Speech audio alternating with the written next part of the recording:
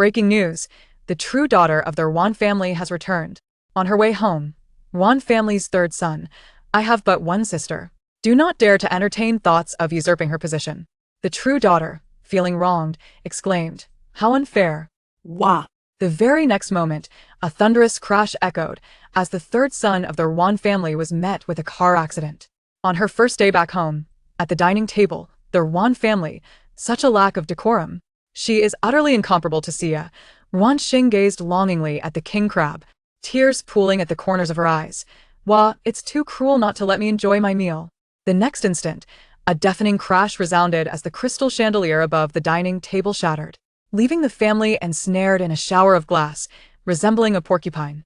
The Ruan family members exclaimed, "A disaster. She is a harbinger of calamity. Quickly, summon a master to exorcise her."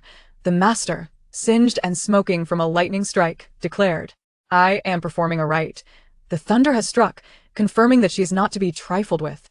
At school, in the face of bullying, Ruan Xing pleaded, "Please don't bully me. I am scared the school's bullies." A group of 5 girls sneered.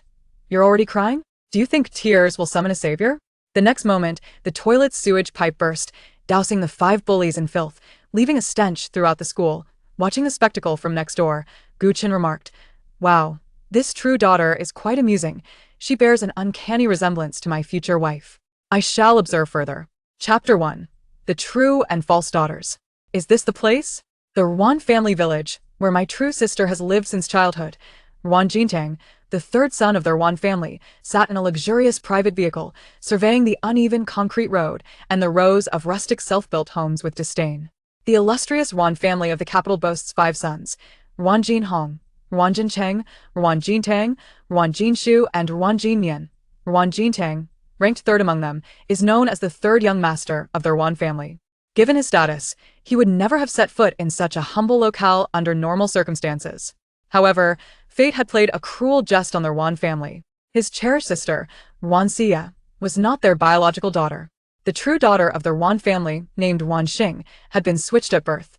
This very Ruan family village is where Ruan Xing had spent her formative years. Though the Ruan family paid little heed to this biological daughter, they could not abandon their own flesh and blood. Thus, they dispatched the most available brother, Ruan Jintang, accompanied by the family steward, to retrieve Ruan Xing. Initially, the family had only intended to send a steward for the task. However, the elderly patriarch deemed it insufficiently significant, insisting that either Ruan father, Ruan mother, or one of the 5 brothers must attend. Since the patriarch still held sway in the family, none dared to defy his wishes. Consequently, the most idle of the brothers, Ruan Jintang, was assigned the task. At the age of 23, Ruan Jintang had recently graduated from the Capital Film Academy. Although he had just begun his career, he was already a rising star in the entertainment industry, enjoying considerable popularity. If not for the unavailability of others, he would have preferred to avoid this trip entirely. The thought of his fans discovering him here, retrieving a rural sister of little consequence, would be utterly humiliating. The Ruan family held a prestigious reputation. Why should they bring back a wild girl raised in the countryside? Though Xiyue was not related by blood, their bond formed over years of growing up together was irreplaceable. He felt it ludicrous that anyone would think a mere blood connection could supplant Xiyue's place in their family. Third young master, this is indeed the right place. That house over there belongs to Miss Ruan Xing's adoptive parents, the steward, Wang, pointed out from the passenger seat. Then drive over quickly. Let's retrieve her and return home. This place reeks. Ruan Jintang replied impatiently, "Young master, I fear that may not be possible," the driver said, looking troubled. "What do you mean, not possible?" Ruan Jintang shot an irritated glance at the driver. "The road ahead is too narrow. Our vehicle cannot pass. We must proceed on foot," the driver explained hurriedly. Walk. Ruan Jintang was taken aback. What right did this shabby road have to compel him, wearing custom-made shoes worth over 100,000, to tread upon it? Third young master, the road truly is too narrow for vehicles, the steward interjected, sensing Ruan Jintang's growing ire. "What manner of status do I possess, and you expect me to walk on this wretched path? I shall not serve. You may go alone. After all, it's merely a country girl who likely won't amount to much. A steward should suffice. To personally go would be too generous," he scoffed, but the old master. The steward began instinctively to dissuade him. "Grandfather merely asked me to make the trip. Simply say I didn't go," Ruan Jintang declared resolutely. The steward was left speechless. With no other choice, the steward ventured alone to the home of Ruan Xing. Unexpectedly, when the steward arrived and revealed Ruan Xing's true identity, the Ruan family, though initially surprised, was quite cooperative. There was no hysteria, no questioning. They immediately began lamenting their plight, the central theme being a demand for money. Fortunately, the steward had prepared for this eventuality. After all, the Ruan family in the capital had 2 daughters they wished to retain, and thus could not offer nothing in return. A check had been arranged in advance. Upon receiving the check, the Ruan family hastily ascended to find Ruan Xing, explaining her true identity to her. Her adoptive mother, Xiyue, took the lead in explaining, while the elderly matriarch assisted in packing her belongings. Ruan Xing's clothes were decent. No one dared to dress her in second-hand garments. Though not expensive, they were at least new. This treatment was far superior to that of her 2 cousins, Zhao Di and Pan Di. Ruan Xing wore a bewildered expression throughout, only coming to her senses once she was ushered into the car. The system's claims had indeed been true. She was truly the legitimate daughter of the Ruan family in the capital. Her biological parents had actually come for her. Just the day before, an inexplicable system had appeared in her mind. The system proclaimed itself as the female supporting role counterattack system, with the primary task of aiding female side characters in reversing their fates. And she, Ruan Xing, was the true daughter in a narrative titled The Spoiled Fake Daughter turns out to be a metaphysical prodigy. Though Ruan Xing was not particularly clever, she was well aware of the myriad scams that proliferated in the world. She had little faith in the system's dubious origins. To prove its authenticity, the system recounted her storyline and ultimate fate as the supporting character. After hearing it, she was even more skeptical, as the tale it wove bore no resemblance to her current life. In the system's narrative, Ruan Xing had been swapped at birth by her adoptive mother, Xiyue. The identity of a wealthy heiress had been usurped by Xiyue's daughter, Ruan Xing. Upon leaving the hospital, Xiyue had intended to end Ruan Xing's life, but refrained upon nearly being discovered, instead bringing her to Ruan family village. Thus began Ruan Xing's life, akin to that of a slave in the village. From the age of 3, she arose before dawn and toiled until late at night, working from the moment she opened her eyes. She even had to share a pigsty with the family pigs. Had it not been for the intervention of village officials, the Ruan family would not have allowed her to attend school. After completing 9 years of compulsory education, Ruan Xing was confined to her home, never stepping outside again. Until her 18th year, when the Ruan family from the capital sought her out. It was then that the unfortunate Ruan Xing learned she was not the biological child of Ruan Xing and his wife. Believing that returning to her true family would usher in a better life, she was instead met with disdain from her 5 brothers, who constantly compared her to the fake heiress. Ruan Xing. Even her biological parents sided with the impostor, who falsely accused her and bullied her. Regardless of how Ruan Xing pleaded, the Ruan family dismissed her. Growing increasingly disappointed in her, her parents deemed her thoughts to be overly intricate and unworthy of the public eye, thus leveraging connections to enroll her in an elite academy.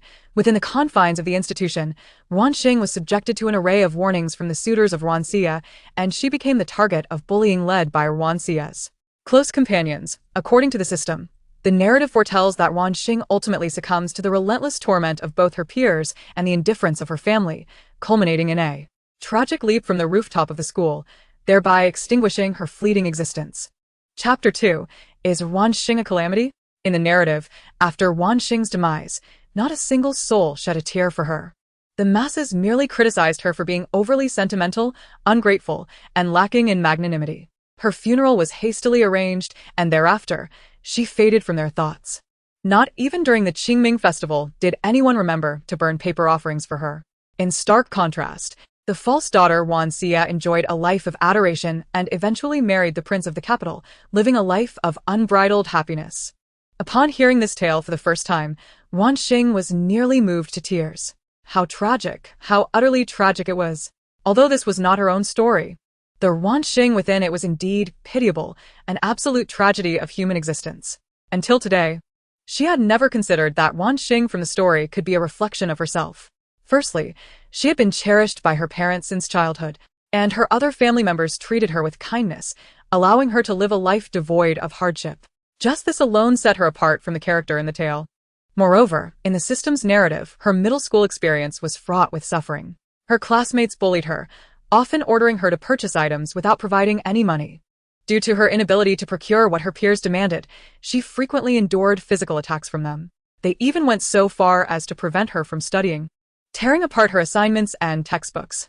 Yet, in reality, her middle school life was remarkably pleasant.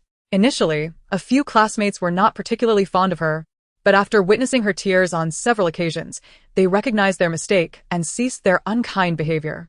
Thus, the story bore no semblance to her reality, leaving her in disbelief. Little did she expect that just a day later, individuals from the esteemed Ruan family of the capital would arrive to claim her, and her adoptive parents would confirm that she had been switched at birth. Such a monumental upheaval was beyond her capacity to comprehend. Even as the vehicle exited the village, she remained in a daze. Unbeknownst to Ruan Xing, as she departed, the entire village erupted in celebration, producing cherished firecrackers and fine liquor, as if it were a festive occasion. Thank heavens, that calamity has finally left us. We are free at last. How splendid! The heavens have finally opened their eyes. May she never return. I wish to never lay eyes on her again. Apart from the villagers, the Ruan family was equally exuberant. 1 million. A million indeed. That wretched girl is worth quite a sum. The sharp-featured matriarch, Lu Dahong, caressed the check in her hand, appearing 2 decades younger. Mother, let me touch the check. I have never held one in my life. The plain-looking middle-aged woman, Xiyue, enviously glanced at her mother-in-law's substantial check. Touch it? What if you ruin it? Lu Dahong brusquely swatted away her eldest daughter-in-law's outstretched hand. Mother, please let me just have a feel. I promise I won't ruin it. Even the honest Ruan Fugue wished to touch it, but alas, the check remained in the old woman's possession. She would not allow him, and he dared not snatch it, fearing he might damage it. No one is permitted to touch it. Lu Dahong warned her son with a wary glance, then tucked the check into the hidden pocket of her trousers, ensuring it was kept close and safe from prying hands. That Ruan Xing is still my responsibility. If it weren't for me, how would our family have acquired this $1 million check? Just let me touch it once. Xiyue protested. How dare you say that? If it weren't for you bringing that calamity back, I wouldn't have to endure the contempt of a little wretch at my age. Lu Dahong's voice rose with indignation. That Ruan Xing, she is a true calamity. Because of her, our family has known no peace. For all these years, had we not humbled ourselves before her, who knows what fate might have befallen us? A deep sense of dread and resentment flickered in Lu Dahong's eyes as she pondered Ruan Xing's nefarious antics. Upon hearing Lu Dahong's words, Xiyue's bravado quickly diminished. I had no idea she was a calamity. Had I known, I would never have dared to bring her back. She lamented. Did she wish for death? To intentionally bring back a calamity. Initially, she thought raising her would allow them to earn a bride price to honor their ancestors. Instead, it turned out she was the ancestral curse. Humph. Lu Dahong snorted, expressing her dissatisfaction with her eldest daughter-in-law. Xiyue, fearing further confrontation, refrained from mentioning the check again. Redirecting the conversation. It seems the Ruan family does not value that calamity much. Her biological parents have yet to show their faces. One can only fear the impending misfortune for the Ruan family. Surely they wouldn't send Ruan Xing back to us, would they? Xiyue's anxiety grew with each word. No, she is their biological daughter. Why would they return her to us? Ruan Fugue quickly shook his head. Now that she has been sent away, they will never take that calamity back. So what if she is their blood? That alone matters not. Speaking of which, I did a good deed back then. If it weren't for me, that calamity would have wreaked havoc on the family in the capital. Xiyue scoffed, growing increasingly resentful of her perceived loss. How dare you say that? Just as the argument intensified, a sudden sound of shattering glass reached their ears. Did you hear that? Ruan Fugue was the first to notice something amiss. Xiyue soon realized it as well. It sounds like something has cracked. No, wait, it's an earthquake. The old matriarch gasped in horror and bolted. Ruan Fugue and his wife reacted swiftly, rushing outside, but it was too late. With a thunderous crash, their home collapsed. Help! The Ruan family's house has fallen. Someone, please save us. Trapped beneath the rubble, Ruan Fugue's family lay in despair, helplessly awaiting rescue. Ruan Xing, you calamity! Even in your departure, you do not spare us. Their cries of desperation echoed, but alas, Ruan Xing could not hear them. In the returning vehicle, Ruan Xing sat in the corner, wiping her tears. Father, mother, and grandmother, they showed no sign of missing me at all. None of them tried to keep me. She sobbed. They must not love me anymore. The moment they learned I was not their biological child, their attitude changed. How could they do this to me? Deeply saddened, she felt abandoned by her family, weeping bitterly. Are you done yet? Have you cried enough? Ruan Xing could no longer endure it. This wild girl was far too prone to tears. You've been crying for several minutes now, isn't it about time to stop? Her face was a mess of tears and snot, devoid of any dignity. It was evident that someone raised in the countryside had no sense of decorum. Ruan Xing sniffled, abruptly ceasing her cries. I have finished crying. Thank you for your concern, third brother. She picked up a handkerchief nearby, blowing her nose with vigor. Ruan Xing wore an expression of disgust. Wait. That handkerchief looks familiar. Isn't that the one Xiyue gifted me? Who gave you permission to use that handkerchief? Her visage resembled that of a celestial fairy who had inadvertently descended to the mortal realm, exuding an aura of innocent naivety. Yet he was acutely aware that all of this was merely a facade. This Ruan Xing was undoubtedly not to be underestimated. Growing up amidst the impoverished, what good could she possibly embody? He feared that upon discovering she was the biological daughter of the illustrious Ruan family, she would have already begun scheming on how to seize their wealth. With such thoughts, the simmering anger within him reignited fiercely. This handkerchief was a birthday gift from Xiyue. When did I ever say it was for you? And you dare use it to wipe your nose? How disgusting. He shot her a disdainful glare, filled with contempt. My sincerest apologies, third brother. I presumed it was meant for my use. I had no inkling that this handkerchief held such significance for you. I will ensure it is cleaned and returned, Ruan Xing replied, resembling a child who had erred, anxiously gathering the handkerchief with the intent to wash it thoroughly before returning it to her brother. Host, you are acting correctly. Continue in this manner. Humbly apologize and adopt a submissive demeanor to garner the favor of the Ruan family. As long as you win their affection, you can alter the fate of your character. The system, designed for the supporting character's resurgence, found itself baffled by the turn of events. Ruan Xing, who was supposed to be a pitiable figure, was instead treated like a cherished princess in Ruan family village. The supporting character, doubting the system, viewed it as a deceitful entity. Fortunately, the Ruan family from the capital came to retrieve Ruan Xing. Otherwise, the situation would have been untenable. Although the specifics of the incident in Ruan family village remained unclear, the narrative there was presumably intact. Moving forward, the system would guide the supporting character in winning over the Ruan family's affections, thus rewriting her tragic destiny. Oblivious to the system's musings, Ruan Xing anxiously awaited a response from Ruan Xing. Return it clean? How can I possibly take back a handkerchief you've used to wipe your nose? You truly are cunning, starting trouble even before we return home. I warn you, stow away your underhanded schemes. Though we share blood, do not think that this connection allows you to rival Yaya.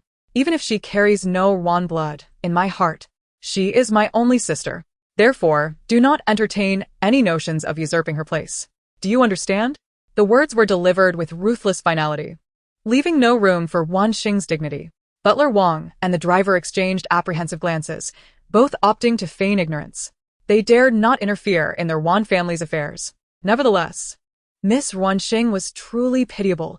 She, the genuine daughter cast into the world, had not even returned home before facing her brother's scorn. Alas, her plight was indeed tragic. If this was the prelude to her homecoming, it was certain that her life at home would be equally trying. The nature of the Ruan family was well known to them. Miss Ruan Xing would have been better off remaining in the village. Returning to their Ruan household was akin to stepping into a den of wolves. Of course, such thoughts were never to be voiced. Given the lucrative salaries at their Ruan household, they had no desire to jeopardize their positions over one Ruan Xing. At most, they could only muster a silent sympathy for this true daughter. As Ruan Xing listened to Ruan Xing's heartless remarks, tears cascaded down her cheeks. Woo-woo. The story the system foretold has come to pass. Third brother does not favor me, only the false daughter.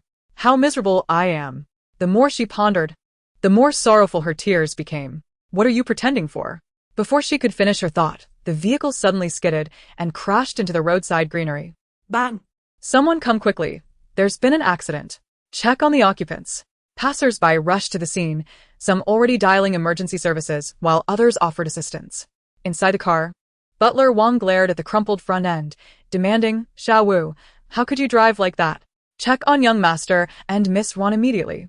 The driver and butler hurriedly turned to assess the condition of the two occupants. Strangely, despite the collision, they appeared to be unscathed. Such luck was truly remarkable.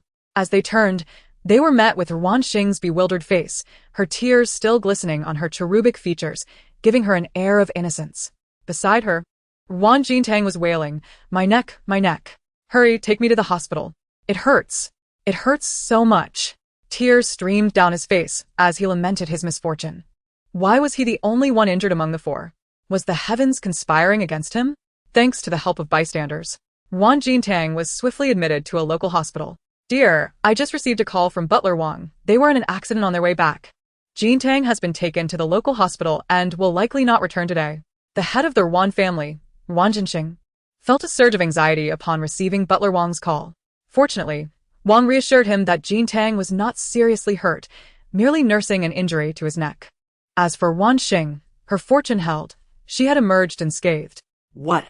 How could the driver be so careless as to cause an accident? Ruan mother Lin Man immediately berated the driver upon hearing the news. Dear, please don't panic. Xing is fine, just a minor injury. He has been taken for treatment. Apart from him, Ruan Xing and Butler Wang are unharmed. Concerning Ruan Xing, Ruan Xing felt a sense of unfamiliarity. Both he and Lin Man might have held some expectations for the girl, but those expectations were scant. After all, for the past 18 years, they had been accompanied by an outstanding daughter. Their feelings towards this unexpected child were complex, leaving them uncertain of how to approach her. Chapter 4. Ruan Xing's second injury. County Hospital. Doctor, can you not arrange a VIP room for our young master?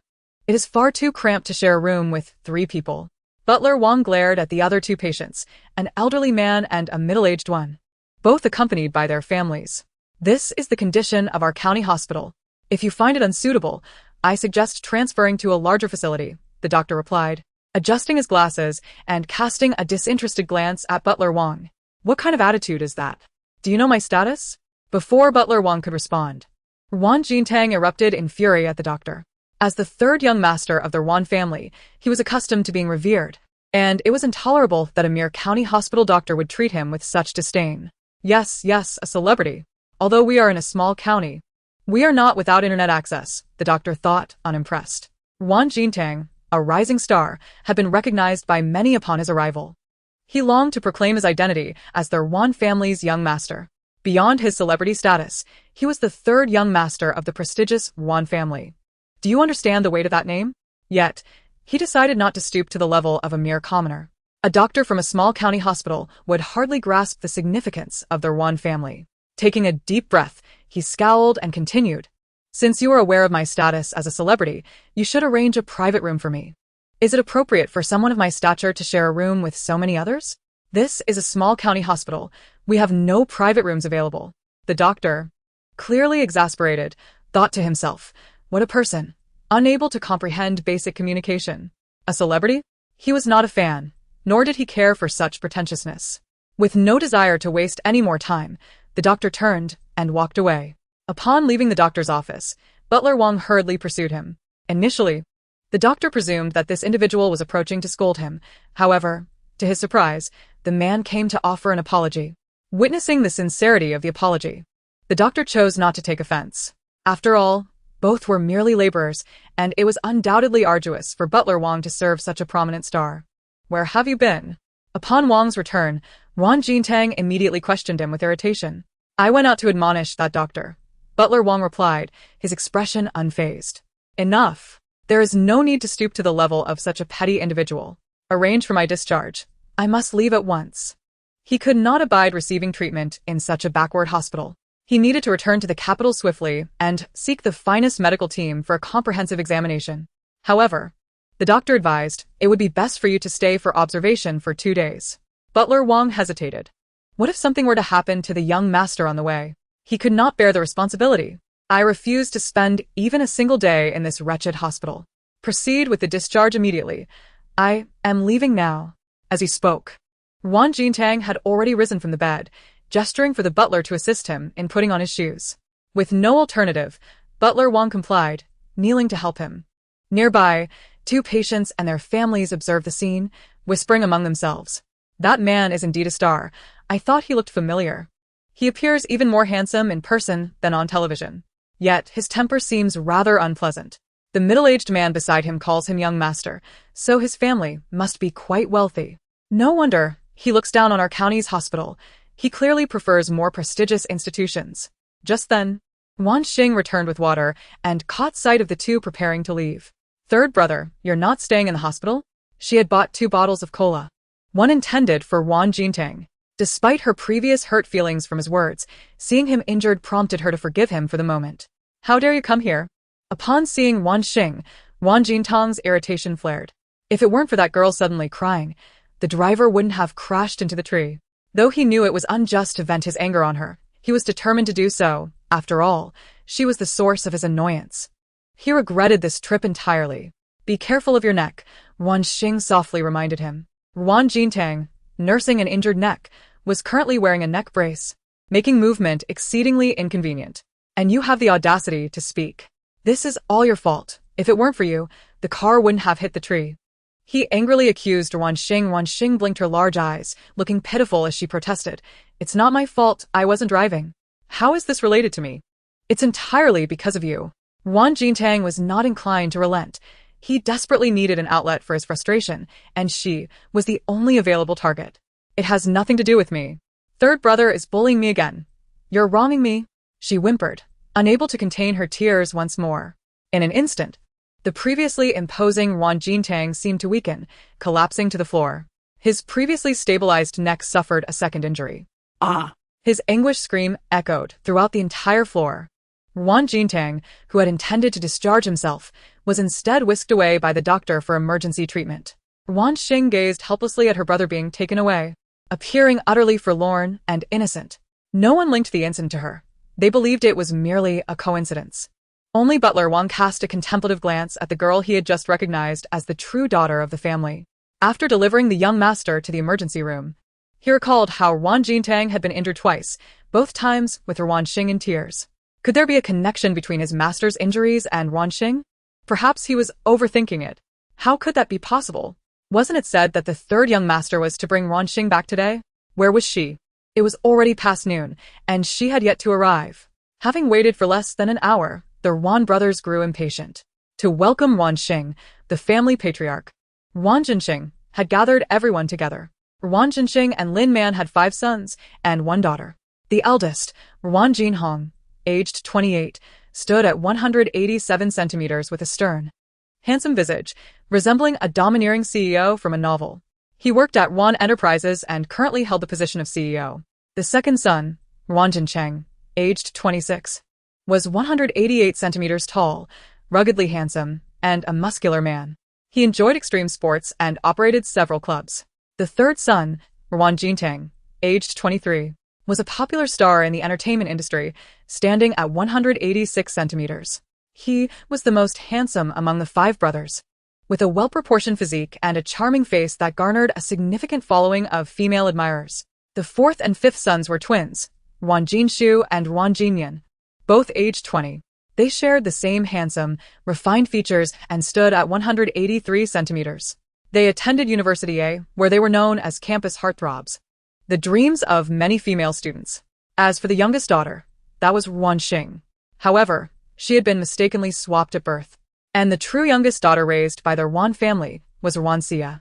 Today, to welcome Ruan Xing home, everyone from the Ruan family, except for the third young master who had gone to fetch her, was present, including the false daughter, Ruan Xia. Chapter 5. Ruan Xing returns home. He's back. The third young master has returned, a servant rushed to announce. Finally, he's back. It's just to pick someone up, yet he took 3 days. He can't even handle a trivial matter, Ruan Xing complained irritably. What a hassle.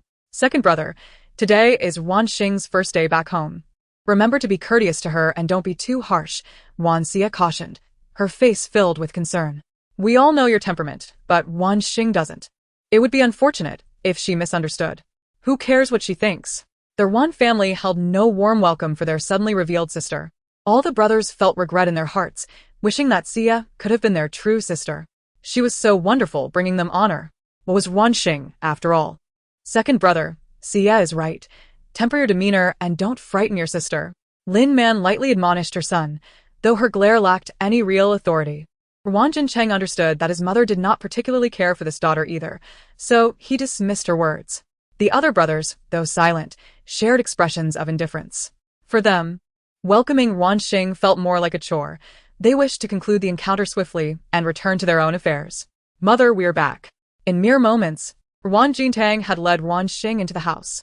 From the moment she entered the villa area, Ruan Xing looked around with wide, curious eyes, marveling at the stunning architecture. She had never seen such a magnificent house, her gaze filled with wonder at the grand villa. The Ruan family noticed Ruan Xing's naive fascination. Lin Man frowned slightly. This daughter appeared decent and bore a resemblance to their family. However, her lack of sophistication made her seem rather unrefined. They feared that taking her out would bring shame to the Ruan name. This thought echoed in Ruan Xing's mind as well. The couple, true to their nature, shared the same concerns. "Mother, this is Ruan Xing." Ruan Jintang awkwardly introduced her to the family. "Are you really my biological parents and brothers?" Ruan Xing blinked her large eyes, curiously surveying the group before her. These individuals bore a resemblance to her, except for the girl standing in the center. Host. That is the female lead, Ruan Xia. She is not to be underestimated. Not only is she exceptionally talented, but she is also a member of the mystical sect. You have just returned to the Ruan family, so do avoid any conflict with her. The system cast a worried glance at the female lead, concerned whether its host could manage to ingratiate herself with her. Observing her host, who exuded a gentle demeanor devoid of any decisive aura, it sighed, realizing that this particular host might prove challenging to guide. "Star, may I call you Star? I am your mother, and this is your father." Although Lin Man held a degree of disdain for her daughter, she could not help but feel a twinge of maternal affection. She approached and attempted to embrace Ruan Xing, only for Ruan Xing to step back, feeling uncomfortable. "I'm not used to this. Can I take some time to adjust?" Ruan Xing innocently fiddled with her fingers. "All right. "Let us not rush things. You must be tired from your journey.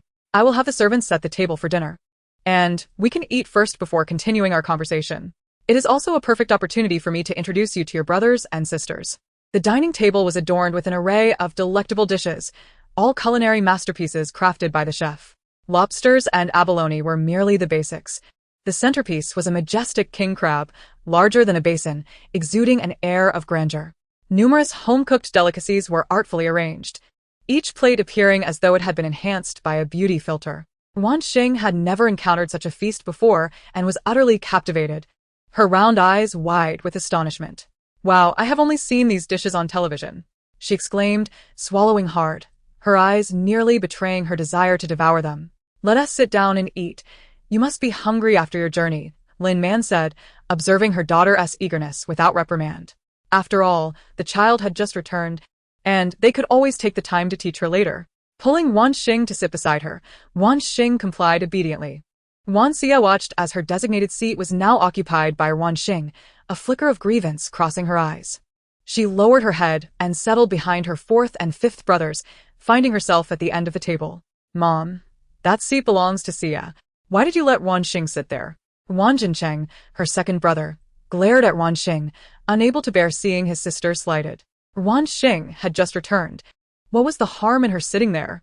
Lin Man felt a pang of awkwardness at her son's questioning and simultaneously noticed her younger daughter's discomfort, stirring her maternal instincts. "It is only natural for your sister to sit beside me upon her return. You should not speak to her that way. It makes her uncomfortable."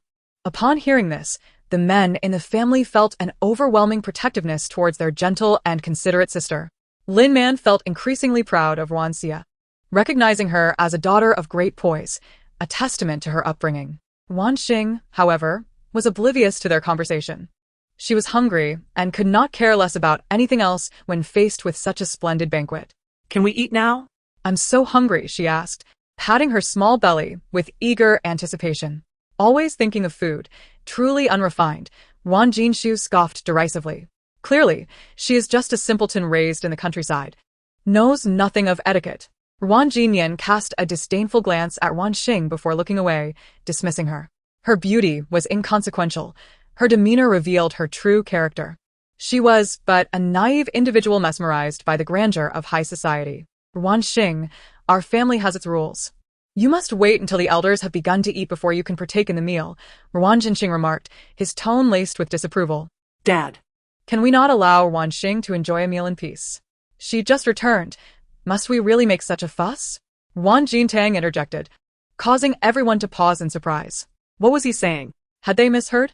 Their third brother, known for his close bond with Ruan Xia, was actually defending Ruan Xing. Had he returned from his outing only to be possessed by some strange spirit? "Are you certain you hurt your neck and not your head?"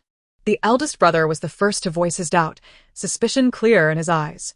Perhaps we should arrange for a doctor to examine him, the second brother suggested, escalating the absurdity. The rest of the family exchanged incredulous glances at Ruan Xing, wondering if he had indeed suffered a concussion. Chapter 6. The crystal chandelier explodes.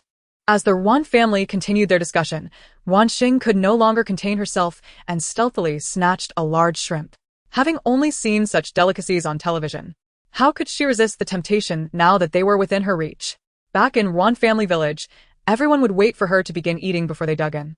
Thus, Ruan Xing was unaccustomed to waiting for others to start or enduring their incessant chatter during meals. For her, hunger dictated action. She had already shown enough restraint to honor her family. Sweetheart, you cannot eat just yet. You must wait until Ruan Xing begins.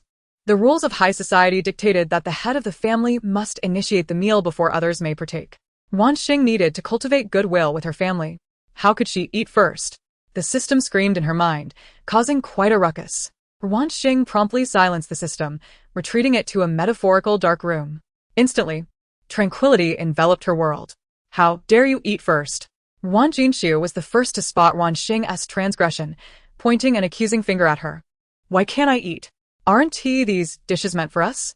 Ruan Xing asked, bewildered, her mouth full of shrimp. Your father hasn't begun yet. What gives you the right to eat first? This is utterly lacking in decorum. Ruan Xing chimed in, reprimanding her. It is perfectly normal for Ruan Xing to be unfamiliar with such customs upon her return. There's no need to escalate this, Ruan Xing defended her. Noticing her pause in eating, I warned you not to provoke her. She's a force to be reckoned with. You cannot afford to cross her.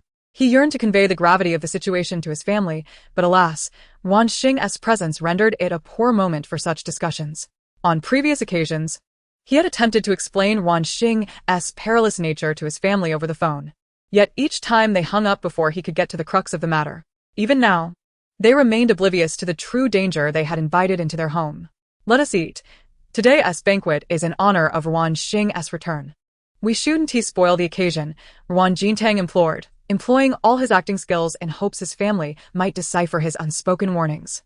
However, to them, his expression seemed almost comical. Brother, you've only been gone a few days and already returned corrupted by outside influences. Have you forgotten any semblance of propriety? Ruan Xing frowned disapprovingly at his third son's behavior. Their family was of noble standing. How could they behave so rudely? Ruan Xing was struggling to reach the king crab, but it was situated too far away. Reluctantly, she stood to extend her hand toward it.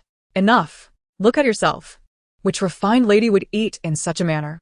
Lin Man was unable to contain her discontent. Even before her marriage, she had epitomized the grace of an esteemed lady. How could her own daughter display such a lack of upbringing? If word got out, how would she face society? Would she not become the subject of ridicule among the elite? Mom, let her eat. She has just returned. We can teach her the etiquette gradually. Ruan Xie observed Ruan Xing's awkwardness with delight. Ruan Xing's beauty indeed instilled a sense of urgency within her, but her clumsy demeanor made her utterly unlikable, even incapable of feigning charm. Someone like her had no right to challenge Ruan Xie. In just a few days, Ruan Xie would have Ruan Xing completely under her heel, ensuring that she would never rise again. Enough. You are truly terrible. You bring me back only to deny me food while you all prattle on endlessly. I have said nothing, yet you continue to speak. How cruel. You are all nothing but villains, preventing me from eating. Ruan Xing exclaimed, overwhelmed by her hunger. Ruan Xing set down her bowl, tears streaming down her face in a cascade of grievances. The Ruan family was well aware that it was imperative not to disturb Ruan Xing while she was dining, otherwise the consequences would be dire. Regrettably, the Ruan Xing family remained oblivious to this fact. Only Ruan Xing, having learned from previous lessons over the past few days, promptly vacated the dining table the moment Ruan Xing began to weep. The others, still unaware of the gravity of the situation, were contemplating how best to intimidate Ruan Xing. Her cries were quite discordant, yet she showed no signs of ceasing. Ruan Xing, as the CEO, boasted a formidable presence, yet it did nothing to intimidate Ruan Xing, who continued to sob. Suddenly, a deafening crash reverberated through the room as the crystal chandelier above the dining table shattered into countless shards, raining down upon the assembled guests. In an instant, screams echoed throughout the hall. Ah! My face. Blood, I'm bleeding. Ah! My neck. The kitchen servants, hearing the commotion, rushed out to witness their Ruan family members standing in a state of disarray, bloodied and battered. "Oh my! Sir, madam, what has happened?" exclaimed Lu Ma, a servant, nearly stumbling in shock. "Quickly, call the driver to take us to the hospital." Ruan Xing, feeling excruciating pain in his neck, maintained a stoic expression as he issued commands. Yes, I'm on it. Soon. The Ruan family was assisted out by the servants, with only Ruan Jintang, who had fled earlier, escaping unscathed. Ruan Xing, unperturbed, remained seated, gazing at the lavish spread before her, a smile gracing her lips. Finally, she could enjoy her meal. The troublesome individuals who had prevented her from dining had departed, leaving all these delectable dishes to her. Surprisingly, not a single shard from the exploded chandelier had landed upon the food, nor was there any glass scattered upon the table.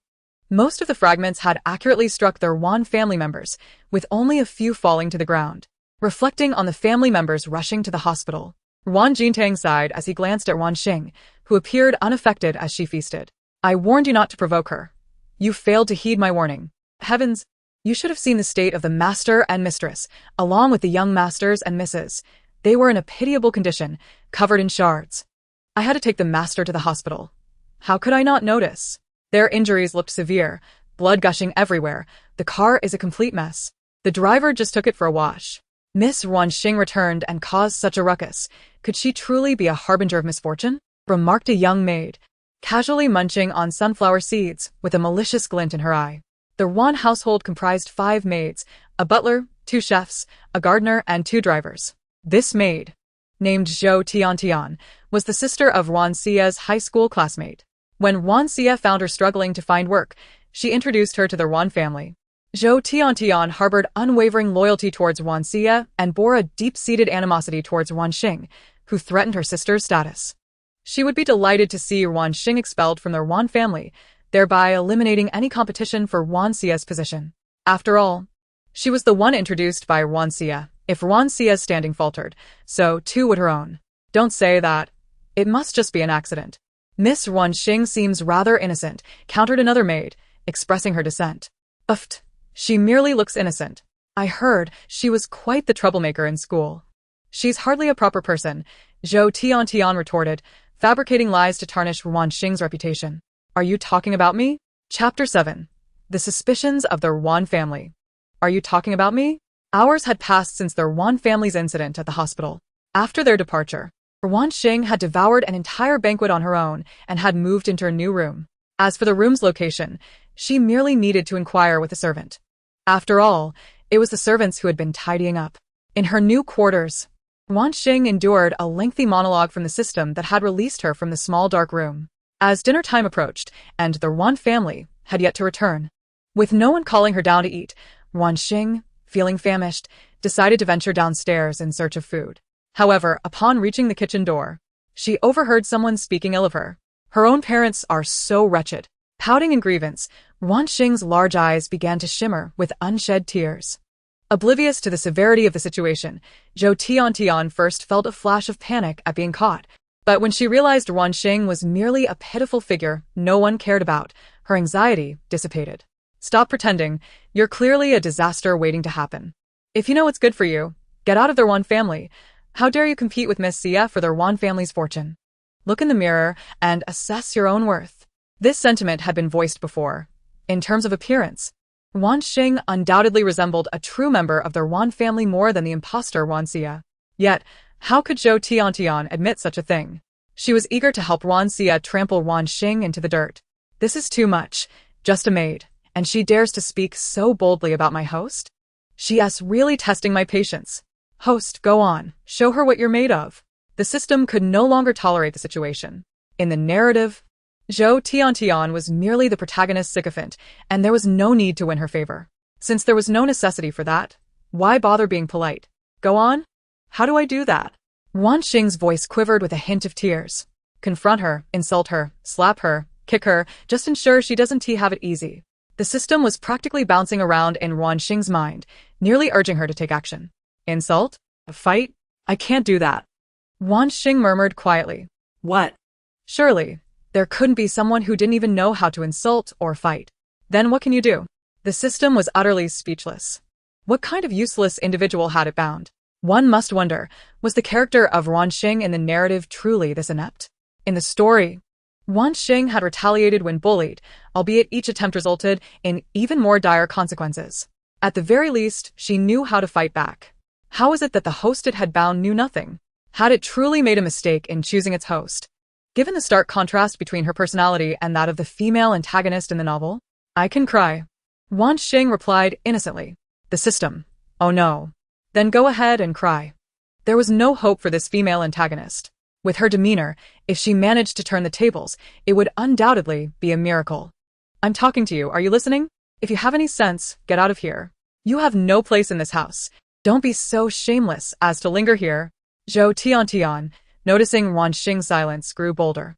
The other four maids glanced at one another, contemplating whether to intervene and persuade Zhou Tiantian to tone down her behavior. However, considering Ruan Xing's lack of standing in the family and Zhou Tiantian's allegiance to Ruan Xie, they feared that offending Zhou Tiantian might jeopardize their lucrative employment. With this in mind, none dared to speak up. Just then, a loud wailing erupted.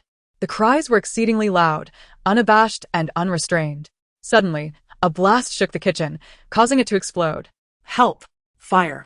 Someone please. The Ruan family's kitchen was ablaze. Meanwhile, in the hospital, the Ruan family members were resting in a VIP room. The butler and Ruan Jintang had been bustling about for hours and could finally take a breather. A harbinger of calamity, she truly is a disaster. Ruan Jintang glanced at the bandages wrapped around his body, his resentment towards Ruan Xing deepening. Before she arrived, such incidents had never occurred. When did you become so superstitious? Lin Man shot a glance at her son. As a mother, she could easily discern her son's intentions. He merely wished to seize this opportunity to rid himself of a sister he did not cherish. Though she harbored little affection for Ruan Xing, she could not deny that she was, after all, her daughter. The thought of casting Ruan Xing away had never crossed her mind. This was not superstition. She was indeed a harbinger of misfortune. Since her return, calamity had befallen their family. Ruan Jintang stated without a hint of remorse. Mother, the injuries we sustained are undeniably strange. How could the shards of the crystal chandelier have landed so precisely upon us? Ruan Jinhan pondered, increasingly disturbed by the peculiarities of the situation. He did not believe Ruan Xing was a curse, but he sensed that his younger sister was perhaps more complex than she appeared. Eldest brother is correct. Ruan Xing may indeed be unusual. Ruan Jinxing, seasoned in the world of commerce, was privy to secrets unknown to the common folk.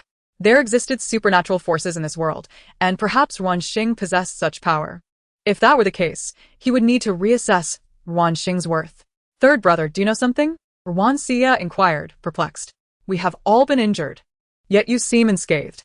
I recall you running away just before the chandelier exploded.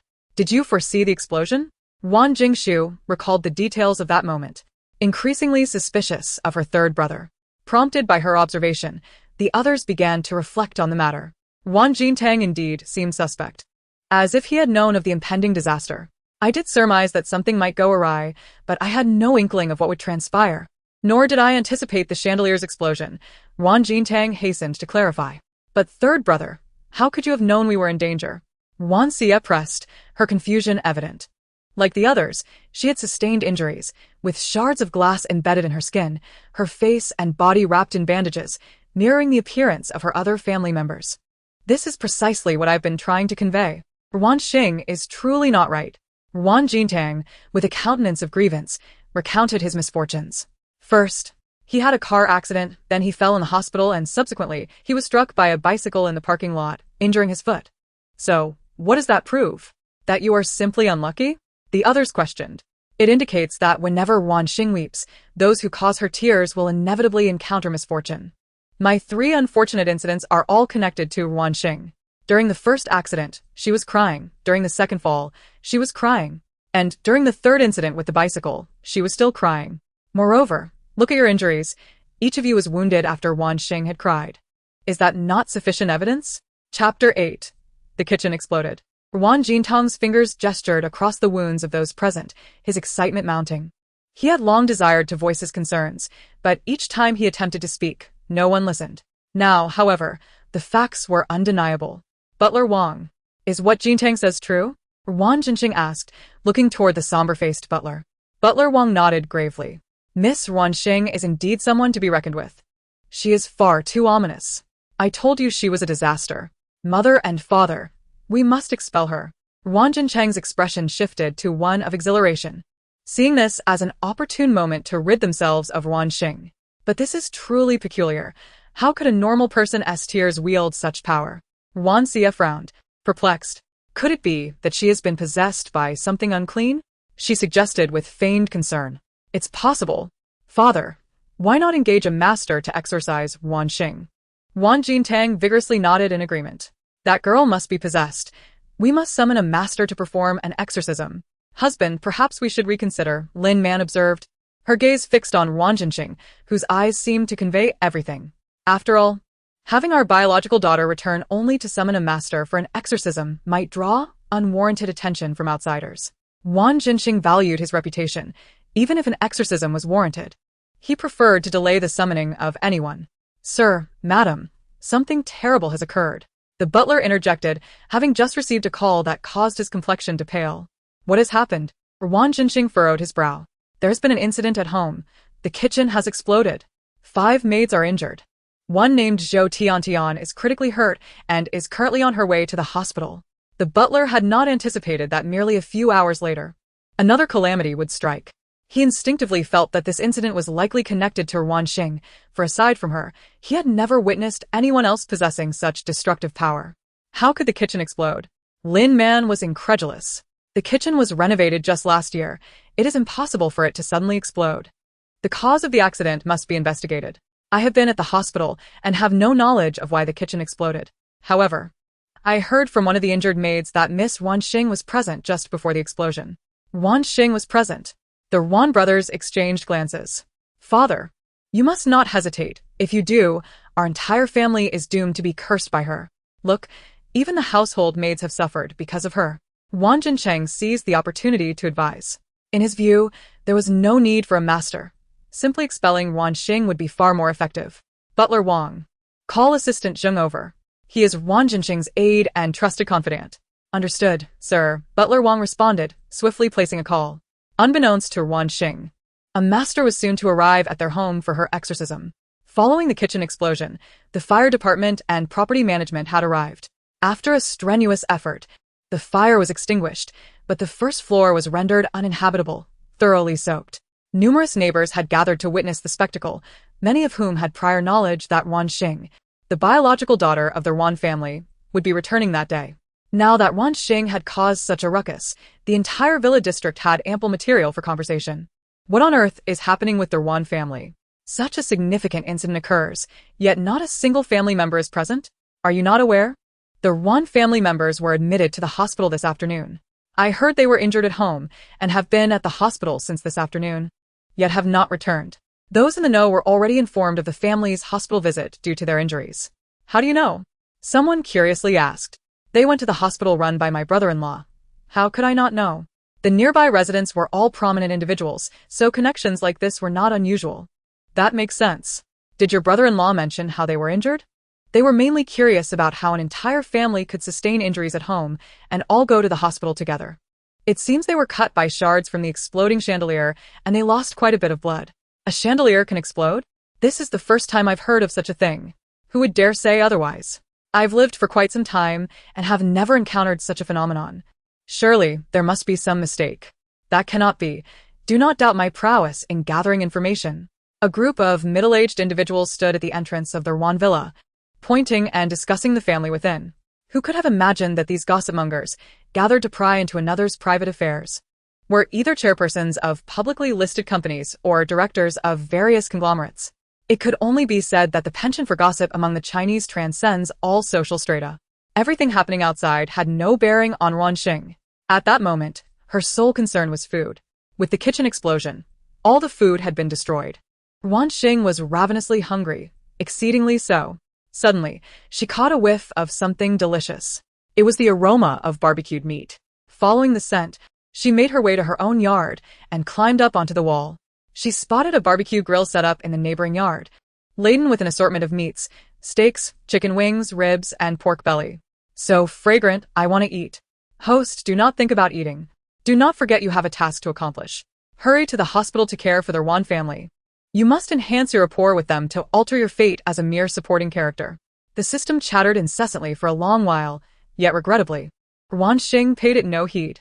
As soon as it emerged from its little black room in the afternoon, it began to persuade Ruan Xing, but she resolutely ignored it. Finding it bothersome, she tossed it back into the little black room once more. This time, it contrived its own escape. Upon emerging, it beheld the host standing at the kitchen door, surrounded by several servants who were whispering behind her back. It had hoped the host would unleash her might. But to its dismay, she was utterly ineffectual, reduced only to tears. What transpired next was unforeseen. The kitchen exploded, sending all those who had spoken ill of the host to the hospital. Now, the Ruan family was in the hospital, the servants too, and even the gardener, chef, and driver accompanied the maids in their departure, leaving Ruan Xing all alone in the house. The system wished for Ruan Xing to visit the hospital, hoping to gain some favor in the process. Yet, as everyone witnessed, she paid it no mind at all. The plight of the system was indeed arduous. As a newly minted infant system, would it ever be allowed to mature properly? The system felt desolate, utterly devoid of hope. Please, everyone, be quiet. I am truly famished. Let me eat first. Ruan Xing patted her belly, contemplated for a moment, then gracefully vaulted over the wall into the yard of another household. A Samoyed, noticing someone intruding, barked cheerfully while wagging its tail and ran towards Ruan Xing. She turned back, gazing at it with gentle eyes. Be good, don't make a fuss, she said, extending her hand to pet it. Host, you are truly reckless. What if you get bitten? The system exclaimed in exasperation. Chapter 9. The Ruan family returns home. Such an adorable dog. How could it ever bite me? Ruan Xing continued to stroke the dog's head, coaxing it into rolling over to expose its belly. Her angelic and endearing smile was enough to heal the heart. However, Ruan Xing had no time to indulge in playful antics with the dog. She had not forgotten the purpose of her visit. After attending to the dog, she swiftly gathered all the meat from the grill with a nearby plate, then vaulted back over the wall into her own home. The entire sequence of actions flowed seamlessly, as though she had rehearsed it countless times. The dog, with its charmingly innocent demeanor, watched her every move without uttering a single bark, its large canine face adorned with a smile. 2 minutes later, a young man in his 20s approached, and upon noticing the grill devoid of meat, his expression shifted dramatically. He had only stepped away to take a phone call. How could all his freshly grilled meat have vanished? You didn't eat it, did you? The remarkably handsome man scrutinized the dog with suspicion. The dog responded with a silly grin, radiating innocence. The young man crouched down, sniffing the dog's head, but detected no trace of grilled meat. It wasn't Xiyue. Could it be a thief? But what thief would specifically steal grilled meat? Lu, check the surveillance. Unbeknownst to Ruan Xing, her thieving escapades were about to be uncovered.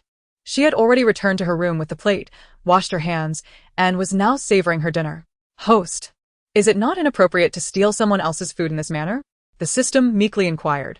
Although it was still an infant system, it had heard many tales from its elder counterparts, and none of them had a host who would resort to such petty theft for a mere morsel. As the host, this was rather disgraceful. I'll pay for it. Once my biological parents return, I'll have them reimburse you. Ruan Xing replied, relishing her grilled meat with a soft and sweet voice. The system thought to itself, you are indeed quite resourceful. Meanwhile, next door, young master, we have reviewed the surveillance footage. The one who stole your grilled meat is the newly returned daughter from next door. Butler Lu presented a tablet, displaying the surveillance recordings. Thus, Ruan Xing's entire operation was laid bare before Gu Chen's eyes. She is the newly returned daughter from next door? Gu Chen scrutinized the footage of Ruan Xing, noting that she bore a greater resemblance to the Ruan family than the false heiress. It is indeed her, Butler Lu affirmed. But why would she suddenly come to our house to steal meat? Has the Ruan family starved her? The Ruan family, after all, was quite affluent. How could they allow their own daughter to go hungry enough to resort to stealing from their neighbors? Perhaps it is because there is no one at the Ruan residence? Butler Lu's expression turned peculiar. What is happening? Elaborate, please. Gu Chun inquired with interest, sensing there was a story behind Butler Lu's demeanor. Thus, Butler Lu recounted the series of unfortunate events that had befallen the Ruan family that day. After hearing this, Gu Chun mused, how intriguing. This true heiress seems quite remarkable. She has managed to land her entire family in the hospital within her first day back. It appears that the coming days will be filled with entertainment. By the time the Ruan family returned from the hospital, it was already the following day. Ruan Xing, still nestled in her room, was abruptly roused by a knock on the door. "Miss Ruan, it is time to rise. Sir and Madam are waiting for you downstairs." The 4 maids who had sustained minor injuries had been discharged from the hospital and were immediately dispatched upstairs to fetch Ruan Xing, fearing she might be uncooperative. Ruan Xing had summoned all 4 maids at once. Ruan Xing sat up in bed, rubbing her drowsy eyes. "Are Mom and Dad back?" she inquired, patting her belly. "Yes. Sir and Madam are waiting for you downstairs," the 4 maids replied, standing at her bedside. "Is breakfast ready?" "I'm hungry," she declared, rising from the bed and throwing off the covers. The 4 maids nearly faltered in their expressions. This Miss Ruan was indeed peculiar. Her parents and the young master had spent a night in the hospital, and she had not once visited or even called. No wonder the Ruan family held her in disdain. She seemed utterly inept at social graces, not even attempting to feign concern. Compared to the accommodating Miss Xiyue, this Miss Ruan was certainly less likable. "Everything is ready," they thought to themselves. "Let us just get her downstairs for now." In truth, there was no breakfast to be had. The kitchen had exploded, leaving no means to prepare a meal. "Then I shall come down immediately." Ruan Xing's eyes lit up at the mention of breakfast, her spirits soaring. She skipped off to the bathroom, changing clothes while humming a tune, blissfully unaware of what awaited her downstairs. In the living room on the first floor, the Ruan family was thoroughly disheartened by the chaotic state of affairs. However, now was not the time to dwell on such matters. Urgently addressing the calamity that was Ruan Xing took precedence. "Master Hu Tong, we are relying on you this time. Please, you must expel the malevolent spirit that has possessed my daughter." Lin Man stood before a monk who appeared ethereal and composed. This monk, from Wulong Temple, was somewhat renowned in high society. Through a longtime friend, Ruan Xing had managed to contact this Master Hu Tong. Master Hu Tong appeared to be a venerable monk in his 60s or 70s, with 12 scar marks on his bald head, a clear indication of his esteemed status among the enlightened. In Buddhism, the number of scar marks correlates with one's level of attainment, generally categorized into 3, 6, 9, and 12. Those with 12 marks were respectfully addressed as Master. "Rest assured, benefactor, I shall do my utmost." Master Hu Tong chanted a Buddhist invocation, manipulating the prayer beads in his hand, which were crafted from jade and evidently quite valuable. Just as he was speaking, Ruan Xing bounded down the stairs. "Mom and Dad, you're back!" Ruan Xing exclaimed joyfully, her eyes darting towards the dining table, only to find it completely bare. "Where is breakfast?" "I was told there would be breakfast." Her disappointment was palpable. "No breakfast? How unpleasant. You still have the gall to eat after what you have done? You've brought our entire family to this state. Not even the servants were spared. What right do you have to eat?" Ruan Cheng could not contain his ire upon witnessing Ruan Xing's seemingly oblivious demeanor. Their entire family had been hospitalized, and this Ruan Xing showed no concern whatsoever, only fixated on her own hunger. Ruan Xing and Lin Man shared similar sentiments, their discontent unspoken yet palpable. They are, after all, the biological parents of Ruan Xing. Although Ruan Xing is acutely aware of their injuries, she has yet to utter a single word of concern or visit them in the hospital, which is truly disheartening. These individuals have indeed misunderstood her. Throughout her life, Ruan Xing has witnessed countless injuries around her and has grown accustomed to such circumstances. In her mind, she believes that once they recover, she will naturally return, and there is no need for her to extend special care. Chapter 10. The Master Struck by Lightning. As for making phone calls to inquire about their well-being or visiting the hospital, such thoughts have never crossed Ruan Xing's mind. When her adoptive parents and the villagers were injured, they vehemently forbade her from visiting, claiming it would cause her distress. Ruan Xing, being an obedient child, and somewhat lazy by nature, complied with their wishes. Since everyone else preferred her absence, she refrained from going. However, the Ruan family remains entirely unaware of these dynamics. "Don't blame me. It's not my fault." Ruan Xing glared at Ruan Cheng, her lips pouting in indignation. "Enough with the nonsense. Master Hui Tong, please take a good look at her," urged the eldest, Ruan Jinhong, not wanting to waste time arguing with Ruan Xing. Whether there is anything amiss with Ruan Xing will be clarified by Master Hui Tong. Master Hui Tong had been observing Ruan Xing since she descended the stairs. Based on his experience, the child named Ruan Xing was not possessed by any malevolent entity. She was simply an ordinary girl. Nevertheless, since the Ruan family had paid for his services, he felt compelled to contribute in some manner. Otherwise, it would be unsettling to accept their money without offering assistance. There is indeed an issue, he declared, producing a red string. Everyone, please help bind this red string around the young lady and then escort her to the backyard. The space here is too confined for proper practice. Master Huidong's expression was grave as he brandished the red string. The Ruan brothers quickly seized it and rushed to bind Ruan Xing. What are you doing? Ruan Xing exclaimed, her large, round eyes filled with confusion. Host. This is bad. They suspect you are possessed and intend to perform an exorcism.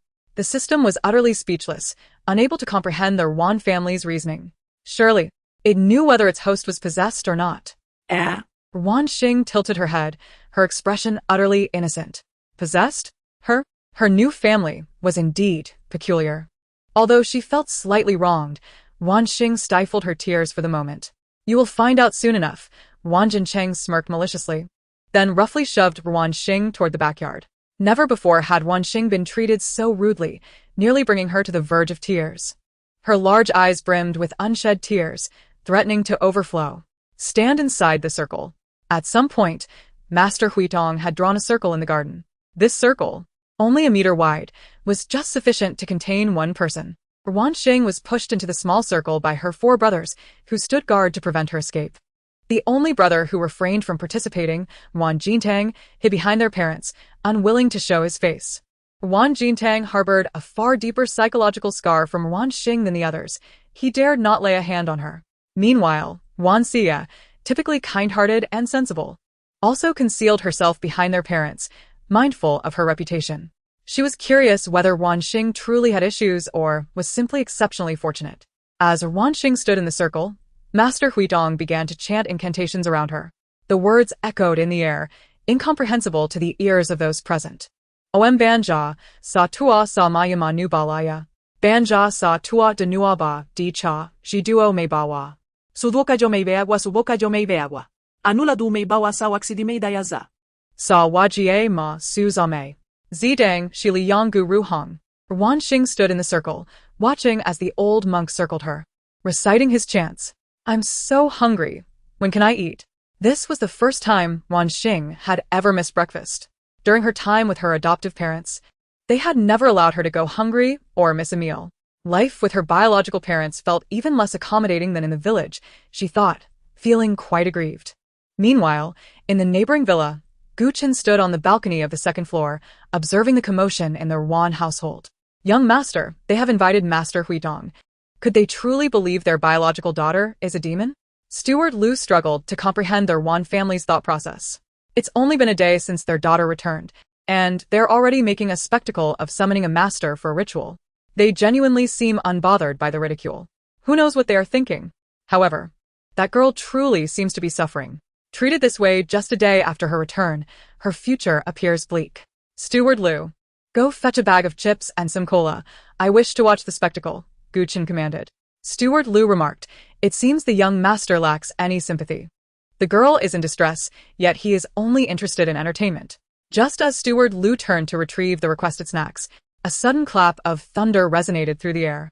With a deafening crash, came a scream as Master Huidong collapsed. Indeed, he had been struck by lightning.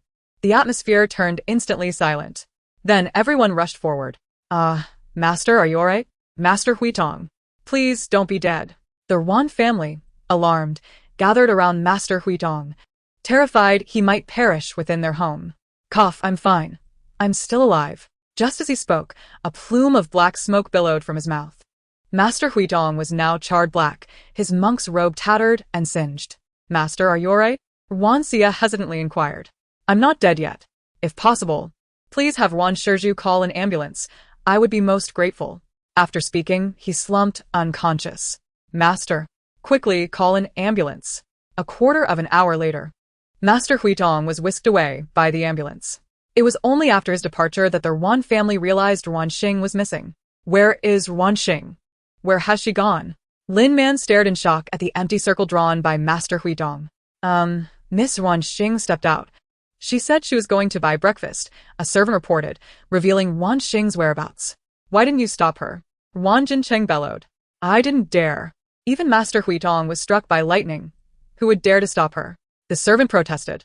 She was just doing her job. It's not worth risking my life. The Ruan family collectively agreed. Indeed, who would dare to impede Ruan Xing now? They had all witnessed the lightning strike that had incapacitated Master Huitong. As for why he was struck, it was because he intended to use his staff to strike Ruan Xing, believing it would expel the malevolent entity within her. However, before he could act, Ruan Xing had cried out in fright, and the rest was history. Now, No one dared to doubt the reality that whoever caused Ruan Xing to cry would face misfortune. Indeed, it appeared they had an ancestral spirit among them. Father, what should we do now? the Ruan family swallowed hard, anxiously looking to their patriarch for guidance. At such a moment, it was imperative for the head of the family to make a decision. Patriarch Ruan Xing replied, "What can I suggest? Why don't we move somewhere else and leave this place for Ruan Xing?" Ruan Jintang cautiously proposed. He was genuinely frightened and would gladly distance himself from Ruan Xing. "Are you joking? This is our home. Why should we leave? If anyone should go, it should be her." Ruan Jintang was the first to oppose. "Considering the state of this house, perhaps we should let our sister have it," Ruan Xie suggested, twisting her fingers anxiously, her face reflecting concern and unease. Lin Man, witnessing her daughter in such a state of fright, tenderly embraced her petite shoulders. As Xiyue suggested, "Let us bequeath this house to Ruan Xing and seek residence elsewhere," Lin Man declared with resolute finality. Ruan Jintang interjected. Wasn't this his idea? When did it become Xiyue's suggestion? However, he was willing to distance himself from Ruan Xing, not overly concerned with the details. The family planned to sneak away before Ruan Xing returned, unaware that she was about to be abandoned by her family. At that moment, where was Ruan Xing? She was scouring the vicinity with her modest stash of gold coins brought from her foster parents' home. The Ruan family's residence was situated in an upscale villa district, devoid of any eateries. The sole supermarket in the vicinity charged exorbitant prices, an apple costing over 10 yuan. A packet of instant noodles 20 to 30. Even a bottle of water demanded a steep price. Gazing at the soaring prices, Ruan Xing pouted, patting her belly, while eyeing her 1,000 yuan stash, mentally calculating how many meals she could afford at the supermarket. After some deliberation, she figured that by being frugal, she could manage to stave off hunger for approximately 10 days. She felt impoverished. Initially believing her 1,000 yuan to be a substantial fortune, far exceeding what most children in her village possessed, she soon realized its insignificance in the outside world. This is precisely why I urged you to undertake tasks. Completing them will earn you points, which can be exchanged for anything, including cash. The system seized the opportunity to persuade her into undertaking tasks. This host was undoubtedly the least proactive it had ever encountered, despite relentless nudging over several days. She showed no inclination to engage in tasks. The system remained baffled as to her true intentions. Tasks yield money? Although she did not fully grasp the concept of points, she understood that tasks could indeed generate income. Indeed, seeing her finally take an interest, albeit motivated by money, the system felt an overwhelming sense of elation at the prospect of her participation. After all, it was a system designed for the female antagonist's resurgence. If the female antagonist did nothing, its existence would be rendered futile, a disgrace to its very purpose. Is there truly money involved? Ruan Xing earnestly inquired once more. Absolutely, came the affirmative response. Then I shall undertake the tasks, Ruan Xing declared, her spirit invigorated as she clenched her tiny fists. She was determined to amass wealth and transform into a little tycoon. She envisioned buying every snack in the supermarket. That's the spirit. Quickly finish that bread and head home. Wait, why not purchase a few sandwiches to take back? It would surely please your family, the system suggested, devising a task. Ding. Task assigned. Please purchase breakfast for your family and ensure they consume it. Completion reward, 3 points. P.S. Points can be exchanged in the system mall for items or converted into cash. 1 point equals 100, 000 cash. With the prospect of earning 300, 000 cash by completing this task, Ruan Xing's eyes sparkled with excitement. Her hands trembling as she clutched the bread. The system reminded her, wake up, host, that money isn't yours yet. Returning home with a bag of sandwiches, Ruan Xing was greeted only by an unsettling silence. There was no sign of anyone, no family members, not even the servants, butlers, chefs, gardeners, or drivers. Where is everyone? Ruan Xing wondered, wandering through the house in search of a single soul. They must have gone out. Perhaps you should wait at home for their return to present them with the sandwiches. They will surely be touched by your thoughtful gesture. The system, equally puzzled by the family's absence, did not dwell on it too long, reasoning that this was still the Ruan family's abode, and they couldn't have vanished entirely. Taking the system's advice to heart, Ruan Xing decided to retreat to her room, sandwiches in hand, and indulge in her phone. Though she had not originally owned a phone, she had convinced her foster parents to purchase one after seeing her classmates with theirs. Despite their initial reluctance, her foster parents had spent over 1,000 yuan to buy her a new phone, feeling sympathetic to her desires.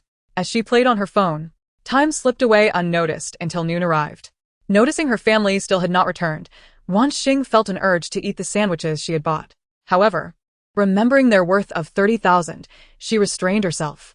She ventured once more to the nearby overpriced supermarket to buy some rice balls and snacks, leaving her with only a handful of yuan. Anticipating her impending windfall of 300,000, she felt liberated from her earlier financial worries. Money was meant to be spent. After enjoying her rice balls and snacks, Ruan Xing indulged in a delightful afternoon nap. Upon awakening, she found it was already dark outside. "Where are Mom and Dad? I've been waiting forever," she exclaimed, throwing off her blanket and preparing to check if her family had returned. She was hungry, having not eaten a proper meal all day. "They're still not back. Perhaps they are busy with work," the system speculated, unable to ascertain the situation. This was peculiar, as it was not mentioned in the novel. However, being a system, it couldn't afford to display ignorance in front of its host. It had to maintain an air of superiority. Feeling somewhat bored, Ruan Xing decided to explore the other rooms. To her astonishment, she discovered that her room was the most sparsely decorated in the house. Each room was larger than hers, particularly Ruan Xing's, which was not only twice the size, but also boasted a private dressing room. Wasn't I supposed to be the biological daughter? Why is my room so small? Ruan Xing felt a surge of injustice, knowing she could not tolerate even the slightest grievance. Anyone who wronged her would face dire consequences. In the Ruan family's household, Ruan Xing was accustomed to the largest room and the finest meals. Now, returned to her own home, her room had become the smallest, and her family was absent for an entire day, leaving her without a proper meal. That's the plight of a supporting character. Hence I urged you to win over the Ruan family to complete your resurgence task. Once you conquer them, everything you desire will be at your fingertips. The system was unfazed, fully aware that this scenario was outlined in the narrative. Take a look at the wardrobe. Ruan Xing's clothes are all designer and custom-made, while your wardrobe contains not a single garment. If you wish to escape this life, you must strive diligently to complete the tasks I assign so you can enjoy a better life. The system continued its efforts to instill motivation in Ruan Xing, who became increasingly aggrieved after inspecting Ruan Xing's wardrobe. Her own wardrobe held not a single new outfit. How utterly unfair. Ruan Xing clenched her tiny fists in determination. When they returned, she would demand a room swap. She was resolute in claiming Ruan Xing's spacious room. That may be an uphill battle. The Ruan family is currently quite fond of Ruan Xing, and they are unlikely to acquiesce, the system cautioned, harboring little hope. After all, Ruan Xing currently holds no sway over her family, and her status in the hearts of the Ruan clan is likely less than that of a single strand of Ruan Xing's hair. Pouting, Ruan Xing stubbornly declared, "I want to change." Suddenly, the system emitted a series of bewildered sounds. "What's the matter?" Ruan Xing inquired, puzzled. "You should take me to examine other rooms." "Something feels amiss," the system replied hesitantly. Without delay, Ruan Xing, accompanied by the system, began to explore the other rooms. "Indeed, they have fled, abandoning you here," the system exclaimed, exasperated. "Is this even human? They left their recently recognized daughter behind and ran off. It was absurd. If they were to leave, they ought to have taken their host with them. Could it be possible that they fled specifically to avoid your host? Fled? Where could they possibly go?" Ruan Xing tilted her head, her eyes reflecting innocent confusion. "Their home is still right here. Where could they run off to? Oh no, what if Mom and Dad, along with my brother, have been kidnapped?" Ruan Xing suddenly froze, recalling the scenes of wealthy individuals being abducted depicted on television. Their family resided in a grand villa, with hired help. Wasn't he that the quintessential setup of the affluent portrayed on screen? The prolonged absence of her family only heightened her anxiety. Surely, they must have encountered peril. Images of several masked men brandishing weapons, demanding bank card passwords from her family, flashed through Ruan Xing's mind. That's impossible. The system quickly dismissed her conjecture. It appears they left on their own accord. It hardly resembles a kidnapping. Regrettably, Ruan Xing paid no heed to the system's words and instead seized her phone. Dialing the police. "Hello, officer. I wish to report a kidnapping. My family has been taken." Hey, Are you even listening to me? 2 hours later, when the Ruan family received the police summons and headed to the station to retrieve the stubborn Ruan Xing, they were all present. Initially reluctant, the Ruan brothers had no choice but to comply under the pressure from their patriarch. Upon seeing her family, Ruan Xing's eyes brimmed with tears.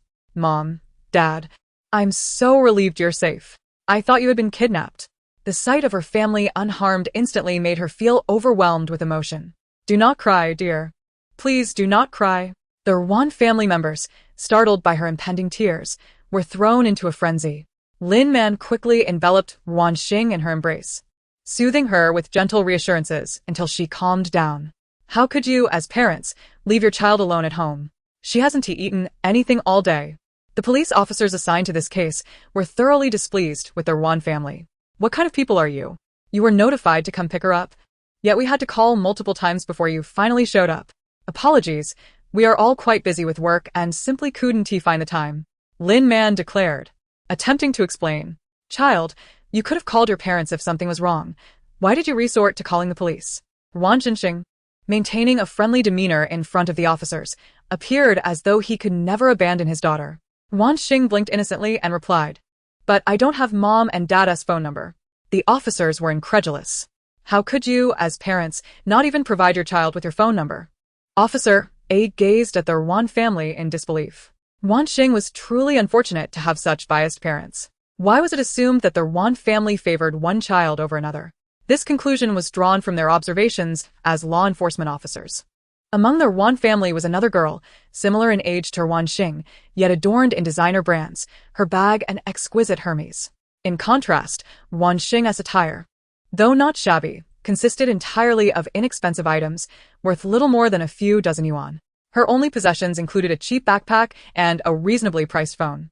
Meanwhile, the Ruan family flaunted the latest high-end smartphones, making it hard to believe they were treating their children equally. This is a misunderstanding. It's not as you think. Lin Man felt utterly humiliated as she noticed the disdainful gazes from the officers.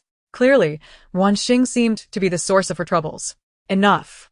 Let us not dwell on this. We understand. Please, take better care of the child. Look at how hungry she is. A female officer gestured toward the empty lunch boxes on the table, 3 containers, all consumed by Ruan Xing alone. After repeatedly apologizing to the police, the Ruan family finally returned to their water-damaged home. Once inside, Lin Man hastily informed Ruan Xing, due to work commitments. We won't be returning to stay for the time being. You'll have to live here alone for now. I've already contacted a renovation company, and they will come to remodel the kitchen and living room tomorrow. Your school has also been notified, and you should receive news shortly.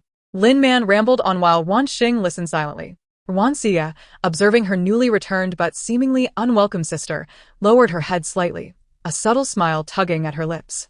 Chapter 13. The villa collapses amidst a torrential downpour. Ruan Xiyue gently touched the bandages on her face. There was undoubtedly something amiss with Ruan Xing regardless of the issue. There could only be one daughter of the Ruan family, and that was Ruan Xiyue herself. What Ruan Xiyue was contemplating remained a mystery to the rest of the family, who were all anxiously focused on Ruan Xing's reactions. They were prepared to act swiftly should Ruan Xing show any signs of tears, determined to distract her and prevent her from crying, which would certainly spell trouble for them all. Mom, do you no longer want to care for me? Ruan Xing deduced from Lin Man's lengthy explanation that her new family intended to abandon her. The system within Ruan Xing's mind was in a frenzy. They cannot be allowed to leave you behind. You are the true daughter of the Ruan family. How dare they think of forsaking you? Fueled by indignation, the system conveniently forgot its initial suggestion for Ruan Xing to win over her family's affection. Ruan Xing's assertion caused Lin Man's expression to stiffen. How could that be?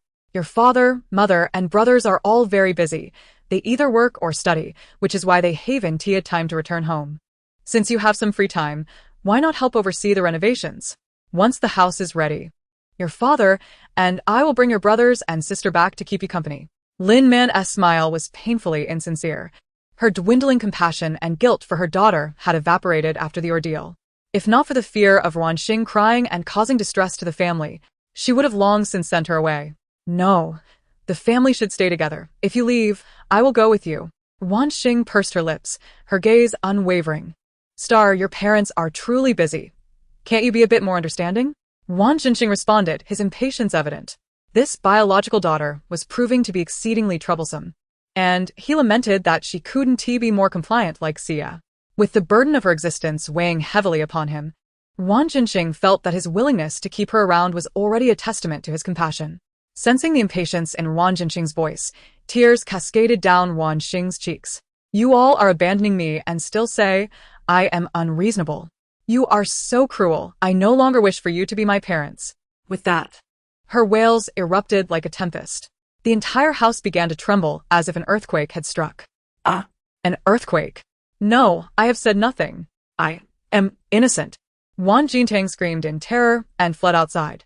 Observing this, the Ruan brothers followed suit. Only Ruan Xing and his wife felt as if their feet were weighed down with lead, rendering them immobile. With a piercing cry, the ceiling collapsed, landing squarely on Ruan Xing and his wife. Meanwhile, the Ruan brothers and Ruan Xie managed to escape unscathed due to their swift retreat. In a panic, the Ruan brothers cried out for help as they gazed at their parents trapped beneath the rubble. someone. Please come help. The security personnel, alerted by the commotion, rushed over to render assistance. Amidst the frantic rescue efforts, Ruan Xing continued to weep. Woo-woo. Woo-woo. As her cries persisted, rain began to fall from the heavens, gradually intensifying into a torrential downpour. The sound of the rain grew louder, drenching everything in its path. Braving the downpour, the security team endeavored to extricate Ruan Xing and his wife from the debris. The Ruan brothers and the faux daughter, despite having umbrellas provided by the security, were soaked to the skin. The rain was simply too fierce for any shelter to suffice. Yet, astonishingly, Ruan Xing stood in a dry spot, sheltered beneath an overhanging roof, untouched by the deluge. Not a single drop marred her clothing, which remained impeccably dry. As Ruan Xing's sobs continued, thunder rumbled ominously, with lightning flashing more frequently, as if it were poised to strike them at any moment. We cannot remain here any longer. The weather is too perilous. If we stay, We too may be in danger. The security captain implored Ruan Xing amidst the cacophony of wind and rain. The captain raised his voice several times before Ruan Xing could discern his words. continue. If anything happens to my parents, I will ensure you all pay dearly. Ruan Xing declared imperiously, indifferent to the tempestuous weather. A tremendous clap of thunder split the sky, illuminating the dark clouds as brightly as day. In the dead of night, the Ruan family's house collapsed, drawing the attention of countless onlookers. Had it not been for the torrential rain, many would have already emerged to witness the spectacle. Though unable to venture outside, people stood on the balconies of their villas, eager to catch a glimpse of the unfolding drama. Among them was Gu Qin, perched on a second-floor balcony, wielding a powerful telescope. However, the heavy rain rendered visibility poor, allowing him only to faintly discern a few moving shadows through the curtain of rain. The situation was frustratingly elusive. What a pity! Why did it have to rain so suddenly? I cannot enjoy this spectacle at all, he lamented. Even Butler Liu shared in the sentiment, sighing, ah, the drama of a true heir. Such occurrences belong only in novels. A spectacle like this is rare indeed. It is truly a pity to miss it. While the master and servant lamented their misfortune, they wished to witness the unfolding chaos. Had the rain not been so torrential, they would have ventured out with umbrellas. As the event was merely next door, the security captain continued to work diligently, but the relentless rain caused several guards to sustain injuries. Faced with this reality, Captain Cheng Guiqiang sought out Ruan Xing once more to explain the dire situation. By then, Ruan Xing and his companions had found a nearby shelter from the rain, watching as the security personnel braved the downpour to rescue their parents. Gentlemen, the rain is truly too heavy. We have already had several guards injured. We cannot continue, Captain Cheng Guiqiang stated gravely. They were merely security personnel, not professional rescue teams, and lacked the necessary tools for such a perilous task. Captain Cheng, I understand your predicament, but my parents are still trapped below. If we do not rescue them soon, they may drown even if they are not crushed. Ruan Xie pleaded, her face a portrait of concern for her parents. Please, just hold on a little longer. I have already called the fire department. Let us wait for their arrival before you leave. Captain Cheng Guiqiang, although sympathetic to Ruan Xie, could not disregard the safety of his men. Miss Ruan, we are truly in a difficult position. Despite feeling compassion for her, he could not neglect the lives of his subordinates. This weather is life-threatening. Captain Cheng, you had best think carefully. If you dare to retreat today, you and your men shall never work in this field again. Ruan Xing sneered, treating the security captain as if he were insignificant. A few injured guards. What is the fuss? Even if they were to die, my parents must be saved first. Detecting the veiled threat in Ruan Xing's words, Cheng Guoqiang's expression darkened. He himself was not afraid of repercussions, for he had connections that allowed him to serve as a security captain in such a prestigious neighborhood. However, his subordinates lacked such protection, and he could not jeopardize their safety out of anger. Gritting his teeth, Cheng Guoqiang plunged back into the downpour. As soon as he left, Wang Jincheng voiced his impatience. Why haven't the firefighters arrived? Did we not call for help? He fretted, pacing anxiously. Curse it. How long will this rain last? If it continues like this, our parents will truly. Ruan Jincheng, though somewhat spoiled, held genuine concern for his parents. With their lives hanging in the balance, he was unable to remain calm. Wait. Where is Ruan Xing? Ruan Xing suddenly recalled that they had not seen her since earlier.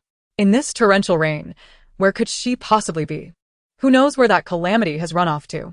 I wish she would be struck by lightning. Ruan Jincheng's words had scarcely left his lips when a bolt of lightning split the sky, followed by a deafening clap of thunder. He jumped in fright. That'll teach you to speak recklessly. Ruan Jintang rolled her eyes at him in exasperation. What shall we do now? Will our parents be all right? Ruan Xia fretted, anxiously chewing on her lip, her delicate features marred by tears. They will be fine.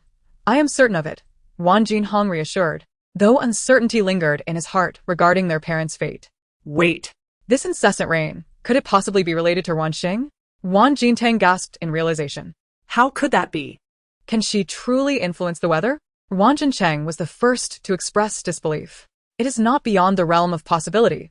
After all, there is something eerie about her. Ruan Jincheng conceded, now wholly convinced of Ruan Xing's status as a harbinger of calamity. If she can summon lightning to strike Master Huidong, then causing the house to collapse and bringing about this downpour is hardly astonishing. We must find Ruan Xing. She is our only hope of rescuing our parents. Ruan Jintang declared, slamming her palm in determination before venturing out into the rain in search of her. The others exchanged glances, gritting their teeth as they followed suit. Regardless of whether she was the cause, they had no choice but to pursue her. Meanwhile, Ruan Xing continued to weep. Do not weep any longer, dear host. You are a woman endowed with a system, so why do you lament? The system had been urging for quite some time, yet the host remained impervious to its counsel, continuing to weep incessantly. But who exactly is this host? Could she possibly be a reincarnation of some extraordinary being? Previously, during moments of distress for Ruan Xing, accidents had occurred, but the system had not pondered too deeply. However, this time was undeniably peculiar. Upon her tears, the house collapsed, tragically entombing the grieving couple, Ruan Jinxing and his wife, beneath the ruins of the villa. Remarkably, only the spot where Ruan Xing stood remained intact, while the surrounding areas lay in ruins. If this were mere coincidence, then her subsequent wails summoned a torrential downpour from the heavens. As a system, it was well aware that today was not forecasted to bring rain, let alone a deluge of such catastrophic proportions. The repeated occurrences of natural disasters and calamities aligned with Ruan Xing's crying made it increasingly difficult for the system to dismiss the connection. Something was undeniably amiss. Its assigned host was ostensibly an ordinary individual. How could she possess such an uncanny ability? Please, dear host, I implore you to cease your tears. If you continue to cry like this, Ruan Jinxing and his wife shall not survive. This deluge was sufficient to drown a person. Ruan Jinxing and his wife were the targets of the host's affections, and should they perish, it would undoubtedly create significant complications for the system. While it was still pleading, a voice suddenly erupted. It was the Ruan brothers who had arrived. Ruan Xing. Upon sighting her, Ruan Jintang rushed forward. Indeed, this Ruan Xing was unlike any other. Only the area she occupied remained unscathed. Ruan Xing, please stop crying. I beg you. Third brother implores you to cease your tears. Witnessing her continued sobbing, Ruan Jintang felt as though he might kneel before her. Quickly, we must take her to the security room, shouted those who had caught up from behind. The torrential rain rendered communication nearly impossible. It was prudent to relocate her to a more suitable location for conversation. Ruan Xing was crying with fervor, a cathartic release she had not experienced in quite some time. She felt profoundly wronged. Since her return home, the grievances had been relentless. Now, her parents wished to leave her behind, relocating the entire family while she remained alone. This was a blow to Ruan Xing, who had never before faced such indignities. Upon reaching the security room, the Ruan family united in their attempts to console her. "Star, please stop crying. If you do not wish to stay at home, we shall leave together. Our family shall not be separated." To placate Ruan Xing, Ruan Jintang was willing to utter even the most absurd words. "Indeed, Star. You misunderstood your parents' intentions. They do not wish to abandon you. You are our cherished daughter. How could we bear to forsake you?" Ruan Jinhong chimed in. "Then, why do you want to leave me behind?" Ruan Xing finally lifted her tearful gaze to them. Though still weeping, her sobs had softened to quiet whimpers. Outside the security room, the torrential downpour had surprisingly diminished to a gentle rain. This phenomenon only reinforced the belief that the deluge and the sudden collapse of the villa were somehow linked to Ruan Xing. Even Ruan Jincheng, who had always been her harshest critic, dared not persist in his obstinacy. Though stubborn, he was not devoid of reason. Ruan Xing had transcended human boundaries. She could summon storms, invoke thunder, and cause buildings to collapse at will. Was she even human? Such an otherworldly being was not one he could afford to provoke. "Who said we would leave you alone? The housekeeper and servants are all here. We are merely busy. We will return after these few days. We are not abandoning you." Ruan Xing added hastily, "If you truly cannot bear to be alone, we shall all move to another place together. We can leave this house behind." Upon hearing this, Ruan Xing continued to sob. Though her cries were diminishing, the tears still flowed. The Ruan brothers grew anxious.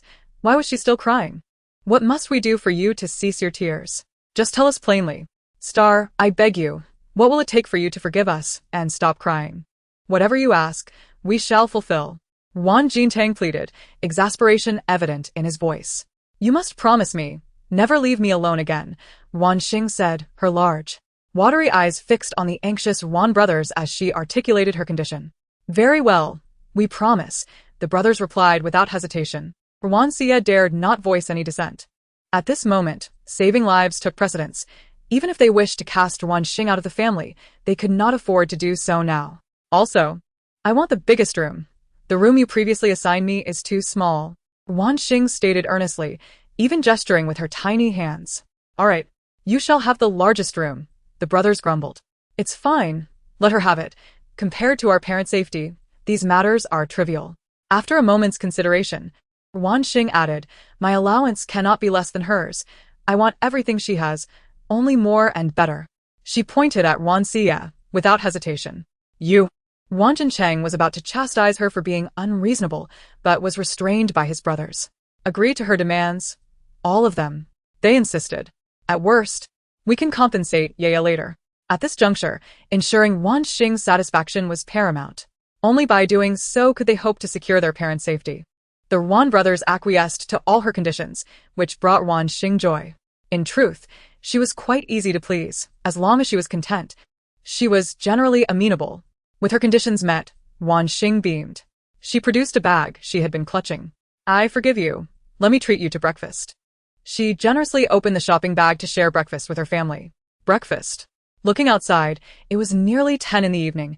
Who eats breakfast at this hour? "I bought it this morning and waited for you all to return, so I could treat you.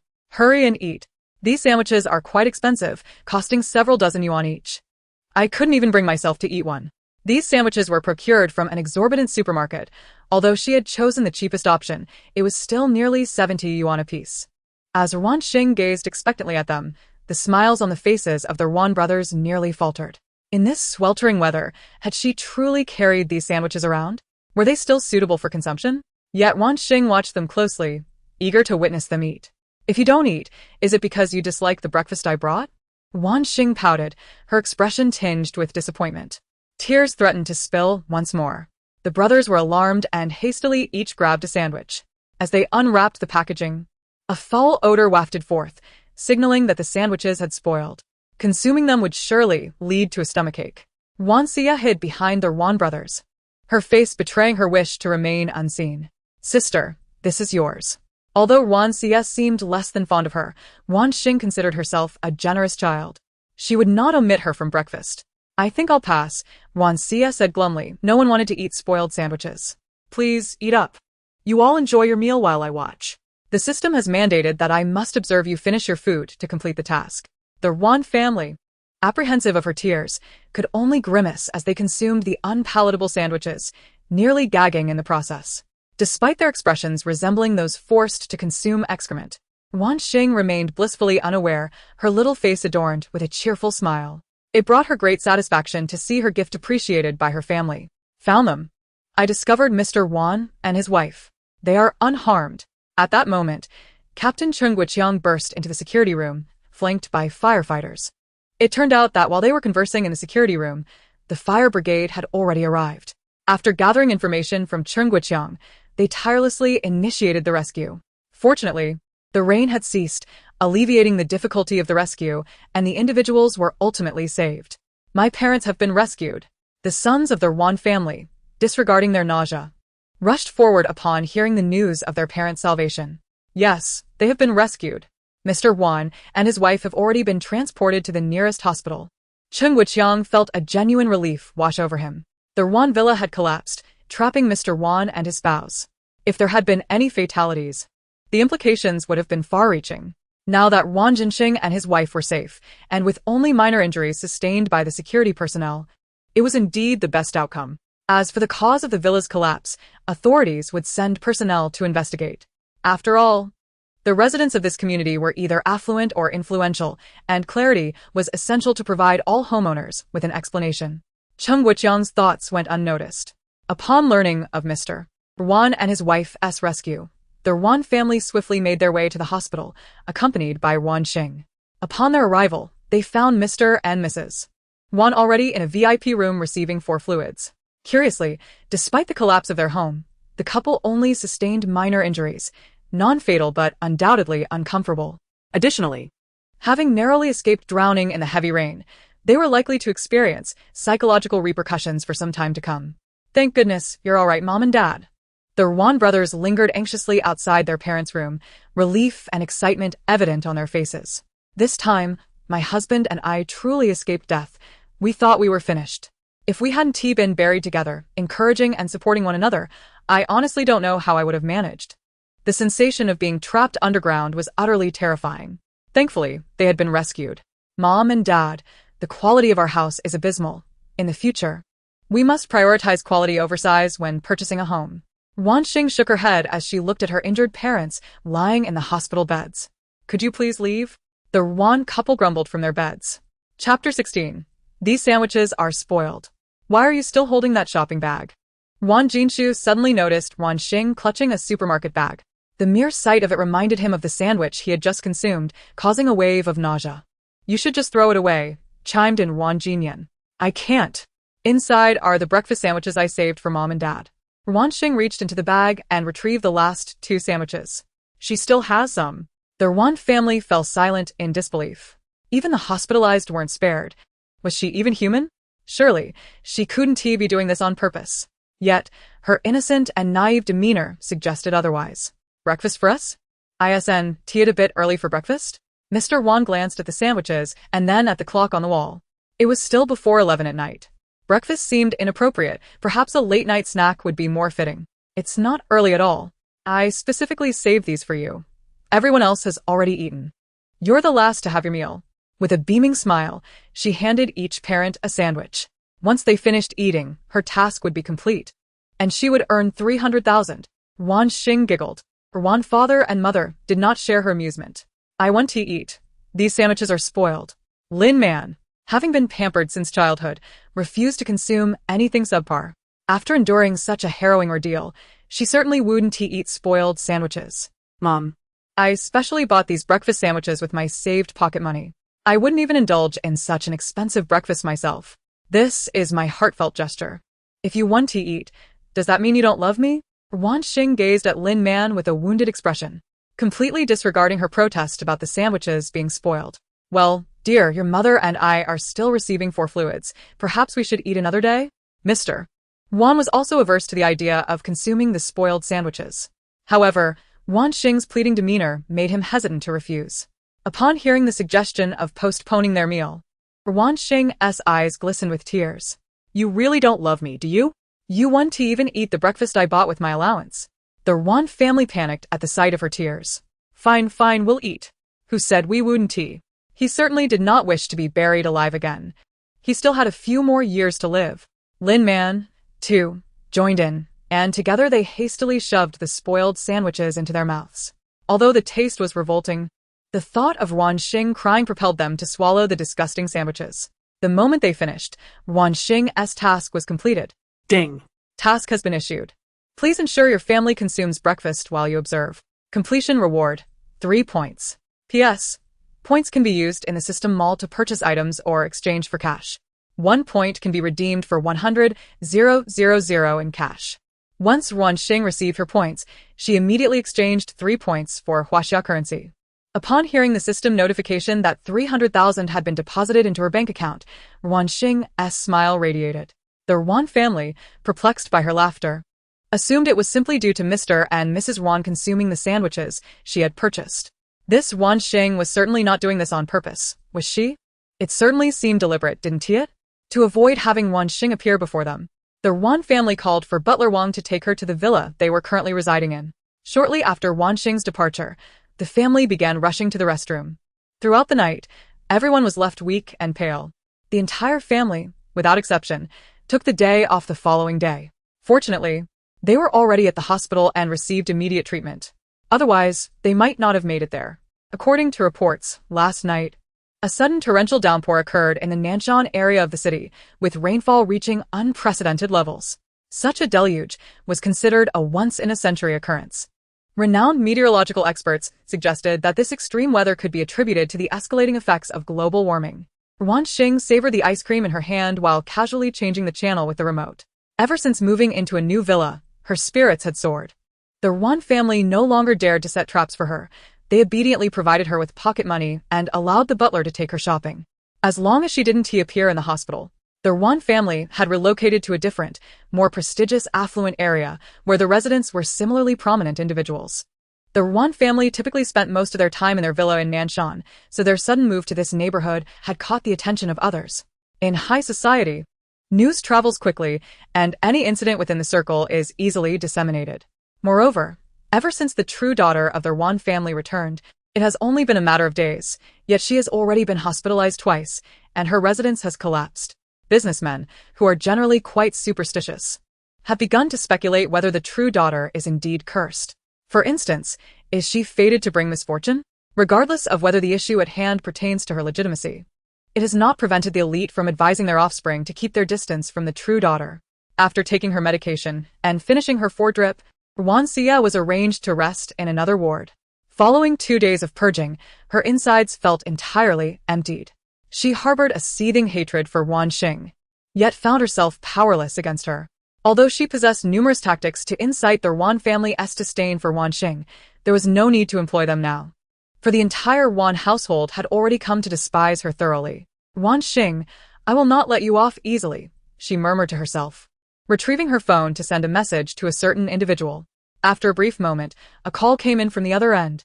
As soon as the call connected, Ruan Xia's expression shifted immediately. Master, she addressed respectfully.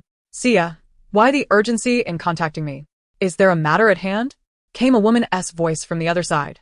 The tone was so stern and unyielding that it sent a chill down one's spine, yet Ruan Xia seemed unfazed. Master, the true daughter of the Ruan family, Ruan Xing, has returned, and I sense something amiss about her. She relayed her observations regarding Ruan Xing's odd behavior to her master. Ruan Xia's master was a practitioner of the mystical arts. 5 years ago, when Ruan Xia was merely 13, she stumbled upon a woman being pursued in a narrow alley. This woman appeared to be in her 30s, with an unremarkable visage, yet exuded an undeniable aura of strength. Ruan Xia instinctively recognized this woman's extraordinary nature and surreptitiously brought her to a villa under her name for recuperation. Upon awakening, the woman introduced herself as Ming Jing and revealed her affiliation with the mystical arts. In gratitude for Ruan Xia saving her life, she offered to grant her a single request. Without hesitation, Ruan Xia insisted on becoming her disciple. However, Ming Jing cautioned her that her innate talent was rather ordinary, and that even a lifetime of study might yield little, advising her instead to live her life to the fullest. Nevertheless, Ruan Xia was undeterred and persisted in her desire to be accepted as a pupil until Ming Jing, seeing her resolve, agreed to take her on. Chapter 17. Prestigious High School. Over the past 5 years, Ming Jing appeared sporadically, rarely visiting Ruan Xing. Due to her rather mediocre talents, which could even be described as lacking, Ruan Xing had acquired limited knowledge. She had scarcely learned any authentic mystical techniques, but had amassed a plethora of unconventional practices. Since Ming Jing herself was not a practitioner of the orthodox path, she could hardly criticize Ruan Xing for her focus on unconventional methods, and even appreciated her inherently wicked disposition. Without digressing further, let us return to the main topic. The master and disciple seldom communicated, but upon hearing Ruan Xing's peculiarities, Ming Jing's voice took on a tone of intrigue. Is what you say truly the case? Master, how could I dare deceive you? There is something truly strange about this Ruan Xing. Could she perhaps be a reincarnated harbinger of disaster? Ruan Xing ground her teeth. Having initially thought her an easily manageable simpleton from the countryside, only to discover she was a formidable opponent. Provide me with Ruan Xing's birth chart. Ming Jing instructed after a brief silence. Ruan Xing was taken aback. She had no knowledge of Ruan Xing's birth details. Aside from knowing her date of birth, she was entirely ignorant of the exact time. After all, her family had never mentioned such details. I only know that Ruan Xing was born on XX year, month XX day. As for the precise hour, I am unaware. Ruan Xing felt a pang of regret, realizing she should have inquired with Ruan's parents beforehand. Go ask your adoptive parents. It would be best to obtain her accurate birth chart. If what you say is true, then this Ruan Xing may not be an ordinary person. Not an ordinary person. Ruan Xing's heart leapt with excitement. So, she truly is a harbinger of disaster? Her voice trembled with eagerness. Not necessarily. It could also be a particular fate or constitution, or even what? Ruan Xing pressed, noticing her master's pause. This is not for you to know. Just ensure you find and send me Ruan Xing's birth chart. You need not concern yourself with anything else. With that, Ming Jing abruptly ended the call. Though the line went dead, Ruan Xing remained in a daze. Ruan Xing, whatever you are, do not think to tread upon my head. Her gaze darkened, revealing a flicker of malice. Meanwhile, Ruan Xing and his wife had been hospitalized for 3 days. During this time, Ruan Xing visited daily to bring them meals, insisting on staying to ensure they finished eating. Each encounter with Ruan Xing rendered the couple unable to swallow, yet they had no choice but to comply. Every meal felt like a punishment, leaving them in despair. To avoid further encounters with Ruan Xing leveraged his connections to swiftly arrange for Ruan Xing to enroll in an elite high school. This prestigious institution was none other than the renowned academy attended by Ruan Xing. As soon as Ruan Xing stepped into the hospital room, Lin Man eagerly shared this good news. Star, your parents have already secured a place for you at school, right at your sister's academy. You two will be attending the same school, which means you can look out for each other. Star, you've just returned and have so much to learn. With your sister by your side, your father and I will be much more at ease. Lin Man beamed at her biological daughter, her smile resembling that of a hotel greeter. This facade was so transparent that only Ruan Xing remained oblivious. Really? I can attend the same high school as my sister. And it's an elite school. Ruan Xing's eyes sparkled, her beautiful face radiating joy. That was the kind of prestigious school one only encountered in novels or dramas. Wow, I'll get to see it in person soon. Indeed, indeed. Tomorrow is Monday. Perfect timing. You and your sister will go to school together. Thus, it was settled. The following day, Ruan Xing and Ruan Xing rode in the same luxury car to the prestigious high school. Renowned as one of the most distinguished elite schools in the capital, this academy was attended by heirs of prominent families, children of high-ranking officials, as well as offspring of wealthy entrepreneurs and corporate executives. In addition to these privileged youths, a portion of the students were exceptional individuals who had been specially recruited for their academic excellence or outstanding talents. To gain admission to the elite high school, one had to be among the top 100 students in the city. As Ruan Xing was the biological daughter of the Ruan family, her admission to the prestigious academy was relatively straightforward. The Ruan family, despite not being among the very top tier, was certainly regarded as a well-off family. Moreover, the scandal regarding the true and false daughters had long since become common knowledge. Rumors had circulated throughout the school, and many were already speculating about which class the true daughter would enter. At the elite high school, each grade comprised only 7 classes. Class 1 was for the top achievers, requiring students to rank within the top 50 of their grade. Class 7 was the international class, filled with a group of wealthy second-generation students who were merely biding their time until studying abroad. Initially, Ruan Xing had considered placing Ruan Xing in Class 1. intending to make her a direct comparison. However, given her current lack of strategies to deal with Ruan Xing, she feared that if she bullied Ruan Xing too severely, she might end up in a similar predicament as Ruan Xing and his wife. She had no desire to face such a fate. Out of caution, when Ruan Xing suggested placing Ruan Xing in the international class, Xiyue did not object. Instead, she cheerfully agreed. Have you heard? Today, The true daughter of the Ruan family is coming to our school.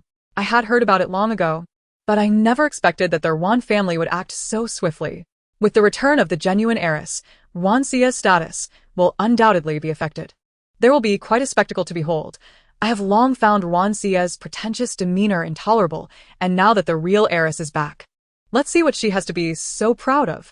In the school, everyone who has caught wind of this news is abuzz with discussion. Even on the school's internal website, a multitude of students have posted messages, all eagerly anticipating the unfolding drama. Among them, the majority still stand in favor of Ruan Xing. After all, her connections over the years have not been in vain. Many students hold a favorable impression of her. Even though they are aware she is not the true heiress, they still tend to lean towards her. cold shower. I've heard that the true heiress is likely to transfer to our class. Should we not extend a warm welcome to her for the sake of our sister? A boy with a buzz cut, ordinary in appearance, stood behind a strikingly handsome youth with an arrogant demeanor, his face betraying a mischievous intent. Cold Moyen's icy gaze left the bloody comic in his hands, a mocking smile curling at the corners of his lips. Yes, we should indeed give her a proper welcome. That wretched girl caused Xiyue to end up in the hospital upon her return. If we do not teach her a lesson, I shall not be called Cold Xiao. Then I shall prepare at once. Just watch. She will surely leave our prestigious high school in tears. The buzz-cut boy rubbed his hands together excitedly. A wicked grin plastered on his face as he departed. In Class 7, the other students merely pretended not to notice the duo conspiring openly to target the new student. After all, Cold Moyen is the future heir of the Cold family, a top-tier aristocracy. And there is no need to provoke someone they do not even know over a mere heiress. Besides, they too are eager to witness the unfolding drama. They hope the true heiress won't be left in too much distress. Sister, Dad has used his connections to place you in the international class. Please do not blame him. After reviewing your past academic performance, he worried you might struggle to keep pace with the first class's rigorous curriculum. Although Class 7 is an international class, its teaching standards are equally high, and the pressure is not as intense, making it more suitable for you. Ruan Xing grasped Ruan Xing's hand, her expression filled with a faux concern meant to convey that they were acting in her best interest. Ruan Xing nodded her small head, her innocent face reflecting a hint of confusion. To her, it mattered little whether it was the first class or the international class. She was simply intrigued by the elite schools depicted on television. After escorting Ruan Xing to meet the principal, Ruan Xing returned to Class 1. While Ruan Xing was handed over to the homeroom teacher of Class 7, Xiyue, a man in his 30s, he was handsome and well-groomed, dressed in a casual suit that certainly bore a hefty price tag. Unfortunately, Ruan Xing was oblivious to such details. She followed Xiyue, her bright eyes darting around, marveling at her surroundings as if she were an innocent child exploring a grand garden. Host, you must be cautious. According to the original plot, your fiancé, Cold Moyen, will take action against you due to the false heiress. He will instruct his subordinates to employ various tricks to torment you. On your very first day at school, he will smear glue on your chair and even place a snake in your desk. You must be extremely vigilant. The system sounded like a worried guardian, relentlessly reiterating this warning to Ruan Xing as she entered the school. Ruan Xing had heard it so often that she could recite it by heart. You say Cold Moyen is my fiancé? It seemed to dawn on Ruan Xing for the first time that she had an engagement. The system nearly rolled its eyes in exasperation, realizing that after all its previous explanations, she was only just now comprehending the situation. Indeed, you were betrothed to Cold Moyen before you were even born. The text states that Cold Moyen was born with frail health. An esteemed individual once glanced at your mother Lin Man's belly and proclaimed that the child she bore would bring fortune to Cold Moyen. That is why the two families arranged this marriage. Otherwise, how could the Cold family possibly consider the Ruan family? It was not that the Ruan family was of poor standing, but rather that, in the eyes of the Cold family, the Ruan family was not the most desirable match. Even at the back of the line, the Ruan family would rank outside the top 10. Oh, Ruan Xing nodded, her curiosity about her unexpected fiancé growing. If possible, it would be best to win Cold Moyen over to your side, as your current fiancé has eyes only for the false heiress. The system wished for its host to exhibit some ambition and snatch the man away, as that would certainly undermine the false heiress. However, it was well aware of the low probability of such an outcome. Understanding that its host was only marginally more capable than a naive, sweet girl, the task of enticing someone was daunting, and it worried whether the host would be able to accomplish it. Recently, the system had been issuing Ruan Xing simple, manageable tasks, such as delivering meals or engaging in conversations with family members to strengthen bonds. It dared not assign overly challenging tasks, fearing that if they resulted in tears, it would not be the end of the world for it, but the Ruan family, being crucial characters in the narrative, could not be made to suffer at the hands of its host. In this peculiar situation, the system found itself more concerned with preserving the integrity of the main characters than with aiding its host in a successful reversal of fortunes. It lamented its own misfortune, nearly reduced to tears over its plight. When Ruan Xing learned that her fiancé held only affection for the false heiress, she exhibited no extraordinary reaction. After all, he was a stranger. Her curiosity regarding the notion of a fiancé overshadowed any other thoughts. As they approached Class 7, Xiyue reassured her. The classmates here are quite lively, and if you feel they are lacking in any regard, do not hesitate to inform the teacher, who will address it. Looking at the beautiful girl beside him, Xiyue felt a pang of sympathy. He was all too familiar with the unruly nature of the wealthy second-generation students in his class, and this new student appeared to be easy prey. He wondered if she could endure more than 3 days with them. Nevertheless, as the homeroom teacher, he felt compelled to offer her as much assistance as he could. He could not bear to watch such a charming young lady be bullied. However, after a brief conversation, he had already discerned Ruan Xing's character, a naive, innocent girl, blissfully unaware of the world's cruelty. It was evident that she was genuinely curious and yearning for the elite school experience, which was understandable considering she had grown up in a village and had never had the opportunity to partake in such education. Now that she finally had the chance, it was only natural for her to be intrigued. However, it seemed the Ruan family truly did not prioritize this genuine heiress. If they had, they would not have placed her in Class 7, the most chaotic class in the entire school, populated by a myriad of personalities. Even placing her in Classes 4 or 5 would have been a better choice. Xiyue covertly assessed Ruan Xing, a flicker of pity and sympathy in his eyes. "Do not worry, teacher. I will get along well with my classmates," Ruan Xing assured him, her small face betraying no hint of anxiety. Her large, bright eyes reflected only excitement for her new school life. She had experience in socializing with classmates. At her previous school, the students did not bond immediately either. They had also undergone a period of adjustment, but her previous class had adapted quickly, forming connections within just a few days. Even those labeled as troublemakers were quite agreeable, especially towards Ruan Xing, who often treated her to delightful snacks. Nostalgia washed over her as she thought of her former classmates.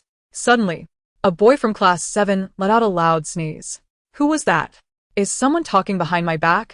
At that moment, the homeroom teacher entered with a new student. "Everyone please settle down. I would like to introduce a new classmate," the teacher announced. "This is Ruan Xing. Let us all extend a warm welcome and ensure that we treat her kindly, despite her being new. Do not bully her." The teacher stepped aside, allowing Ruan Xing to take the stage for her self-introduction. "Hello everyone, my name is Ruan Xing," she said, but the students below began to whisper among themselves. Wow. Is this really the true daughter of the Ruan family? She is stunningly beautiful, much more so than Ruan Xie. I told you, Ruan Xie clearly doesn't resemble the Ruan family at all. This true daughter is unmistakably one of them. Hey, are you trying to get yourself killed? How dare you speak of Ruan Xie in front of Cold Xiao? The girl who had mentioned Ruan Xie felt an icy chill run down her spine as she turned to see Leng Moyan staring daggers at her. His gaze was laced with a chilling malice, as if he could eliminate her with a mere thought. Terrified, she quickly fell silent, and the others who had been mocking Ruan Xing also ceased their chatter, leaving only a few voices defending Ruan Xie. This Ruan Xing looks like she's from a small town. Just look at her unimpressive demeanor. Indeed, apart from her looks, she pales in comparison to Ruan Xie. Honestly, what does bloodline even matter? The Ruan family has sons of their own. Having Ruan Xie as the pride of the family is more than enough. Why bring a country bumpkin into the Ruan household? Those making such remarks were typically aligned with Leng Moyan and Ruan Xie.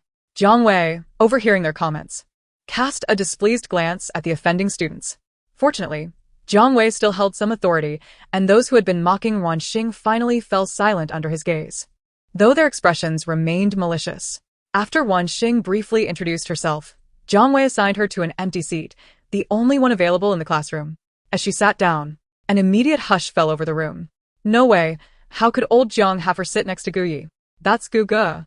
Sitting next to him, Ruan Xing is doomed.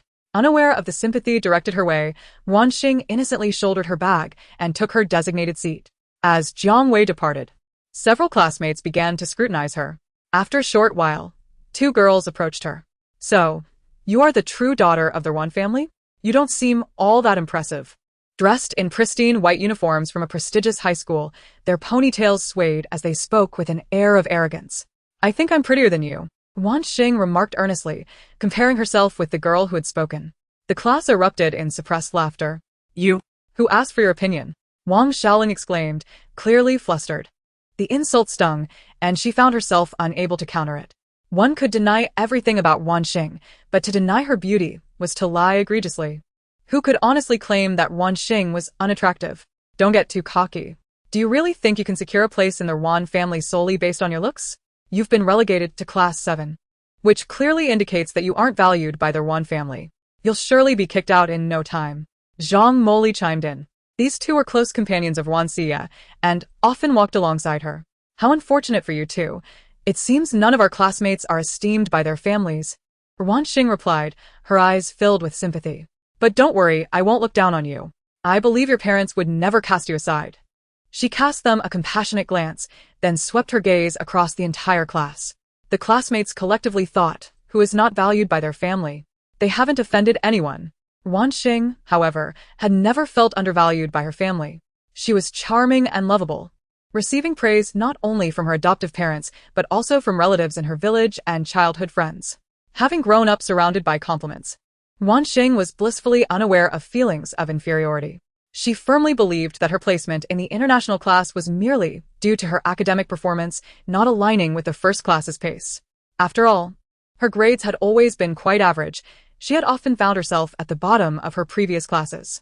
How dare you? I think you're asking for trouble. Wang Xiaoling slammed her hand on the table, only to cry out in pain as she did so. Ah! The sound was piercing, reminiscent of a slaughterhouse. Zhang Moli, who fainted at the sight of blood, was nearly forgotten amidst the chaos. Quick! Get Wang Xiaoling to the hospital. Someone shouted. I'll notify the teacher. Amidst the frenzy, both girls were eventually taken to either the hospital or the infirmary. As the commotion settled, the gazes of the students towards Ruan Xing shifted entirely. This true daughter had incapacitated two of Ruan Xie's close companions upon her arrival. She was certainly not an ordinary person. Ruan Xing remained perplexed. What had she done? She had merely been playing with a pen. Why did that girl suddenly end up in the hospital? Why would someone slap their hand onto her pen? Did they enjoy self-harm?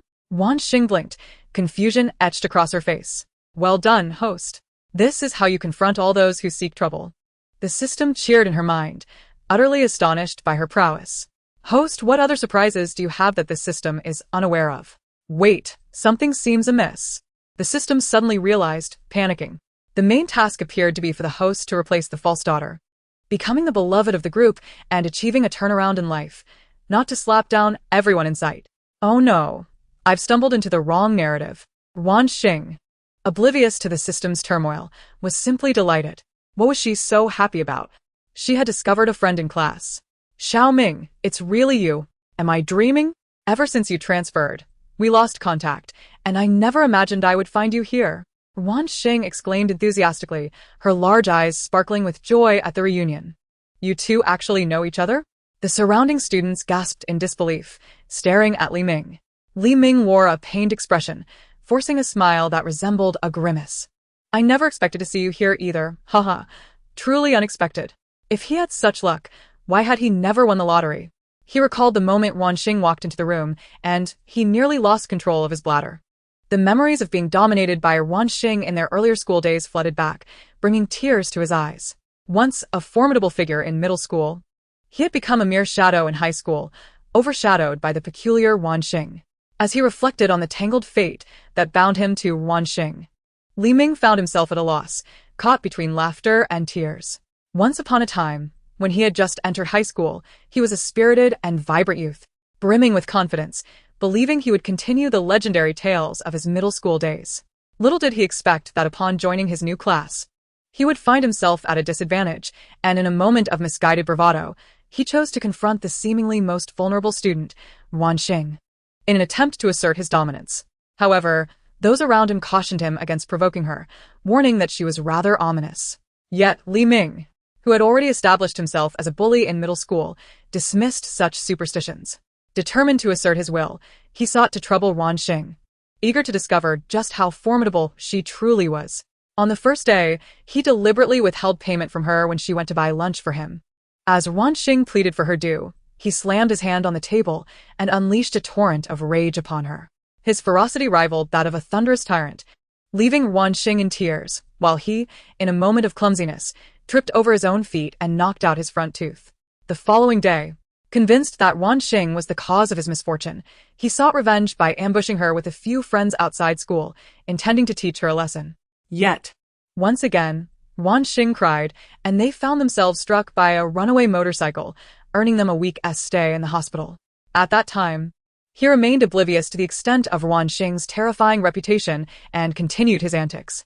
He even went so far as to trip her on the way to school, which resulted in her falling and crying, while he ended up with a fractured foot. Repeated injuries, all linked to Ruan Xing, instilled a sense of dread within him. After conducting some inquiries, he discovered that Ruan Xing had already gained notoriety during middle school. She was infamous as a harbinger of misfortune. Anyone who crossed her path was destined for calamity. To navigate through high school unscathed, the only course of action was to ensure she never shed tears. Once Ruan Xing cried, the one responsible would face dire consequences. Upon learning of her illustrious track record, Li Ming dared not provoke her further and adopted an unusually compliant demeanor in her presence, more so than when around his own father. Initially, Li Ming assumed that by simply avoiding Ruan Xing, he would escape her wrath.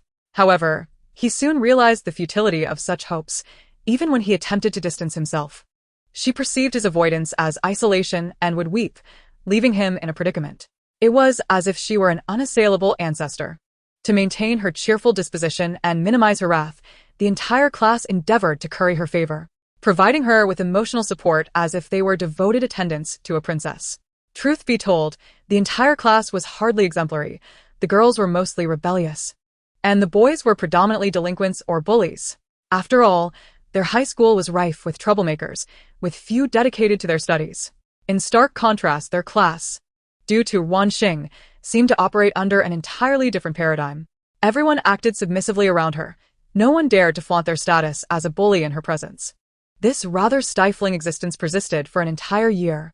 Fortunately, a year prior, he experienced a stroke of luck that changed everything. He won a 200 million lottery jackpot, elevating his family to newfound wealth. His father relocated the family to the capital, where they settled into a lavish home previously beyond his wildest dreams. And he enrolled in a prestigious school akin to those depicted in television novels. He believed that from that point forward, he could finally rid himself of this calamity. Yet, to his astonishment, even after moving to the capital, he encountered her once more. His blissful days came to an abrupt end within a year. Tears streamed down Li Ming's face as he wept. "Xiao Ming, you are crying?" Upon seeing his tears, Ruan Xing covered her mouth in astonishment, her bright, clear eyes widening. "I understand now. You must be so happy to see me, right?" "I am equally delighted to see you." Ruan Xing gazed at Li Ming with a sincerity that touched her heart, moved by the profound friendship they shared. "Happy? Oh, I am overjoyed." He lamented, "Oh, heavens! I will no longer refer to you as my elder. You have not regarded me as your grandson." Their interaction, witnessed by others, appeared to be a touching reunion between long-lost friends. Is it true? Li Ming actually knows Ruan Xing? Isn't he from a nouveau riche family? How did they come to know each other? The onlookers observed the seemingly amicable rapport between them, speculating if they had perhaps been romantically involved in the past. Li Ming, Upon hearing this, nearly lost control of his faculties. What horror story are you telling? Who would dare to court this calamity? I would not be inviting misfortune upon myself, he exclaimed loudly to the student who had made the claim. The more he protested, the more excitement it stirred among his peers. oh my, Could it be true that they had a past? The students, eyes alight with gossip, fixated on the pair. Yet, some remained puzzled by the earlier incident. Wang Xiaoling's injury appeared grave, and Ruan Xing exhibited no reaction, instead choosing to reminisce with an old friend. This girl was undoubtedly no ordinary individual. A rational person would have screamed upon witnessing Wang Xiaoling's plight. Ruan Xing, however, not only remained unfazed but seemed to exude joyfulness. Was she truly unafraid of the Wang family's retribution? One wondered if the Ruan family would provide her protection. If they chose not to, this young lady might find herself in serious trouble. Leng Moyan had also pondered this and had preemptively contacted the Wang family. Upon receiving word, they hurriedly made their way to the prestigious high school without even stopping at the hospital. As the Wang family rushed to the scene, so, too, did the Ruan family. With Wang Xiaoling claiming that Ruan Xing had harmed her, the commotion surrounding her transfer to the hospital had already caused a stir throughout the school. The teachers had yet to approach her only because they were busy contacting parents and reviewing surveillance footage from the incident. As well as arranging for someone to guard Wang Xiaoling at the hospital, they had momentarily overlooked Ruan Xing. When Ruan Xing was summoned to the office, she was still somewhat bewildered.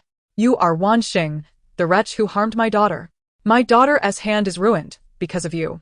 Mrs. Wang lunged at Ruan Xing, intent on slapping her as soon as she heard her name from Jiangwei. Ruan Jinhong quickly stepped in with his assistant to restrain her. "You may strike Ruan Xing if you wish, but if she starts to cry, the entire building will come crashing down, and none of us will escape," he declared.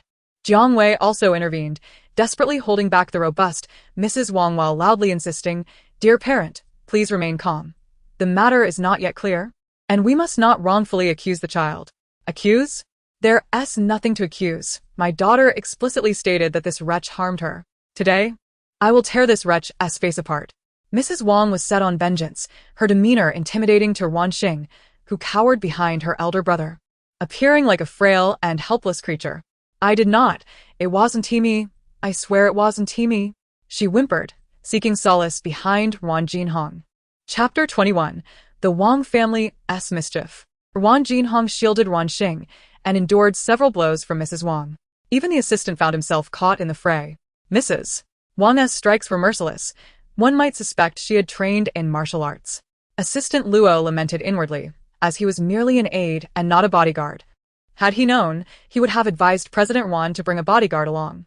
He couldn't help but wonder if the beating he had endured today would end up being in vain. However, rumors had circulated that President Ruan held little affection for this younger sister. Yet, observing his actions now, one might conclude otherwise. He willingly took hits to protect his sister. Was that not a sign of fondness? Surely, the gossip outside was simply unfounded. Assistant Luo was unaware that President Ruan was also trapped in this predicament. "President Wang, are you just going to stand there? Why don't you intervene and stop your wife?" Ruan Jinhong glared furiously at President Wang, who was standing idly by. Mr. Wang and his wife are factory owners, possessing several large factories and a company dedicated to the production of electronic products.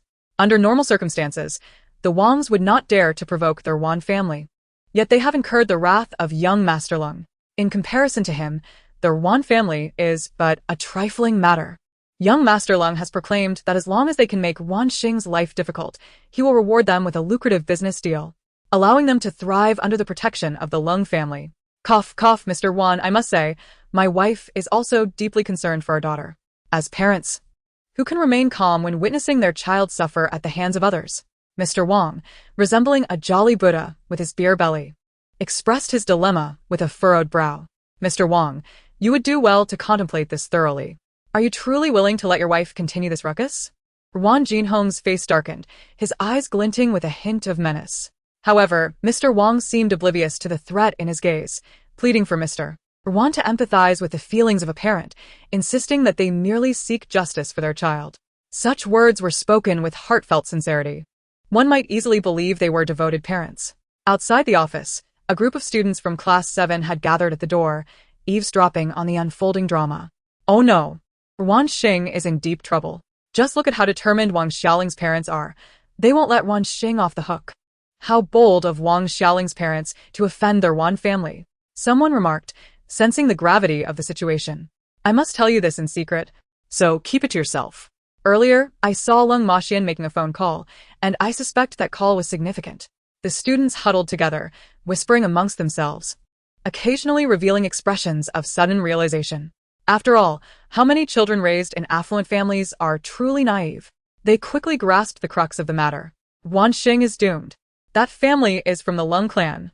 The Ruan family is unlikely to protect her. She is finished. The eavesdropping students all believed that Ruan Xing, having just begun her school journey, was destined to face dire consequences. Only Li Ming remained unperturbed, even casting a glance towards the office door that bore traces of sympathy. Ha! Finished? Don't be ridiculous. If that disaster were so easily dealt with, would I need to humble myself before Ruan Xing?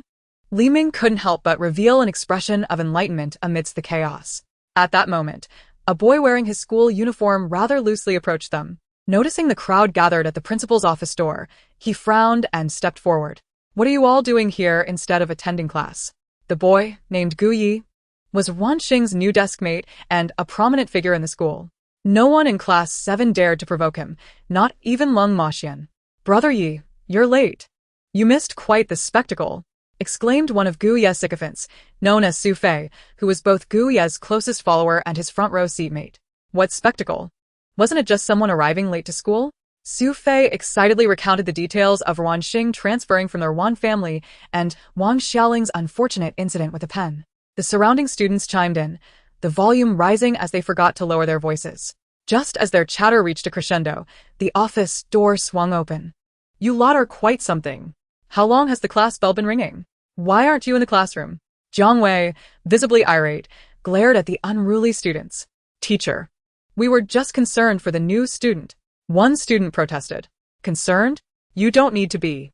Hurry back to class. Jiang Wei waved his hand dismissively, akin to swatting away a fly. Reluctantly, the group dispersed. Xiyue, Jiang Wei suddenly called out, causing Xiyue to halt and turn back toward the homeroom teacher. Keep an eye on these troublemakers. Do not allow them to roam freely. Xiyue nodded and led the group of truant students back to the classroom. Once they had left, Jiang Wei finally shut the office door, sighing in exasperation. The ruckus outside had been too loud to ignore, and he knew he would face repercussions as the homeroom teacher. In the office, the Ruan and Wang families continued their heated exchange. The Wangs insisted that Ruan Xing must face consequences, while the Ruans staunchly defended her, urging the Wangs to propose terms that were reasonable and acceptable. It was evident that they wished to resolve the matter swiftly. Jiang Wei sensed an incongruity in Ruan Jinhong's demeanor. Though he claimed to care for Ruan Xing, he wore an expression that suggested he was reluctantly playing his part. If he truly didn't care, why would he stand in front of Ruan Xing, shielding her from Mrs. Wang's relentless accusations? This ambivalence was perplexing. Was Ruan Jinhong merely being prideful? Mr. Wan, there's no need for further discussion. Our sole demand is either to discipline Ruan Xing or expel her. Mrs. Wang twisted the gem on her ring, her expression remaining fierce, although she refrained from further aggression. Why should I be expelled when I did nothing wrong? Ruan Xing blinked her large, innocent eyes in confusion. You say you did nothing wrong. But my daughter has identified you as the culprit. Your denial holds no weight. Mrs. Wang sneered, her gaze filled with malice towards Ruan Xing. This animosity was not unfounded. After all, this impudent girl had chosen to offend young Master Lung of all people. What did it matter if she was the legitimate daughter? Ruan Xia was under the protection of young Master Lung. You cannot grasp the wealth of the Ruan family, so you might as well return to your village. Perhaps we should review the surveillance footage. Has it not been retrieved yet? Assistant Luo suggested, clearing his throat. Principal. Ruan Jinhong turned to the principal, who looked quite troubled. Unfortunately, the surveillance cameras happened to malfunction. The principal's face revealed his discomfort. While the cameras did exist, the Lung family had intervened. After all, Lung Maxian's mother was a member of the prestigious high school board, and he could not afford to offend them. He could only apologize to the child. What a coincidence. Ruan Jinhong was skeptical that such a stroke of bad luck could occur. Considering the Wang family's attitude, the principal's evasive gaze, and the conveniently faulty cameras, he could discern that someone was intent on targeting Ruan Xing. If someone wished to create trouble for Ruan Xing, he wholeheartedly supported the endeavor. If possible, he would even consider facilitating their efforts. However, now that he was involved, it was impossible to withdraw. Who was responsible for instigating trouble for Ruan Xing? Why must they choose to create turmoil when he is absent? Ruan Jinhong was thoroughly vexed. If only he had remained unaware of this matter. He could have distanced himself and avoided the fallout. Ruan Xing's misfortunes would not have fallen upon him. Meanwhile, upon hearing that the surveillance footage was damaged, Ruan Xing's eyes widened in disbelief. It was Lung Maxian. He orchestrated this. The principal is lying. The cameras are not malfunctioning. He simply does not wish to allow you to prove your innocence. Though the system had long been aware that Lung Maxian would stop at nothing to protect the false daughter, it had not anticipated such despicable behavior. Not only the surveillance footage, but none of the classmates from Class 7 would testify for Ruan Xing. That group of wealthy second-generation heirs would not risk offending Lung Maxian for her sake. What should we do now? Ruan Xing felt lost. Even she, not the sharpest tool in the shed, understood that if the accusation of assault were substantiated, she would not only face expulsion but could also end up in prison. Do you not have points? Use them. I can help you recover the deleted footage. During this time, Ruan Xing had accumulated quite a number of points, and she had initially planned to convert them all into cash. It took a lengthy persuasion from the system to convince her to exchange only half, keeping the remainder as a reserve. Little did she expect that these points would come in handy so soon. With the system's assistance, everything would be manageable. I have the surveillance footage. Ruan Xing raised her small hand. You have the footage. Even her own brother, Ruan Jinhong, looked at her in disbelief. Not to mention the others present. If that individual truly harbored intentions to harm Ruan Xing, how could they possibly grant her the opportunity to obtain surveillance footage? Indeed, it exists, right within her mobile device. Ruan Xing unlocked her phone and began to play the recording. The video revealed Wang Xiaoling confronting Ruan Xing alongside Zhang Moli. And in a moment of frustration, she inadvertently captured Ruan Xing's pen standing upright on the table. Notably, Ruan Xing had placed the pen upright prior to Wang Xiaoling's outburst.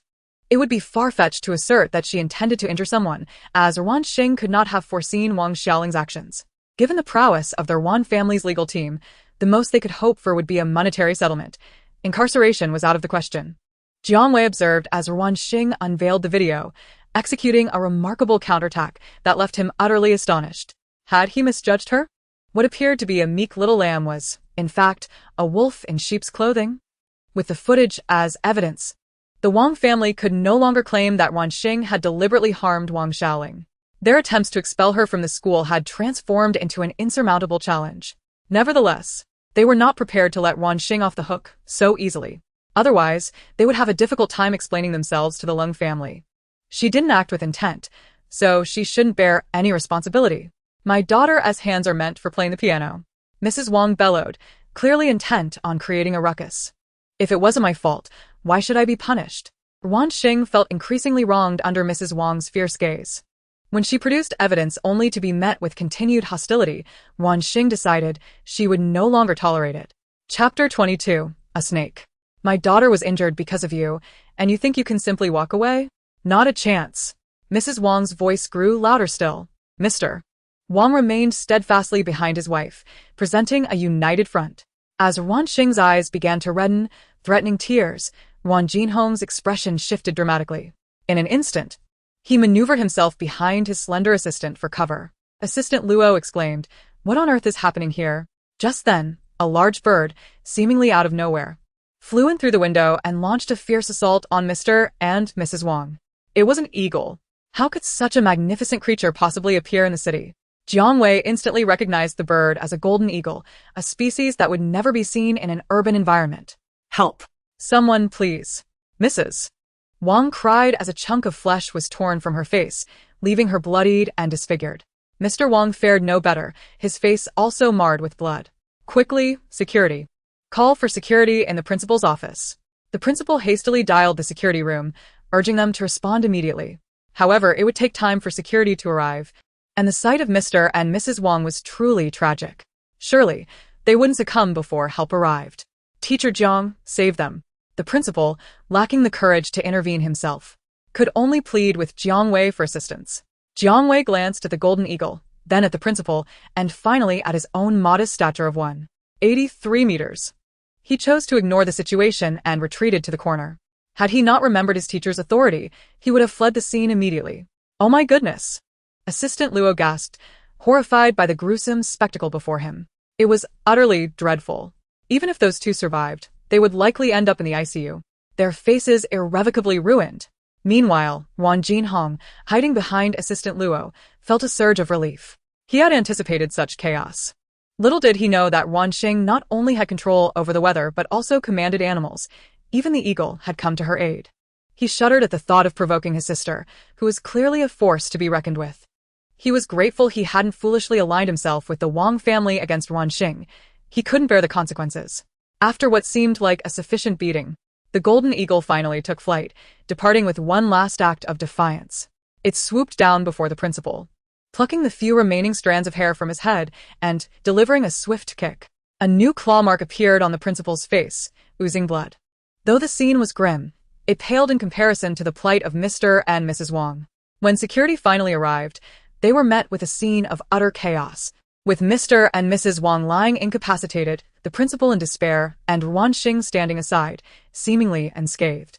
The security chief was left in a state of bewilderment.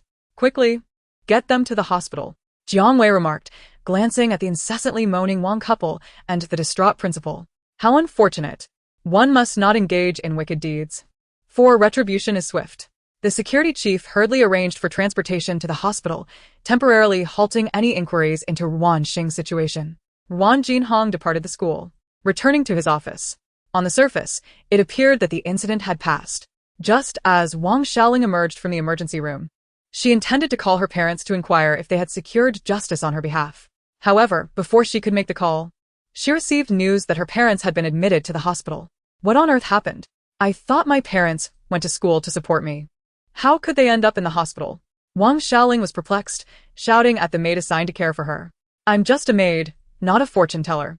How am I to know what you don't? The maid retorted. What an impressive feat. They've just sent their daughter to the hospital. And now they won't spare her parents either. Truly, the consequences of one's actions are profound. It seemed wise to avoid crossing paths with such a formidable individual in the future.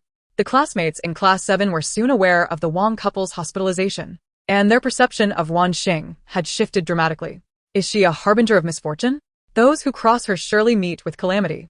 Cold Xiao, known as Lung Xiao, expressed his thoughts cautiously to Lu Bo. Perhaps we should reconsider our approach to Ruan Xing. She seems quite formidable, he suggested. Yet, it was merely coincidence. Their plan would proceed as intended. Since they could not drive her away, they would simply teach her a minor lesson. Lung Xiao wore a chilling smile, his eyes reflecting derision, indifference, and a hint of malice. Lu Bo swallowed hard, feeling uneasy, but he knew he had to heed Lung Xiao's words. Very well. We shall proceed as planned. When Ruan Xing returned, the class had already concluded. As she entered the classroom, all eyes turned towards her. Some gazed out of mere curiosity, others with trepidation, while a few simply relished the spectacle. Guyi regarded the new student with a hint of surprise. This newcomer was indeed striking, possessing a resemblance to the Ruan family that surpassed even Ruan Xie. Yigo, that's your new desk mate. Isn't she beautiful? Su Fei teased, winking at him. Are you seeking death? Guyi shot him a cold glare, leaving him to contemplate his words. Hee. Su Fei quickly fell silent, too intimidated to speak further. Guyi's reputation for decisiveness was well known. A mere glance was sufficient to keep Su Fei in check. As Ruan Xing walked towards her desk, she felt the weight of her classmates' gazes upon her. Just as she was about to sit down, the system suddenly issued a warning. Host, do not sit. It has been coated with strong adhesive. Strong adhesive. Ruan Xing's eyes widened as she scrutinized her chair, indeed noticing a thin layer of glue smeared across its surface. Had it not been for the system's alert, she would have overlooked it entirely. Why, isn't she sitting? Could she have discovered our little trap? Lu Bo whispered nervously. Hurry and sit. Please, just sit. He implored. Oh no, she's onto us. Lu Bo's heart sank. Yet, he reassured himself, she had evaded detection once. But could she evade it again? Surely, no girl would be unafraid of such a predicament. A confident smile crept across Lu Bo's face. Guyi, too, noticed the anomaly. Had it not been for Ruan Xing's prolonged examination of the chair, he would have remained oblivious to the adhesive. Su Fei, go get her a different chair. Guyi instructed. On it. Su Fei replied. Su Fei rose and took away the chair that had been smeared with glue. Thank you, you are truly a kind-hearted person. Ruan Xing said, smiling sweetly at Guyi. Guyi cleared his throat, attempting to mask his discomfort. He was indeed unaccustomed to interacting with girls. Please stand for a moment. The new chair will arrive shortly. All right, Ruan Xing replied, nodding with a smile. Growing a tad bored while standing, she reached into her desk, intending to retrieve some snacks. Before coming, she had specifically packed a few bags of treats in her backpack. Her desk mate was a good person, and she wished to share some of her favorite snacks with him. As her hand delved into the desk, she felt something unusual. This texture. Applying a bit more pressure, she pulled out a limp creature. Ah. A snake. Don't come any closer.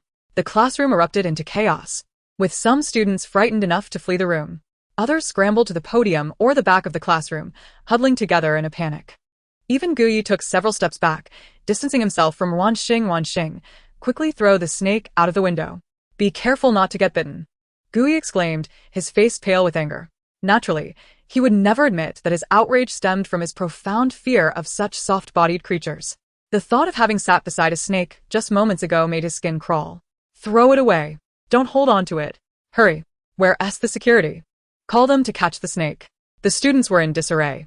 Cold-blooded creatures like snakes frightened not just the girls, but the boys as well. Don't be afraid. It one tea bite, Ruan Xing reassured the class, gently stroking the snake's head with her delicate, fair fingers. The snake flicked its tongue, nudging its head against her fingertip, displaying an endearing demeanor. Ruan Xing was genuinely unperturbed by such a small creature. Having grown up in the countryside, she was accustomed to encountering snakes, insects, and mice. It was not uncommon for a small snake to slither into her room, and she had long since acclimatized to it. Furthermore, another significant reason Ruan Xing was unafraid of snakes was her innate ability to attract small animals. They never bit her. Rather, they often brought her little gifts. Thus, in Ruan Xing's eyes, all small creatures were her friends. Oh my, she asked, not afraid of snakes. What kind of person is this? I knew she was extraordinary. The classroom buzzed with excitement at Ruan Xing's interaction with the snake. Li Ming, hee, you'll soon find out. She has truly something special. The security has arrived. The security personnel, armed with a bag and snake-catching tools, rushed in upon hearing about the snake in the classroom. Dear student, do not be frightened. Gently place the snake into this bag, the security uncle said, noticing Ruan Xing's audacity in holding the snake. Where are you taking it? Ruan Xing asked, reluctant to part with her newfound friend. It looks like a pet snake. It shouldn't be venomous. Perhaps someone brought their pet to school, the diligent security officer replied. We'll inquire first. If no one claims it, we'll find it a good home. Ruan Xing felt reassured upon hearing that her new friend wouldn't be harmed. She reluctantly handed the little snake over as the security took it away, waving goodbye with a sense of attachment. A pet snake? Aren't you supposed to catch a venomous one? Cold Mo Yen glared disapprovingly at Lu Bo upon hearing it was a pet snake. Lu Bo smiled awkwardly. Venomous snake? Where am I supposed to find one in such a short time? Besides, if it bites someone to death, that's your concern, not mine. I found the snake. Internally grumbling, Lu Bo maintained an apologetic smile. I didn't intend for this, Cold Xiao. It's just that time was short. Venomous snakes aren't easy to come by. This pet snake was sourced from a nearby pet shop by my family's driver. Useless. Cold Mo Yen scoffed at Lu Bo's inefficiency. He had hoped to play a prank on Ruan Xing, but she had avoided the glue and now showed no fear of the snake. Truly, she was a formidable opponent. How could she possibly compete with Uuu? Chapter 23. Forgotten. According to reports, a significant incident involving large birds injuring individuals occurred in our city today. A golden eagle flew into the principal's office of Mingmen High School at 9:15 a.m., resulting in serious injuries to 2 students' parents and minor injuries to the principal. The parents are currently receiving treatment in the hospital and have now stabilized. The news report on the phone detailed the incident where Wang Xiaoling's parents were injured by the golden eagle. Wan Xia's gaze darkened, her lowered eyes concealing the shadows within. Uuu, did you see the news report just now? I can't believe it made the headlines so quickly. Poor Wang Xiaoling. Not only is she injured, but her parents are also affected, Jiang Mimi remarked, her eyes glued to the news. Mimi, after school, let us visit Xiaoling. I wonder how she is doing. She raised her gaze with concern, her eyes slightly reddening. I heard she is badly injured. Her hand was pierced, Jiang Mimi added. The students from class 7 might have exaggerated, but if Wang Xiaoling's injury is as severe as they say, she won't be able to participate in next month's piano competition. Next month, Wang Xiaoling was supposed to represent the school in the citywide piano contest. However, it wouldn't matter if she couldn't go, as Yi would be there. After all, Xiaoling was merely a supplementary participant. Jiang Mimi scoffed at the thought of Wang Xiaoling. If it weren't for you, Uuu, she wouldn't even qualify to be friends with us. Coming from such a nouveau riche family. Mimi, don't say that. Not being able to compete must be tough for Xiaoling. Ruan Xia frowned. Her eyes filled with concern for her friend. Don't worry too much. She should be fine. Jiang Mimi gently reassured her. Compared to Wang Xiaoling, you're the one who worries me the most. Your sister has caused so much trouble since her return. if she takes action against you. I truly fear for your safety. Jiang Mimi had heard about the events following Ruan Xing's return. Initially, she thought the rumors were exaggerated.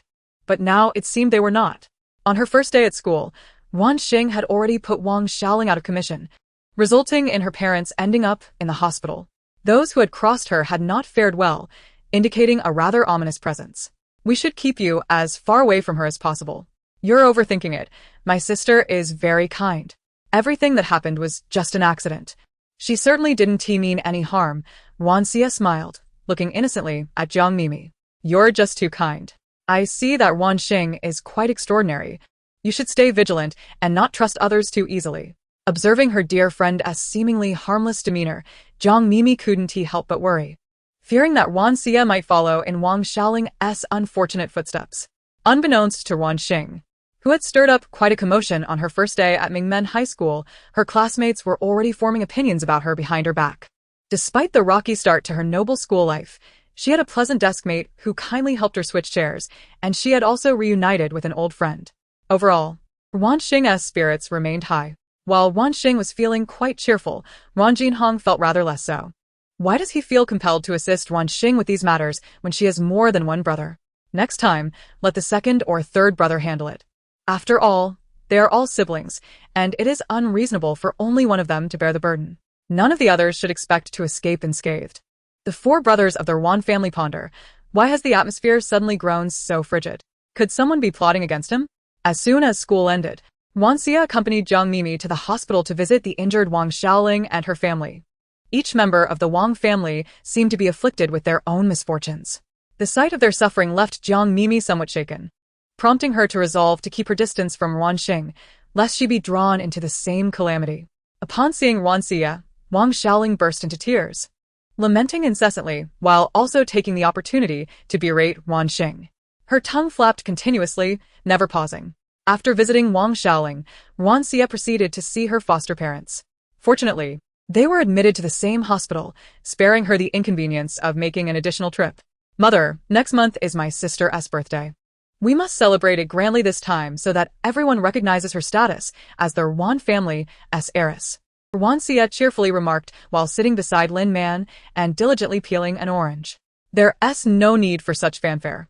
I do not wish for others to learn that our Ruan family has produced a calamity. Lin Man thought bitterly of all she had endured since Ruan Xing's return, wishing she had never given birth to her. How unfortunate it was that her own daughter turned out to be such an anomaly. Mother, this is my sister's first birthday back home, and those who ought to know are already aware. Rather than continue to hide her away, we should graciously introduce her to everyone. It will save us from unnecessary speculation about our family. The more Ruan Xie displayed her poise and grace, the more Lin Man's disdain for her biological daughter intensified. I cannot bear to present her to others. It is one thing for her to bring misfortune upon our family, but to involve outsiders would only invite trouble upon us. She is a harbinger of disaster, a bane to all. Lin Man shook her head resolutely, refusing to relent. Seeing Lin Man's stubbornness, Ruan Xie seized the opportunity to suggest, Mother, perhaps we are overthinking this. Maybe it is all mere coincidence, and my sister is not truly a calamity. I recently met a very accurate fortune teller. Why don't we consult him about my sister's birth details? It would spare us from wrongfully accusing her. Is that fortune teller truly reliable? Lin Man harbored similar thoughts, but was haunted by the memory of Master Huidong being struck by lightning, leaving her with a considerable psychological scar, which made her hesitant to mention it again. However, Ruan Xie's suggestion reignited her curiosity and desire to consult a master to divine Ruan Xing's fate. Absolutely reliable, Ruan Xie affirmed with fervor. Very well, we shall consult the master about your sister. I remember Ruan Xing was born on XX month XX day of the year XX. Lin Man revealed her daughter's birth date. And the time? Was it during the day or night? Can you be more specific, Mother? Ruan Xie inquired eagerly. Day or night? How am I to remember? Lin Man pressed her forehead in an attempt to recall the exact moment of Ruan Xing's birth. But she could not conjure it. I cannot recall. Ruan Xie's eyes widened in disbelief. How can a mother forget when she gave birth to her child? Not only do you not remember the hour, but you cannot even recall if it was day or night. Chapter 24. Li Ming decides to win Ruan Xing's favor. Ultimately, Ruan Xie was unable to extract the precise details of Ruan Xing's birth from Lin Man. She could not accept this outcome. Thus, She sought out Ruan Xing for answers, but he too was utterly oblivious to the time of Lin Man's childbirth. Having exhausted her foster parents, she feigned curiosity and inquired of her brothers. Unsurprisingly, none of them could recall. Realizing that asking others was futile, she resolved to check the hospital records. To her shock, she discovered that there was no record of Ruan Xing's birth on that day. How could this be possible? Ruan Xie sensed something amiss and immediately called her master. Master, she began gravely as soon as the line connected, relating her findings. How intriguing, indeed. It appears someone is shielding that girl. Someone has manipulated circumstances to obscure the memories surrounding her birth time. The birth time she possesses may not even be authentic. Mingjing's interest in Ruan Xing deepened. What secrets does that girl harbor, and why would anyone go to such lengths to conceal her birth details? I must meet her when I have the opportunity. I am certain there is much to uncover. That evening, Ruan Xing dined alone. Each of her brothers claimed to be busy and could not return home. And even Ruan Xie was absent. However, Ruan Xing was unbothered. After her meal, she ascended to her room to chat with Li Ming online. Ruan Xing had previously had Li Ming's phone number, but after he moved, he had changed all his contact details. No one in the class could reach him. Now that they had reunited in this new class, Ruan Xing naturally added her good friend's contact information at the first opportunity. Li Ming, however, was reluctant. Why had he gone to such lengths to change all his contact details after moving if not to avoid Ruan Xing? Yet he had no choice now. Unless he wished to see her in tears and join Wang Xiaoling as a hospital acquaintance, he needed to navigate this situation.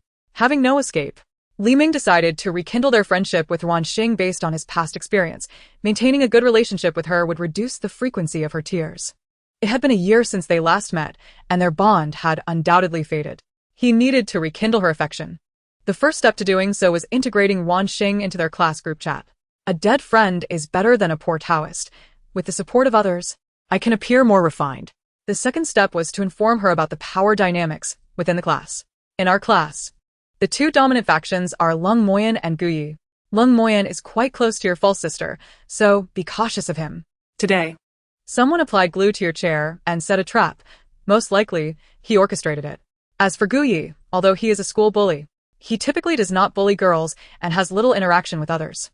As long as you do not provoke him, he generally will not cause trouble. Li Ming elaborated on the class dynamics, clearly delineating who belonged to which faction.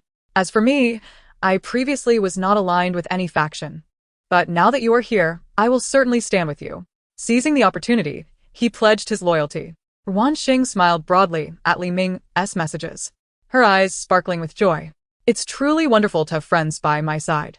You're the best, Xiaoming. You truly are my good friend. After chatting a while longer, Ruan Xing yawned, feeling the hour grow late and deciding it was time for bed. Then you should rest. I will turn in as well. What would you like for breakfast tomorrow? I can bring you something, Li Ming suggested, having successfully rekindled her affection. I would love some soup dumplings and soy milk with fried dough sticks, Ruan Xing replied without hesitation, having considered the options. While their Ruan family breakfast was ample and delicious, she was open to a change of flavor. Having been accustomed to her classmates bringing her breakfast, she saw nothing improper in accepting such gestures. Li Ming replied with a simple acknowledgement, and after exchanging goodnights, their conversation came to an end. On her side, Ruan Xing extinguished the lights and retired to bed. Meanwhile, Li Ming swiftly sprang from his bed and dashed to the living room. Aunt Huang, please remember to wake me up an hour early tomorrow. Don't forget. Li Ming was already reminiscing about which family prepared the most delectable breakfast. If he was to bring breakfast, it had to be of the finest quality. Anything less would be unworthy. Xiaoming, you're getting up so early tomorrow? Aunt Huang exclaimed, her face reflecting surprise. Aunt Huang was the housekeeper for the Li family, who did not adhere to the formalities of high society. Refraining from addressing her as Mr. or Mrs. instead, they simply called each other by their names. I've made plans with friends. Li Ming casually brushed off the inquiry before returning to his room to sleep. He needed to rise early the next day and could not afford to be late. The following day, Ruan Xing and Ruan Xie once again shared a ride to Mingmen High School. Although they were not in the same class, they parted ways after alighting from the vehicle, each heading to their respective classrooms. True to his word, Li Ming was already in line early in the morning to purchase the breakfast that Ruan Xing had specifically requested. He was quite familiar with her appetite, buying 2 fried dough sticks, 6 hefty buns, and the largest cup of soy milk available. As Ruan Xing savored her breakfast, a look of sheer bliss illuminated her features. Ruan Xing, do you still have the energy to eat? Zhang Moli marched over in her little leather shoes, fuming at the sight of Ruan Xing's delighted expression. She had a history of fainting at the sight of blood. After witnessing Wang Xiaoling's bloodied hand the day before, she had immediately lost consciousness. Upon waking up in the school infirmary, she learned of Xiaoling's family hospitalization. Although many classmates speculated that Ruan Xing was cursed, she remained skeptical. To her, such rumors could very well be a ploy by Ruan Xing to instill fear and deter others from troubling her. Zhang Moli wouldn't be so easily fooled. As soon as she arrived at school that morning, she couldn't resist seeking trouble with Ruan Xing. Can't you see Ruan Xing is eating? Li Ming interjecta. Positioning himself protectively in front of Ruan Xing to shield her breakfast from disruption. Li Ming, are you out of your mind? What business is it of yours if I want to speak to Ruan Xing? Zhang Moli scoffed. Normally, Li Ming was just an unnoticed presence in class. But today he audaciously stood up to her. Was it because he was emboldened by Ruan Xing's influence? Chapter 25. Truly unworthy. Ruan Xing is my friend. If you bully her, I won't stand idly by. Li Ming was undaunted. He recognized that Zhang Moli's family was no different from his own. They were both nouveau riche, neither superior to the other. Had it not been for his previous inability to climb the social ladder, he wouldn't have remained a mere background figure in class. Now, with Ruan Xing as his ally, he felt invincible. Despite her eccentricities, she was undeniably formidable. From this moment on, aside from Ruan Xing, he feared no one. Friend? A friend who brings her breakfast? You two must have something going on. Cold Xiao. Ruan Xing's supposed fiancé remarked as he observed the closeness between Ruan Xing and Li Ming. I think we ought to investigate their relationship. Zhang Moli turned her attention to the indifferent Cold Moyen, who seemed unfazed by the unfolding drama. Fiancé? The term struck a nerve with Ruan Xing. Who was her fiancé? In the wake of yesterday's events, she had forgotten to inquire of the system regarding the identity of her betrothed. Stop spouting nonsense. My only fiancé is Xiyue. Our family doesn't associate with just anyone. Cold Moyen glared at Ruan Xing with evident disdain. Had she not returned unexpectedly, Xiyue wouldn't have been so heartbroken. To Cold Moyen, Ruan Xing's very existence was a mistake, especially after learning that Xiyue was quite pleased with their engagement, often smiling at the mention of him. This only intensified his dislike for Ruan Xing, whom he viewed as a sycophantic girl, unworthy of comparison to Xiyue. Look at that, Cold Xiao has spoken. He doesn't acknowledge you as his fiancé, Zhang Moli chimed in gleefully. Everyone knew that Ruan Xing was the one originally betrothed to Cold Moyen, but as long as he refused to recognize her status, she remained nothing. Am I really your fiancé? After finishing the last bun, Ruan Xing curiously scrutinized Cold Moyen. He was undeniably handsome, with a youthful charm, yet among his peers, his looks were strikingly superior. With sharp brows, deep-set features, and a strong jawline, he possessed an undeniably commanding presence. His short black hair, styled in the trendiest fashion, added to his allure. Merely sitting there, he exuded an air of dominance, clearly of distinguished lineage. Ruan Xing appraised him but quickly lost interest. While he was attractive, he was not to her taste. I am not your fiancé, Cold Moyen retorted with palpable distaste. How audacious of her to attempt to assert dominance in front of the entire class. Truly calculating. Seated beside Ruan Xing, Xiyue remained uninvolved in their exchanges, instead enjoying the spectacle alongside Su Fei. Cold Moyen usually exuded arrogance, but such displays of vulnerability were rare. Do you fancy Wanxia? Ruan Xing asked, her large eyes wide with curiosity. Of course. Otherwise, would I be interested in you? You and I are not a match. His words dripped with sarcasm. Li Ming feared that this little tyrant might burst into tears, wishing to distance himself as much as possible from Cold Moyen, too close. And he might get caught in the crossfire. Unexpectedly, Ruan Xing did not cry. Indeed unworthy, she nodded in agreement. However, her next statement incensed Cold Moyen.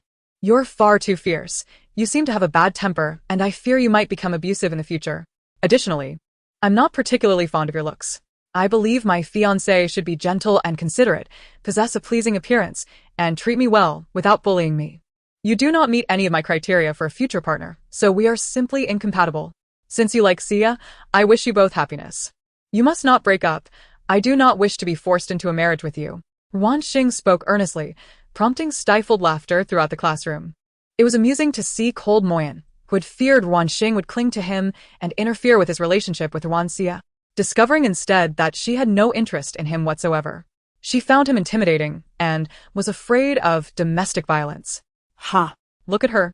She dares to say anything she pleases. The others, intimidated by cold Moyen, could only stifle their laughter. But Xiyue, unafraid, let his mirth ring loudly. Ha ha ha. Cold Moyen. You've met your match. A girl has rejected you. Xiyue laughed so hard, he pounded the table, with Sufei beside him unable to contain his amusement. As laughter erupted throughout the classroom, Cold Moyen's cold gaze swept over the room, causing everyone to avert their eyes or turn their backs, none daring to meet his gaze. Yet the subtle shaking of their shoulders betrayed their mirth. Do not think that a mere ploy will earn my admiration, he sneered, convinced that growing up in the countryside had only sharpened her cunning. If Xiyue hadn't informed him about Ruan Xing's behavior at home, he might have been swayed by her deceitful words. This woman was far too calculating. I don't understand what you're talking about, Ruan Xing blinked innocently, feigning ignorance of any manipulation. If she didn't like him, there was no need for him to salvage his pride so forcefully. Your demeanor resembles that of those absurdly domineering protagonists found in romance novels. Whenever a woman expresses disinterest, they invariably assert that she is merely playing hard to get. As Xiyue spoke, he broke into laughter once more. The entirety of his amusement today stemmed from the antics of Lung Mo. That lad is truly a good person. Uffed. The sound of laughter erupted again, a chorus of puffed filling the air. Lung Mo turned around to find the laughter had ceased, yet no one dared to meet his gaze. Each person trembled as if afflicted by Parkinson's disease. This bunch. Zhang Mo Li had already slipped away when Xiyue began to mock Lung Mo unabashedly. Were it not for her pulling him out, Lung Mo would not have become the target of Xiyue's ridicule. Had he regained his composure, she would have been in dire straits. Was she to remain and await retribution? At that moment, she wished fervently to bury her head beneath the table, whispering to herself, "You cannot see me. You cannot see me. You cannot see me." Just then the bell for class rang. A stranger entered, clutching a mathematics textbook. The man was strikingly handsome, towering at approximately 187 centimeters, with long legs and an aura of noble elegance, as if he had stepped out of a fairy tale. His tall stature and exquisite features imparted a feeling akin to a prince from a comic book materializing into reality. How handsome! Wow, how could someone be so good-looking? He surpassed both Xiyue and Lung Mo in allure. Who is he? He resembles a prince. The girls collectively gazed with starry eyes, exclaiming how extraordinarily handsome he was. Chapter 26, The New Teacher. The two most attractive boys in Class 7 were Lung Mo and Xiyue. Lung Mo possessed the quintessential domineering visage, with profoundly striking and aggressive features. Xiyue, on the other hand, exuded a charmingly rogue appeal. Each had their own admirers, and their fan bases within the school were evenly matched. Unexpectedly, today another handsome figure emerged. This newcomer appeared even more dashing than either of the two. In terms of both appearance and demeanor, this new gentleman was a clear victor. Unlike Lung Mo's fiercely aggressive features, this gentleman's visage was more approachable, easily endearing, inviting closeness. Good morning, everyone. I am the substitute teacher for today. My name is Gu Chen. Your mathematics teacher is on maternity leave and will return in 2 months. For the next 2 months, I will be your mathematics instructor. The man, Gu Chen, picked up a piece of chalk and inscribed his name on the blackboard with a flourish, revealing his practiced calligraphy. He is actually the new mathematics teacher. Wow. Teacher Gu is so handsome. I hereby declare that mathematics is now my favorite subject. Wait, am I the only one puzzled? Our mathematics teacher is clearly male. How can he take maternity leave? And for 2 whole months? Oh right, the last time the biology teacher's partner gave birth. The school only granted him 14 days of paternity leave. The female teachers indeed enjoy more substantial maternity leave, totaling 2 months. While the girls marveled at the new teacher's stunning beauty, the boys were left in confusion. How could their mathematics teacher be so impressive? A male yet entitled to 2 months of maternity leave typically reserved for female teachers? They had never realized their mathematics teacher had such a profound background to warrant such special treatment. Mathematics teacher, I have no background. The mathematics teacher was also in a predicament. His wife was only 6 months pregnant and had been compelled to take maternity leave. Were it not for Gu Chen providing him with an additional salary, he might not have agreed to it at all. After all, education was his lifelong passion, and he was reluctant to abandon those students on the brink of graduation. If only the mathematics teacher could refrain from smiling foolishly while speaking, he might be more convincing.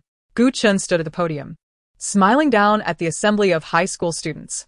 His gaze subtly fell upon Ruan Xing. Yes, he had deliberately come to this school to teach. The reason? To enjoy the spectacle, of course. Wherever this true heiress went, a captivating drama unfolded. He simply could not miss it. Life can be mundane, and when presented with something intriguing, he was determined not to let it slip away. Down below, Xiyue was astounded. This is truly my uncle. How did he end up here? When did he return to the country? Xiyue's eyes widened in shock, his mind struggling to comprehend the situation. Teacher, may we ask a few questions? A female classmate exclaimed, her eyes sparkling with affection as she eagerly raised her hand. Certainly, Gu Chun nodded. Teacher, how old are you? You look so young. The girl asked impatiently. 20, Gu Chun replied.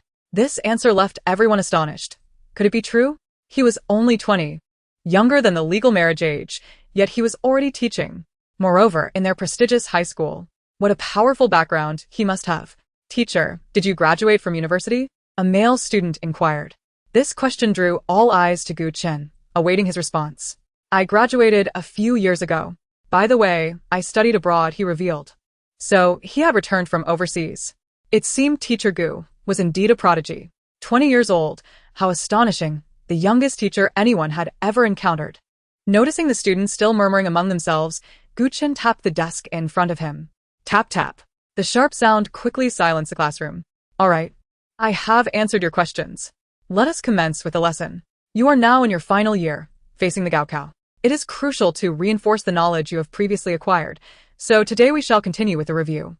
Please turn to the page we will be revisiting today. Gu Chun spoke eloquently from the podium. Initially, one might assume he was merely handsome, but it soon became evident that his teaching was also clear and comprehensible. Instead of overwhelming the students with excessively difficult content, he began the review with simpler concepts. By the end of the class, even those who had previously shown little interest in mathematics had grasped substantial material. Some even managed to complete the problems he had taught. Once the lesson concluded, the students were reluctant to part with such an engaging and handsome teacher. Even those boys who had previously been indifferent had developed a newfound fondness for him. As soon as Gu Chun departed, the classroom erupted in excitement. The new teacher is not only handsome but also delivers captivating lessons. I wonder if he has a girlfriend. After all, we are only 2 years apart. Don't dream, someone interjected. This new teacher is clearly quite popular. He must have many admirers. Regardless, I will continue to dream. Am I inferior to anyone else? I refuse to believe I cannot win his affection. The girls huddled together, swooning, while the boys similarly brimmed with curiosity. Could it be that Gu Chun is related to the Gu family? Some speculated about his connection to the prominent Gu family based on his name. Surely not. Why would a member of the Gu family need to teach at our school? Moreover, Yigo hadn't mentioned knowing the new teacher. Most dismissed this theory, believing it improbable. After all, children of their social class had their futures predetermined. Even without a job, they would fare well. There was no need to become a teacher. Not to mention, the Gu family was the foremost among the 4 great families of the capital, with the Lung family trailing closely behind. Listening to the lively discussions among her classmates, Ruan Xing pulled out a bag of potato chips, crunching away. Would you like some chips? Her desk mate asked kindly, and Ruan Xing was happy to share. These were her favorite snacks brought from home, and the housekeeper had stocked up on them knowing her fondness. I want some. Su Fei reached out and took a chip from the bag. Gu Yi, initially disinterested, found himself taking one as well, swayed by his desk mate's generosity. Crunching on potato chips, Su Fei lowered his voice and curiously inquired, Yigo, could it be that the new teacher is truly related to your Gu family? Ruan Xing gazed at Gu Yi with intrigue, captivated by the striking appearance of the new instructor. She too was curious whether her desk mate had any actual connection with the teacher. That's my little uncle, Gu Yi replied in a hushed tone. Indeed, there is a connection. Su Fei expressed astonishment, though it wasn't entirely unexpected. Wait, the little uncle you mentioned, could it be the genius one from your family? The one who graduated from Harvard at 14, earned 4 doctoral degrees by 18, established his own biotechnology firm, and became a visiting professor at Harvard? That mysterious genius, little uncle. His surprise nearly caused him to raise his voice. That's him, Gu Yi nodded affirmatively. My heavens, he is truly remarkable. Su Fei exclaimed. But isn't your little uncle usually abroad? When did he return? I don't recall you ever mentioning him. I have no idea when he came back, Xiyue admitted, feeling perplexed. It was surprising to him that he was entirely unaware of such a significant event. Dad didn't even give me a heads up. The sudden appearance of his little uncle at their high school left him pondering about the motives behind it. Was it possible that his father could no longer tolerate his leisurely lifestyle and summoned his uncle to instill some discipline? But would his uncle even heed his father's wishes? In a fleeting minute, Xiyue speculated multiple scenarios regarding his uncle's presence but found them all implausible. Your little uncle is quite impressive. Ruan Xing overheard their conversation. A person merely 2 years her senior achieving such greatness was a novel experience for her. He seemed reminiscent of a protagonist from a novel. The first image that sprang to her mind was that of a high-achieving, highly intelligent male lead from literature. This identification felt remarkably seamless. He really does, Xiyue remarked, his expression somewhat peculiar. I genuinely envy you for having such an extraordinary little uncle, Ruan Xing admitted. Her academic performance was lackluster, and she often felt intellectually challenged. If only she had such an accomplished little uncle to tutor her. Now that Ruan Xing had some wealth, while she could not afford a tutor as exceptional as Gu Qin, she could still enroll in tutoring classes. She recalled her previous teachers emphasizing the importance of attending university for a promising future. Ruan Xing deeply resonated with this notion. Having seen a few college graduates from her village return with great prestige, she had envied them and yearned to experience that glory herself, but with her current grades, university seemed unattainable. However, if she could find someone to assist her with her studies, perhaps there would be a faint glimmer of hope. Ruan Xing furrowed her delicate brows, contemplating where to find a capable tutor. Xiyue, unaware of her erratic thought process, found it curious that they had been discussing his uncle moments ago. Yet she had shifted her focus to finding a tutor. What are you envious of? My little uncle and I are only 2 years apart. He is my grandfather's youngest child, having grown up under immense adoration. My parents treat him like their own son, often better than they treat me. I was frequently used as a benchmark against him during our childhood. If not for my strong mentality, I might have sought psychological help by now, Xiyue scoffed. Each time someone expressed envy over his illustrious little uncle, he felt an urge to complain. Who could truly understand his plight? I had no idea you were having such a tough time, Ruan Xing responded sympathetically. Actually, it's not too bad. My uncle left for abroad at 10, so I only had a challenging time until I was 8, Xiyue said, scratching his head awkwardly. He felt uncomfortable under her sympathetic gaze. He truly did not require pity. He was merely venting his frustrations. But Yigo, what is your little uncle doing back home? Why has he come to our school as a teacher? Is it possible he is here to keep an eye on you? Su Fei asked tentatively. I doubt it. I can't be that significant to my uncle. Xiyue shook his head. Then, let's not speculate. We cannot comprehend the workings of his mind, Xiyue said, taking another chip and crunching it loudly. During lunchtime, Ruan Xing was warmly invited by Su Fei to join them for a meal, to which she cheerfully acquiesced. Accompanying them was Li Ming, who had officially entered the role of a devoted sycophant, even assisting Ruan Xing in queuing for food. Having known her for over a year, he was well aware of her culinary preferences and selected only dishes she enjoyed. Here comes the food. 2 trays were placed before Ruan Xing. She expressed her gratitude to Li Ming and promptly picked up her chopsticks. Li Ming had chosen braised fish, sweet and sour ribs, fried pork chops, spicy chicken, lemon chicken feet, roasted duck, abalone, and shrimp, finishing with 2 vegetable dishes and a bowl of seafood soup. With all this food, can Ruan Xing possibly finish it? Su Fei questioned, eyeing the overflowing platter, which had necessitated a separate plate for the rice, as the original one had no room left. I can finish it. Ruan Xing beamed, her eyes sparkling with delight at the delectable feast before her. She adored the dining hall of this school. It was simply exquisite. The variety of dishes was extraordinary, fulfilling her fantasies of a prestigious school cafeteria. Xiyue and Su Fei exchanged skeptical glances. Despite being a prestigious school, they too adhered to the principle of not wasting food. To instill good habits, the cafeteria had strict regulations. Excessive leftovers could result in penalties, including but not limited to cleaning duties.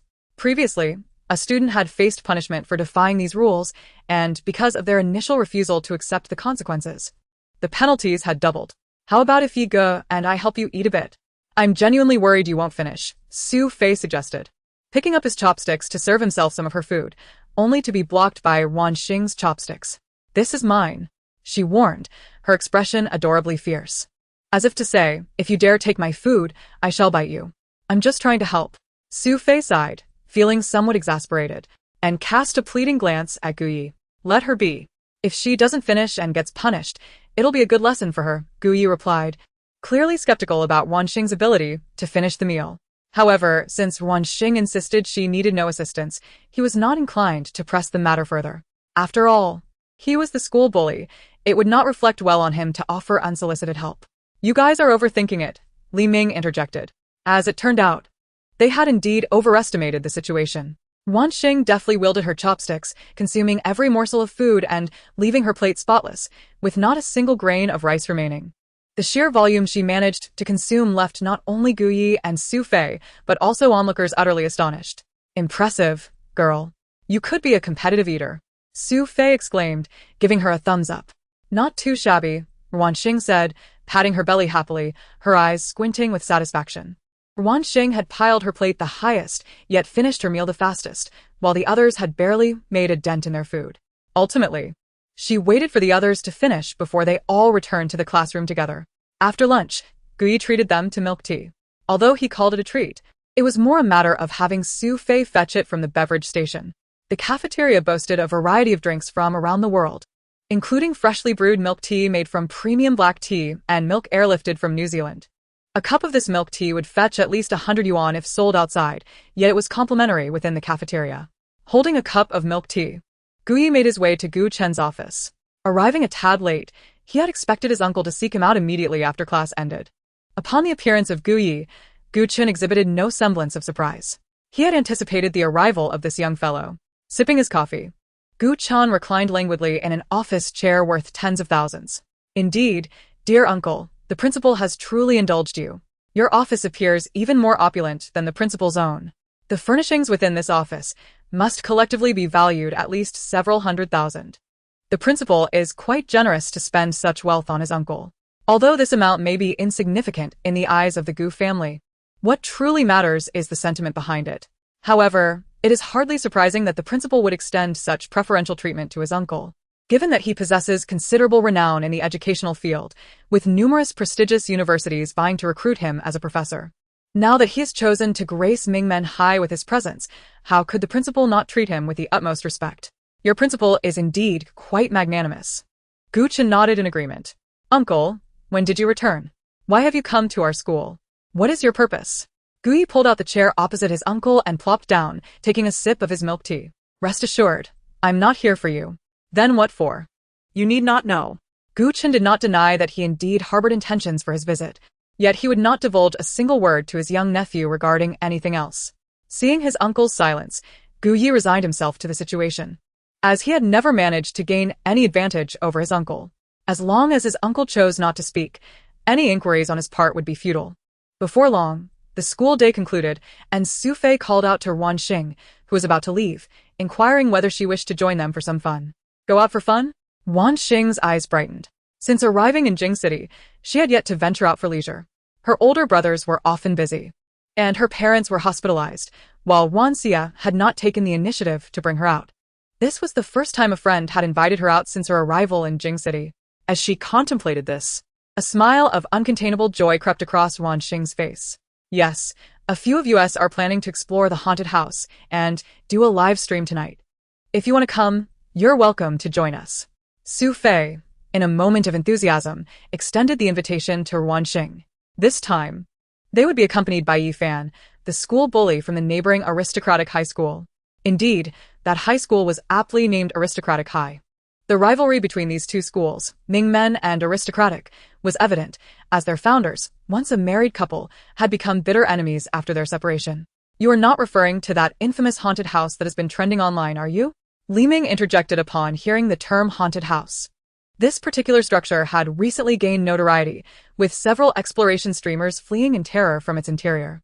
Some claimed it was genuinely haunted, while others insisted it was merely a scripted performance. Yet, despite the fright it instilled, many streamers continued to brave its depths for the sake of garnering views. Su Fei shook his finger at him, saying, "Of course not. It's far too crowded there now to create any atmosphere. The place we're heading to is steeped in genuine horror." He turned to Ruan Xing, his enthusiasm palpable. "So, are you in?" "Absolutely." Ruan Xing raised her hand, brimming with energy. A haunted house. It sounds fascinating. I adore watching horror films. I want to go. Then can I join as well? Since he had already considered himself Ruan Xing's little brother, he felt he could not miss out if the leader was going. Let us all go together, Su Fei said nonchalantly. Guyi frowned and pulled Su Fei aside, lowering his voice. What are you thinking? We are supposed to compete with Yi Fan's crew today. Why would you bring Ruan Xing along? He did not wish to drag anyone else into the enmity he harbored with Yi Fan, especially not Ruan Xing, who was merely a transfer student. Relax, brother Yi. I'm doing this for you. I heard that Yi Fan is bringing the school beauty with him tonight. If we don't have a girl on our side, we'll be at a disadvantage. You wouldn't want Yi Fan to mock you for that, would you? Guyi. Well, given Yi Fan's character, he might just stoop to such underhanded tactics. In light of this, he glanced at Ruan Xing, feeling a twinge of regret, yet acknowledging that it was Ruan Xing's own decision to attend. At worst, he could simply treat her better afterward. If that scoundrel Leng Moyan dared to bully Ruan Xing, he would undoubtedly defend her. Unbeknownst to her, Ruan Xing had already called Butler Wang to inform him that she would not be returning home for dinner. She even mentioned the adventure to the haunted house. Butler Wang encouraged her to enjoy herself and inquired whether she required transportation to their destination. Knowing that Gu Yi and his companions had their own vehicles, she declined the offer for additional transport. As night had yet to fall, Ruan Xing accompanied Gu Yi and the others for dinner first. Besides the four of them, Li Tao and Zhao Peng also joined. One was from Class 1, the other from Class 5. Although neither was a student from the international class, they typically hung out with Gu Yi. Their different class schedules, however, meant they rarely appeared together at school. Brother Yi, you actually brought a girl along. Upon seeing Ruan Xing, Li Tao and Zhao Peng were taken aback, nearly dropping their jaws. Their brother Yi had finally come alive. Countless beautiful girls had pursued him in the past, yet he had never shown interest. It seemed the iron tree had finally bloomed. Stop with the nonsense.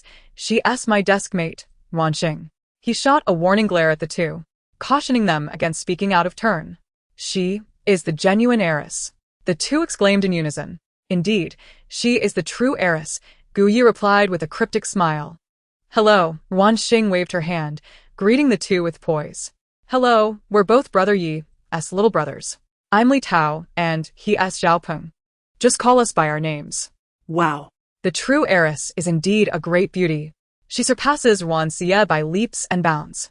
Clearly, Leng Moyan had lost his mind to forsake such a stunning girl for Ruan Xie. With Ruan Xing's striking appearance, she would undoubtedly rank among the top tier even in the entertainment industry, where beauty was abundant. Enough chit-chat, let us sit down and order. After dinner, we can catch a movie, which will time perfectly for our arrival at Longjing Villa. Alright, everyone, let us order. As the only girl present, Ruan Xing was granted the privilege of choosing the dishes.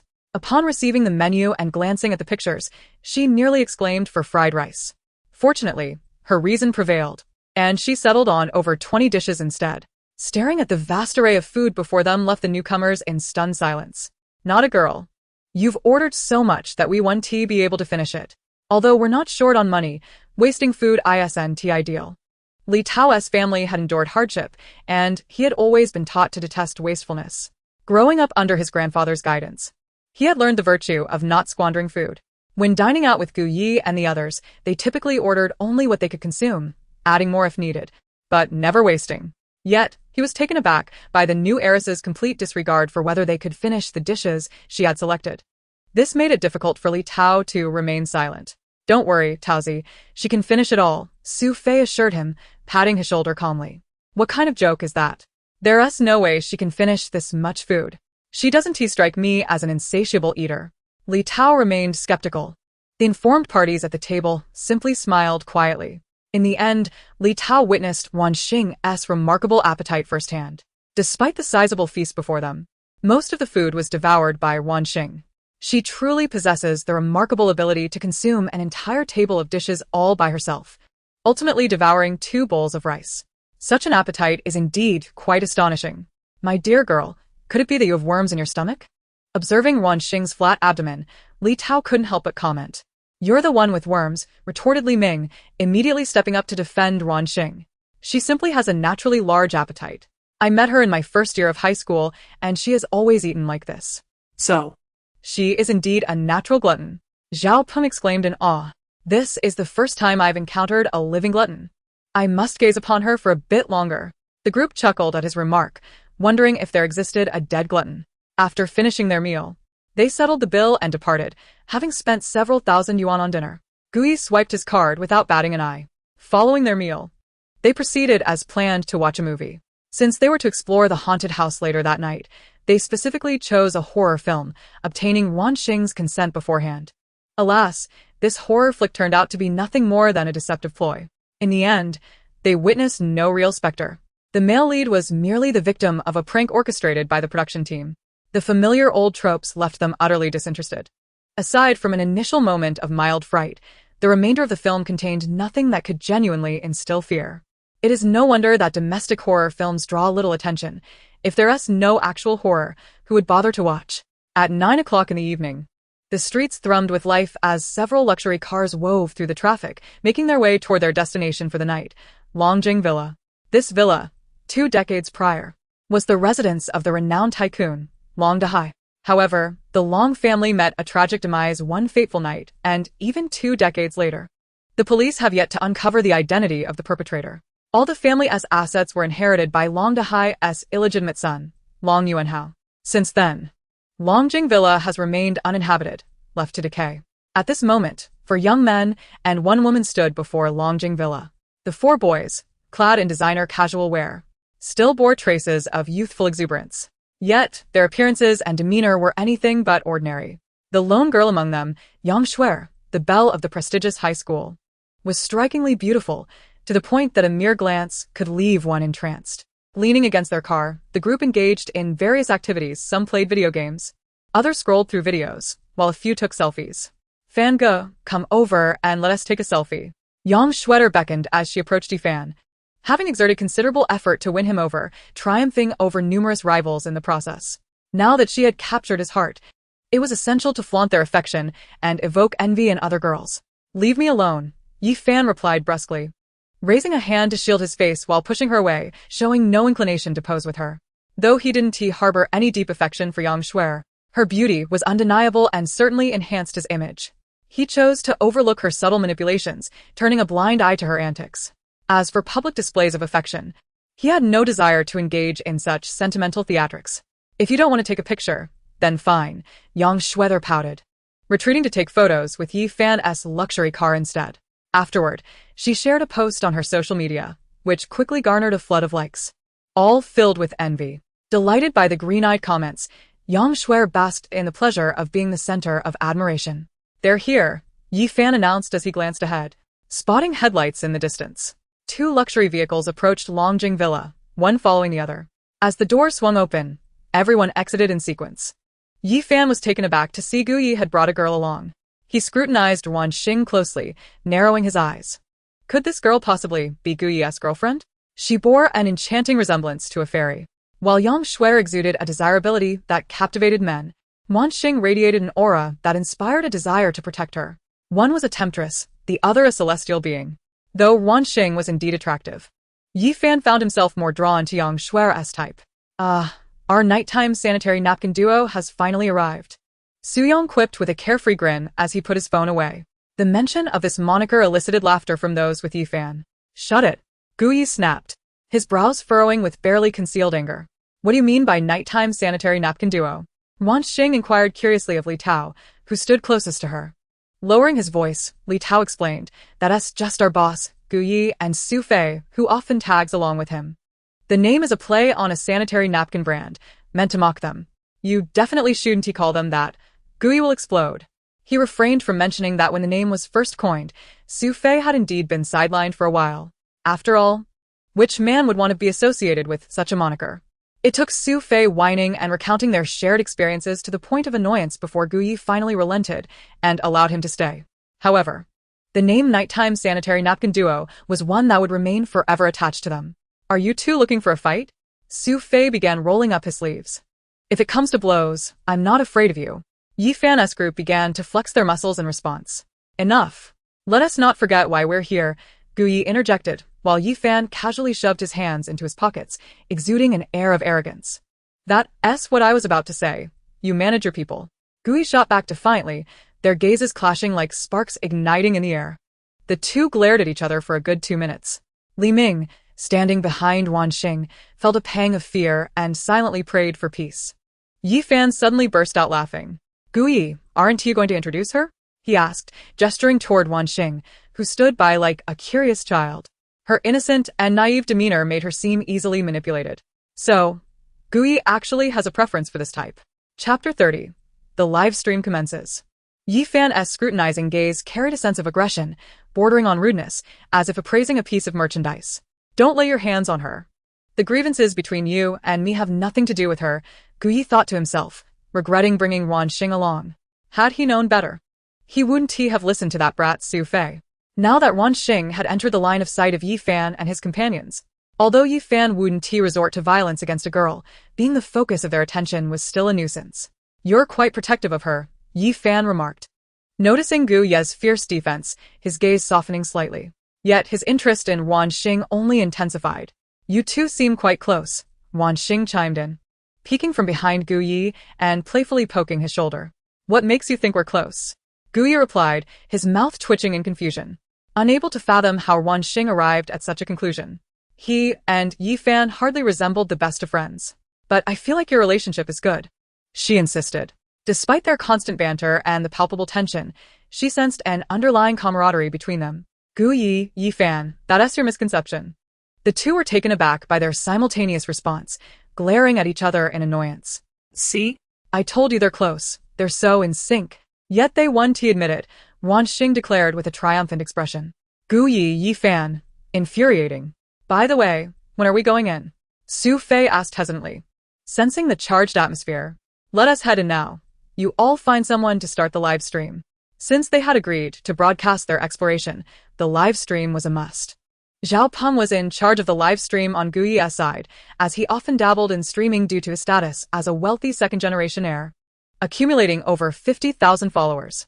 On Yi Fan's side, arrangements had already been made for their live stream operator. In addition to Yang Shuer and Su Yang, they also had Zhang Xiaoqiang and Qin Xian in their group. Among them, Zhang Xiaoqiang was responsible for the live stream, as his family owned a media company, and he enjoyed engaging in broadcasting activities. His number of fans far surpasses that of Zhao Peng. After all, he is the young master of a media company, with the organization assisting in traffic generation. Zhang Xiaoqiang has amassed an impressive following of over 3 million fans on his live streams. "We shall enter through the front, while you will make your entrance through the back. Whichever side cannot endure and flees the villa first will be deemed the loser. The competition will persist until midnight. And once the clock strikes 12, regardless of whether a victor has emerged, all made apart." Yi Fan reiterated the rules of the contest. "No problem. Just don't be too frightened," he remarked. Guyi snorted derisively and led his entourage towards the rear entrance. "This is for you," Yi Fan retorted with a cold smile, watching Guyi and his group leave. Once Guyi and his companions had departed, he guided his own team through the front entrance of the villa. Guyi, having circled around, swiftly located the back door. The rear entrance of the villa had long been ajar, allowing the 6 of them to easily push it open and step inside. It was evident that the house had not been inhabited for quite some time, with the backyard overgrown with weeds. They had previously viewed photographs of the villa, which, before its notorious incident, could undoubtedly be described as luxurious. Fellow explorers, we are now at the infamous Longjing Villa. 20 years ago, the well-known businessman Long Dahai and his family met a tragic end within these very walls, and the perpetrator remains at large to this day. The police have conducted investigations for 2 decades without uncovering a single clue regarding the assailant. Since the massacre at Longjing Villa, an aura of the supernatural has enveloped the entire estate. Numerous enthusiasts of the paranormal have sought to explore this villa. Yet their fates have been grim, with many either succumbing to madness or death, and some simply vanishing without a trace. Today, however, we, a band of brothers, are here to unveil the mysterious truth of this abode. We shall meticulously reveal what transpired within these walls so many years ago. For those intrigued by the supernatural, feel free to follow the host. There's no need for donations, as the host is not in want of funds. Wow, this host is quite impressive. Isn't he handsome? Let me see. Isn't this host that wealthy second-generation Zhao Peng? Indeed, it is him. Why has he suddenly taken to paranormal exploration live streams? Did his family go bankrupt? It's merely a hobby. Perhaps you're overthinking it. What bankruptcy? Are you secretly envious of his wealth? Please, you're only defending him because of his riches. Just keep fawning over him and see if he pays you any mind. The host is so handsome. Pringji's friends are also quite dashing. Especially the one standing in the center, he's extraordinarily charming. I've noticed that too. He is indeed the most handsome among the five. While you all are ogling handsome men, I'm admiring the beauty. Look at that girl surrounded by those handsome men. She must be stunning, like a fairy. Who is that new internet celebrity? Can a web celebrity be this beautiful? Pretty girls unite. As the live stream commenced, a steady stream of viewers flooded in. Although Zhao Peng's family does not run a media company, they are indeed affluent. Money can solve any issue, and acquiring traffic is simply a matter of expenditure. It's a trivial matter. Soon, Zhao Peng's live stream attracted over 1,000 viewers. Despite some coming and going, the numbers continued to rise. Meanwhile, Yi Fan's live stream was experiencing similar success, with its audience surpassing that of Gu Ye's, reaching over 3,000. Such was the consequence of Zhao Peng's lesser fanbase compared to Zhang Xiaoqiang's 3 million followers, who flocked to support their beloved streamer as soon as he went live. Both live streams progressed concurrently. Zhao Peng managed the broadcast while Gu Yi paid little mind to the audience, merely stating, "Let us go," before leading the way. What the heck? My brother Yi is actually doing a live stream. I declare my support for my brother Yi. Wait, the true daughter is also here. Some viewers expressed curiosity upon seeing the comments, but unfortunately, the individual who had spoken offered no explanation. Certain matters are best discussed privately among the elite, and broadcasting them across the internet could lead to significant offense. Those involved in high society understand this principle. Soon, the class group for Year 7 erupted with chatter. A classmate shared news of Gu Yi streaming alongside Ruan Xing. Is it true that my brother Yi is so close to the true daughter? Why didn't he bring me along? I could have done it too. The messages in the group multiplied. They really went to Longjing Villa? That place is creepy. It won't be dangerous, will it? Why is that scoundrel Li Ming also there? I've heard that place is haunted. My grandmother's family used to live nearby, but moved away in fear. Is it really that terrifying? Someone in my family works in the police department and has always been tight-lipped about Longjing Villa. They won't even mention it. Scary. Enough of that. I'm heading to the live stream to support my brother Yi. Me too, me too. Before long, the group dispersed, all heading to watch the live stream. Leng Moyan observed the incessantly blinking class group notifications and turned to send a message to Ruan Xie. Leng Moyan, are you busy? Ruan Xie, what's up, brother Moyan? When Ruan Xie received Leng Moyan's message, she had just finished her shower and was about to commence her full skincare routine before retiring for the night. Recently, due to Ruan Xing, she had not had a good night's sleep for several days. With Ruan Xing away today, she was eager for a restful sleep. Planning to embellish her story about Ruan Xing's late homecoming to her family later, her parents and brothers would undoubtedly be even more displeased with Ruan Xing. Although, given the current circumstances, it seemed that her family would dislike Ruan Xing regardless of her actions. However, when an opportunity to tarnish Ruan Xing's reputation presented itself, she could not afford to let it slip away. Leng Moyan, yeah, go check out Zhao Peng's live stream. Ruan Xing and Gu Yi are both in it. The live stream. Ruan Xie opened the app and quickly navigated to Zhao Peng's live stream. She was already following Zhao Peng's account, so it was merely a matter of clicking to enter. By the time Ruan Xie joined the live stream, the viewer count had already exceeded 2,000 and continued to rise. I'm about to push the door open. This door looks quite old. Indeed. It has been unoccupied for 20 years. I just researched this villa as history and got chills. Scary, right? A decade ago, a director adapted this story into a film that performed quite well at the box office. Back then, there were no restrictions on themes, so horror films could still be made. I've seen that movie. It was genuinely frightening. In the film, the killer is supernatural, but in reality, we can only wonder who the true assailant is and when they will be captured. I doubt it. It's been 20 years. Who knows if the culprit is even still alive? Lucky Long Yuanhao, inheriting the entire Long family without lifting a finger. Speaking of which, could he be the one behind it all? Stop speculating. If it were really him, the case would have been solved long ago. True enough. In the live stream, Gu Yi had already pushed open the door, leading his group inside. The back door opened into the kitchen, and as they stepped through, they found themselves in the expansive kitchen of the Long family, a space larger than many living rooms. It has been quite some time since anyone resided here, and the place appears quite disheveled, with dust settling everywhere. It looks utterly chaotic. Ruan Xing coughed a few times, as the swirling dust in the air caused her some discomfort. Unfortunately, In the past, there had been visitors seeking secrets, and many among them lacked decency, leaving the house in complete disarray. It seems we have no choice, Li Tao said, feigning helplessness. Wait, should we open that refrigerator and take a look? Suddenly, Li Tao pointed to the rusty fridge in the kitchen. This refrigerator clearly appeared to have been airlifted from abroad.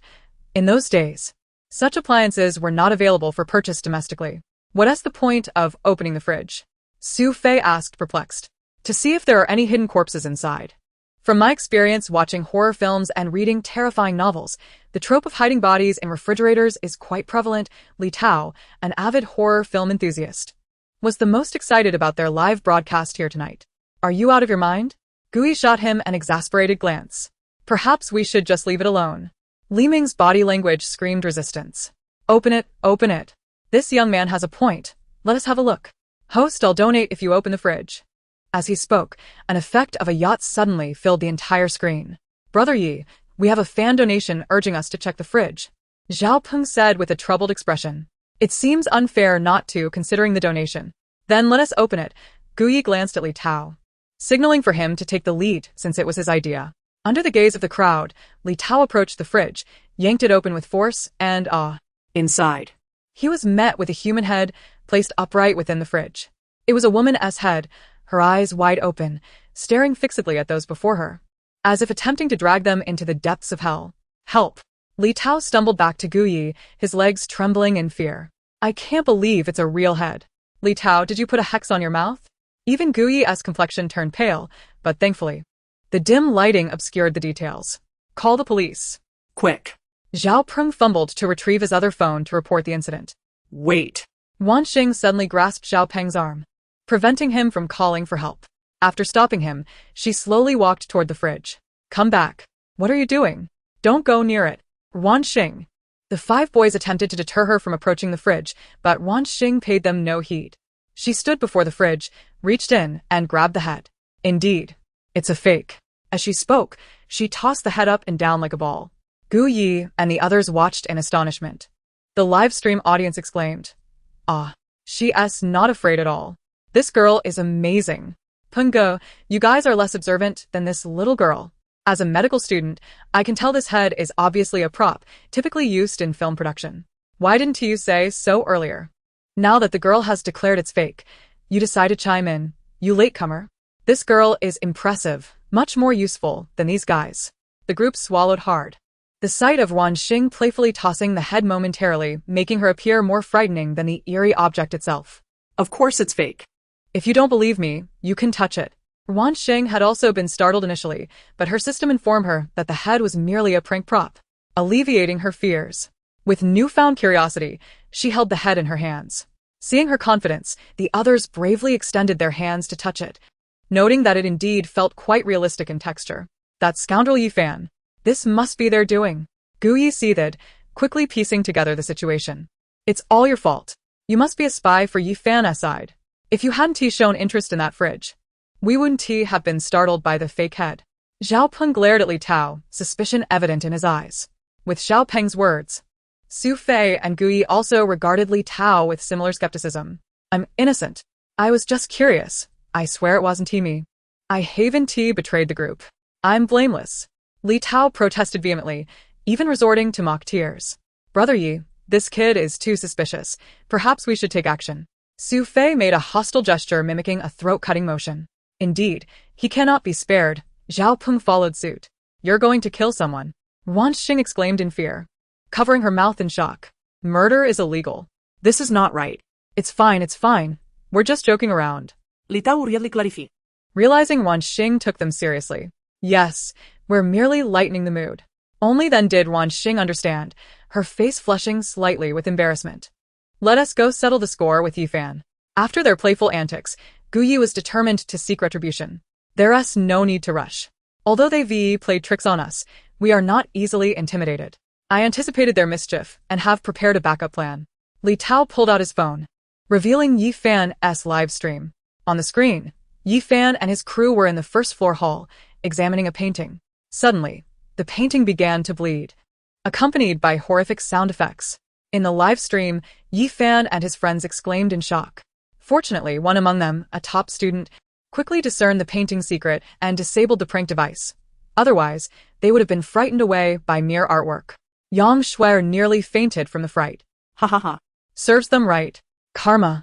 All thanks to you, Taozi. In this manner, Li Tao managed to redeem himself.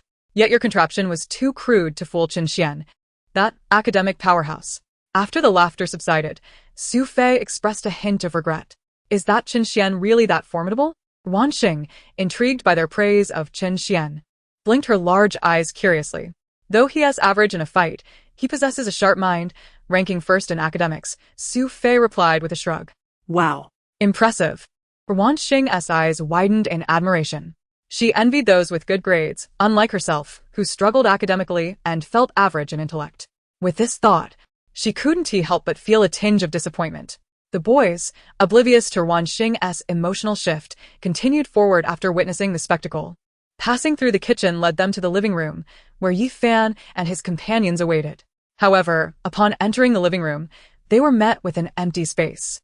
Like the kitchen, the living room was chaotic, strewn with food waste as if carelessly discarded by previous visitors. Over the years, many must have frequented this place, leaving behind their refuse. Could those guys be hiding to scare us? Su Fei furrowed his brow, searching for potential hiding spots. Let me check their live stream, Li Tao said, pulling out his phone to view Yi Fan's broadcast. He saw that they had just finished hurling insults at Gu Yi and the others, especially since they had all been startled by the prank device, particularly Yang Shuer, who had been the most affected. Had it not been for her concern about maintaining her image in front of Yi Fan, she would have cursed them out. How infuriating. They resorted to such childish pranks. Yi Fan's face darkened, refusing to admit he too had been frightened. No worries, Fan go. We'll retaliate. I've set up several prank devices in this villa. Once triggered, haha, Su Yang smirked, anticipating the delightful image of Gu Yi and his friends being terrified by his traps. Well done. Yi Fan nodded in approval toward Su Yang. It has already been triggered. I just watched the live stream from Gu Ye's side. They discovered a lifelike human head in the refrigerator. Did you place that? Chen Xian pushed his glasses up the bridge of his nose. Su Yang replied affirmatively, indeed. I borrowed it from my cousin, who is currently filming a supernatural movie. The crew happened to have these props available. The head does appear quite realistic. But it was still detected. That girl beside Gu Yi is no ordinary person. She was the only one who spotted it. To identify that head is fake at a glance requires considerable discernment. Is she a top student? Ruan Xing interjected, not at all. To think she actually noticed. They truly got lucky, Su Yang mused regretfully. They should be arriving shortly, Yang Shuer remarked, glancing towards the kitchen. Suddenly, Qin Xian seemed to have realized something. What's wrong? Yi Fan asked, looking at him. Don't you find it too quiet here? Qin Xian's brow furrowed in contemplation. Quiet? Isn't that normal? This place was never inhabited. So, why should the silence be surprising? Zhang Xiaoqiang seemed puzzled by his words. However, the audience in the live stream had already grasped the situation. So these two live streaming teams are broadcasting from the same location. I noticed that earlier. It seems they are in a competition. But it is indeed strange. The distance between the kitchen and the living room isn't far, and the villa is so quiet. They were just shouting so loudly. How could they not hear each other? That is true. Moreover, Peng Ge and his group have already reached the living room, yet no one has seen them. That's the most peculiar part. I have goosebumps all over. It's over. It must be an alternate space. Although they appear to be in the same location, they are surely in different realms. It has to be a script. They merely set up two identical scenes but are not actually in the same place. That is not necessarily the case. After all, Longjing Villa is inherently eerie. How terrifying. They won't come to harm, will they? Within the live stream, many were concerned for their safety, while others dismissed it as scripted entertainment, finding amusement in the situation. Inside the Ruan family villa, Ruan Xia observed the live stream. A sly smile gradually forming on her lips. Ruan Xing, this is a predicament of your own making. The Longjing Villa allows entry, but escaping is another matter entirely. Ordinary people might be oblivious, but as a member of the metaphysical sect, she was acutely aware of the area's oddities. Furthermore, she had instigated the awakening of entities within. Ruan Xing was doomed this time. As for Gu Yi and his group, they could only blame their misfortune for associating with Ruan Xing and courting danger. At that moment, in the villa next door, young master, it seems the individuals in the live stream are from the Yi family. How did they end up broadcasting from Longjing Villa? Steward Liu inadvertently spotted Gu Chen watching the stream and immediately recognized Gu Yi among them. I've heard that villa is quite sinister. I must notify the old master once. Only he can contact someone over there. Perhaps if we hurry, we can rescue young Master Yi. Chapter 33. Urgency to depart Brother Yi. You must see this live stream. Li Tao, pale-faced, approached Gu Yi, holding out his phone. Noticing Li Tao's unusual demeanor, Gu Yi took the phone with curiosity.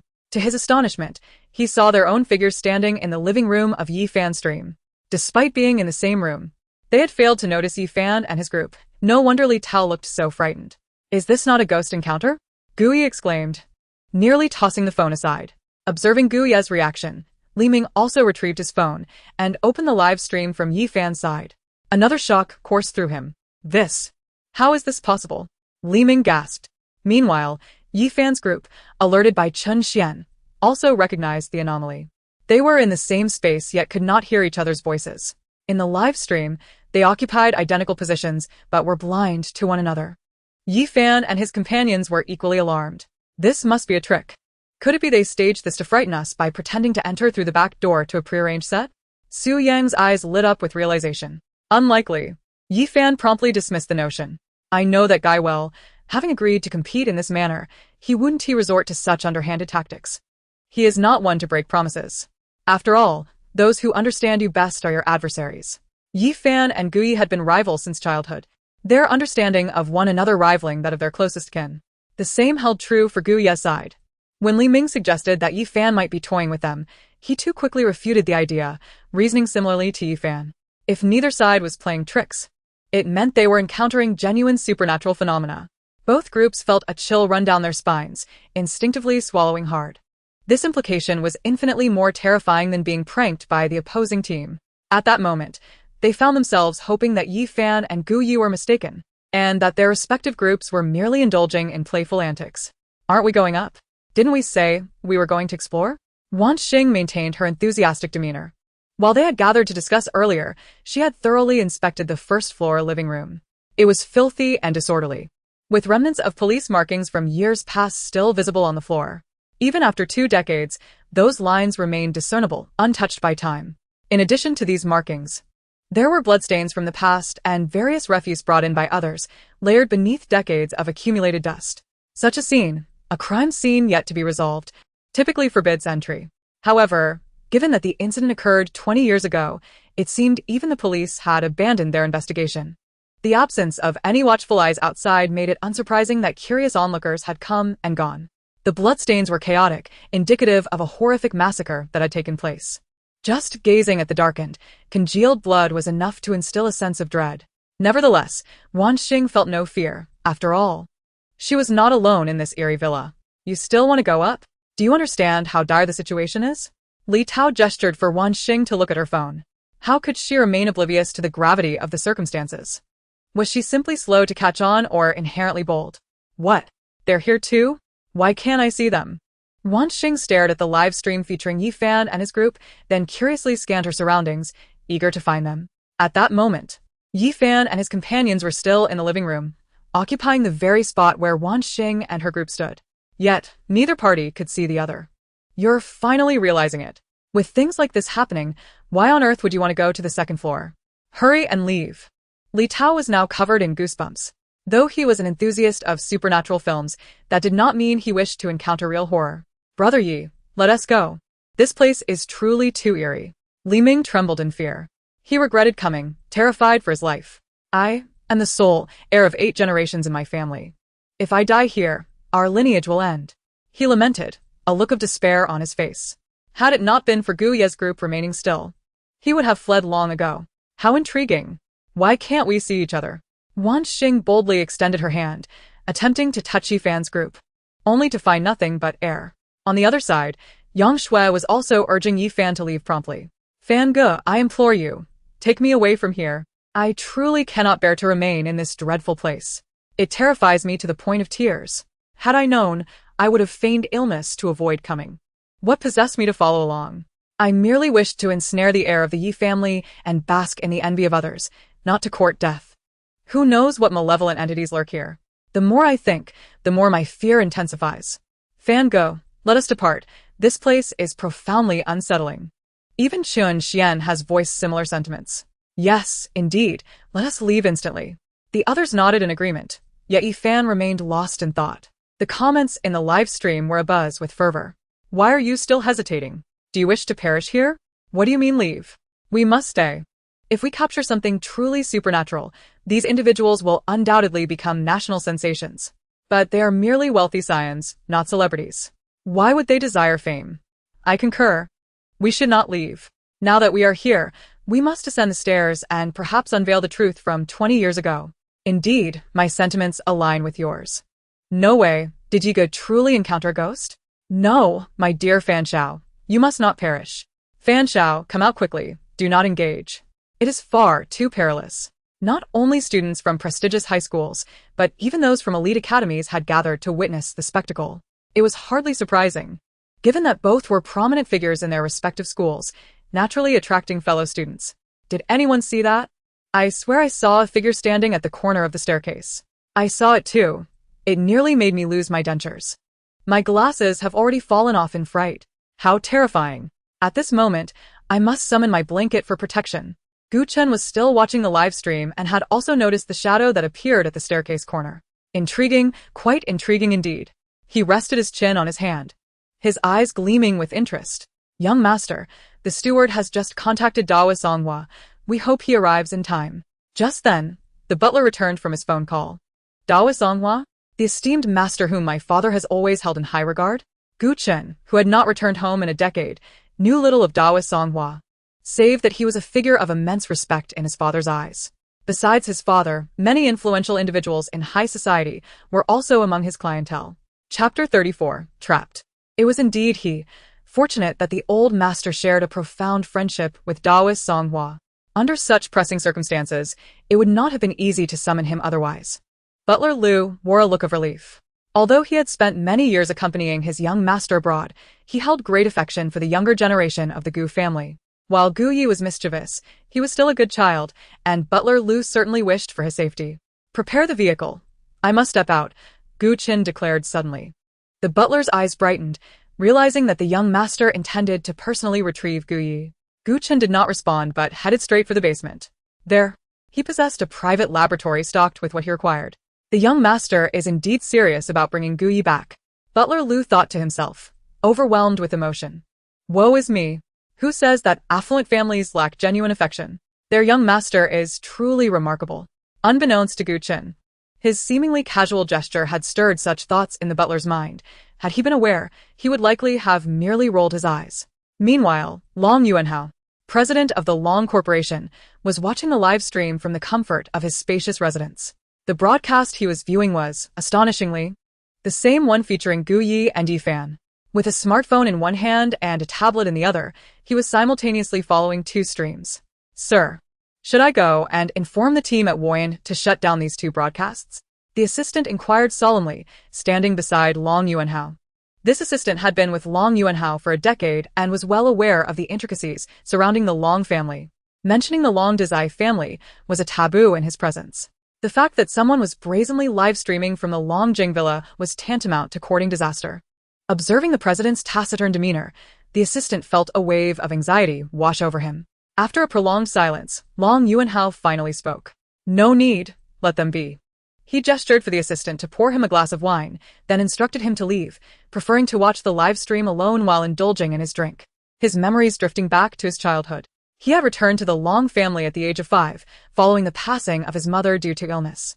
Long Dezai had taken him in. Although the Long family had acknowledged his existence, they had never truly embraced him. The matriarch could not tolerate his presence. Had it not been for his undeniable lineage and the absence of his mother, he would have been cast out long ago. Long Yuanhao was acutely aware of his unpopularity and had always treaded cautiously within the Long household, fearful of missteps. When the time finally came for him to attend university, he aimed to distance himself from home.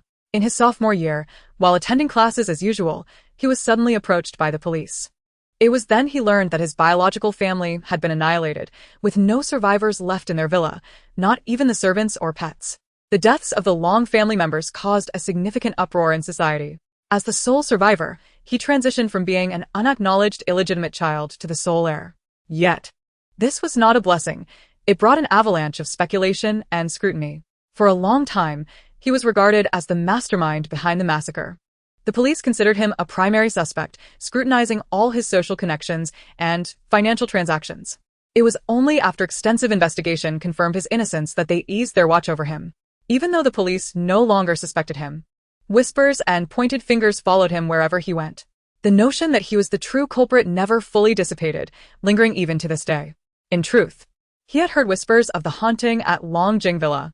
This rumor had circulated long before, and during its inception, he had even summoned a master to investigate, hoping to conjure the spirits of his slain family to reveal the identity of the murderer. Alas, his efforts were in vain.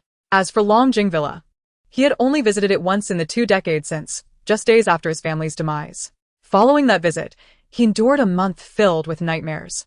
Many years passed before he dared to set foot there again. Long Yuanhao sighed, attempting to pull his thoughts from the past. Suddenly, as a fleeting image flashed before his eyes, he nearly spilled his drink. Could it be? His pupils constricted. The seasoned businessman had not displayed such a reaction in ages. Did I just see correctly? The figure standing at the second-floor railing bears an uncanny resemblance to Xiyue Meiyun. It truly does resemble her. Our family had dealings with the Long family and I met Madame Xiyue. She is indeed Xiyue Meiyun. Could someone clarify who Xiyue Meiyun is? Yes, who is she? I've never heard of her. Oh my. I just looked it up.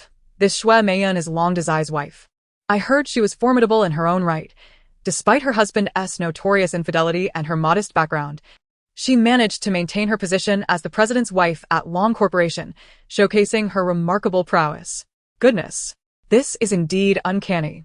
If this is a fabrication, I must commend these 2 streamers for their audacity to stage such a scene at the site of a massacre.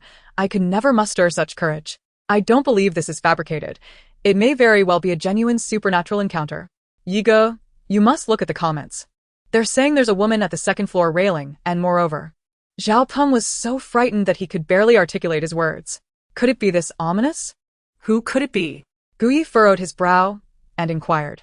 It's Long Dehai's wife. Zhao Peng whispered, lowering his voice. What? Everyone gasped in shock, instantly feeling a chill run down their spines. Brother Yi, stop pondering and let us leave. At this moment, the stakes of winning or losing were irrelevant. We must make our escape. Zhao Peng urged Guyi to make a decision. Meanwhile, Guyi felt a sense of unease creeping into his heart. Let us go. We need to leave this place. Ultimately, he resolved. Although departing first might invite ridicule from Yifan, what was a few jeers compared to the value of one's life? All right, let us depart. Upon hearing this, everyone nearly burst into tears of joy. Only Ruan Xing, who was still relishing the excitement, looked back longingly as they left. In another live broadcast room, Yifan made a similar decision. The outcome between him and Guyi was far less significant than the lives of his friends. Both parties dashed towards the villa's main entrance. In the footage, neither side encountered the other, completely oblivious to each other's presence. This is unacceptable, Brother Yi, the door won't budge. Su Fei strained to pull the door open, but to no avail. Let me try.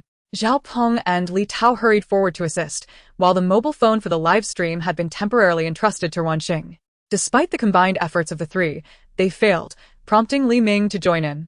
Finally, even Guyi joined in the fray. 5 strong men, regardless of whether they pulled or slammed against it, could not budge the iron door an inch. Exhausted, the 5 had no choice but to abandon the plan of exiting through the front. They swiftly made their way towards the back door. However, the situation was no different there. Although they had entered with ease, the door now resisted their efforts to exit. Chapter 35. Chen Xiaomei. Damn it. The back door won't open either. Yifan's situation was not much better. They had tried both the front and back doors, yet the main entrance remained immovable. Let us scale the wall.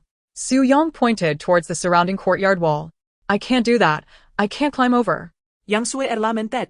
Wearing a short skirt today, if she attempted to scale the wall, it would be quite embarrassing. She wore a distressed expression, hoping Yifan could devise another plan. If we can't climb, we might as well wait to perish. Yifan was not inclined to coddle her, indicating for the other brothers to climb the wall. The boys, being tall, each over 180 centimeters, had an easier time. But Yang Shuer was at a disadvantage, standing at only 162 centimeters. How could she possibly surmount the 3-meter-high wall? Feeling abandoned, she began to cry.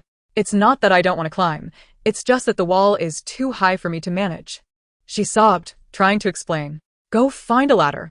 Yifan ultimately did not abandon her. After all, she was someone he had brought along. He couldn't simply disregard her fate. Suyang was tasked with locating a ladder, and he soon returned with one from the storage room.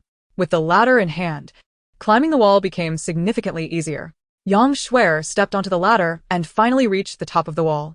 However, the drop on the other side was still 3 meters high. Despite not wearing high heels, she hesitated to leap down. Let us first check the situation below. You can jump down afterward. Yifan was the first to leap over. In the next moment, to everyone's astonishment, Yifan vanished from sight upon landing outside the courtyard. Fan Ge! The crowd gasped, immediately shouting out. Fan Ge, have you been taken by a malevolent spirit? Oh. My poor Fan Ge. Zhang Xiaoqiang, in order to facilitate climbing over the wall, had temporarily stowed his phone in his pocket. The viewers in the live stream could not see what was happening outside, only hearing Zhang Xiaoqiang's lamentations. What is happening? Is someone dead? From the sounds of it, it seems that the boy named Yifan has been captured by something sinister. No way, no way. Fan Ge, you mustn't come to harm. Oh. My poor Fan Ge, you haven't even had a child yet. How can you leave us like this? To the one upstairs, I know who you are. Please don't frighten my Fan Ge, don't truly scare him to death. Stop your wailing.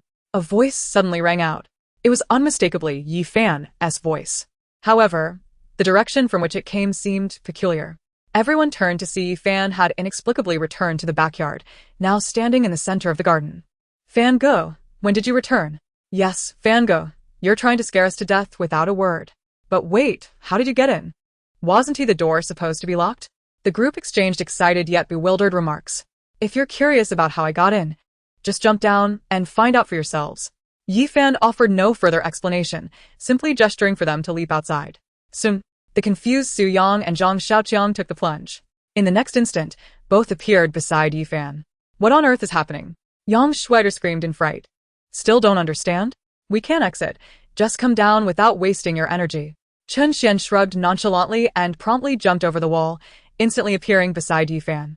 You knew very well we couldn't escape, yet you still jumped? Su Yang looked at him incredulously. I was too lazy to climb back down and walk around. That seemed too tedious, Chen Xian replied nonchalantly. You're the one. If we're talking about being a top student, your mind is certainly sharp. Yang Shuer, however, was in a dire predicament. Too afraid to jump, she could only gingerly descend the ladder, her legs trembling as she did so. Meanwhile, Ruan Xing was experiencing a similar predicament. The events that Yifan and the others faced were mirrored by Gu Yi and his group. However, Ruan Xing's experience differed significantly. While Yang Shuer was too frightened to jump, Ruan Xing found herself reveling in the excitement. After experiencing the sensation of instantaneous movement, she found it exhilarating and wished to indulge in it further. Had it not been for Gu Yi and the others holding her back, she might have truly become addicted to the thrill. Please calm down, dear lady. We are all trapped here and cannot escape, and you still wish to play. Su Fei firmly grasped the restless Ruan Xing, almost on the verge of kneeling before her. This girl seems to be in good spirits. While a group of boys is on the verge of losing control, she remains unaffected and continues to play. If there truly is something sinister, I reckon she'd be the first to meet her end. Agreed. In horror stories, those who act tough and fear nothing typically meet their demise first. But that is not necessarily true. If everyone else perishes, she likely will not. A user with the ID Disaster Star, stay away from me, suddenly posted a comment. Agreed, she won't die. Only others will. The user's IP address was clearly the same as the previous commenter's. Does someone upstairs know something? Could this girl be some sort of expert? That's improbable. It's not a novel. How could such a young expert exist? Exactly. If you don't believe it, just keep watching. After posting this comment, Chen Xiaomei took a large gulp of soda nearby and then stretched her arms wide. She was Ruan Xing's classmate from high school, once a prominent figure in their school, always referred to as sister wherever she went. Yet due to Ruan Xing, she was forced to change her ways. In middle school, she had bullied others, stolen money, fought, frequented internet cafes, engaged in early romantic relationships, and submitted blank exam papers. She had done everything forbidden for students. During high school, she was unable to do anything, like a bird with its wings clipped, and was coerced into studying alongside Ruan Xing. In the end, while Ruan Xing did not achieve much academically, She managed to place in the top 100 of her grade. Her parents were overjoyed, and it seemed she finally understood and learned how to conduct herself. What a situation this is. Xiaomei, come and have some fruit. Mom specifically bought fresh strawberries from the market. They were quite expensive, and saved them all for you. Chen Xiaomei's mother entered the room, carrying a platter of glistening strawberries that instantly caught her eye. As she stepped inside, she happened to glimpse Ruan Xing on the computer screen. Her eyes sparkled with recognition. Isn't that Ruan Xing? I thought you said she cut off contact after transferring schools. Have you reconnected? She exclaimed. What a wonderful girl she is, studying alongside you and helping you shed those bad habits. Such a friend is truly invaluable. She far surpasses those unruly boys you used to associate with. It's a pity she transferred. Who knows if she'll come back? Chen Xiaomei's mother felt a pang of longing for Ruan Xing, the girl who had profoundly impacted her daughter. Despite her efforts, which included several stern punishments, she had failed to change Xiaomei, but Ruan Xing succeeded where she had not. For this reason alone, the Chen family ought to cherish Ruan Xing. When she learned of Ruan Xing's transfer, her heart ached with reluctance. Quickly, tell me where Ruan Xing has gone. Where is she studying now? And how can we get in touch with her? She eagerly asked her daughter. Mom, why are you so concerned about someone else's daughter? I heard she was taken in by a wealthy family. Her future will surely be bright. Besides, she must have changed her contact information.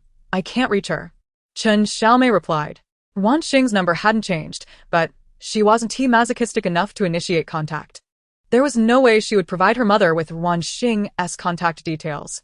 Chapter 36. Who is the Virgin? Ruan Xing remained blissfully unaware of Chen Xiaomei's mother's thoughts. After confirming they were unable to leave, the group reluctantly returned to the villa. What now? Are we truly going to be trapped here forever? Li Ming lamented, his face a picture of despair as he regretted coming here. There must be a way out. Xiyue remarked, his irritation palpable, though he couldn't conjure a solution at the moment. I heard that using virgin urine could work. Why don't we sprinkle some around? Su Fei suggested, his eyes lighting up with this seemingly brilliant idea. Virgin urine. The boys gasped in unison. Ruan Xing blinked her large eyes, intrigued by their conversation. How about you do it? Zhao Peng said, having retrieved his phone and resumed his live streaming duties. Me? Are you joking? I've frolicked in the flower gardens. How could I still be a virgin? Su Fei vehemently refused, visibly agitated. Coincidentally, I'm not either, Li Tao chimed in, shaking his head. Guye? Everyone turned to him. Get lost, I'm not. Guyu retorted, his ears flushed with embarrassment. What about Zhao Peng? They suggested, aware that Guyu likely was. But to spare his dignity, they chose not to expose him. If Guyu were to feel cornered, they'd all be in trouble. The boys exchanged knowing glances, none daring to unravel Guyu's secret. I'm definitely not. I've had girlfriends since kindergarten. How could I still be a virgin? Zhao Peng insisted. Actually, I am. Li Ming said timidly, raising his hand, his face flushed crimson. Though it felt humiliating, he figured it was better to be embarrassed than dead. Ha ha ha. Look at him. His face is all red. Who would have thought, at 18, he is still a virgin? I'm 28 and still a virgin. How is that fair? Oh no, it's so unfair. No wonder he is a rich young master. He is never short of women. Seriously, do you believe them? I'm studying psychology. And it's obvious they're lying, just trying to save face, a self-proclaimed psychology student interjected. I noticed that too. Look, Guyu's ears are all red. Even though it's dark, the phone's pixels are clear enough. Another user pointed out. Of course, Zhao Peng's phone is a customized model worth tens of thousands. Not available on the market. Money makes a difference. Even the phone is specially made. Hey, imagine their reactions when they realize the viewers have seen through their charade. They LL probably wish they could find a hole to hide in. Upstairs is really something, but I like it. Since you're the one, hurry up and go. Su Fei urged, relieved someone had finally admitted it. There's an empty drink bottle here, just right for you. Li Tao found a vacant bottle among the trash. Hurry up. Zhao Peng urged again. Ruan Xing watched as Li Ming, blushing, took the empty bottle to another room. Meanwhile, in Yi Fan's live stream, a viewer who had just come from Guyu's stream quickly shared what was happening. Learning of their plan to use virgin urine, they decided to try the same. Similarly, no one was willing to admit their virginity on stream. It was too embarrassing. Yi Fan didn't care much and simply instructed the three of them to discuss among themselves and send one person forward. As for who would step up, he wouldn't interfere. He was only interested in the outcome. Eventually, after some deliberation, Only Su Yang admitted to being a virgin, looking utterly miserable as though coerced into standing up. Yang Shuer stood by, silent, unwilling to voice an opinion for fear of offending Gu Ye's crew. On the other hand, Li Ming emerged after finishing his task, clutching a bottle filled with liquid. Everyone instinctively recoiled 3 meters away from him, unwilling to come near. Li Tao exaggeratedly pinched his nose. What us next? We have the virgin urine. What do we do now? Gu Ye inquired, glancing at Su Fei. We should sprinkle it around the walls, Su Fei suggested after some thought. Li Ming, it's your turn. Gu Ye indicated for him to proceed. Li Ming felt helpless. It was his urine after all. He could only take the bottle and start pouring his virgin urine along the corners of the walls. Be economical with it. Don't pour too much in one spot. What if it's not enough? Zhao Peng reminded him from the side. Ha ha ha. Peng Ge is reminding him to use it sparingly. My Peng Ge knows how to save. As Li Ming poured out his urine, a distinct odor began to permeate the room. My heavens, what is that smell? Have you been feeling unwell lately? Li Tao exclaimed, rushing to the window to let in some fresh air. Are you crazy? With that thing around, you dare to open the window. Su Fei glared at him. It's so foul-smelling. We have to air it out. Li Tao was determined to open the window, ignoring Su Fei as protests. Where there's a ghost. There's a ghost. Anyway, with that thing around, it doesn't matter if the window is open or closed. It can pass through walls. Guyere market. Somewhat overwhelmed by the stench. Li Ming, go take some medicine to cool off. You might be feeling too heated. Ruan Xing wrinkled her nose in distaste, finding the odor quite overpowering. I did this all for you, and you still find my urine stinky. Li Ming almost cried in indignation. Just as the group contemplated comforting him to prevent any potential rebellion, they were all startled by the sudden appearance of another group. This group was none other than Yi Fan and his crew, who had been missing since the beginning. It's you. Both parties exclaimed, equally astonished at the unexpected encounter. Imagine the shock of suddenly finding not one, but multiple people beside you. How did you suddenly show up? Gu Yi gazed at Yi Fan, his expression a mixture of astonishment and skepticism. I was just about to inquire where you all had vanished to, as there has been no sign of you since earlier. Yi Fan echoed his confusion, equally perplexed. The viewers in the live stream erupted with excitement. This is definitely not a special effect. The person just appeared out of thin air. What does this mean? Are the two realms merging? Oh my, the implications are chilling. And yet you ask what is happening? Clearly, this is an encounter with the supernatural. Chapter 37. Do not ascend to the second floor. Gu Yi, we have been right here all along. Yi Fan, what a coincidence. We have also remained here. The two exchanged a glance, their eyes reflecting profound terror, though neither dared to show it outwardly. What jest? They were school bullies after all. How could they reveal fear in front of their subordinates?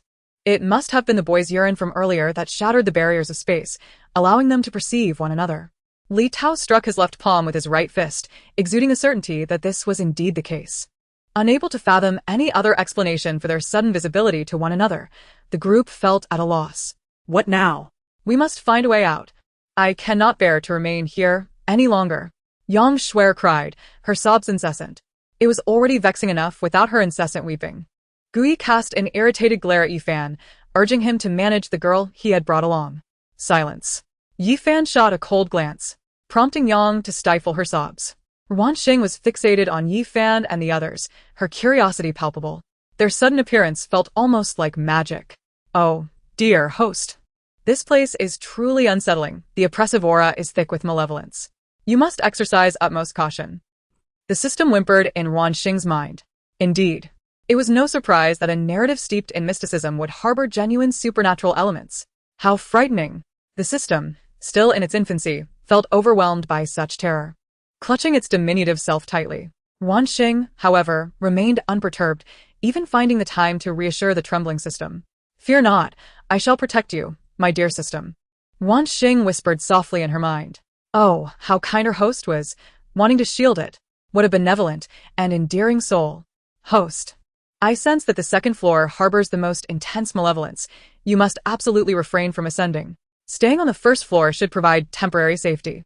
The system implored Ruan Xing, regrettably. Your current points are insufficient.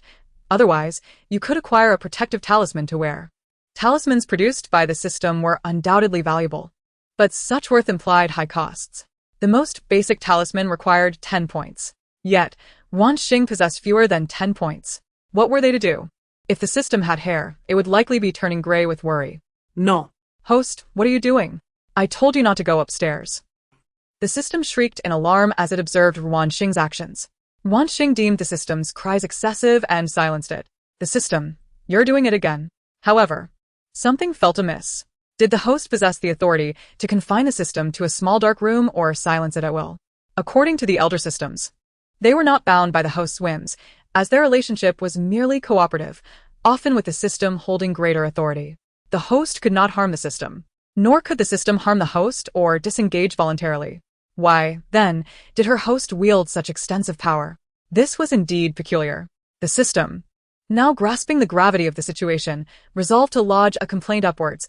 Perhaps there had been a malfunction in its settings, granting the host undue privileges. Are we really going to ascend? The second floor feels so terrifying.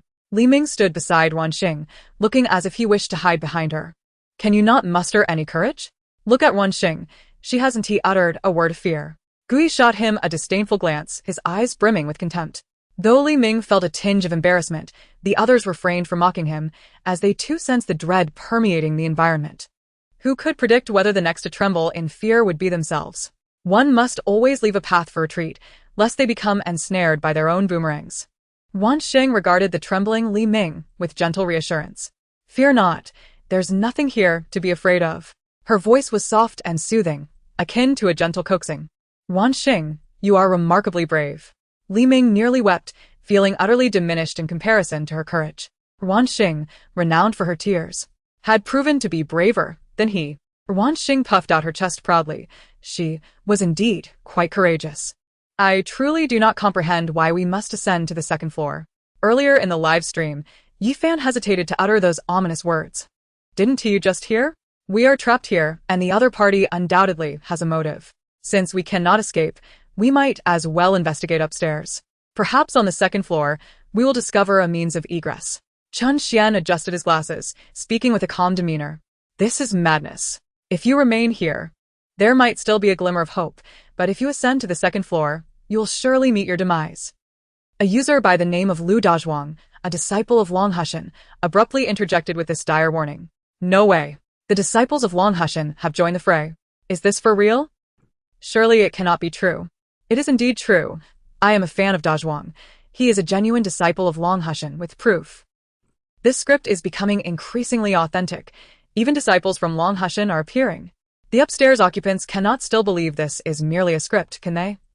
Meanwhile, within a luxury vehicle, the over 60 Master Songhua was en route to Longjing Villa with his 2 disciples. Master, they have ascended to the second floor, Qingfeng reported, his gaze fixed on the tablet. Upon noticing Gu Yi and the others making their way upstairs, he promptly relayed the information to his master. Permit me to see.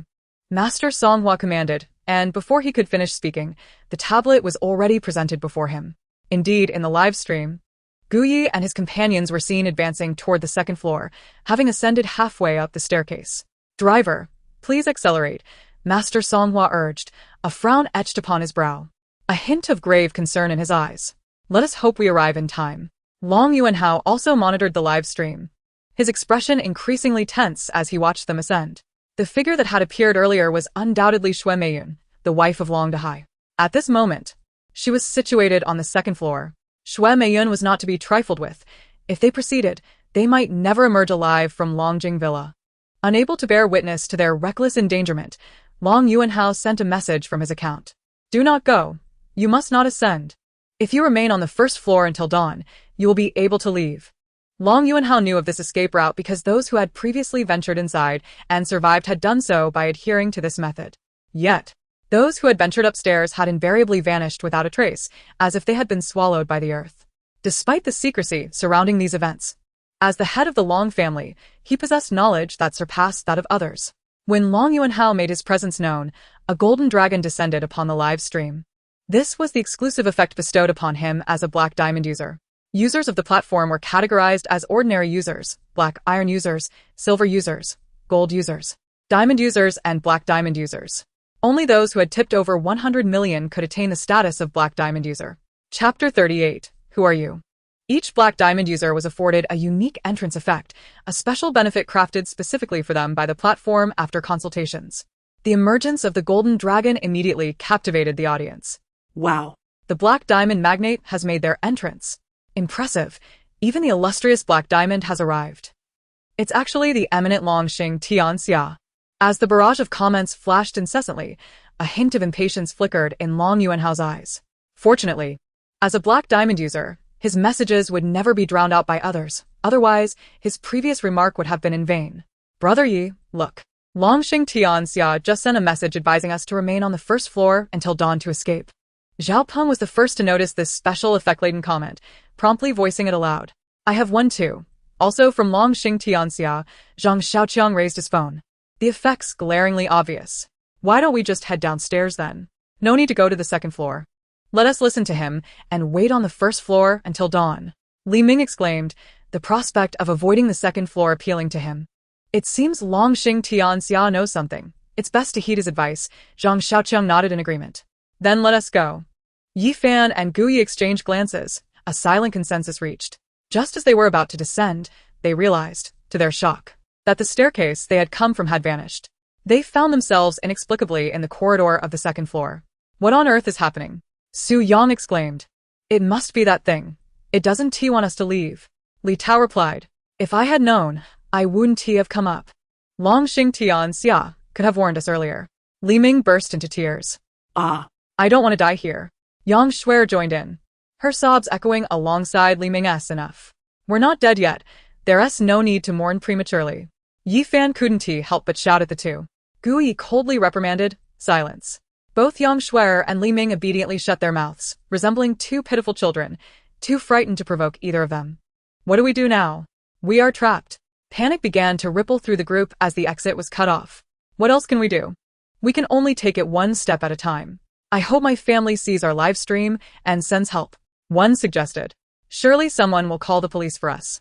Another chimed in. In this situation, do you really think the police would be of any use? We should rather contact a monk or Taoist priest.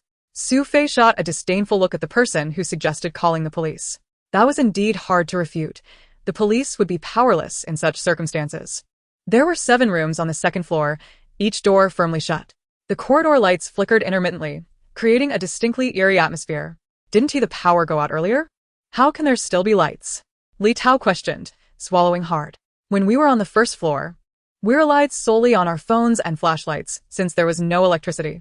How could there possibly be power on the second floor? It must be the owner turning on the lights for us, Li Tao reasoned. Even horror enthusiasts were beginning to feel the strain. Let us check the comments. Perhaps someone can provide a clue.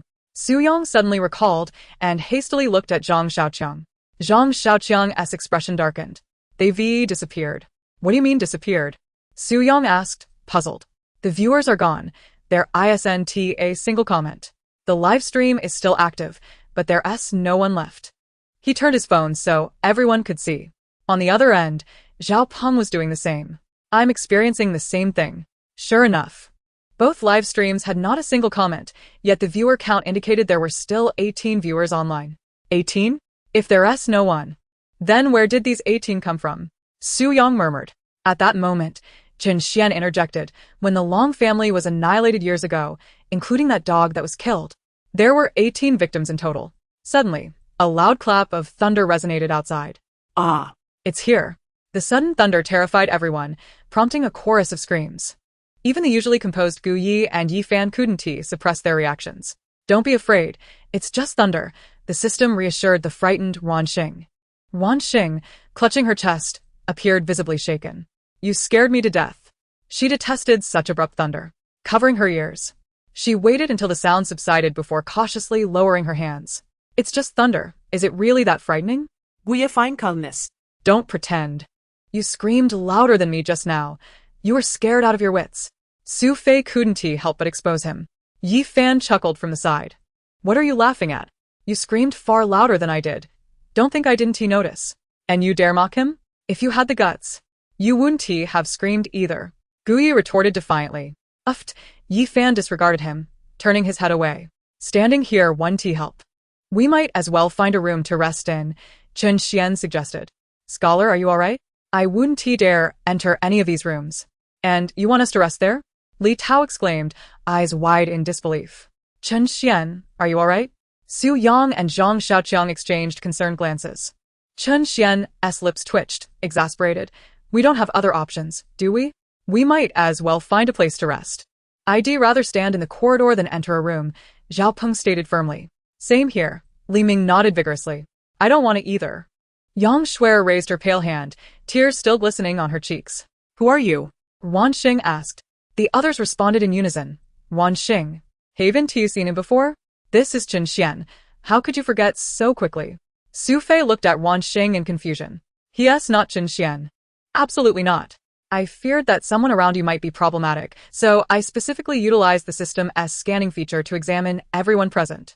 I found that this Chen Xian is overwhelmed with dark energy. He's definitely possessed.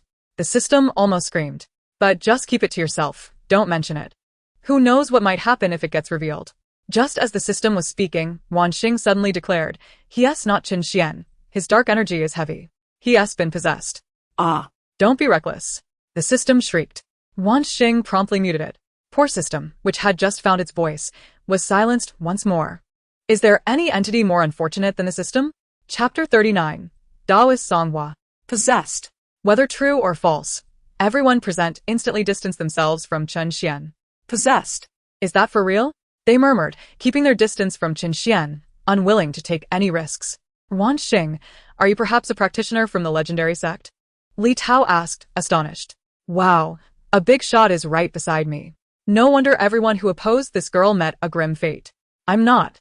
But Ruan Xia seems to be. Ruan Xing slightly furrowed her brow, recalling what the system had mentioned earlier. Didn't the system say that Ruan Xia is one from the sect? What? A shocking revelation. Ruan Xia is actually from the sect. Li Tao could hardly believe it, his jaw nearly dropping in astonishment. Regardless of who Ruan Xia is, can she really come and save us right away? Gui said with annoyance. Enough with the chatter. Ruan Xing, you just said Chen Xian is possessed. That's just a joke, right? Zhang Xiaoqiang asked cautiously. Not at all. He's genuinely possessed, Ruan Xing affirmed with a nod. The system had never erred with anyone else aside from a few miscalculations with her.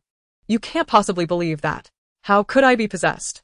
Chen Xian wore a face of exasperation, pleading with them to stop the nonsense. Ruan Xing, have I offended you in some way that has led you to play such a jest upon me?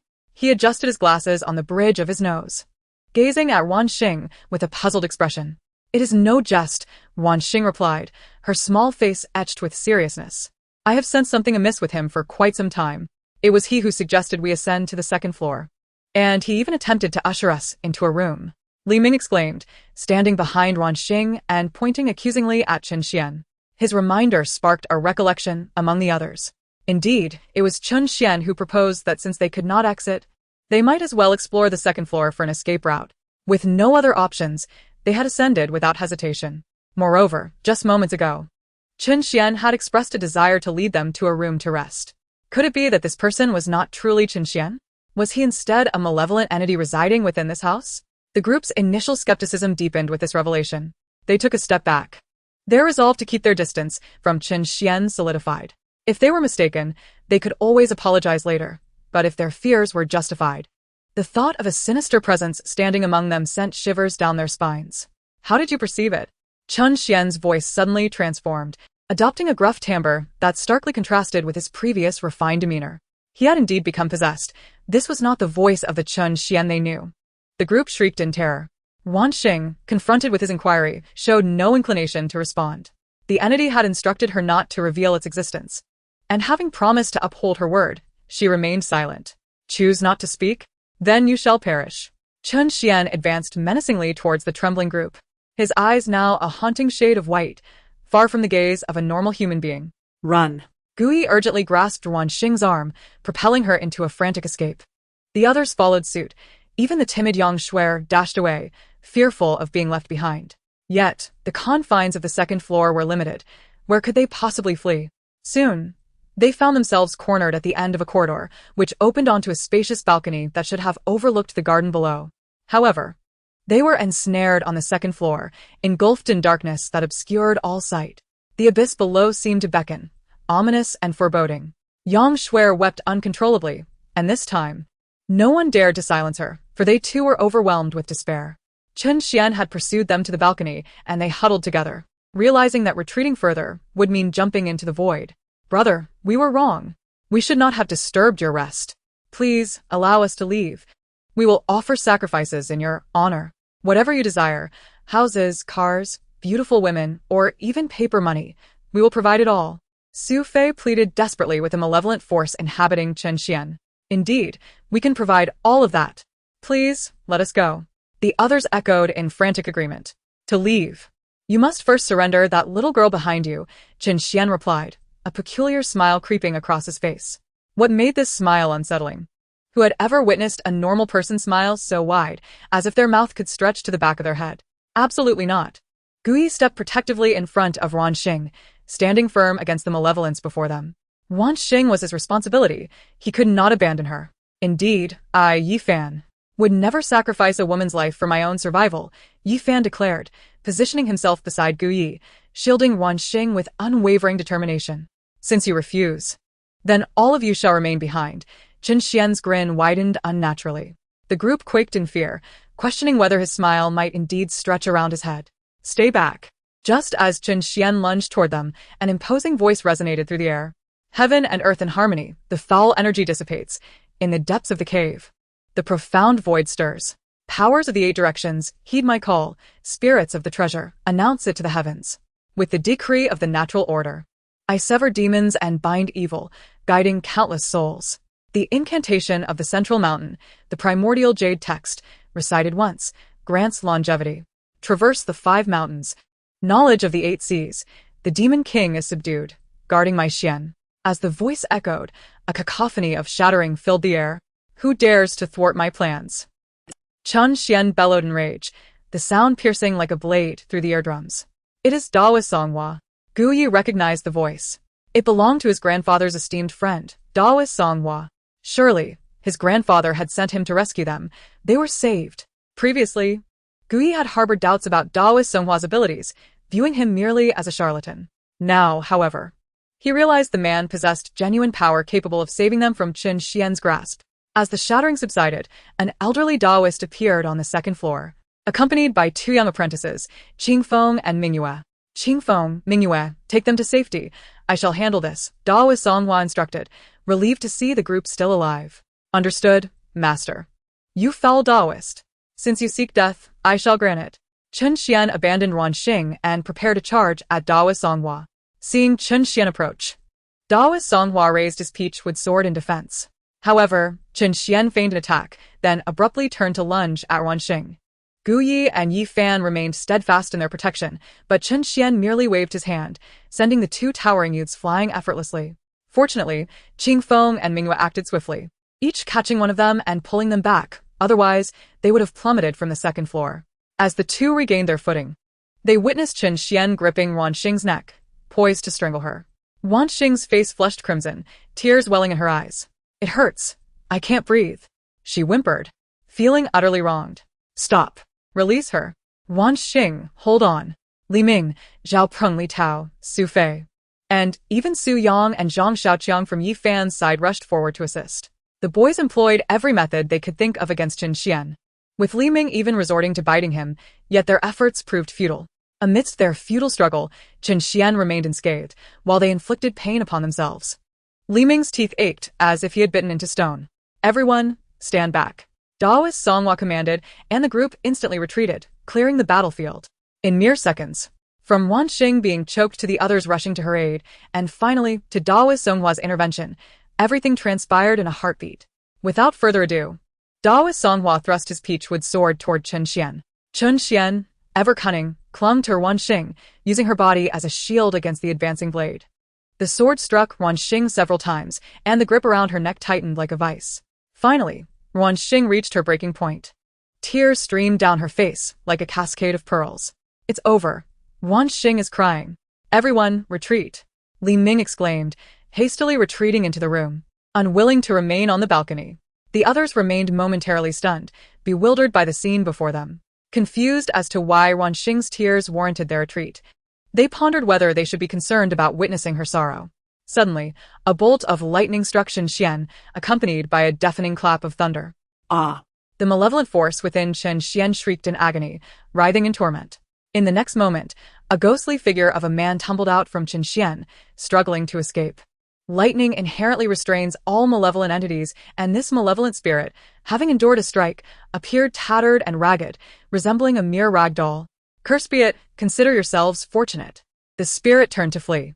Just then, a beam of light suddenly shot forth, instantly toppling the malevolent entity to the ground.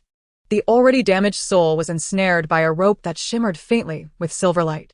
Who dares? Taoist Songhua furrowed his brow and called out towards the shadows at the corridor's end. Do not be alarmed. It is I. Gu Chen emerged from the darkness, followed closely by Butler Lu. Clad in a tailcoat, Butler Lu trailed behind Gu Chen, holding a metallic box whose contents remained a mystery. Uncle. Upon seeing Gu Chen, Gu Yi nearly dropped his jaw in astonishment. His uncle had actually arrived. Taoist, what are we waiting for? I have no idea how to deal with this thing. Gu Chen disregarded Gu Yi and addressed Taoist Songhua instead. Taoist Songhua had anticipated the arrival of a fellow Taoist, but was taken aback to see Gu Chen. In that case, he would not hesitate to take possession of the malevolent spirit. With a series of hand gestures, Taoist Songhua cast a spell that struck the spirit. In an instant, the malevolent entity transformed into a palm-sized wooden doll that fell to the ground. Even in its new form, the rope binding it had not come loose. Instead, it shrank along with the spirit's body. Picking up the doll, Taoist Songhua cast a puzzled glance at Gu Chen. This does not resemble a magical artifact. What on earth is it? He scrutinized the rope on the doll, growing increasingly perplexed. What exactly is this? It is neither a magical tool nor a ghostly artifact. It is utterly incomprehensible. Just a minor invention, nothing of great significance, Gu Chen remarked, stepping past Taoist Songhua and directly approaching the just-rescued Ruan Xing. Are you all right? Gu Chen inquired gently, his gaze softening. Is this your uncle? Yi Fan, standing beside Gu Yi, whispered. Of course. If he isn't my uncle, whose uncle would he be? I remember you met him when you were young. How can you not recognize him now? Gu Yi shot him a glare, exasperated. Leaving that remark behind, Gu Yi sought out his uncle. Yi Fan suddenly noticed Chen Xian, who had collapsed on the ground. Realizing he had been so preoccupied with Gu Chen that he had forgotten about his friend. He hurriedly joined Zhang Xiaoqiang and Su Yang to help lift him up. Chen Xian remained unconscious, appearing as though he were merely asleep, though his pallor suggested otherwise. Meanwhile, Ruan Xing touched the imprint left on her neck from being choked. Still coughing. The grip had been too tight, leaving her quite uncomfortable. Although her tears had ceased, she felt wronged, teetering on the edge of weeping again. My neck hurts. Ruan Xing pouted. I have some medicine. It's very effective. Just apply a bit to your neck and you'll feel better in no time. Gu Chen gestured to Butler Lu, who promptly retrieved a small medicine box the size of a vial of ointment and handed it to Gu Chen. Upon opening the box, Gu Chen discovered a luxurious black ointment that faintly glimmered with golden light. He dabbed a bit of the ointment onto his fingertip and began to apply it to Ruan Xing's neck. Ruan Xing obediently extended her neck, allowing Gu Chen to tend to her. With someone caring for her, she felt no desire to tend to herself. We should leave this place. It is far too perilous here, and there are more than just one ghost. Seeing Gu Chen leisurely applying ointment to the girl, Taoist Songhua exuded an air of exasperation. Indeed, there are not just one, but 18 ghosts within the live stream. Zhao Peng suddenly exclaimed, as if struck by a revelation. We know. So, let us hurry and leave. This is no place for mortals. We must depart quickly. Taoist Songhua commanded sternly. Can we? Gu Chen, having finished applying the ointment, asked in a soothing tone. Yes, thank you, teacher, Ruan Xing replied sweetly. Good. Gu Chen could not help but ruffle her hair. She resembled a charming little kitten. Taoist Songhua could no longer bear to watch and led the way, signaling his 2 disciples to follow. Chapter 41. The Rebirth of Anomaly. Taoist Songhua reflected on his original intentions. He had planned to escort this group down while confronting the malevolent spirit alone. He had not anticipated that the spirit would feign a retreat and nearly harm one of them. These malevolent entities were indeed cunning. This time, he had been overly careless. Regardless, the priority was to evacuate the others first. The group hastily made their way towards the staircase, seeking to descend from the 2nd floor. Chen Xian, still unconscious, was carried by Su Yang as they left. However, at that moment, a new anomaly arose. The staircase, which had previously been cleared, vanished before their eyes. Our long family does not permit you to come and go as you please. The 7 originally closed doors swung open simultaneously. One by one, Malevolent entities emerged from the rooms. At the forefront stood a couple clad in a suit and a red evening gown, accompanied by their pair of children. The man appeared to be in his early 20s, while the girl seemed of a similar age. Their striking resemblance suggested they were either twins or siblings. Besides this family of 4, the remaining spirits were dressed as servants, including maids, gardeners, butlers, and cooks, each manifesting their former occupations. Mr. Long, Mrs. Long. These children merely stumbled in by accident. Please grant them another chance, Daoist Songhua implored, clearly recognizing the couple, his eyes betraying a hint of trepidation. It was evident he wished to avoid an open confrontation with these 2 spirits. Accidentally stumbled in?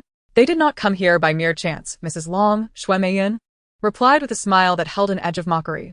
Everything that transpires within this house is beyond your ability to conceal, Long Dahai, the spirit of the husband, added with a tone laced with derision. The Long family, along with their servants, appeared unchanged since their demise, their ages eternally frozen in the year they died. In their current forms, they bore no signs of decay, looking remarkably similar to living humans. Were it not for their unnatural skin color, it would be difficult to perceive them as a group of long-dead malevolent spirits. What is your intention? Daoist Songhua directly inquired. Quite simple. We only wish for that young girl's life. As for the others, I shall allow them to leave, out of respect for you. Old Daoist, Xue Meiyin extended her pale, almost bluish finger, pointing at the obedient Ruan Xing amidst the group. It's me, Ruan Xing exclaimed, her eyes wide with disbelief. Despite the crowd, why did each of them seem intent on killing her? She was so beautiful and charming, it was outrageous that these ghosts wished to harm her. Ruan Xing silently protested in her heart. Do not be upset, host. These spirits likely desire you because of your cuteness, seeking to take you away so you may remain with them forever. The system consoled her, sensing her discontent. This comfort evidently soothed Ruan Xing, her anger dissipating by half. Even if they find me adorable, they should not act in such a domineering manner. It is unacceptable. She solemnly replied to the system in her mind. Old Daoist, what do you say? Daoist Songhua, observing all this, wore an expression of hesitation and struggle. With a deep sigh, he ultimately declared, No, I cannot hand over this young girl's life to you. To save more lives by sacrificing one may appear the most prudent course of action. Yet, what of the innocence of the one who is sacrificed? Master Songhua would never engage in such deeds. Do not entertain such thoughts. We shall not surrender Ruan Xing to you. Indeed, you shall not succeed. Ruan Xing is destined to depart with us. Thus it stands. All present stood resolutely before Ruan Xing, shielding her. Deeply moved, Ruan Xing felt a surge of gratitude. Oh, how kind-hearted everyone is. Although young Xue felt a fleeting temptation to retain Ruan Xing and flee herself, her conscience prevailed, and she could not bring herself to act in such a manner. After a moment's hesitation, she chose silence, remaining behind Yifan. If you seek death, I shall oblige. As Mrs. Long's words fell, all the malevolent spirits on the second floor instantaneously revealed their grotesque forms. Some bore numerous stab wounds. Others had their heads severed. Some were drowned in bathtubs, while others were cleaved in twain. The instant their ghastly visages emerged, except for Master Songhua, his disciples, and Gu Qin, everyone else was seized by terror, shrieking in horror. It was utterly horrifying. Alas, while fighting is one matter, must you truly terrify us so? Kill them. With a single command from Mrs. Long, all the malevolent spirits surged forward. They encircled the group, their sharp claws itching to unleash a massacre. What is it like to be ensnared amidst such a menagerie of grotesque apparitions? Gu Yi and the others could only describe the experience with a single word: terrifying. Lingbao Tianzuan, comfort the form. Disciple souls, 5 organs of the mysterious underworld. Qinglong and Baihu, their ranks diverging. Zhuke and Xuanwu, attend to our forms. As a series of incantations were recited, the ethereal silhouettes of the 4 divine beasts manifested behind Master Songhua. For divine beasts, heed my command and eradicate the malevolence. The 4 divine beasts surged towards the 17 sinister apparitions. Aside from the formidable couple, Long Danghai and his wife, the remaining malevolent spirits were repelled by the divine beasts. Indeed, the apparitions were formidable, yet unfortunately, your spiritual energy will not sustain for long. Once it wanes, you too shall perish. The couple, with venomous gazes fixed upon Ruan Xing and her companions, spoke in chilling tones. The malice in their eyes sent shivers down everyone's spines. Press on. The 2 malevolent spirits retreated to the side, allowing their minions to continue their onslaught. This horde of apparitions was evidently under the control of the couple and could do nothing but obey their commands. The spirits charged fearlessly towards Ruan Xing and her companions. Do not come any closer. Help. It feels like a spirit has grasped my hand. Oh, Mom and Dad, save me. Li Ming screamed in a high-pitched voice, panic-stricken. Hold on a moment. Suddenly, Gu Qin stepped forward, positioning himself between the two factions. Xiao Chun, come back quickly. Why are you stepping out like this? Master Songhua was nearly driven to exasperation by this boy. How could he be so brave? Is he truly unafraid of death? Boy, what do you intend to do? The couple, Long Danghai and his wife, were uncertain of Gu Chen's intentions. This individual exuded a strange aura. Though devoid of spiritual energy, he emanated an inscrutable presence. A truly paradoxical person. I merely wish to pose a question. Your relentless desire to eliminate Ruan Xing, is it due to a transaction made with someone? Gu Chen, a true prodigy, discerned the underlying issue while others were preoccupied with survival. You are astute, indeed. Someone has made a transaction with my husband and me to take her life.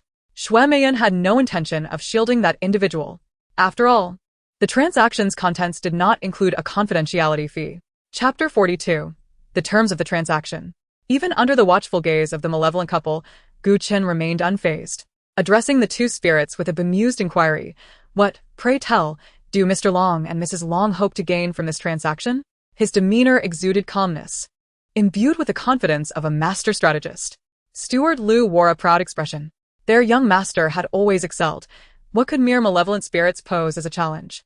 There is no one in this world that their young master cannot handle. Why should I divulge this to you? Xue Meiyan retorted, her countenance darkening. The already fierce expression on her face grew even more forbidding.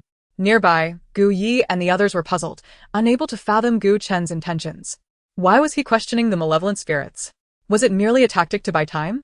This could indeed serve as a strategy. Yet it remained uncertain how long it could be sustained. Regardless, whatever time can be bought is worth it. Every moment counts. Go, little uncle. We are counting on you. Could it be that the individual provided clues about the murderer from years past? Master Songhua suddenly pondered. Upon uttering this, the expressions of the malevolent spirits shifted ominously. It seemed that Master Songhua's conjecture was not unfounded. Gu Chen grasped the situation effortlessly. Even if you have guessed correctly, what of it? Since you already know the reason, you should also understand that we cannot allow you to leave. The Long family has been unable to reincarnate for decades due to the deep-seated resentment they bore before their demise. To restrain their power and prevent them from wreaking havoc upon the world, they became earthbound spirits. If the murderer does not receive the retribution they deserve, their resentment will linger, binding them here indefinitely, unable to reincarnate. They yearn for liberation every moment yet remain oblivious to the identity of their assailant. They can only linger in this house year after year, awaiting the day when the truth of the case is unveiled. Alas, despite the passage of years, the police have yet to uncover the murderer's identity. Those who perished long ago remain eternally shackled here. But wait, you mean to say you do not even know who your murderer is? Li Tao could not restrain his incredulity. The intruder in our home was no human. Long Danghai replied solemnly. Not human. Could it be a spirit? Yet you too are spirits and formidable ones at that. Why can you not exact revenge? Suyang murmuret. We have stated that we do not know who the murderer is. How can we seek revenge? Long Donghai's daughter, Long Qianqian, shot him a disdainful glance. The one who killed us had a body as hard as steel, impervious to blades and bullets. I was a martial artist in life, a black belt in Taekwondo. Yet in combat, I could not inflict a scratch upon him. All my attacks felt as if they struck solid steel. How could that possibly be human? Long Qianqian's brother, Long Jinghao, spoke bitterly of past events, his face etched with resentment. The one who murdered you was from the Xianmen sect. Yet their influence is extensive, making it no simple task to identify this assailant. Do you not fear that the individual may be deceiving you? Master Songhua queried. Mrs. Long scoffed. Worry is no longer our concern. We simply seek vengeance. As long as there remains a sliver of possibility, we shall not relent. Furthermore, do you think we would aid that individual without preparation? Our willingness to comply stems from our confidence that they have not deceived us. Master Songhua pondered this as well. The Long family members are all merchants, and successful ones at that. Those who thrive in business are seldom fools. It stands to reason that the Long family would not merely take someone's word at face value. There must be complexities unknown to them. No wonder this case has remained unresolved for 20 years. It turns out the murderer is not human. Zhao Preng exclaimed in sudden realization. The existence of spirits committing murder is truly terrifying. Li Ming trembled uncontrollably. This world is indeed not straightforward. Su Yang, carrying Qin Xian, marveled at the revelation. They had spoken of believing in science, yet this is anything but scientific. Zhang Xiaoqiang expressed his indignation. How pitiful they are, not even knowing who their murderer is. Ruan Xing gazed at the group of spirits before her with profound sympathy. Do you wish to assist them? The system inquired. How can I help them when I do not even know who the murderer is? Though Ruan Xing desired to lend aid, she was acutely aware of her limitations. After all, if the police were unable to uncover the murderer's identity, how could she possibly offer assistance? Actually, you can be of help, but it requires points. Ah. Then what must I do? Upon hearing that she might be able to assist, Ruan Xing eagerly inquired. Upon witnessing her innocent expression, the system let out a sigh. There exists a source symbol. If you present the symbol to those unearthly beings, you can trace the matter back to its origin. Once the source is uncovered, the identity of the perpetrator will naturally be revealed. This source symbol is ideally suited for such situations, as it is non-offensive and reasonably priced at merely 3 points per piece. Since the same assailant is responsible for the deaths, one symbol will suffice. I will purchase it immediately for them. With the prospect of being able to assist, Ruan Xing gleefully prepared to acquire the symbol as a gift. Wait. You cannot simply give it away. You must negotiate terms with them, the system interjected, alarmed by her naivety. What terms? Ruan Xing inquired, puzzled. What else but to ensure they allow you to leave?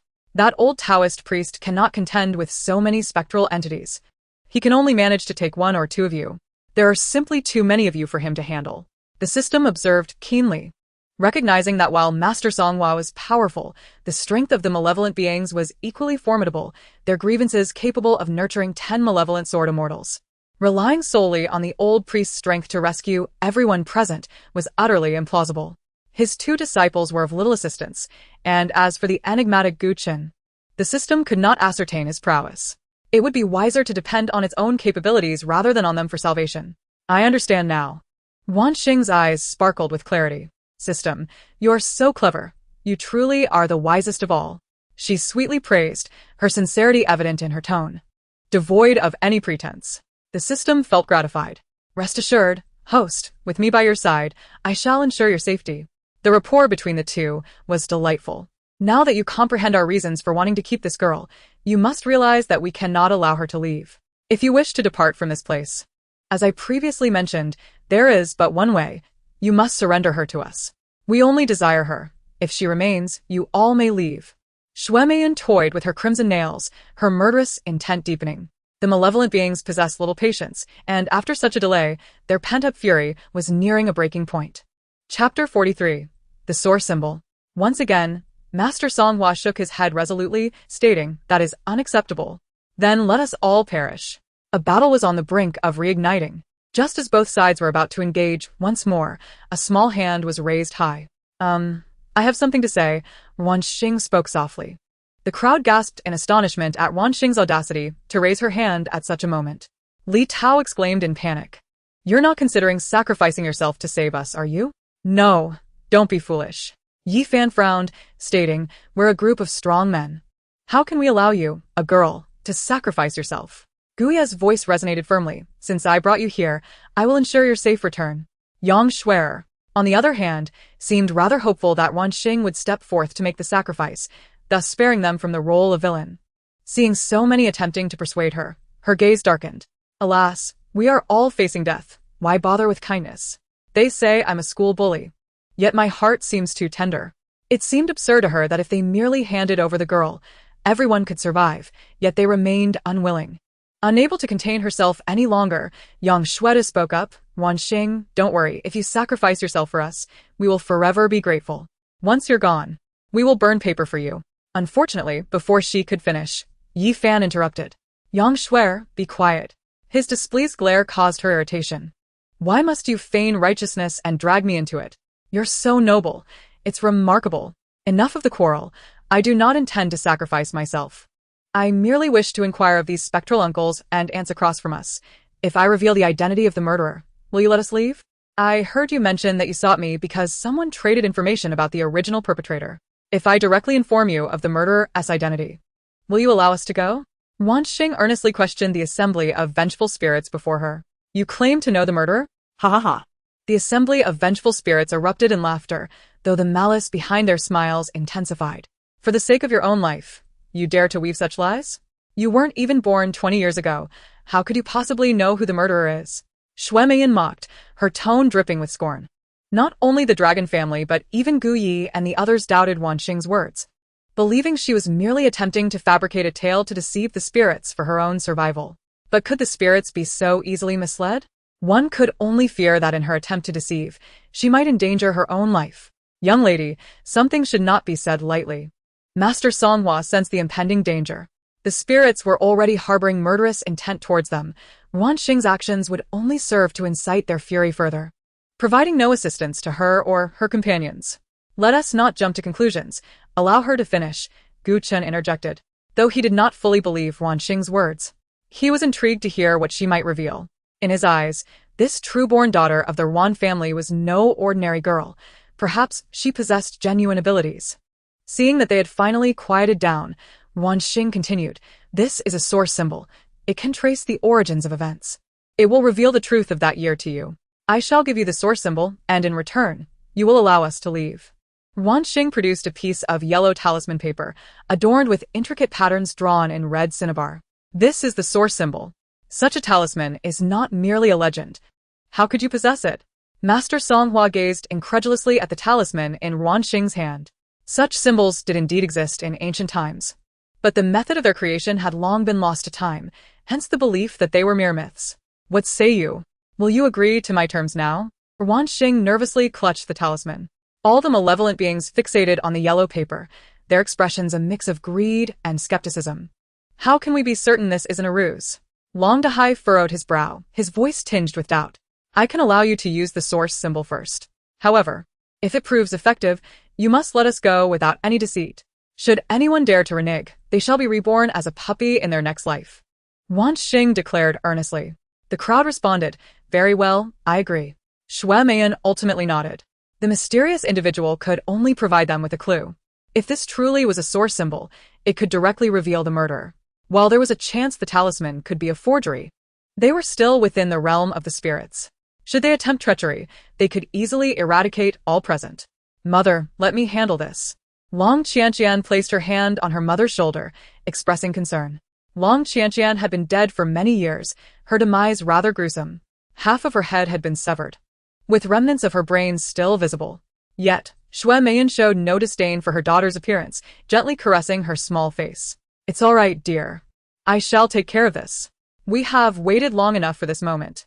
Xiyue Meiyan took the talisman from Ruan Xing's hand and, as instructed, pressed it to her forehead. The moment the talisman made contact with her brow, she froze in place, motionless. Mother? Wife? Madam?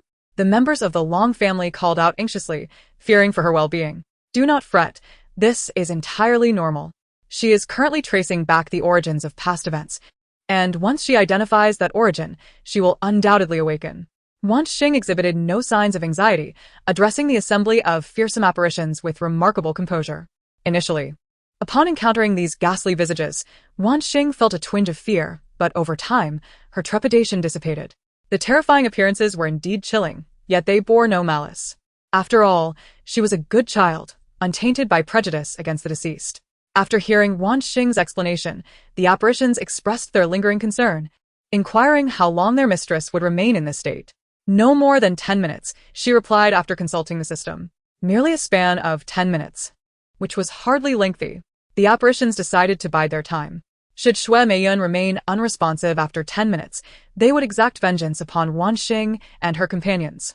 Li Tao leaned closer to Ruan Xing, whispering, Hey, are you sure you didn't underestimate the time? At least say, half an hour. If that female apparition doesn't awaken after 10 minutes, they will surely butcher us. Yang Shuer joined in, her voice laced with anxiety. Is that source tracing talisman even genuine? Can it truly be effective? Ruan Xing nodded confidently, her countenance radiating assurance. It will undoubtedly work. I have faith in it. Gu Chen regarded Ruan Xing with a penetrating gaze, pensive as he lowered his eyes. Daoist Songhua yearned to inquire about the tracing talisman, yet the moment was ill-suited for such questions. He would have to wait until they departed. At long last, after 7 minutes, Xue Meiyan opened her eyes. It's her. It was her all along. Xue Meiyan cackled wildly, her laughter sharp and piercing, mingled with tears of blood. Her mirth was steeped in resentment and sorrow, evoking both dread and a tinge of melancholy in those who listened. What did you see, my wife? Upon witnessing Xue Meiyan's condition, Long Dahai was eager to uncover the identity of the perpetrator, pressing for answers. Mother, what did you see? Long Jinghao and Long Qianqian urged from the side. The servants of the Long family were equally anxious to learn the identity of the culprit, their hopeful gazes fixed upon Xue Meiyan. Once her laughter subsided, Xue Meiyan's emotions gradually stabilized. She chose not to address the inquiries of the other apparitions, but instead turned her gaze toward Ruan Xing. Your talisman is quite effective. As per our agreement, I shall grant you passage. Xue Meiyan regarded Ruan Xing, her eyes betraying a whirlwind of emotions. It was unexpected that such a young girl would come to their aid, especially one they had initially intended to eliminate. Truly, fate is a capricious force. Ruan Xing beamed, knowing her faith in the talisman had not been misplaced. Now, she could lead everyone out of this place. Joyous news. We can depart. Li Tao and the others could not contain their jubilance, erupting into cheers. They had believed they would have to confront the malevolent apparitions in a desperate struggle. Yet it turned out to be so effortlessly resolved. Ruan Xing was remarkable. If she could manage even the most formidable of apparitions, she was indeed extraordinary. However, before you leave, I require this old Taoist to assist me once more. Xue Meiyan then directed her attention to Taoist Songhua. What is it that you wish for me to do? Taoist Songhua felt a tightening in his chest, a sense of foreboding. We need but an hour to depart, Xue Meiyan declared. You seek vengeance. Taoist Songhua quickly discerned her intentions. I cannot assist with that. He had no desire to become entangled in the affairs of the Long family. Should he facilitate the apparition's escape, and they subsequently harmed others, he would inevitably share in the consequences. Such karmic ties, especially those involving lives, could shorten one's lifespan. Upon hearing the refusal, Xue Meiyan's previously placid expression darkened. If you will not assist, then you shall not leave. Yet, since this young girl had aided them, she conceded to allow her to depart alone. But as for the others, Xue Meiyan's vengeful gaze fell upon them. How can you be untrustworthy? Yang Shuer exclaimed in a mix of surprise and dismay, nearly overwhelmed by the revelation. You promised to let them go. Li Tao protested. You clearly agreed to Ruan Xing's request. Beware of becoming a dog in your next life. Zhang Xiaoqiang glared at Xue Meiyan, his teeth gritting in anger. It seems you are all courting death. Long Dahai's cold gaze swept over them, silencing their protests. The others, realizing their folly in reasoning with malevolent apparitions, quickly fell silent. Since he will not assist you, I shall, Gu Qin interjected. You can help me? Xue Meiyan's attention shifted to Gu Qin. Hand over the item. Gu Qin gestured to Butler Liu, who presented a metallic box to him. Upon opening it, Gu Qin revealed a small contraption resembling a pocket watch. This is a little invention I created out of boredom. It can temporarily shield this villa from chaotic magnetic forces. The binding energy that restricts you will also briefly dissipate. You have 1 hour. After that, this device will deactivate, and regardless of your location, you will inevitably return here. As he spoke, he pressed a slender finger upon the invention. In an instant, the force binding them indeed vanished. All the apparitions sensed the change, their faces lighting up with near-manic excitement. Ah, we are free. Finally free. We can leave. Though only for an hour, many longed to see their families once more, while others remained resolute in their quest for vengeance. Quickly now, you have but an hour, Gu Qin urged. Thank you. With that expression of gratitude, all the apparitions vanished, heading toward their desired destinations.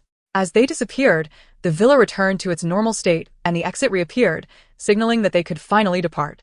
Uncle, it's all thanks to you. Gui expressed his gratitude, feeling reassured by his uncle's reliability in a moment of crisis. Xiao Chun, you shouldn't have assisted them. Taoist Songhua sighed. I am not a member of your sect. Even if I intervene, I bear no karmic ties. Gu Qin replied nonchalantly. Entangling oneself with malevolent apparitions is ultimately unwise. Let us not linger here any longer. I cannot stand this cursed place. Yang Shueter urged, unable to contain her impatience. Indeed. We should leave swiftly. Qin Xian has yet to awaken. I worry whether that entity's possession will affect his health. Su Yang, bearing the burden of Qin Xian, expressed his exhaustion, though fatigue was secondary to his concern for Qin Xian's well-being. Amidst the chorus of urging, Daoist Songhua finally recognized that this was not the time for idle chatter, leading everyone away from Longjing Villa. As they glanced back at the diminishing structure, a profound sense of survival washed over them. After departing the villa, Gu Chen took it upon himself to escort Ruan Xing home. The reason for his role as her escort was revealed when they discovered that Gu Chen and Ruan Xing were actually neighbors. Ever since the Ruan family relocated, Gu Chen had also moved, taking residence next to their Ruan household. Thus, they remained neighbors. Gui had initially intended to accompany Ruan Xing, but with Gu Chen readily available, he did not insist on taking her home himself. His uncle was indeed trustworthy, more reliable than himself. Many were curious about Gu Chen's little invention. What manner of small creation could be so formidable? It was confirmed to be a mere invention, not some mystical artifact or treasure as found in novels. Regrettably, Gu Chen did not afford them the opportunity to inquire further, as he departed with the butler and Ruan Xing without delay. On their way back, Ruan Xing munched on the uneaten candies from her bag, her face devoid of any semblance of fear from her recent brush with death. Was she not afraid? Gu Chen glanced at Ruan Xing, seated beside him, unable to restrain his curiosity. Chapter 45. Bureau of Unusual Affairs. Ruan Xing blinked her large eyes, her fairy-like visage radiating innocence. Initially, there was a flicker of fear, but it dissipated afterward. She replied with a gentle smile. Why did her fear vanish? Gu Chen inquired with interest. Because I have everyone to protect me, she asserted with a serious expression. You truly place your faith in them, Gu Chen chuckled softly. Nevertheless, that group performed admirably, not abandoning their comrades in a life-and-death scenario. They are my friends, Ruan Xing remarked matter-of-factly. Friends? Gu Chen pondered the dossier he possessed at home regarding Ruan Xing. He was acutely aware of how she had come to acquire those so-called friends. This girl seemed utterly incapable of discerning whether others' kindness was genuine or feigned. Had she not possessed such innate talent, who knew how she might have been mistreated?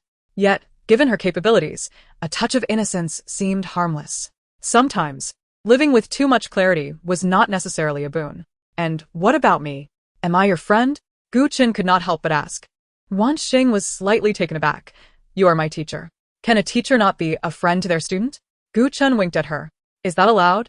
Ruan Xing was uncertain, having never befriended a teacher before.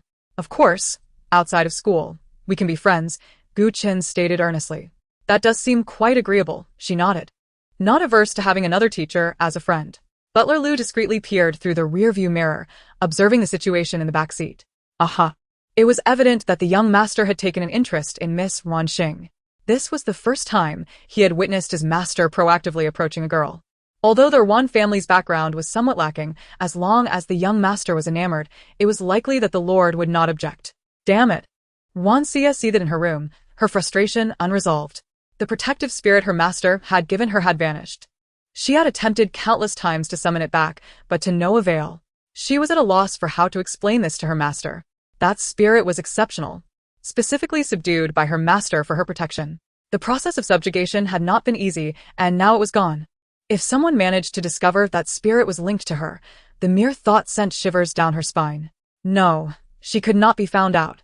She needed to call her master. Trembling, Ruan Xie retrieved a familiar phone number and dialed. Meanwhile, Ruan Xing was aware that the internet was ablaze with discussions regarding their live broadcast. Even a couple, Ruan Jinxing and Lin Man, who were still hospitalized, had heard about it from fellow patients in the adjacent room. It all began when a bored patient stumbled upon Guya's live stream while idly scrolling, inadvertently discovering Ruan Xing. Having visited the hospital multiple times and possessing an exceptionally beautiful appearance, many patients, as well as doctors and nurses, recognized her. Upon realizing Ruan Xing was live, the patient immediately sought out Ruan Jinxing and his wife, sharing the link to the stream. Seeing their daughter live, the couple felt as though the world had gone dark. How could their daughter, a proper young lady, engage in such antics as live streaming, especially with a group of boys? Clearly, she had brought home such behavior from outside, displaying a shocking lack of self-respect. Meanwhile, the Ruan brothers were entirely unaware that Ruan Xing had been live streaming that evening. They didn't even know she hadn't returned home by midnight. After all, they often made excuses to avoid returning home themselves, and when they did, it was typically in the dead of night to evade Ruan Xing. If they had known, they would have wished for Ruan Xing to encounter a ghost. That spirit would be best suited to whisk her away forever, sparing them from her antics at home. Without delving into the Ruan family's reactions, the online community was buzzing with discussions about the two live streams. Zhang Xiaoqiang's and Zhao Peng's broadcasts had garnered immense popularity, their private messages inundated with inquiries from netizens. Upon ascending to the second floor, their stream suddenly went dark, leaving viewers in the dark. Speculation arose regarding whether they had genuinely encountered something supernatural or were abducted by a spirit. Some even reported their disappearance to the authorities. Screenshots and recordings from the live streams rapidly spread across the internet. However, curiously, as the situation began to unfold, all traces of the screenshots and videos vanished without a trace. What had been trending moments ago was now completely erased. This was clearly the work of someone suppressing the trending topic. Who could it be? Who has the power to silence the trending discussions?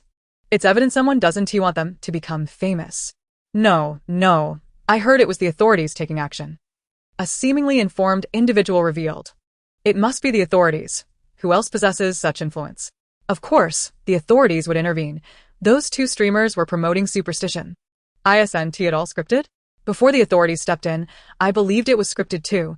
Now it's hard to say. Everyone look. The two streamers have gone live again, claiming they're fine and back home. Everything that happened tonight was scripted, urging everyone to believe in science. Such official rhetoric indicates they were coerced to go live again. Agreed with the person above. They've acknowledged it was scripted, yet you still doubt it. Netizens remained ambivalent about the authenticity of the live content. Within half an hour, news broke online about a certain actress's extramarital affair, causing the gossip-hungry public to shift their attention to this new scandal. As discussions about the two live streams dwindled, the Bureau of Unusual Affairs personnel, who had been monitoring the online sentiment, finally breathed a sigh of relief. Director Zhang, the two streamers have been briefed. They will not speak out of turn. The confidentiality agreements are prepared and will be presented for their signatures first thing tomorrow morning, reported the secretary after managing everything. Keep a close watch. Ensure they sign that confidentiality agreement promptly, Director Zhang instructed, scratching at his thinning hair and quickly retracting his hand. He could not afford to lose any more strands. By the way, there is something I haven't mentioned, the secretary said, suddenly grave. What is it? Director Zhang looked at his secretary with suspicion, wondering what he could possibly be unaware of. Tonight, Dr. Gu also attended, and he released the spirit inside, the secretary blurted out, as if having made a decision. What? Director Zhang's expression mirrored that of someone about to suffer a heart attack. He leaned back in shock. Fortunately, his subordinates were quick to react, catching him with a chair before he could collapse. Director Zhang, please don't faint. What should we do now? Hurry and give orders, the secretary urged anxiously. Director Zhang glared at the secretary, shouting frantically, what else can be done? Quickly find out which family suddenly has a death, and seal the matter before it escalates. Move. Chapter 46, Jiang Meihua. As Jiang Meihua entered the room, she accidentally kicked a high-heeled shoe at her feet. MD, lacking funds yet pretending to be affluent, has led me to squander an entire evening. I had hoped to finally ensnare a wealthy patron, only to discover that I had encountered a rival. How unfortunate. Jiang Meihua, a 40-year-old woman, stands at 162 centimeters with a slender and proportionate figure. Though not in her youth, her meticulous self-care allows her to appear in her early 30s. Leveraging her appealing exterior, she has established herself as a provocative online streamer, portraying a character of a heartbroken 30-something divorcee betrayed by her scoundrel husband. This persona has garnered her hundreds of thousands of followers, many of whom are drawn to her type. Coupled with her innate beauty and the enhancement of beauty filters, she becomes even more alluring. Over the years, she has received numerous monetary gifts from admirers, sufficient to sustain her livelihood. Regrettably, her profession thrives on youth. Aware that her time in this industry is limited, she has long aspired to hook a naive, wealthy benefactor. However, misfortune has plagued her. After arranging several promising meetings, she finds that none of these men have sincere intentions of marriage, only lust. The few who consider marriage are merely pretentious, financially struggling individuals. Worse still are the married men seeking extramarital affairs. If only these men were genuinely affluent, she might have considered becoming their kept woman. Unfortunately, those with such intentions are typically of modest means, offering a meager monthly allowance of merely 10 to 20,000. Such terms are utterly disgraceful. Upon entering, her roommate Lu Xiaoqiao immediately senses her return. Having just finished her own live stream, she plans to prepare a bowl of noodles. Oh, you're back. How did your blind date go? Returning so late must mean it was promising, right? Lu Xiaoqiao stretches lazily and plops down on the sofa, abandoning the noodle idea to snack on cookies instead. Lu Xiaoqiao, a year younger than Zhang Meihua, is also a provocative streamer and they share a rented apartment. Despite their similar ages, Lu Xiaoqiao's less diligent self-care makes her appear several years older. She has inquired several times about Zhang Meihua's beauty regimen, but Zhang Meihua remains tight-lipped. This has led to several disagreements between them. Don't mention it, I ran into a rival. Thankfully, I didn't sleep with him, or I would have suffered a grave loss. At over 40, he is still playing the role of a gigolo, and he does it quite convincingly. I genuinely believed I had found a wealthy and handsome man, only to be disappointed. Her countenance reflects her vexation, and she wishes to avoid further discussion. What bad luck. Encountering a rival is truly unfortunate. Lu Xiaoqiao casts her a sympathetic glance. Exactly. That matchmaker must be utterly clueless. I'll certainly confront her about this. The more I think about it, the angrier I become, daring to introduce such trash to Zhang Meihua. If I don't extract my money from that matchmaker, I'll change my surname. Lu Xiaoqiao nods in agreement while munching. By the way, did you catch the live stream tonight? Lu Xiaoqiao suddenly recalls the evening's broadcast. Initially, she too was streaming but was drawn away by fans discussing a live exploration of a haunted mansion featuring a wealthy young heir. Intrigued by the mention of wealth, she switched to another phone to take a quick peek. To her astonishment, the location they were broadcasting from was none other than Longjing Villa. While Longjing Villa holds no significance for her, it does for Zhang Meihua. What live stream? Zhang Meihua strides to the fridge, retrieving a chilled beer and swiftly consuming half the bottle. Tonight, several wealthy young masters recklessly ventured to Longjing Villa for a live exploration. To their surprise, they truly encountered something sinister. Zhang Meihua inadvertently spits out her beer. Be careful. Lu Xiaoqiao grimaces at the spilled drink. Fortunately, she is not standing in front of Zhang Meihua, otherwise, she would have been drenched. What do you mean by something sinister? Zhang Meihua's expression shifts awkwardly as she wipes her mouth with her arm. They encountered that thing, of course. Whenever Longjing Villa is mentioned, I think of you. I recall you mentioning that you were once sponsored by the Long family during your childhood. It's unfortunate that they ceased their support, leaving you unable to leverage their connections to marry into wealth. Enough about that. It's all ancient history. What is the point of discussing it? Zhang Meihua snaps, shutting the fridge with irritation. I merely brought it up in passing. Why get upset? I know you still harbor resentment for not marrying into a wealthy family due to past events, but don't take it out on me. It's not as if I prevented you from marrying into wealth. Lu Xiaoqiao feigns innocence while secretly scoffing internally. What a pretense. It was the Long family who ceased their support due to her own attempts to seduce their heir, which led to her being cut off. Later, her tumultuous relationship with a wealthy second-generation individual resulted in her expulsion from school. She speaks so eloquently, yet who could be deceived by her trivial past? Enough. I'm going to bed. With that, Zhang Meihua slams the door to her room. Lu Xiaoqiao rolls her eyes, hardly intimidated by the door slamming. She truly believes herself to be of consequence. If she had been the one supported by the Long family, she certainly would not have squandered her opportunity. She became a provocative streamer solely to fund her daughter's medical expenses, not out of a desire to degrade herself. Once, she was a diligent girl intent on altering her fate through education. Alas, she lacks Zhang Meihua's fortune and has never encountered a benevolent soul. Locked away in her room, Zhang Meihua is drenched in cold sweat. She dares not reveal her unease to Lu Xiaoqiao and feigns anger to retreat. It's fine. There's no need to be afraid. They cannot escape. Father said they cannot harm me. Zhang Meihua exhales deeply, gradually calming her tumultuous emotions. She sits before her vanity, gazing at her disheveled reflection, gripping her lipstick tightly. Why? Why have you all refused to leave after so many years? Why do you linger in this realm? Her memories drift back 30 years.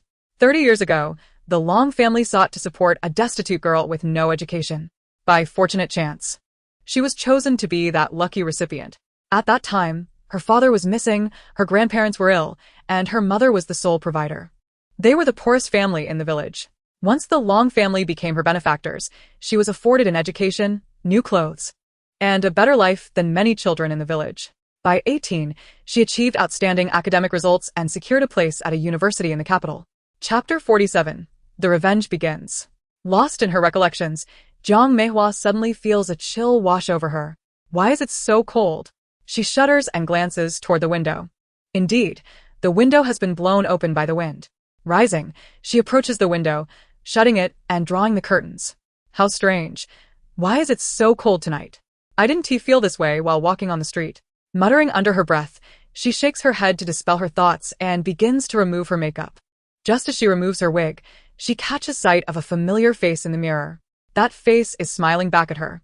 In an instant, Jiang Meihua is engulfed in an overwhelming terror. She lets out a blood-curdling scream and topples off her chair. She yearned to rise and flee the room.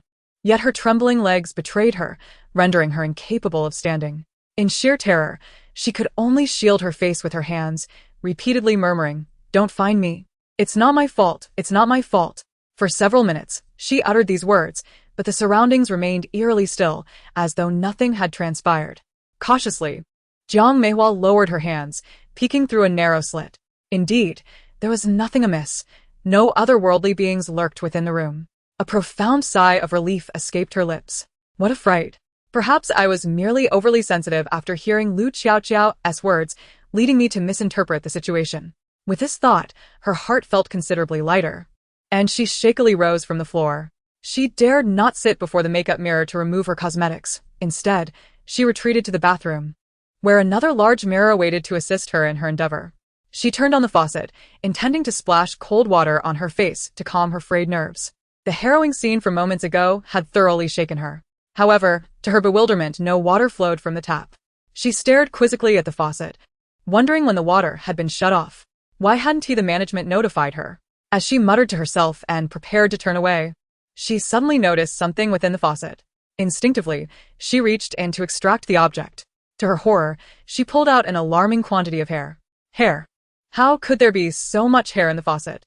The more she tugged, the more hair seemed to emerge, as though it would never cease. "Ah!" she screamed, unable to remain in that room any longer. She cast the hair aside and bolted towards the door. Yet upon reaching it, she discovered it would not budge. Lu Xiao, please open the door. Help me. Jiang Meihua pounded frantically on her door. But, regardless of her desperate attempts, silence reigned outside. It felt as if she were utterly alone in the house. Suddenly, the window, previously secured by her, was flung open by a gust of wind, causing the curtains to flutter, and a dozen spectral figures with grotesque visages appeared before her. Jiang Meihua, it's been a long time, a chilling voice intoned, accompanied by a malicious laugh, leaving her paralyzed with fear. A warm trickle coursed down her leg. She had actually wet herself. She had thought herself brave enough to confront murderers. Jiang Meihua, your heart is as cold as ice. You deserve to die. A chorus of vengeful voices echoed in the room. These phantoms were none other than the family of Long Dahai, who had recently arrived from Longjing Villa. Only 11 of them remained, as the other 6 had chosen to return home to visit relatives. As for the matter of vengeance, the remaining 11 would see it through. Do not approach me. I did not kill you. It wasn't me. If you seek vengeance, go after my father. In a moment of realization, she added, oh right. My father is dead too. He killed you and died within 3 years. She shielded her chest with her hands, shrinking against the doorframe. A picture of incoherence from sheer terror. Your father may be dead, but you still live, and your life is forfeit. Long Qianqian regarded Jiang Meihua with icy black eyes devoid of any trace of humanity. What wrongs have we of the Long family committed against you that could justify your cruelty? Long Dahai's voice, laden with resentment, rattled the very walls of the room. The picture frames within Jiang Meihua's abode toppled, some crashing to the floor. Upon learning that Jiang Meihua was responsible for the annihilation of their family, Long Dahai was initially struck with disbelief. Who could have foreseen that their family's demise stemmed from a mere act of goodwill? I didn't mean it. I merely spoke in anger. I never anticipated that my father would actually resort to murder. Jiang Meihua's voice trembled with indignation and despair. She had merely expressed a fleeting wish, unaware that her father would take her words to heart and act upon them. Her father, Jiang Yaozu, had grown up in the village, succumbing to vices such as gambling, drinking, smoking, and domestic abuse, mirroring the flaws of many men in the village. One day, he vanished, and the family presumed him dead, continuing with their lives. Little did they know that after all these years, he would return, bearing an array of newfound skills. Upon his return, he sought her out at a time when she was grappling with the fallout of her entanglements with Long Jinghao. Having been discarded by the Long family like refuse, she had also faced multiple scandals involving rich heirs, culminating in her expulsion from school. Her father's sudden appearance coincided with her most humiliating moment. She harbored intense resentment towards the Long family, believing they were the root of her misfortunes. If they had chosen to support her, why not see it through to the end? Why deny her a chance to marry Long Jinghao? Even if they wouldn't allow that, couldn't they at least help her connect with a few wealthy heirs? The Long family's refusal to assist her with even the smallest matters, while masquerading as a charitable organization, was nothing short of hypocrisy. In that moment of desperation and loathing for the Long family, when her father inquired what she desired as compensation for all those years, she had expressed a wish for the Long family to perish. To her astonishment, just days later, the Long family was indeed extinguished, their entire household wiped out, with even their dog not spared. Except for the illegitimate son of the Long family, not a soul survived. After learning of the massacre, she was too terrified to sleep for days, particularly after confirming with her father that he had indeed committed the act. She was petrified at the thought of contacting him again. He could kill dozens without a second thought. Even her father instilled fear in her. Fortunately, the police had not traced the crime back to her, instead directing suspicion towards the Long family's illegitimate son. Eventually, the case languished, becoming a cold case that remains unresolved to this day.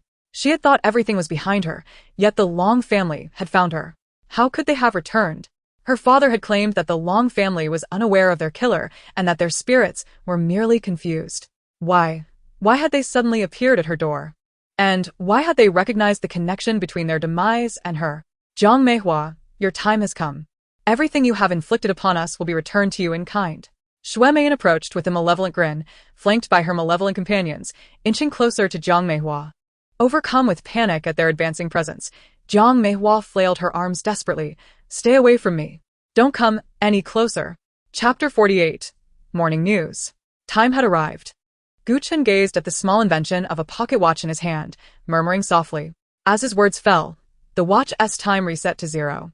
Early in the morning, Lu Xiaoqiao was still asleep when she was abruptly awakened by a series of loud knocks at the door. What on earth? She donned her nightgown, reluctantly making her way to the door.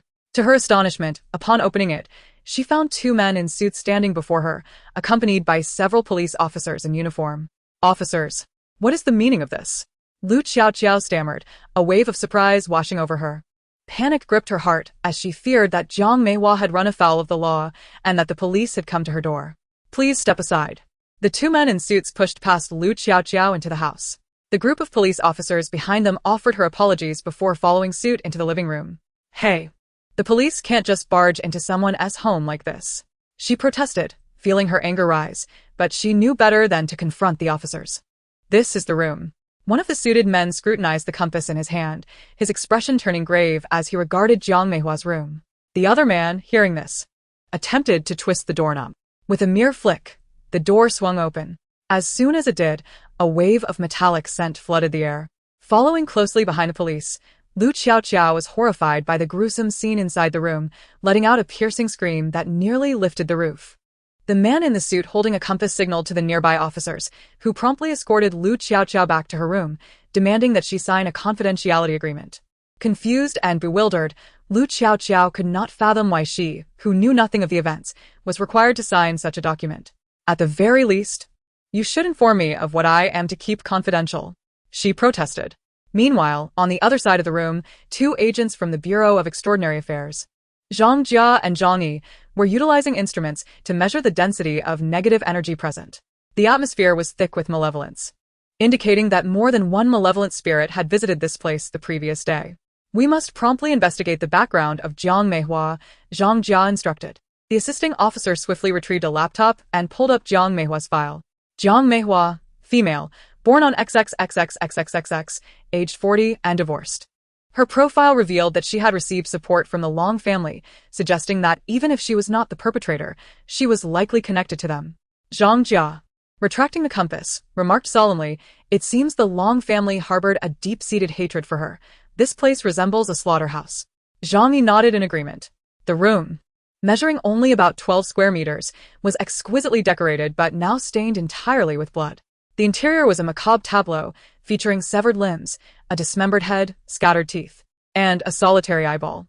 As for the remaining parts of the body, they were discovered downstairs by a cleaning lady who had recently tidied up, prompting her to alert the authorities. After examining the remains, The two agents concluded that the deceased had been thrown from the 12th floor while still alive, an enigma that confounded them. Jiang Meihua had sustained such grievous injuries, yet managed to survive long enough to be cast from the building. Indeed. Her true cause of death was the fall, Zhang Jia affirmed. Fortunately, the Bureau of Extraordinary Affairs had arrived promptly, averting a potential scandal that would have erupted had ordinary citizens discovered the scene first. Jiang Meihua was not affiliated with the mystical sect. She had not trained in any form of cultivation, as Zhang Jia had observed her body. Investigate her social connections. Perhaps we can uncover some clues, he suggested. It appeared that the truth from years past was finally poised to resurface. In the morning news, it was reported that at precisely 5 o'clock, a 40-year-old woman had committed suicide by jumping from her rental apartment in the XX community. The deceased had been confirmed dead, with insiders indicating that she had contemplated ending her life due to romantic troubles. Lu, her roommate, had given an interview to the local news station, which was now being broadcasted.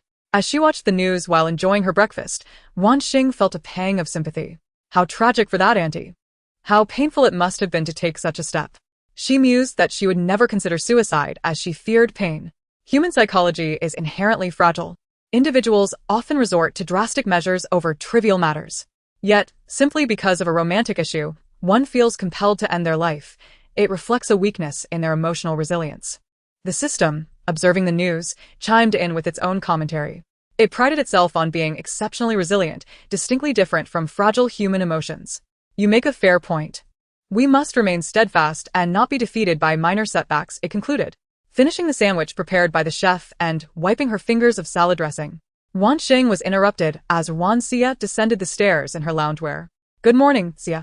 Ruan Xing greeted cheerfully, waving at her sister. Ruan Xia managed a forced smile, responding nonchalantly, Good morning, sister. It's getting late. We need to leave for school soon. Why haven't you changed yet? You might be late. Ruan Xing kindly reminded her sister, noticing she was still in her home clothes. I've already called the teacher to take a leave of absence. I'm not feeling well today and won't be attending class. You should hurry out. It wouldn't be good to be late, Ruan Xia replied. Very well then. I shall take my leave. Take care, Xia.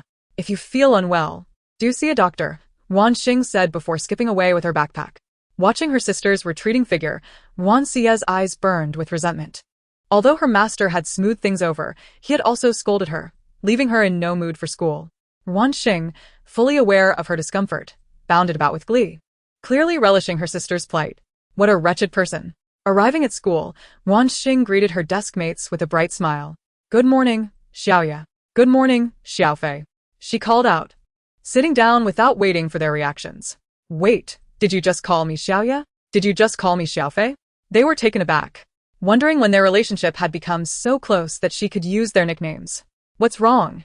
Aren't we friends? Isn't that how friends address one another? Right, Xiaoming? She turned to Li Ming for support. Li Ming nodded vigorously in agreement. Yes, yes. It's more affectionate for friends to call each other by their nicknames. Ruan Xing had a peculiar habit.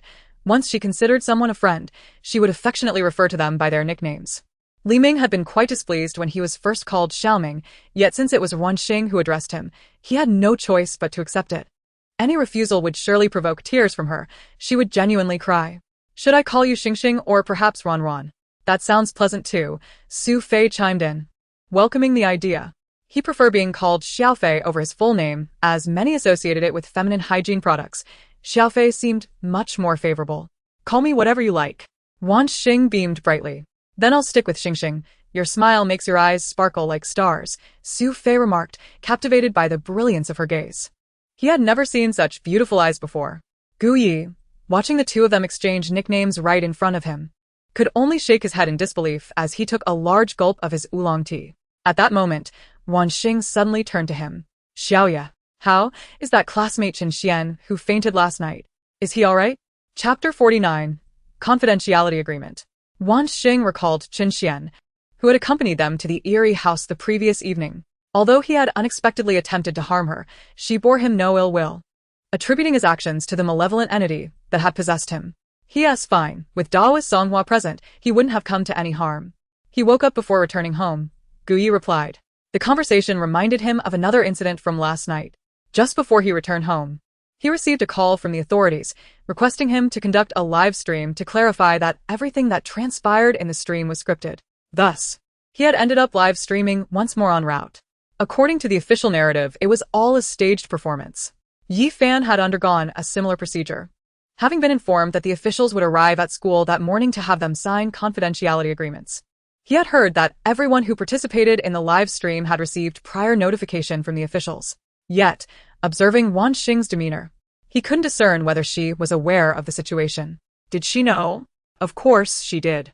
She had also received a call yesterday and had readily agreed to maintain confidentiality. It was her first time receiving a call from the authorities, and she had been thrilled for quite some time before finally falling asleep. As they conversed, they remained oblivious to their classmates nearby, all of whom were eavesdropping. The entire class had watched the live stream the previous day, and they were bursting with questions. Guyi and Sufei had arrived early, quickly surrounded by inquisitive classmates. However, they had been instructed to remain tight-lipped, insisting that everything was merely a script, regardless of the questions posed. Later, Li Ming also arrived, claiming it was merely a script. However, the students of Class 7 were not entirely convinced, harboring a lingering suspicion that there was more to the story. Unable to extract any information from the three, they were understandably dissatisfied. Thus, they turned their attention to the more approachable Ruan Xing, covertly attempting to glean information from her. Unbeknownst to Ruan Xing, who had relaxed after hearing that Chen Xian was unharmed, she was under their scrutiny. The first class of the day was taught by Gu Chen, whose teaching prowess was remarkably consistent. His lessons made time seem to fly, as he delivered them in a lively and comprehensible manner, excelling in engaging with his students, thus creating a remarkably relaxed classroom atmosphere. Even the most mischievous students listened attentively. When attending other teachers' classes, students often wished for the bell to ring. But in Gu Chen's class, they found themselves reluctant for it to end, wishing instead to hear more from their beloved teacher. When Gu Chen announced the end of class, a chorus of lamentations erupted from the students below. Why is class over so soon? I was so engrossed. Teacher, could you please continue for a few more minutes? I want to hear more. Gu Laosher, please elaborate further. Your teaching is simply splendid. The students from next door, who had already dashed out to play, were utterly bewildered to see Class 7 actively requesting their teacher to extend the lesson. Wait, has your class collectively ingested some hallucinogenic mushrooms? This is Class 7. This bunch of slackers actually wants to attend class? Surely, they must be dreaming. However, the admiration for their teacher did not go unnoticed. Who is this teacher? He is incredibly handsome. And so young. When did our school acquire such a youthful and dashing instructor? Could it be that this rowdy bunch is actually motivated by their teacher's good looks? It was baffling, especially how even the boys were captivated. Despite the fervent pleas from Class 7, Gu Chen politely declined their unexpected enthusiasm for learning. Guyi, Sufei, Ruan Xing, and Li Ming, you four, please accompany me to the office. After calling their names, Gu Chen turned and walked away, with the others hastily following. Once they departed, the classroom instantly buzzed with excitement. What could Gu Laosher want with them in the office? Could it be related to yesterday's incident? No way. The school intervenes in such matters. We are merely students. Surely they would have some questions regarding our late-night live streaming. While this reasoning held some merit, others felt it was unlikely. Classmates of Class 7 speculated about the reasons behind their classmates being summoned, unaware that Ruan Xing and the others were actually there to sign a confidentiality agreement. They proceeded to the principal's office, where they were greeted by two young men in suits along with the school's principal. Alongside them were Li Tao and Zhao Peng, who appeared to have just arrived. Dr. Gu, the suited men greeted Gu Chen with respect. Gu Chen merely acknowledged them, arranging the students beside Li Tao and Zhao Peng. Glancing at his expensive watch, he remarked, "Let's begin. They need to return to class shortly." The men promptly produced several confidentiality agreements for the students to sign. The principal was surprised to find himself included as well. However, since it was an official request, he dared not refuse. After swiftly reviewing the document, he signed his name, suspecting that what transpired in the students' live stream the previous night was far from a simple script. If it were indeed just a script, would official personnel be involved? The four students quickly signed the agreements and were permitted to return to class, albeit receiving a reprimand to refrain from engaging in such perilous activities in the future. After experiencing genuine fear, they would certainly not dare to venture into a haunted house again. Just before leaving, Guyi suddenly seemed to remember something and curiously asked, "Why are we the only ones signing? Why isn't he signing?" He glanced at Gu Chen, his gaze inquisitive. The two men merely smiled mysteriously, replying, Doctor. Gu does not need to. What does that mean, uncle? He silently conveyed his confusion to Gu Chen, but received no response. When the four returned to class, the second period had already commenced for 10 minutes. As Ruan Xing sat down, she felt someone glaring at her. Glancing across the room, she realized it was the detestable Lung Moyan. While the teacher was lecturing, Lung Moyan was below, staring daggers at Ruan Xing with an intimidating glare. Feeling inexplicably offended by his stare, Ruan Xing decided to retaliate with a playful grin, showing her bright white teeth and making a silly face at him. Lung Moyan, infuriated that Ruan Xing dared to mock him, turned an ashen shade of anger. The teacher, noticing their antics, chose to overlook them. As international students were generally given more freedom, provided they did not disrupt others. As soon as class ended, Lung Moyan rushed over to Ruan Xing's desk, slamming his hand down emphatically. Did you do something to Xiyue? Is that why she is absent today? What is wrong with you, Lung Moyan? Ruan Xiyue is absent, and you come to harass Ruan Xing for what reason? Su fe interjected, exasperated. If you're sick, go see a doctor. Guyi rolled his eyes at him. Lobo. Control your friend Lung. He has lost his mind. Su Fei shouted at Lu Bo. What has he done to deserve this? This is none of your business. Stay out of it. Lu Bo snapped at Guyi and Su Fei before turning back to Ruan Xing. Now tell me, what did you do to Xiyue? I know you are only pretending to be disinterested in me, but you have been secretly bullying Xiyue to break us up. Your scheme will not succeed. Even if every other girl in the world perished, I would never look at you. Fuming, Lung Moyan attempted to confront Ruan Xing, but Guyi swiftly intervened, preventing him from grabbing her collar.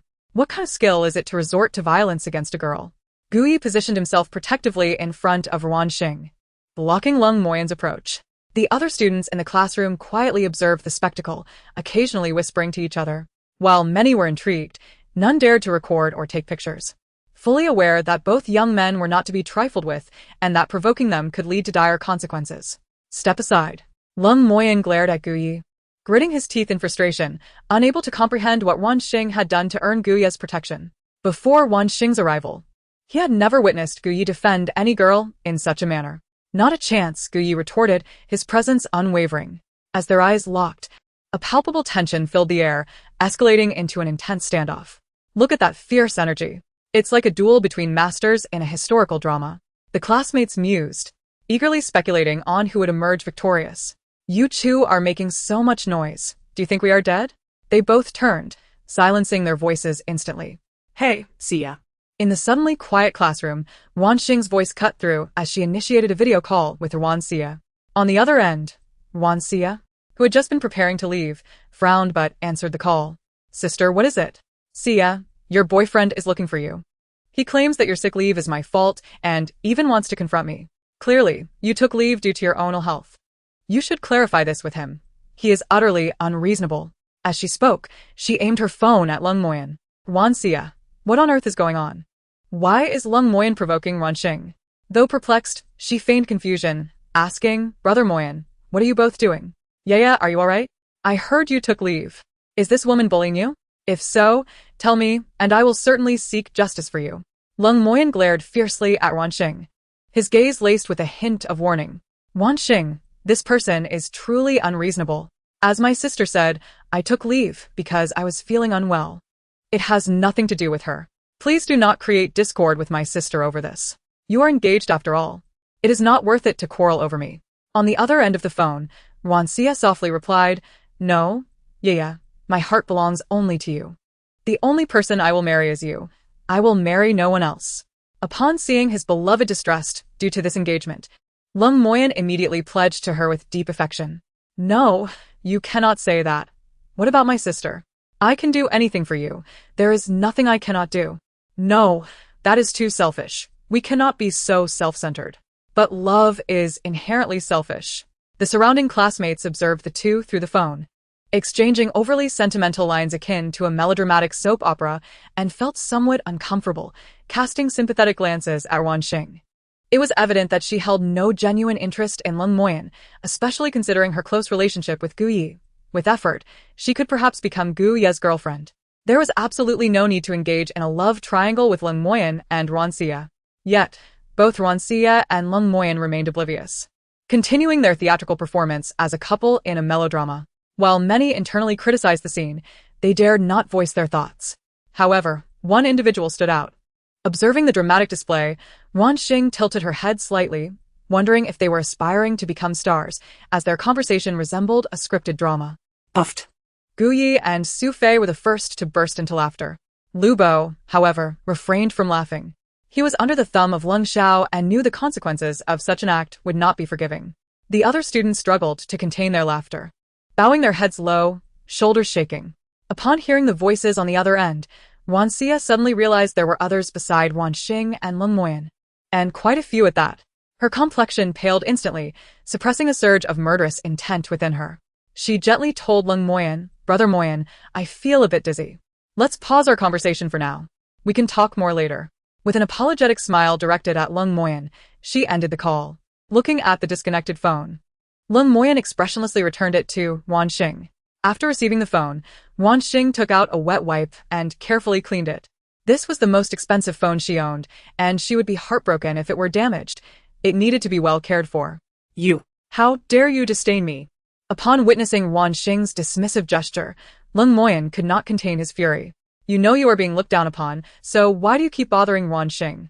Even Ruan Xie's sick leave is not a reason to wrongfully accuse her. When will your infatuation end?"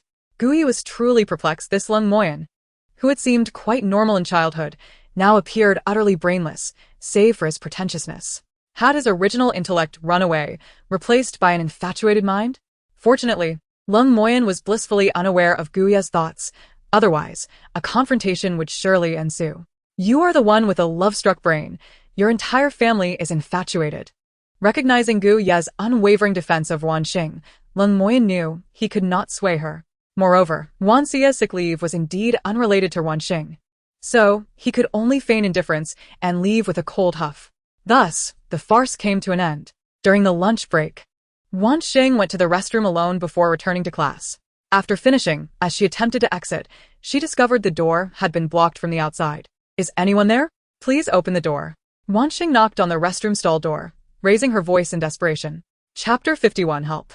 Suddenly, a bucket of water poured down from above, drenching Ruan Xing's clothes instantly. She screamed in terror, tears welling in her eyes. Fortunately, it was merely plain water, devoid of any foul odor. "They are being so cruel. Host, let us take them down." The system was infuriated. This was its host. Did they not realize this host was under its protection? Outside, a chorus of raucous laughter erupted, sounding utterly derisive. It was clear there were more than one or two individuals outside. "Let me out. Why are you locking me in here and dousing me with water? I have no spare clothes." Ruan Xing's voice grew increasingly plaintive, and she began to sob quietly. She cried. How quickly she broke down. What a useless thing. With such little ability, she dared to covet our Ruan Jie's man. "Ruan Jie, this White Lotus is asking for a good thrashing. Let us teach her a lesson to deter her from pursuing Yigo."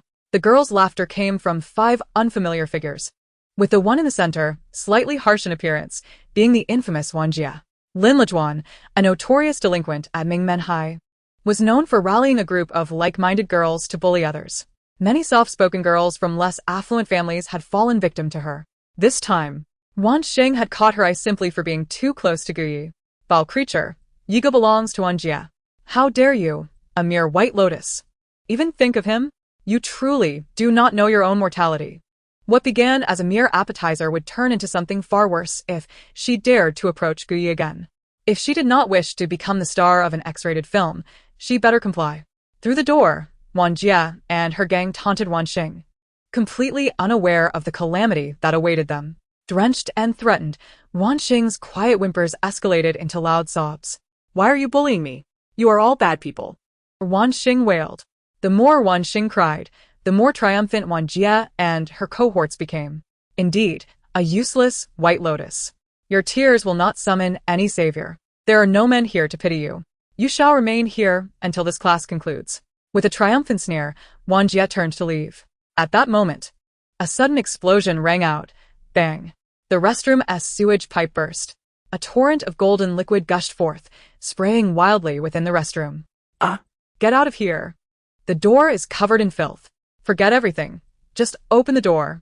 Ruan Jie and her companions, horrified by the grotesque scene unfolding before them, scrambled to flee. However, another twist of fate awaited them. The door would not budge. They hesitated, revulsed, as they grasped the now contaminated doorknob, only to discover it was hopelessly jammed.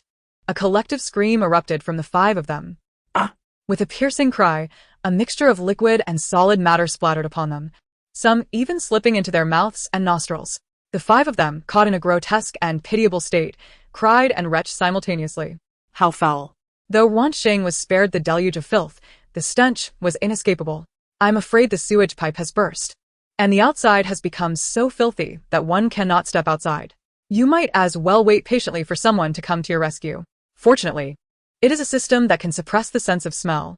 However, for Ruan Xing, it is a different tale, as the stench is unbearable, combined with the cacophony of cries and retching from a few girls outside, leaving her utterly despondent.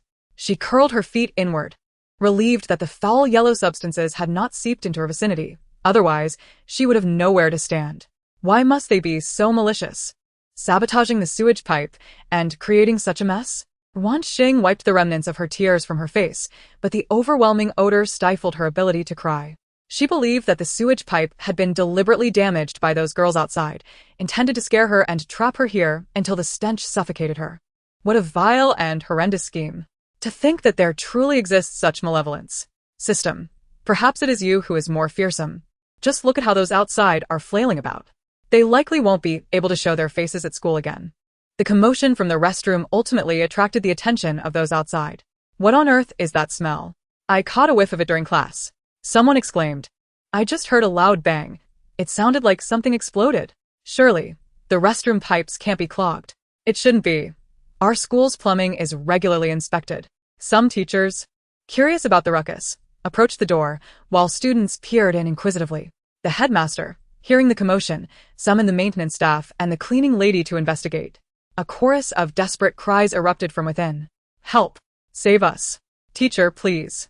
Upon hearing the voices from inside, Sister Ruan and the others shouted for assistance. There are students inside. More than one. Quickly, open the door. The headmaster recognized the gravity of the situation and ordered the cleaning lady to unlock the door. When she turned the knob, she discovered it wouldn't budge. The lock seemed to be broken. The girls inside screamed in terror, and the people outside, uncertain of the situation, were instructed to break the lock to rescue the students first. Once they forcibly opened the door, the scene that greeted them sent shivers down their spines. Everywhere they looked, there were splatters of yellow liquid, both solid and liquid, coating the walls, the door, the floor, the sink, the mirror, and even the girls themselves. The entire restroom was a veritable disaster. Wow. As soon as the door swung open, several girls tumbled out in a flurry. The headmaster and the staff instinctively recoiled, fearing contamination. Who are those girls? How outrageous. Someone remarked. They are covered in filth. Did they fall into a cesspit? Look, isn't that Lin Lijuan and her entourage? This was too sensational to ignore. I must capture a few photos for the forum. In an instant, many students discreetly took out their phones to snap pictures. As the girls noticed the crowd discussing them and taking photos, they cried even harder and fled in haste. I want to go home. I want to transfer schools immediately. Chapter 52. Ruan's parents discharged from the hospital. By the time Ruan Xing was returned to the classroom, an entire class period had passed. She had changed into the clean uniform prepared by her teacher, and her damp hair had been dried.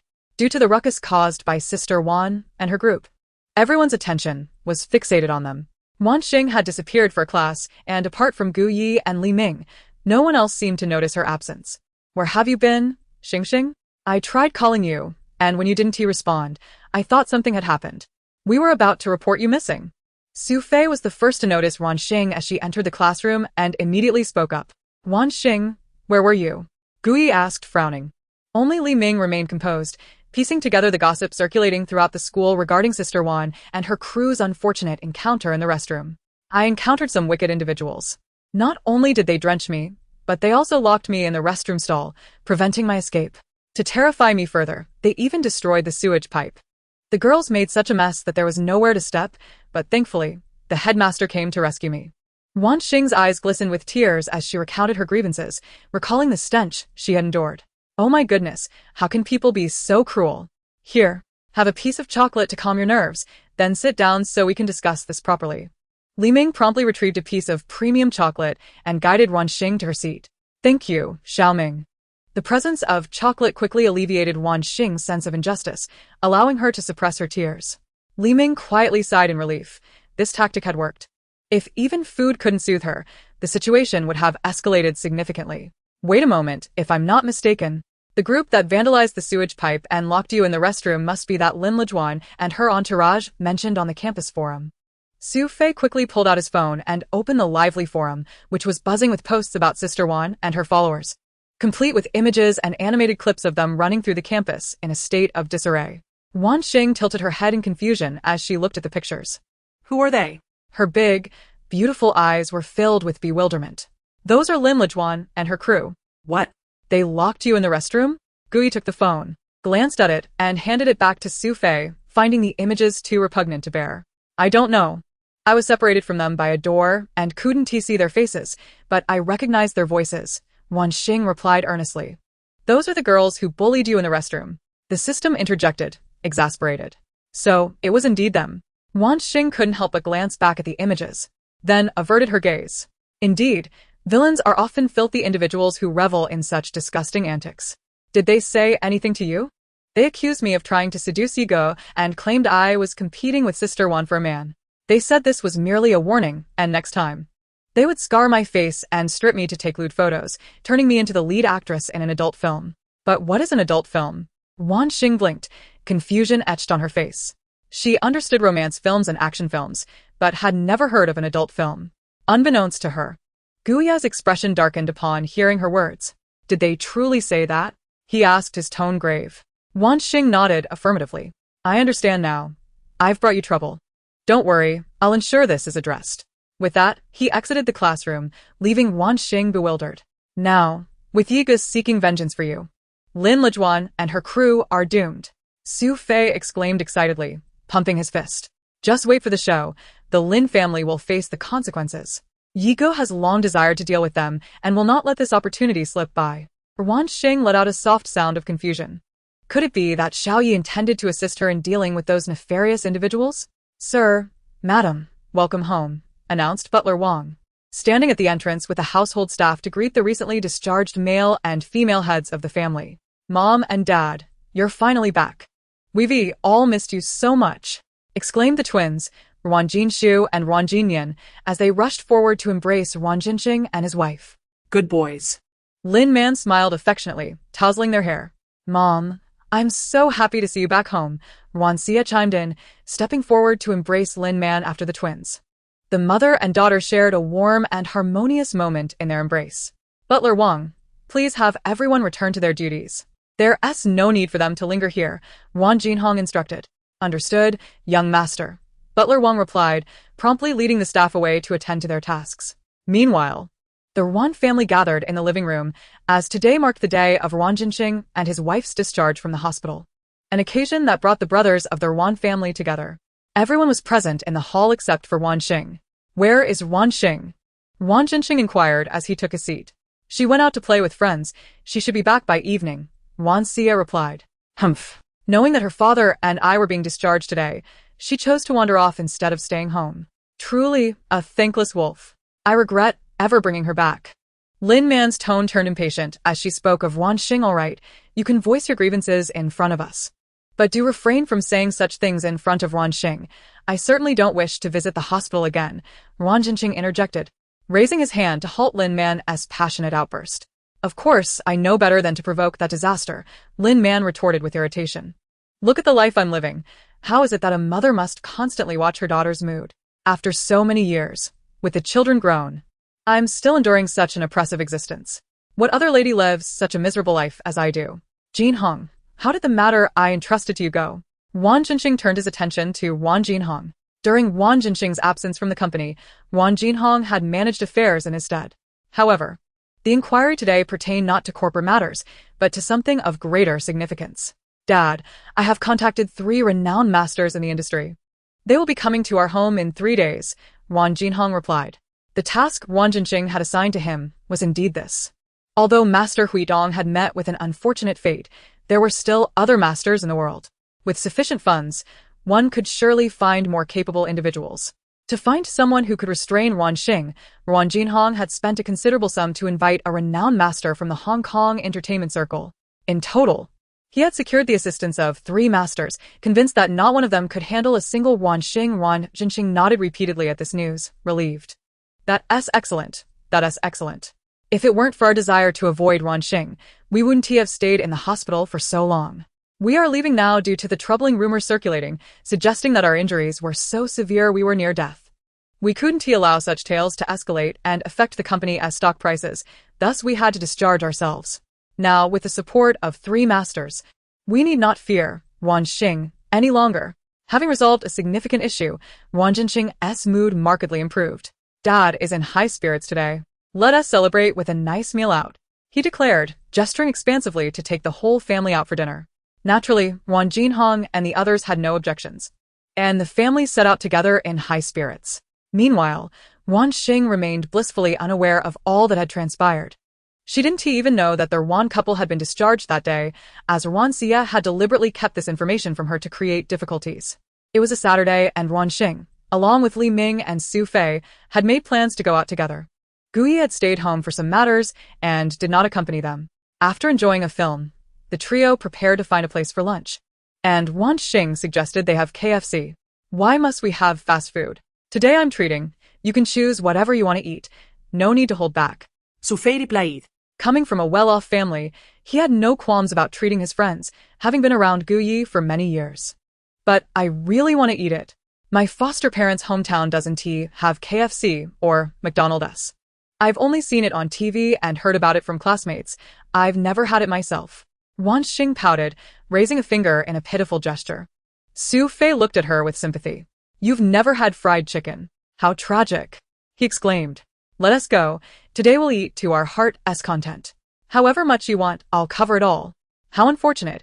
How could you have never had fried chicken? Su Fei, overwhelmed with compassion, led Ruan Xing to the fast food restaurant without a second thought. Only Li Ming hesitated, watching Su Fei's display of sympathy with mixed feelings about whether to speak up. If he recalled correctly, there were indeed no KFC or McDonald's in her hometown. But there were other options. Their group of classmates had often brought fried chicken for Ruan Xing. There was no way she had never eaten fried chicken. But he decided to let it go, considering it a minor issue. Fried chicken was delicious, but overindulgence could lead to fatigue. After consuming 2 meals, Ruan Xing refused to eat anymore. To fulfill Ruan Xing's desire for KFC, Su Fei had ordered several popular combo meals. The table was overflowing with various flavors of burgers. Now, with the primary eaters no longer willing to continue, it was impossible for the 2 of them to finish all that remained.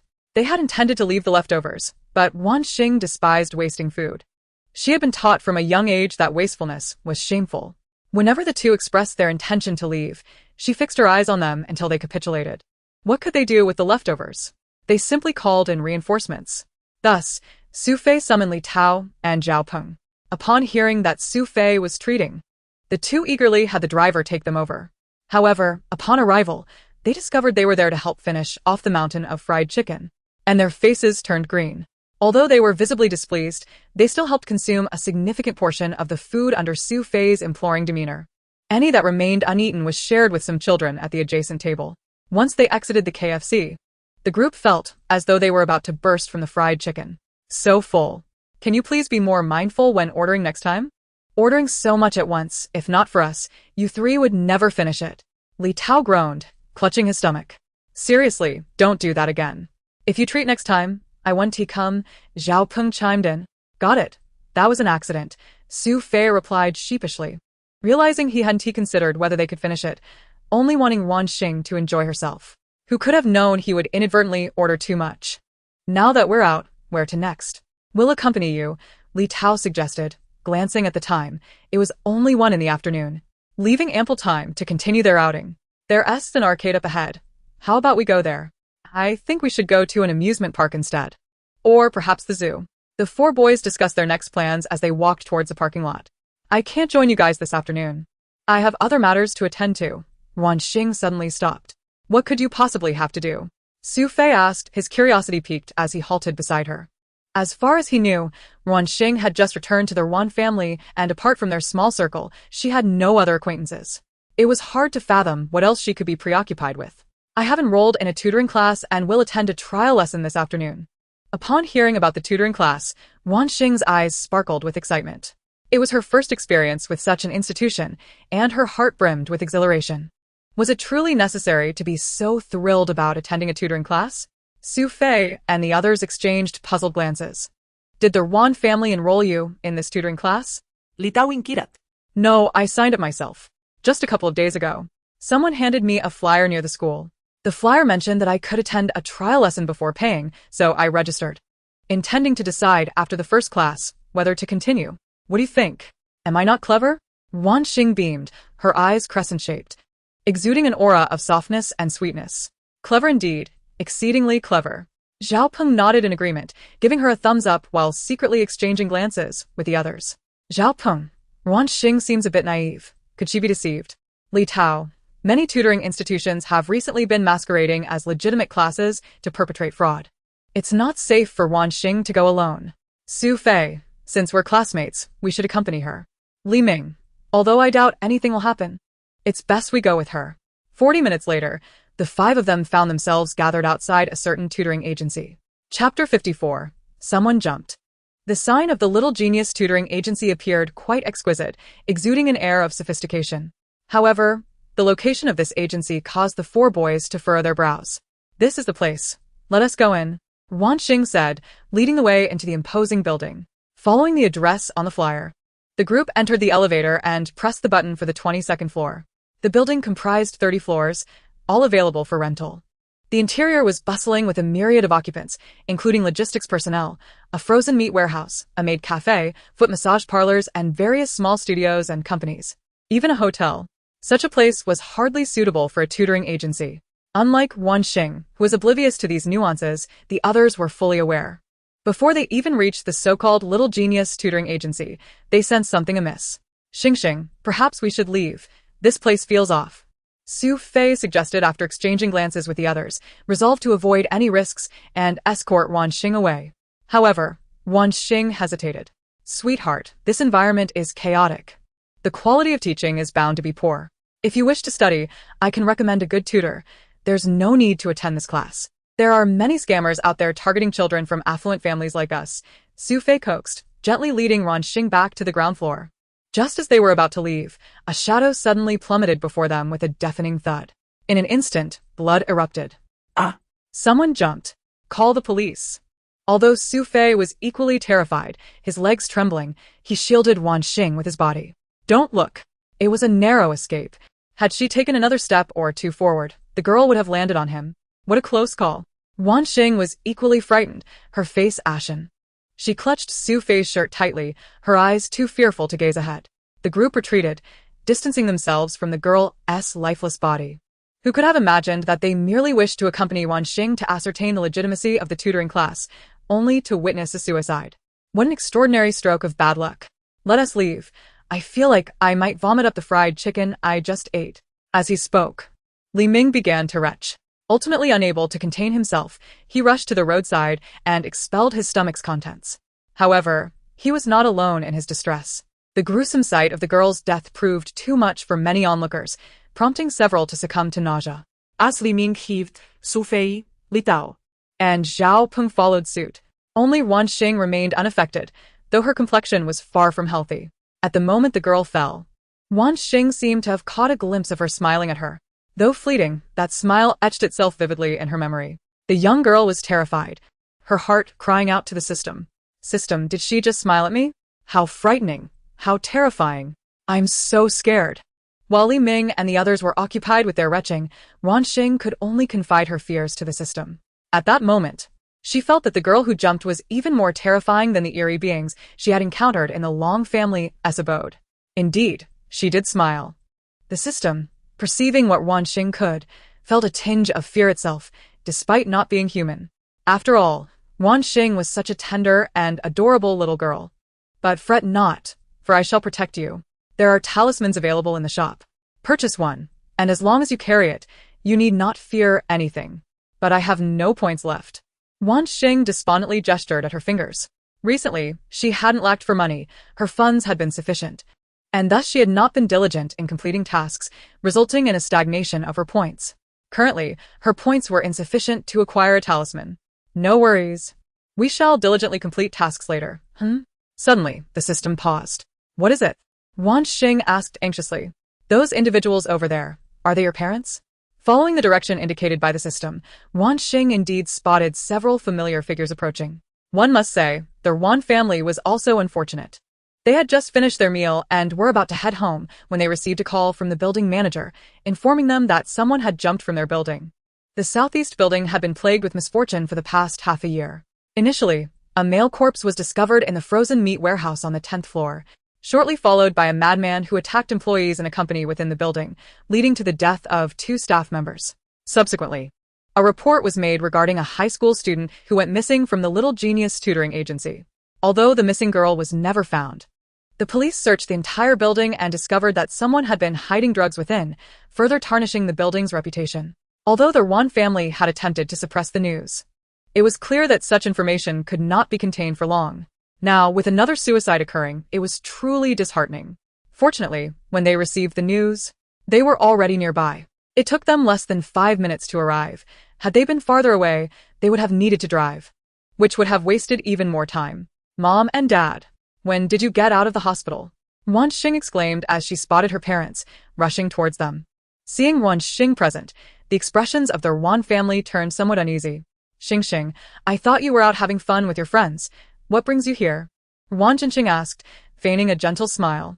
I wanted to check out this tutoring class with my friends, but as soon as we came down from upstairs, we witnessed someone jump. It was so terrifying. She patted her small chest, feigning a frightened demeanor. The Ruan family thought, how come it didn't scare you to death? Mr. Ruan, you've arrived. The building manager excitedly waddled over.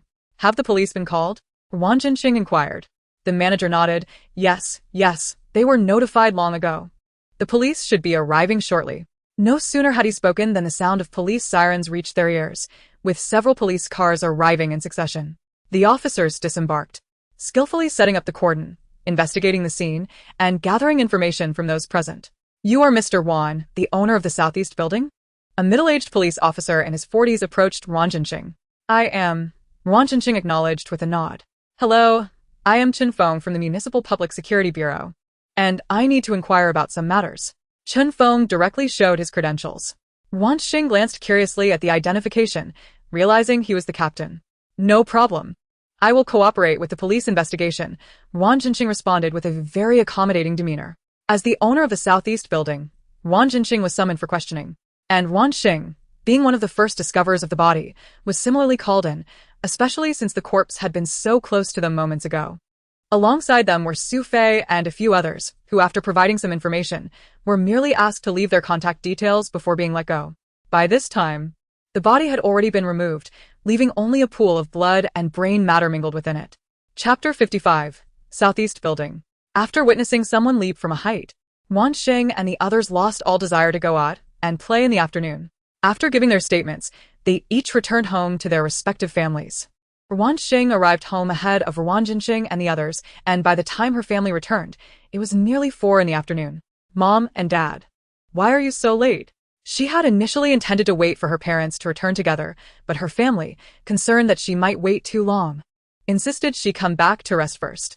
They were always so considerate, although some of their previous actions had left Ruan Xing feeling both angry and wronged.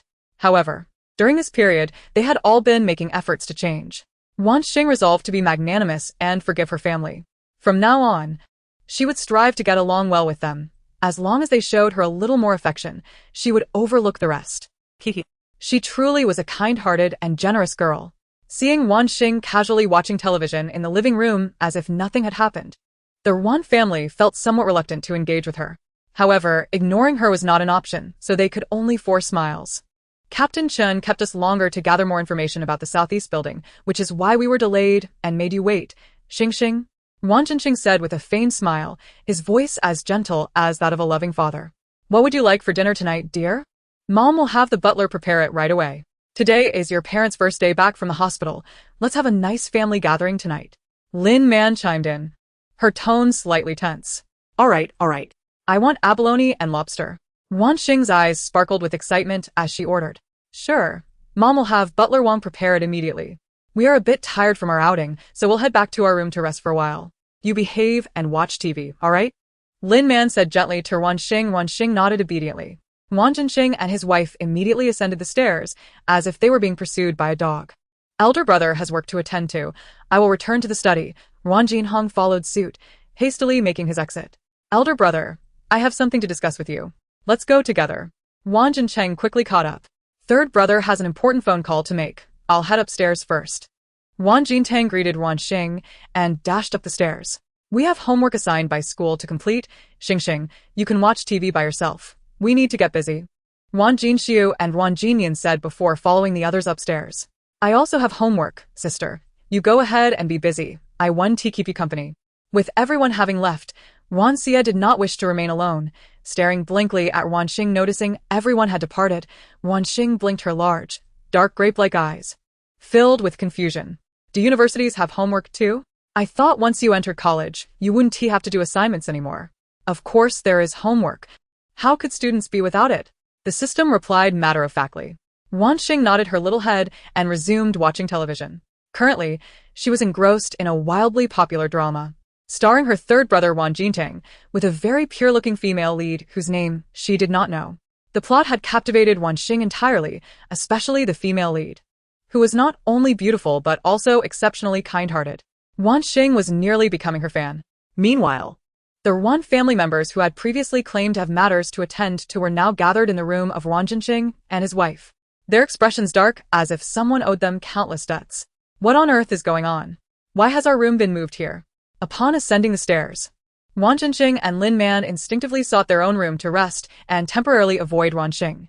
However, upon opening the door, they discovered that their chamber had undergone a complete transformation in decor. It was only when Ruan Jinhong arrived and saw them standing at the door of Ruan Xing's room that he hurriedly led them to their new quarters. This room is not bad, but it is a guest room.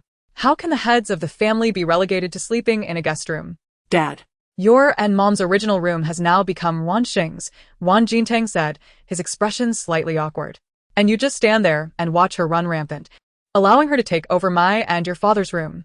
Lin Man looked at her children in disbelief. Had she not seen it with her own eyes, she would not have believed that after just a few days in the hospital, they returned to find they had lost their proper room. The heads of the family relegated to sleeping in a guest room. If this were to get out, how could they maintain their standing in high society? Mom. This can't entirely be blamed on the brothers. You know how domineering sister can be. She insisted on occupying the biggest and best room. Naturally, that would be your and Dad's room. After she viewed the rooms upstairs, she immediately seized it and even had the butler contact a renovation company for a complete overhaul. We tried to stop her, but she wouldn't let us speak. The moment we did, she would start crying and we didn't dare say anything further, Ruan Xie said apologetically, looking at Ruan Jinxing and Lin Man with a pitiful expression. Seeing his little sister come to their aid, Ruan Jincheng quickly added, exactly. All the blame lies with that Ruan Xing. She shamelessly took over our parents' room, which is utterly unfilial. Yes, we truly tried our best. But Ruan Xing is just too difficult to deal with. It really isn't our fault. The twins hastily distanced themselves from the situation. Mom. I have already arranged for the renovation company to redecorate this room according to your preferences. If you are not satisfied, I can contact another company, Ruan Jinhong said. Ruan Jinxing sighed helplessly. Forget it. No need for more renovations. No matter how much we change it, it will still be a guest room. Let's not fuss over it. Fortunately, we only need to endure for 3 more days, and then everything will be over. Once the 3 masters arrive and deal with Ruan Xing, our family can return to a peaceful and beautiful life. Lin Men also felt a little more at ease thinking of this. Let's not dwell on her. What do you all think about the incident at the Southeast building today? Ruan Jinxing recalled the jumping incident and felt a pang of pain in his chest. The Southeast building was one of Ruan Jinxing's properties. It had previously been quite lucrative, earning hundreds of millions in rent annually.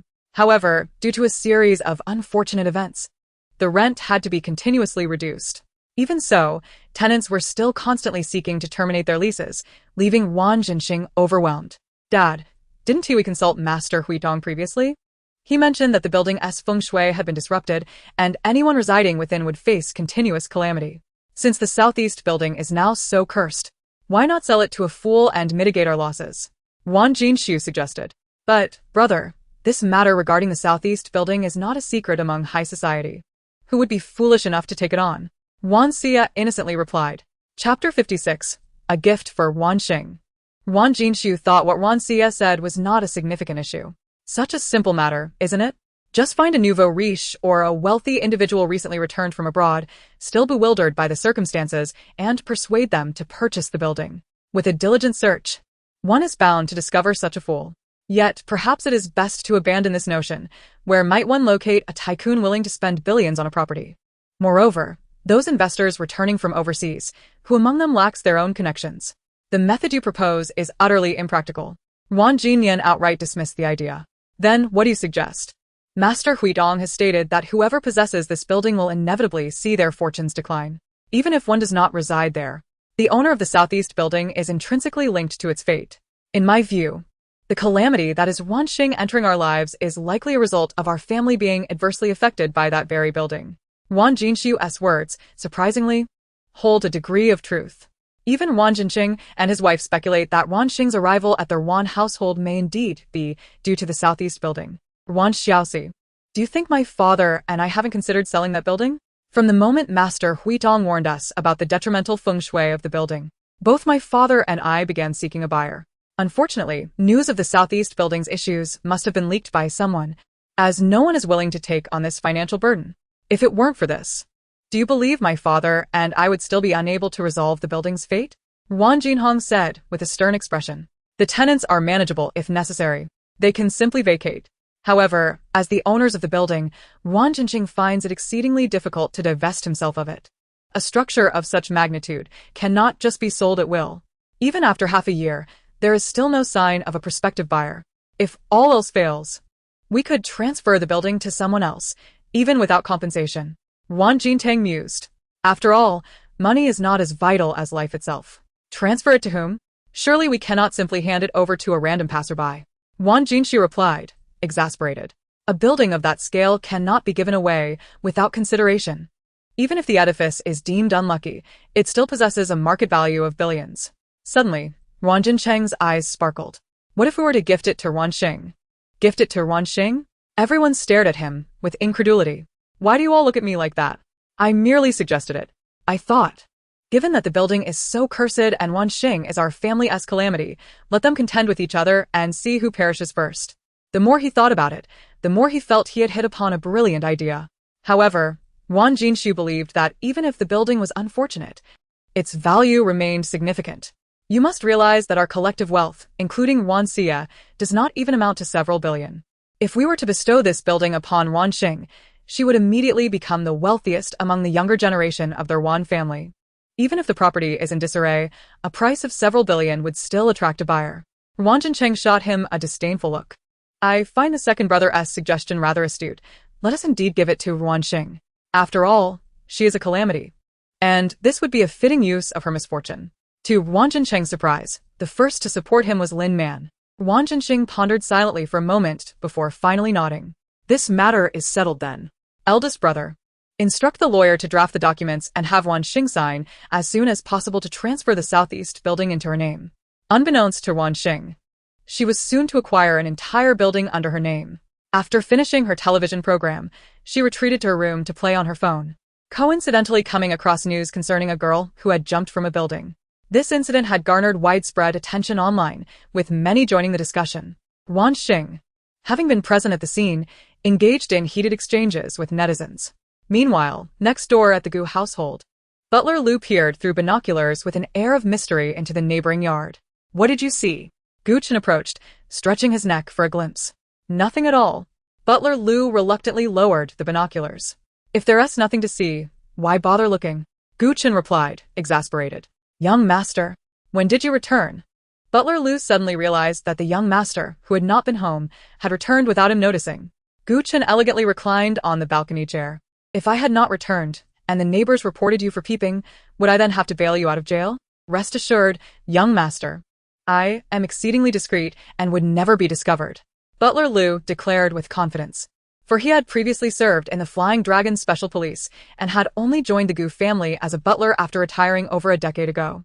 Despite his youthful appearance, he was indeed in his 50s. Butler Lu, what exactly are you observing at their Ruan household? Gu Chen inquired. propping his chin as he gazed at the neighboring residence. Today, Ruan Xing and his wife were discharged from the hospital. I am curious to see if they will cause any further trouble, but it seems that even after such a long time, nothing has transpired. It appears the Ruan family has learned to behave themselves, Butler Lu remarked with disappointment. The Ruan family behaving? He lamented the absence of excitement. However, young master, aren't you curious? Butler Lu asked with a quizzical expression, knowing full well that his young master was typically the most eager to witness drama. Not at all. Gu Qin shook his head. Would you like to know why I am not curious? He beckoned to Butler Lu. Please, young master, enlighten me. Butler Lu leaned in respectfully. In 3 days, the Ruan family will be up to something, Gu Qin revealed without teasing. No way, they're at it again? Indeed. This time, they summoned 3 individuals. I hope nothing befalls Miss Ruan Xing. Butler Lu expressed concern for the young girl. Although they had never formally met, the information gathered indicated that the Ruan family did not favor her and would be more than willing to cast her out. Do not fret for her. In the end, the unfortunate one will certainly not be Ruan Xing, Gu Qin stated with unwavering certainty. The young master still possesses great faith in Miss Ruan Xing, Butler Lu chuckled. Gu Qin shot him a glance. Butler Lu's expression shifted to one of seriousness as he reported. By the way, young master, while you were out, Da was Songhua called. He mentioned that the vengeful spirit they captured at the Long family has inexplicably dissipated. It seems someone has performed a ritual from afar to eliminate that malevolent spirit. The puppeteer behind the scenes is evidently becoming restless and has chosen to protect themselves at the expense of their pawn. He senses that this individual will strike again, and he is eager to discover who is so intent on Ruan Xing's demise. In the dead of night, Ruan Xing lay soundly asleep on her $1,000,000 mattress, blissfully unaware of the blood-red eyes watching her from the shadows. A pale hand abruptly emerged from beneath her bed, reaching towards her. Chapter 57. Obey, and do not look back. Rising to relieve herself, she realized she had drunk too much water that evening. Just as the hand was about to grasp her arm, she suddenly yanked the covers aside and rolled out of bed, still bleary-eyed as she made her way to the bathroom.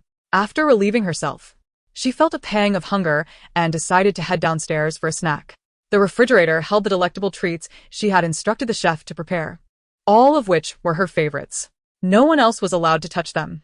They were hers, all hers. Ruan Xing descended the stairs, her drowsiness dissipating. She took a selection of snacks and beverages back to her room, arranging them on the balcony to enjoy a midnight feast while stargazing. Strange. Why is there such an aura of negativity in this house? The system murmured, puzzled. What negativity? Enjoying a small cake, Ruan Xing settled into the chair on the balcony, savoring the cool evening breeze. Just then, her phone rang. Though it was an unfamiliar number, she answered nonetheless. Still awake at this hour? Gu Qin's melodious voice came through. Teacher, is that you? Ruan Xing exclaimed in surprise. It was already 2 in the morning. Why would her teacher be calling her at such an hour? Ruan Xing lifted her gaze to the opposite side, where she spotted a man clad in summer sleepwear standing on the balcony of the neighboring villa, directly facing her own. The gentleman waved at her with his phone illuminated by the moonlight. So, your room is right across from mine, teacher. Ruan Xing chuckled with delight. At that moment, she was completely oblivious to the pale hand creeping up behind her, poised to touch her shoulder. Xing, be obedient, do not turn around, Gu Chen's voice cautioned from the other end of the line. Suddenly, he produced what appeared to be a wooden gun and pulled the trigger. A faint sound echoed, a sound so subdued it was nearly inaudible. Ah! Your teacher seems to be aiming a wooden gun at you. Quickly, flee. The system exclaimed in a panic, nearly letting out a squawk. A piercing scream erupted behind Ruan Xing, chilling her to the bone. It was a sound so dreadful that it seemed beyond human capability. What was making that noise? Startled by the sudden outcry, Ruan Xing nearly dropped the small cake she held. Yet, recalling her teacher's words, she dared not look back, feeling an instinctive dread that turning around would reveal something terrifying. It's all right now. Finish your late-night snack and hurry to bed. Don't stay up late. Gu Qin concluded the call, waving goodbye before retreating into his room. Only after witnessing Gu Qin enter his room did she lower her phone and cautiously turn around. There was nothing behind her.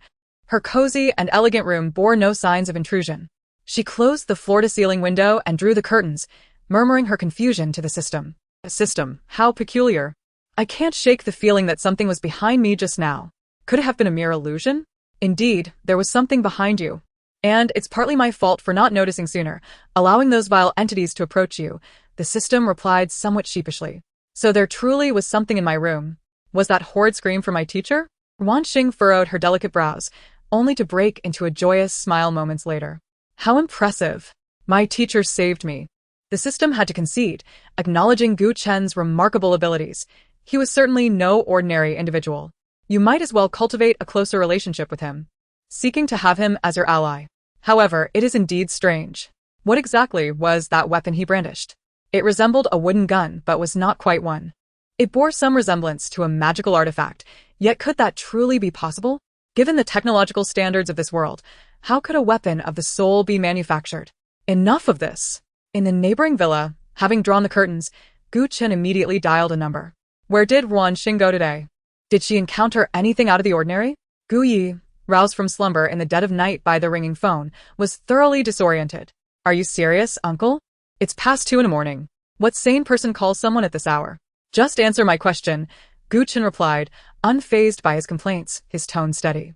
Give me a moment to think. Gu Yi resigned himself and sat up. I remember now. Ruan Xing went out to have fun with Su Fei and the others. I heard from Su Fei that they went to that southeast building and even witnessed a girl jumping from it. Such a significant event prompted Su Fei to send him a message shortly after it occurred, which explained his clarity on the matter. But, uncle, why are you suddenly asking me about this in the middle of the night? Gu Yi inquired, yawning and looking puzzled. It's nothing. Just go back to sleep. And now that you're awake, don't forget to relieve yourself. With that, Gu Chen abruptly ended the call. Wuye. On Sunday morning at 8 o'clock, Ruan Xing sat in the living room having breakfast with her family. Xing, you've been back for a while now, and I haven't taken you shopping yet. Once we finish breakfast, I'll take you out to buy some clothes, Lin Man said. Ye should come along too, you two can shop together. Today, Lin Man acted like a doting mother, perhaps a touch overly so, her performance displaying unmistakable signs of artifice. Mom, you really can act. If you tried your hand at showbiz, you'd surely be ridiculed, Ruan Jintang thought to himself, lowering his head to avoid expressing his thoughts. Yet, he couldn't help but admire his mother's audacity. She was willing to approach Ruan Xing to lower her guard. It was a stark contrast to the animosity she harbored for her own sister, a resentment that still lingered, the wounds their family bore yet to fully heal. His poor neck, still adorned with a brace from the injuries he sustained, had hindered his ability to work, even preventing him from attending promotional events for his new drama. Buy new clothes. Ruan Xing blinked her large eyes. But my brothers have already bought me so many new outfits. This was no exaggeration. Ever since Ruan Xing moved in, the Ruan family had gone to great lengths to ensure she encountered no grievances. The largest room was made available for her to occupy as she pleased. Whenever she expressed a desire for new clothes, Ruan Jinhong would have the latest offerings from major brands brought directly to her, filling her wardrobe to the brim. She was also gifted an assortment of designer handbags, coordinating shoes, and exquisite jewelry. Even the pocket money she requested was promptly deposited into her account. Ruan Xing truly lacked for nothing. How could one have too many clothes? Those were gifts from your brothers. This time, it's your mother's turn to buy clothes for you. It's a different matter altogether. Lin Man attempted to reach out and pat her head but found herself unable to do so, retracting her hand instead. Fortunately, Ruan Xing remained oblivious to her mother's peculiar behavior. Yes, sister, this is a gesture of our mother's affection. You simply must agree, Ruan Xie chimed in cheerfully, having prepared a grand surprise for Ruan Xing. The Ruan family's methods were still too gentle.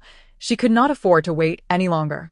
Allowing Ruan Xing to remain on her high horse was more unbearable than death itself. Chapter 58. Ruan Xing's Assassination. Jida Plaza. Ruan Xing was flanked on either side by her biological mother and a counterfeit daughter, each holding her arm. Claiming it was a shopping trip, Lin Man indeed followed through, leading Ruan Xing through luxury boutiques and purchasing an abundance of shoes and bags. Once they finished shopping, Lin Man left the address for the store staff to deliver the items to their home. Sister, we've been shopping for quite a while. Why don't we find a place to sit and grab a bite? Ruan Xie glanced at the time on her phone, noting it was already 12:30 p.m. Absolutely. Ruan Xing immediately nodded. I see a Japanese restaurant ahead. How about we go for some Japanese cuisine? Lin Man casually suggested, having spotted a restaurant diagonally across the street. Japanese food? I've never had it. Is it delicious? Ruan Xing asked, her eyes wide with curiosity. You'll find out once Mom takes you there, Lin Man smiled, leading her two daughters toward the Japanese restaurant. As Ruan Xing entered the Japanese restaurant for the first time, her excitement was palpable. She looked around, her large eyes shining with curiosity, making it evident to anyone that she was indeed a first-time visitor. Lin Man felt a tinge of embarrassment and quickly requested a private room, ushering Ruan Xing inside. "Star, can we refrain from behaving like this in public?" Lin Man asked cautiously. "What do you mean?" Ruan Xing replied, puzzled. "I mean, like, just now. When you enter a new place and look around, everyone will know it's your first time, and that's not good." Lin Man attempted to reason with her. "But I am here for the first time, so of course I want to take a look around. Who hasn't had a first time?" What is so bad about that? Ruan Xing completely failed to grasp Lin Man's intent. "Mom only wants what's best for you. If others see that you're a newcomer looking around, they might think you're inexperienced and ridicule you." Seeing Ruan Xing's bewilderment, Lin Man continued to break it down for her. If it weren't for her formidable demeanor, Lin Man would not have exhibited such patience in explaining everything so thoroughly. A simple scolding would have sufficed. Now, All she could do was hope that her gentle approach would yield results, making Ruan Xing more obedient and preventing herself from feeling too embarrassed. "Why should they mock me? I have committed no wrongdoing." Ruan Xing pouted, visibly displeased, and remarked, "Sister, Mom is only looking out for your best interests. She doesn't want you to be the subject of ridicule." Ruan Xie chimed in, adding her support. Were it not for Lin Man's pleading gaze, she would have preferred to remain silent. In fact, she secretly wished for Ruan Xing to embarrass herself even more, thus allowing her to remain a perpetual point of comparison. But why should it be so? Just because I was curious and glanced their way, they felt entitled to ridicule me. What have I done wrong to deserve this laughter? Thinking of the mockery directed at her, Ruan Xing's eyes grew moist, her tears threatening to spill. They were mistaken, utterly mistaken. "Mom, please scold them on my behalf." Xing, don't cry, you mustn't cry." The sight of Ruan Xing in distress sent shivers down Lin Man's spine. Yes, sister. It's all their fault. Whoever dares to mock you, our entire family will ensure they pay. Ruan Xie quickly joined in, eager to comfort. She had no desire to be dragged into this mess, or to bear any additional scars herself. "Just wait and see, you wretched person. I'll placate you for now. But soon enough, you'll reap what you sow. Don't think that just because you cry, everyone must cater to you. There will come a time when you won't be able to cry." Ruan Xie silently cursed, yet her demeanor remained that of a gentle and caring sister, showing not a hint of her true feelings. Before long, Ruan Xing had been sufficiently comforted, and just as their order of food arrived at the table, she became engrossed in her meal, completely forgetting the earlier incident. The crisis had been averted at last. Both Lin Man and Ruan Xie let out a sigh of relief. This felt more exhausting than a battle. After finishing their Japanese cuisine, Ruan Xie took Lin Man to the restroom, asking Ruan Xing to wait for them. Ruan Xing readily agreed, dashing off to a milk tea shop to buy herself a cup, and even picking up a couple of packed drinks for Ruan Xie and Lin Man, host. "You're marvelous. I haven't even issued a task, yet you instinctively know to boost Lin Man's favorability." The system praised Ruan Xing for her perceptiveness. With her milk tea in hand, she felt blissfully content, her eyes narrowed in happiness. The milk tea was delectable, and she had even selected the latest flavor for her mother and sister, hoping they would enjoy it. As Ruan Xing savored her drink, she was oblivious to a nondescript, middle-aged man approaching her. Dressed in a black coat, his hand remained concealed within, clutching something he wished to keep hidden.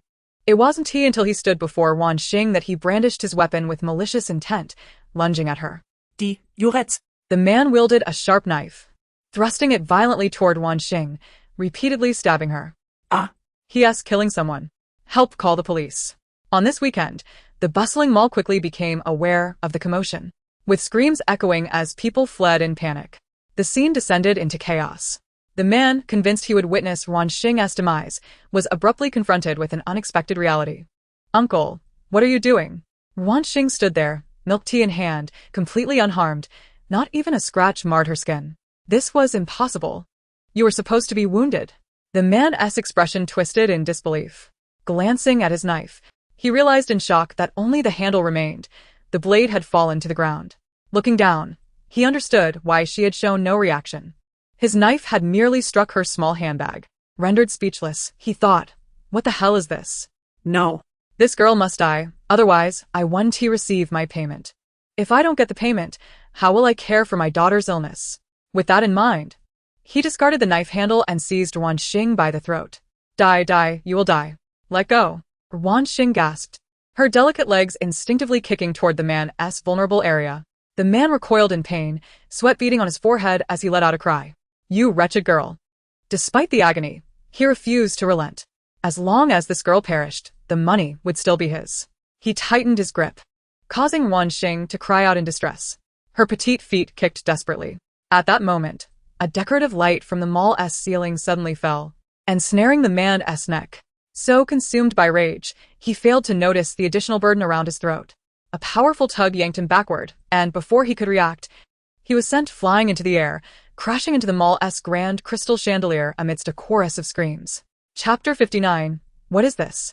The man, initially dazed, soon began frantically pleading for help. Help! Help me! Someone save me. I'm terrified of heights. Fear paralyzed him, and he trembled uncontrollably, clinging desperately to the chandelier. To think that such a height would be so hostile to a person afflicted with acrophobia.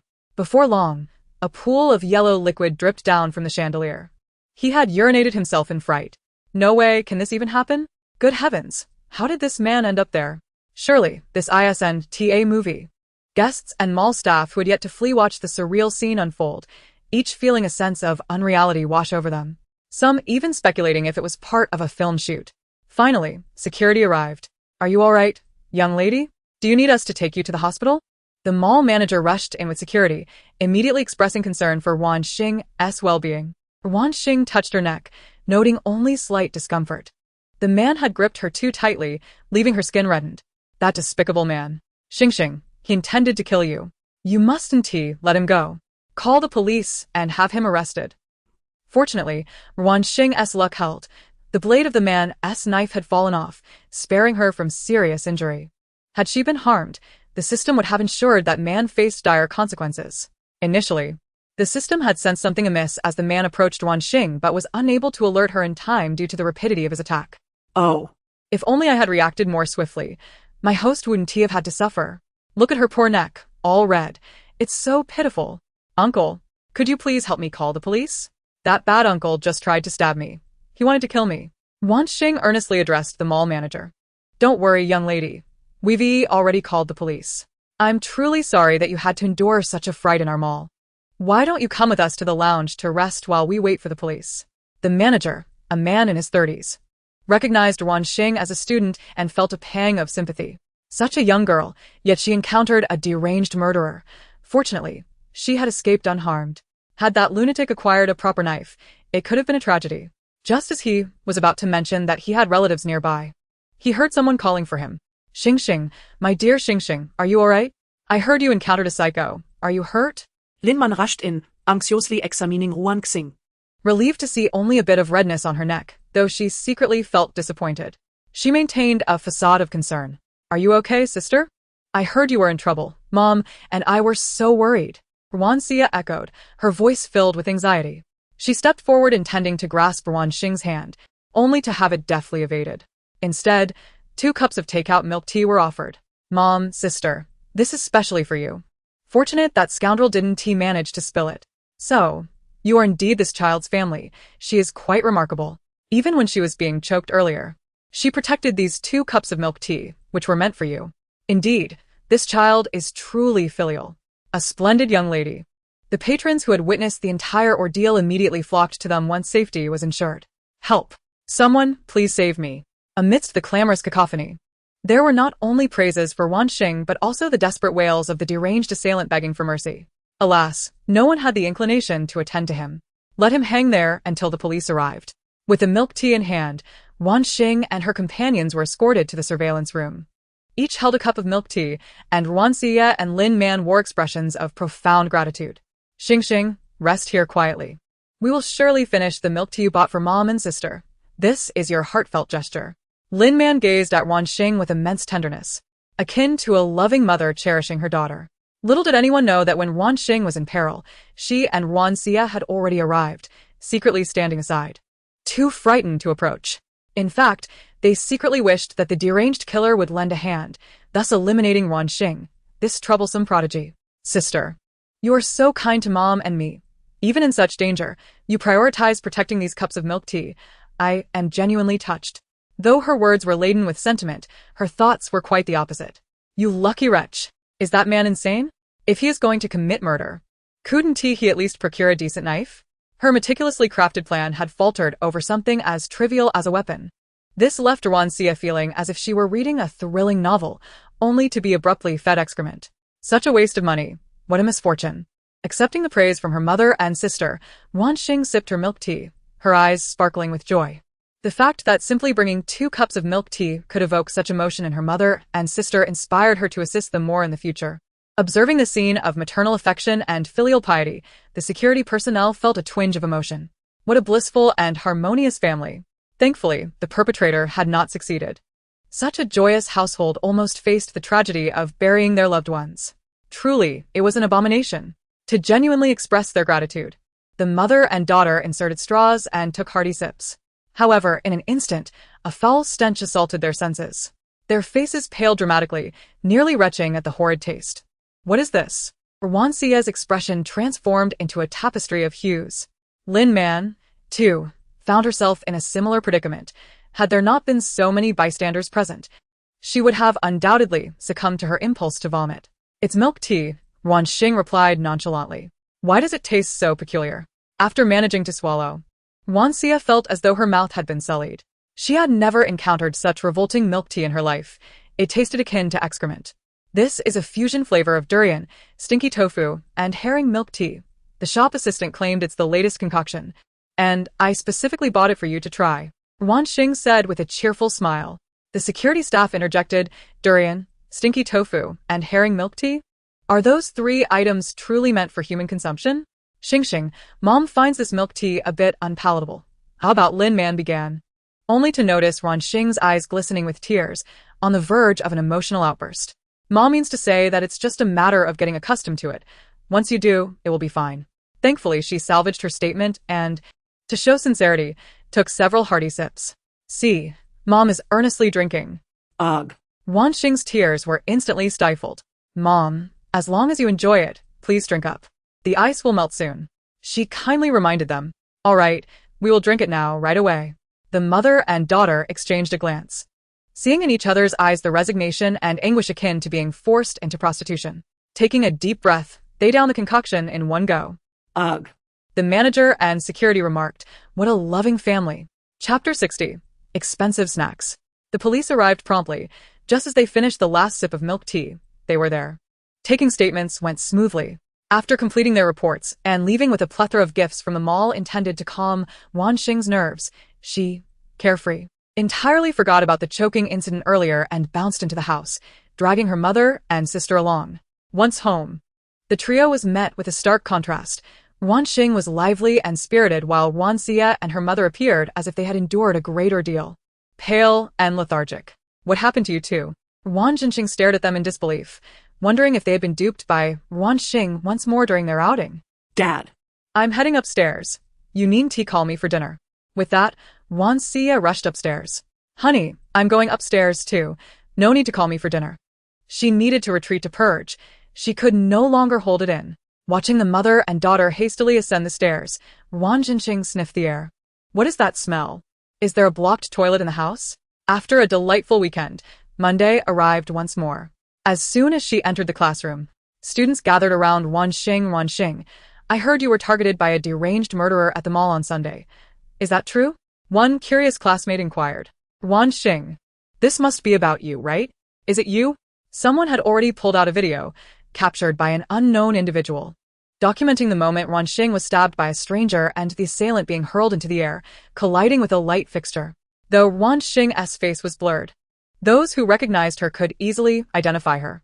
Yes, that is indeed me, but who filmed this?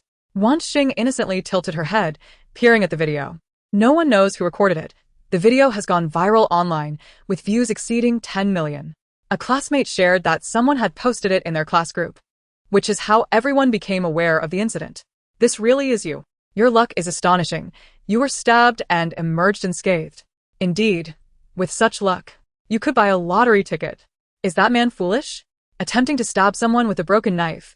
It's utterly hilarious. Thank goodness it was a broken knife. Had it been intact, Ruan Xing would surely be in dire straits. Isn't it a case of karma, where good is rewarded and evil is punished? The students surrounded Ruan Xing, exchanging lively banter and laughter. All right, disperse and give Ruan Xing some space. Li Ming pushed through the crowd, escorting Ruan Xing back to her seat. Li Ming, you've grown bold. Haven to you, speaking to us like that. Indeed, Li Ming, your courage has certainly increased.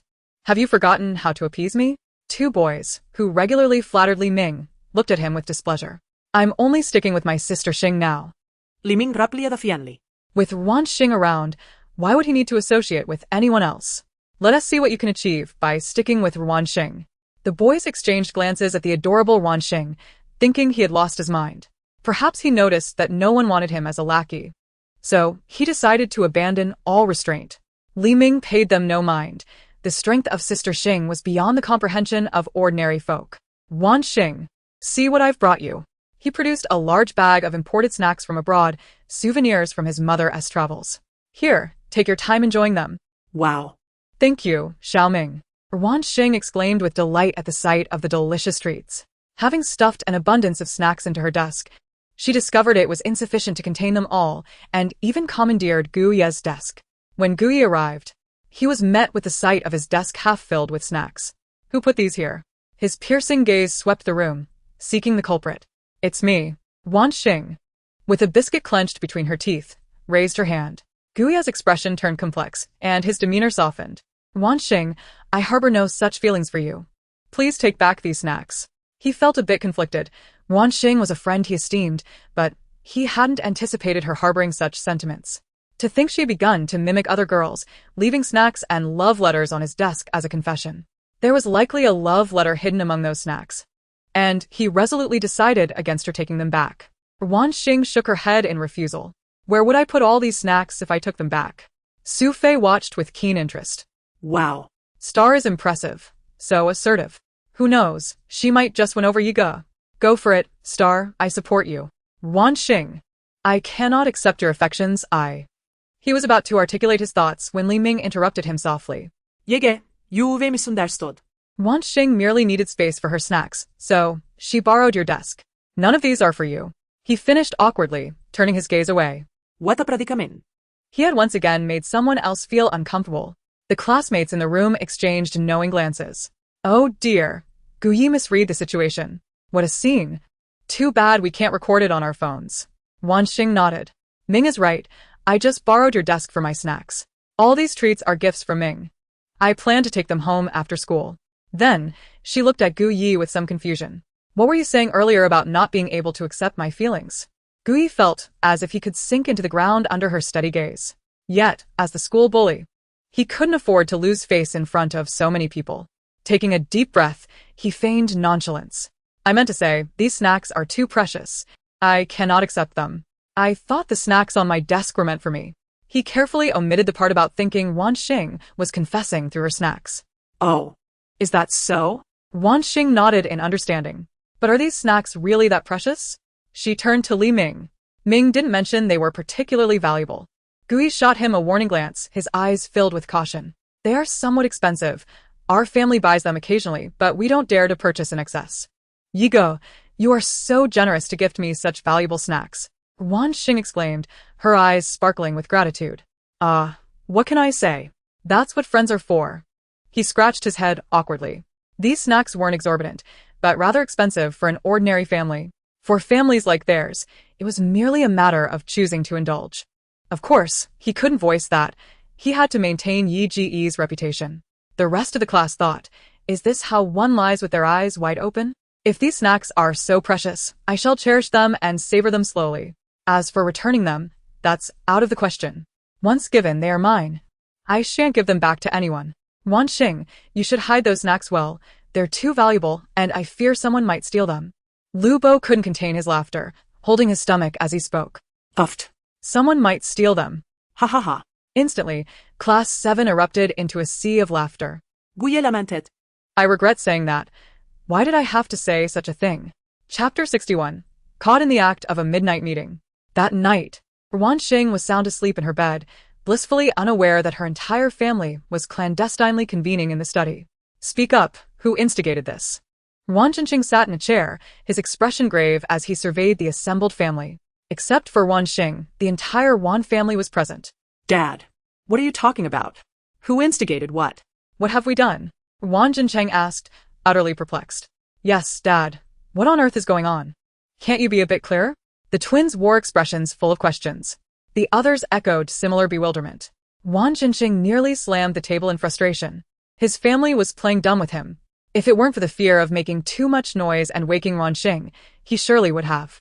This afternoon, we received a call from the police regarding the investigation into Ruan Xing being attacked at the mall. They have confirmed that the lunatic was hired and specifically waited there to harm Ruan Xing. Ruan Xing stated, observing the reactions of those present. Everyone reacted normally, and not a single person revealed any signs of guilt. Dad, are you serious? Someone specifically sought out that lunatic to harm Ruan Xing? Ruan Xing exclaimed in shock. You don't think we did this, do you? We may not like her, but we wouldn't go so far as to hire someone to kill her, the twins protested, shocked. Exactly. She is so detestable, it's likely that many want to harm her, but it doesn't mean it was us, Lin Man remarked dismissively. Dad, could there be a misunderstanding? Our family would never resort to hiring someone for such a horrific act. It must have nothing to do with us, Ruan Xie said, her face pale with fear. Not me, Ruan Jinhong simply stated. Ruan Xing wore a smug expression. I told you she was a disaster. It seems there are plenty of people who want her dead. But unfortunately, their attempt failed. He said this with a hint of regret. I hope you are all speaking the truth. I don't care whether you did or not. But remember one thing. If you did, hide your tracks well. Never let anyone catch you. If your tracks are discovered, don't come to me for help. Ruan Xing did not fully believe the words of his family. Those within the Ruan family were all shrewd individuals, including the seemingly innocent Ruan Xie. If they had indeed sent someone to harm Ruan Xing, he would not be surprised. His only concern was whether the matter would be uncovered and whether it would implicate him. The Ruan family's business was still under the control of the elder, with no heir appointed yet. If a scandal were to emerge affecting his future as the heir to the Ruan family, he would not spare his own son. Seeing Ruan Xing's demeanor, the others could only exchange glances, uncertain. They too were pondering whether one of their brothers might have been responsible for hiring someone. However, no one suspected Ruan Xie or Lin Man. The reason was simple. No one suspected Lin Man because she had no one to use. If she truly wanted to do something, she could only command those around her. Ruan Xing knew exactly who Lin Man associated with. Investigating was a breeze. No need to ask. As for Ruan Xie, the brothers all believed her to be kind-hearted, gentle, and magnanimous. They could never suspect her of hiring someone to kill. In the dead of night, Ruan Xing woke up to get a glass of water and happened to see the Ruan family emerging from the study. Dad, Mom, why are you all crammed into the study so late? What are you doing? Ruan Xing's sudden appearance startled the Ruan family, nearly causing them to scream. Oh, it's Star. Why are you still awake? You should get to bed early. You have school tomorrow, Lin Man said, patting her chest, her face adorned with an awkward smile. Ruan Xing remained silent, merely gazing at them intently. Staying up late, gathered together, there must be some conspiracy at play. The system began to suspect the Ruan family more and more. What are you looking at? Ruan Xing asked, his eyes darting as he bravely inquired. Are you hiding something from me? Ruan Xing looked at them suspiciously. Could it be, were they sneaking snacks behind her back? The system. Oh, can you think of something other than food? How could that be? How could we possibly keep something from you? Ruan Xing hurriedly reassured her. Then why did you all gather in the middle of the night?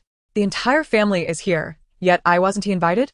Ruan Xing's voice grew increasingly aggrieved, feeling as though she were being excluded. As Ruan Xing's eyes began to redden, the Ruan family was nearly brought to their knees in fear. Since we can't hide it any longer, let me be the one to explain. Ruan Jintang suddenly interjected.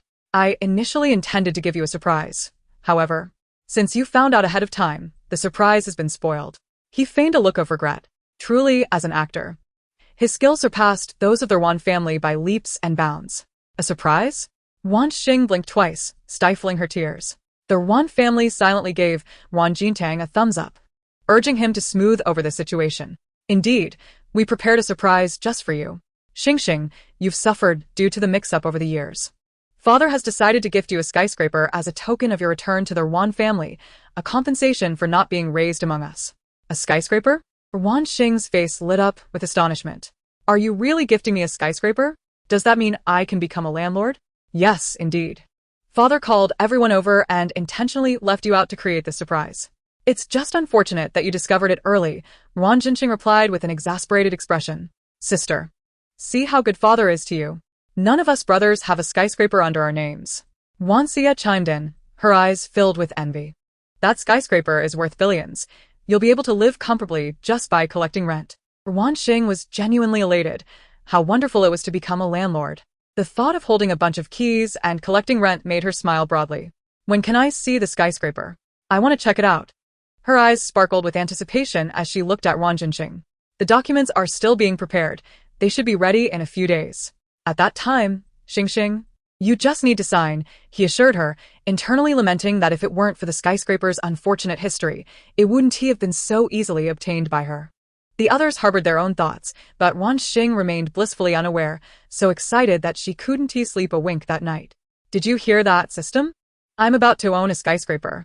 I'm so happy, so happy, so happy. The system, however, began to feel that something was amiss.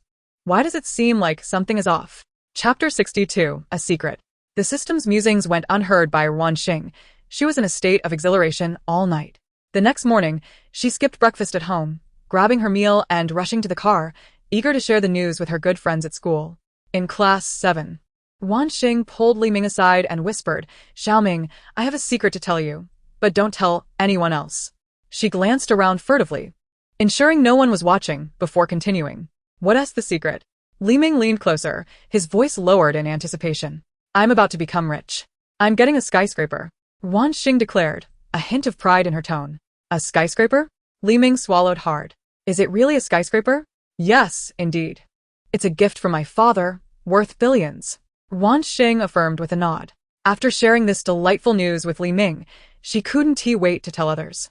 Xiaoyi, Xiaofei, I have a secret for you too, but don't tell anyone. She repeated her stealthy approach, mirroring her previous actions. What secret? The two exchanged glances, lowering their voices. I'm getting a skyscraper as a gift from my father, worth billions. What?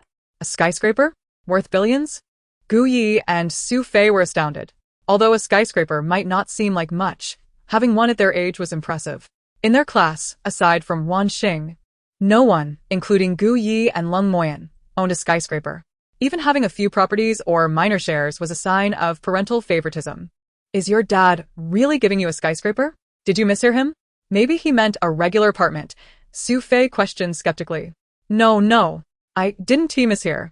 Dad said the documents are being prepared, and I just need to sign them in a few days. I'll be a landlord, collecting rent. The thought of her future life as a landlord made Ruan Xing's eyes shine brightly. I can't chat with you all anymore. I have another friend to share my secret with. I'll talk to you later. With that, she flitted away like an excited little bird, leaving Gu Yi and Su Fei exchanging glances, uncertain whether to believe Ruan Xing. Is it fake? The Ruan family doesn't have any skyscrapers. So, why would they give one to Ruan Xing? Su Fei was doubtful. Yet, looking at Ruan Xing, she didn't seem to be lying. Gu Yi, too, was puzzled. How could the Ruan family, known for their shrewdness, possibly part with such a significant asset? Something felt off. Meanwhile, Ruan Xing excitedly arrived at Gu Chen's office. She knocked on the door and, unable to contain herself, opened it wide. Teacher, I'm here. She cheerfully closed the door behind her. What's got you so happy? Gu Chen noted her buoyant demeanor. I'm here to tell you a secret, she said mysteriously. What secret do you want to share? Gu Chen asked, playing along. I'm about to get. Gu Chen raised an eyebrow at her proclamation of a skyscraper. The only skyscraper Ruan Xing was eager to part with was the one that had been causing him trouble. He suspected Ruan Xing was being set up as a scapegoat. Gu Chen's gaze darkened slightly, a flicker of cunning in his eyes. However, seeing Ruan Xing's excitement, he knew she would never refuse such a gift. He drummed his fingers on the desk, contemplating while listening to her chatter. Last night, when I found my family gathered in Dad's study, I thought they were excluding me. Turns out, they were planning a surprise. My family truly loves me. Ruan Xing radiated joy, as if enveloped in a golden glow. Gu Chen listened, a smile creeping onto his lips. She was genuinely naive, living solely within her own understanding. It had been a long time since he encountered someone so innocently pure. He considered whether to intervene in the Ruan family's scheme. After some thought, he decided against it. The southeast tower was indeed a hot potato, but it depended on who it landed with. If it fell into Ruan Xing's hands, it might not be a bad thing after all. Ruan Xing, since you're here, I have something to discuss with you as well, Gu Chen said, as Ruan Xing wrapped up her tale. What is it, teacher? She asked, sitting up straight, looking like an obedient student. You remember the recent mock exam, right? Your results are out. Take a look for yourself. He placed a math test in front of her, marked boldly with a large red 0. Ruan Xing froze in shock as tears quickly welled up in her eyes. Oh no! I actually scored 0. I scored 0. As her wails echoed through the room, dark clouds gathered outside, thunder rumbled, and the wind howled. Guchen, wait, I haven't said anything yet. I didn't even scold you. Why are you crying? It is utterly ridiculous. The students who had initially dashed out to the playground during the break were now rushing back in a frenzy. Hurry, hurry, it's going to rain. What on earth is happening today? How can the weather change so abruptly? The forecast didn't mention anything about rain for today. Thunder rumbled ominously. Ah!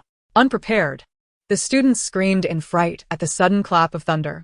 A torrential downpour unleashed itself without warning. The rain truly fell as if it had been summoned. Those who ran slowly were drenched to the skin, resigned to their misfortune.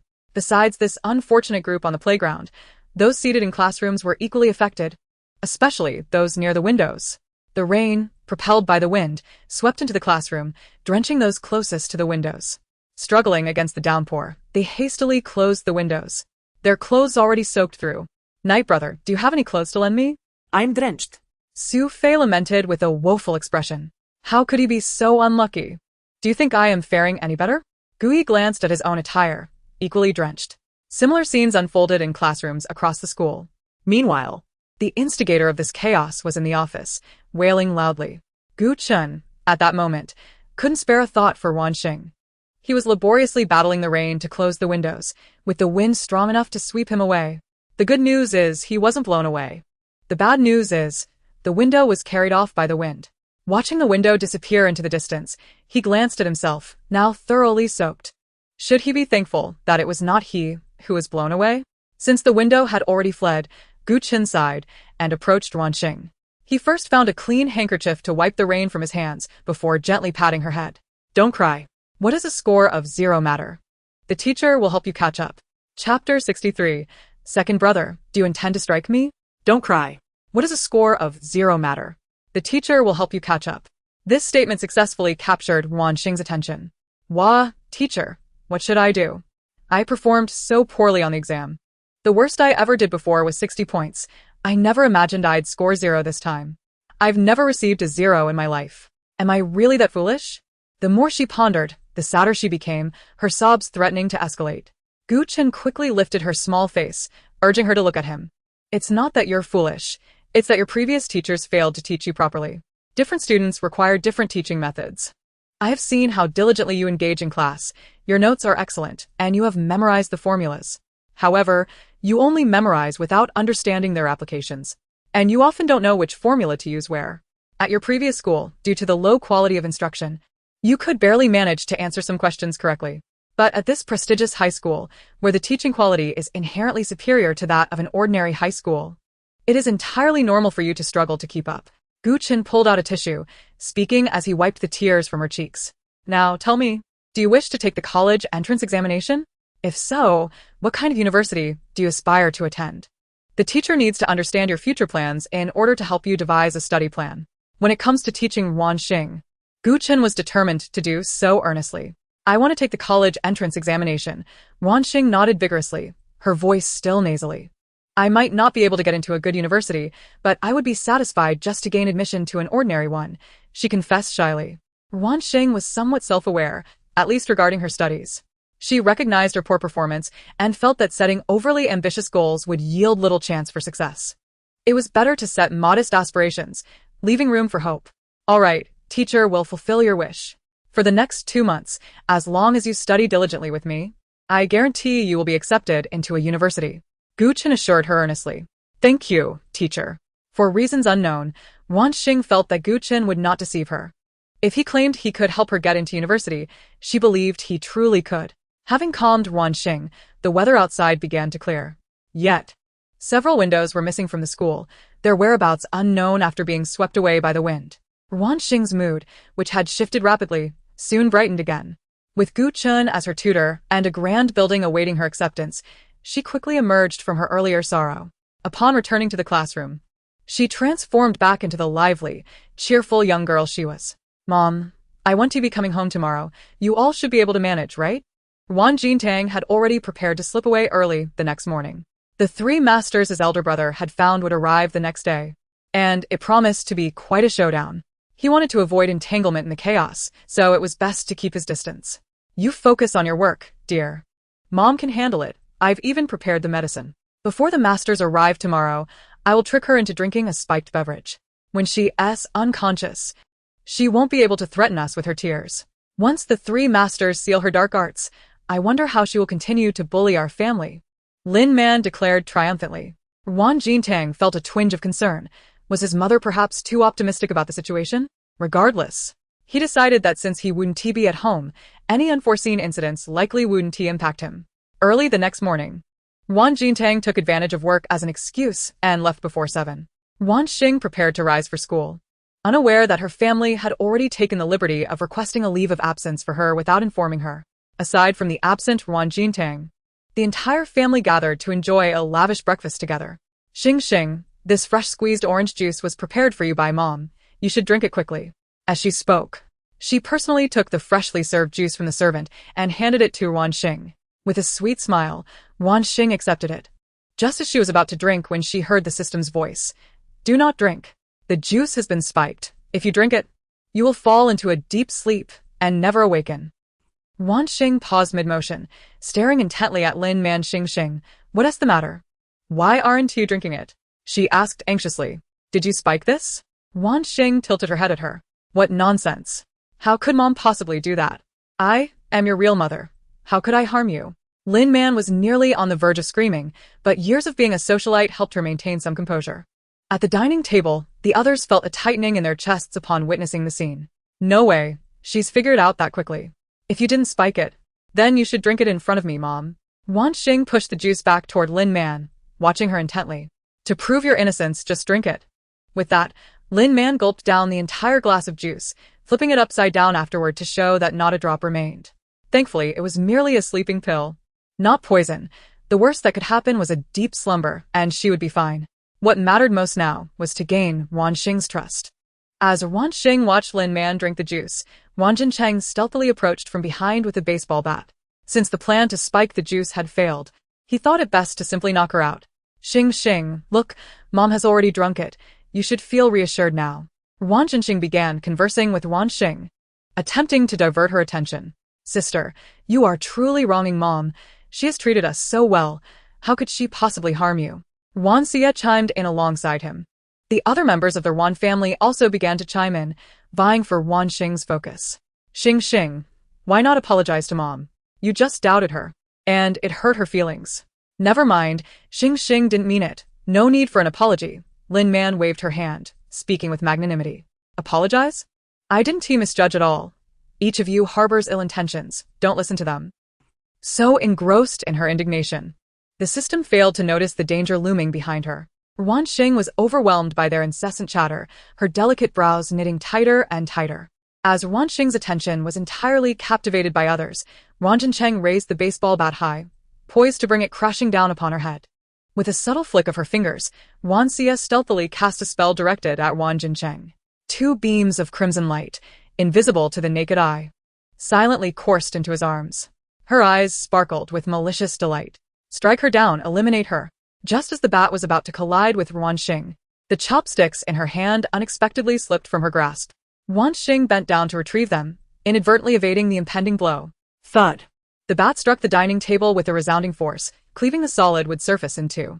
Breakfast scattered chaotically across the floor, while the orchestrator of this chaos, Ruan Xing, stood frozen in place, as rigid as a statue. What? This was his doing. Did he possess such strength? The other members of the Ruan family were equally immobilized. Second brother, we intended for you to knock her unconscious, not to commit murder in our home.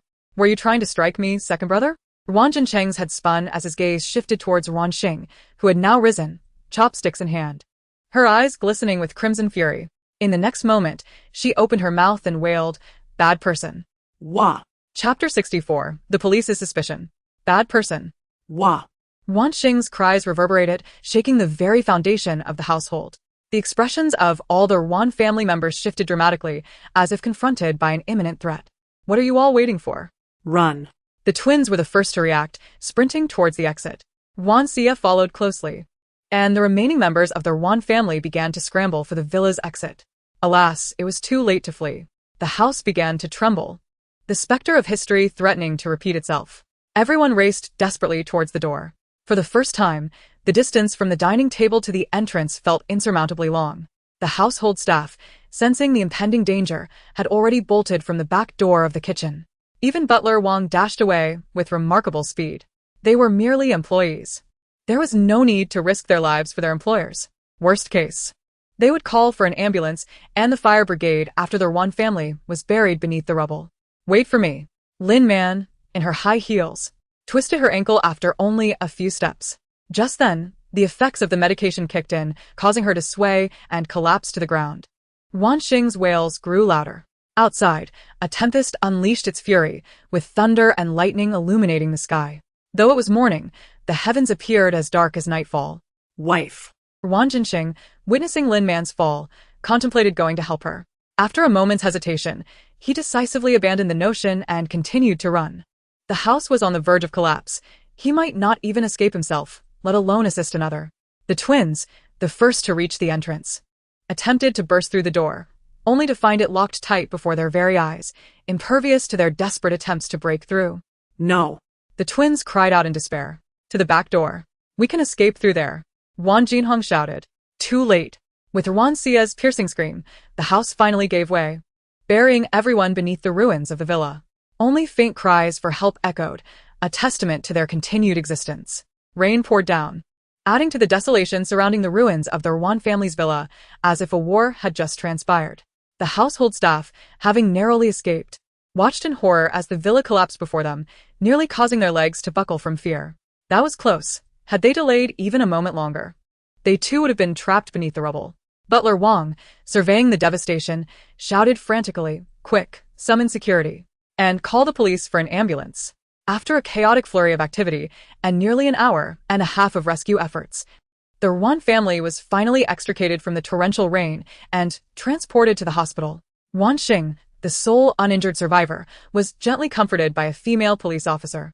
She received a bottle of milk to calm her nerves and a small blanket draped over her shoulders. "Little sister, you need not worry too much. Your family has merely sustained injuries and will be all right. They will recover and return to you soon." The officer gazed compassionately at the sorrowful Ruan Xing. What a poor child. Her entire family has encountered calamity and their home has collapsed. How heartbroken she must be. It is said she is a high school student, soon to face college entrance examinations. What immense psychological pressure she must be under. Ruan Xing sniffled, sipping the milk provided by the kind policewoman, her tears gradually subsiding.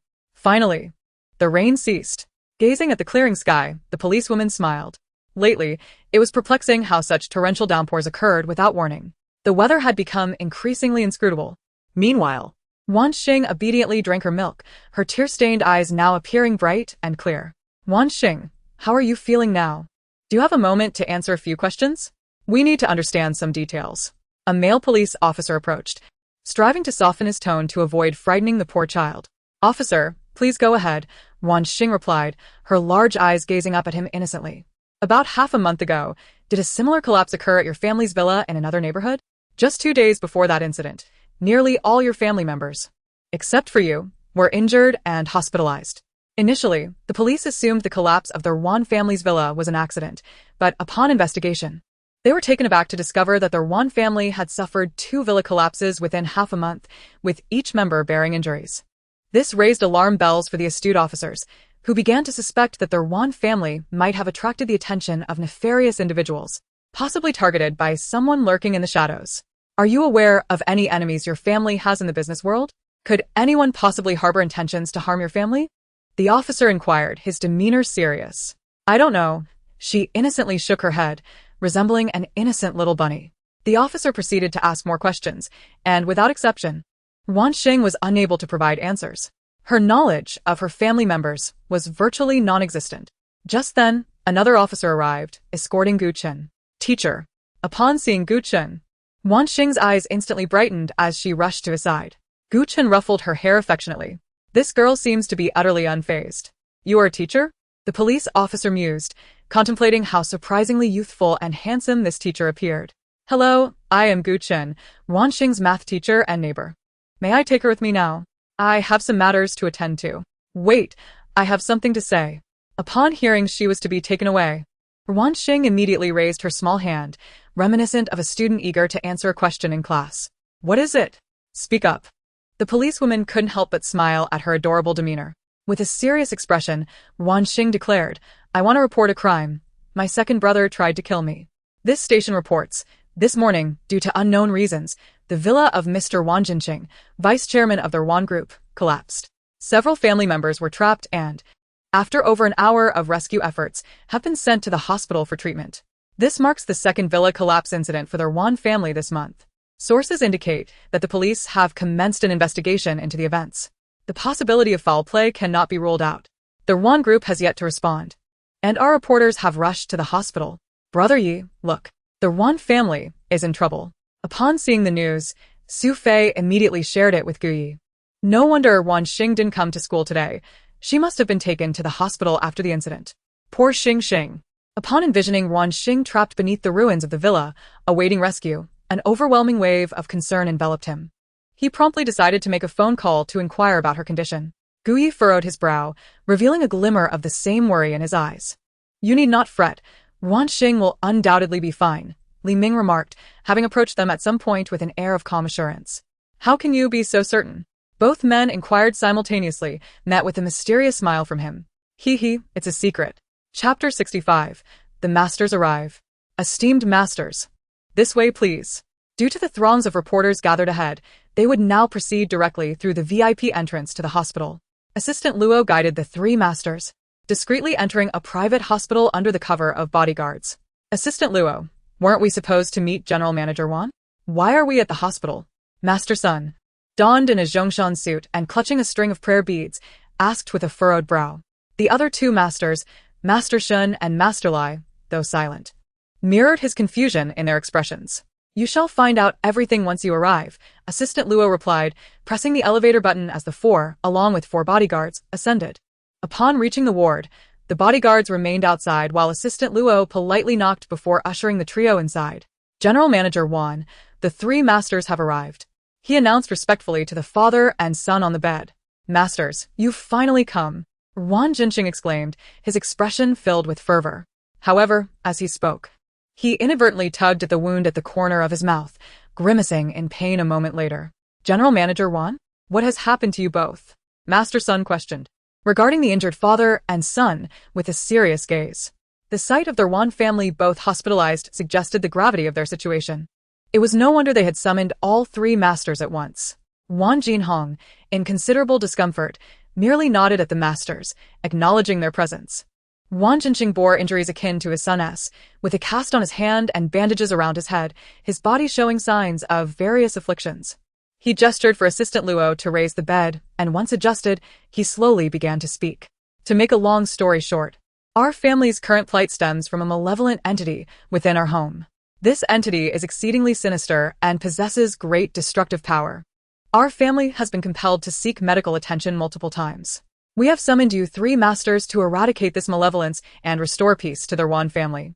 Ruan Xing spoke gravely, enduring the pain at the corner of his mouth. Malevolent entity? The three exchanged glances. Could you elaborate? Master Lai inquired. This tale is lengthy and reflects our family's misfortune. It began when Ruan Xing, our true daughter, returned home, and peculiar events ensued, Ruan Xing recounted, detailing Ruan Xing's identity and subsequent strange occurrences to the three masters. They listened intently, occasionally frowning or appearing contemplative.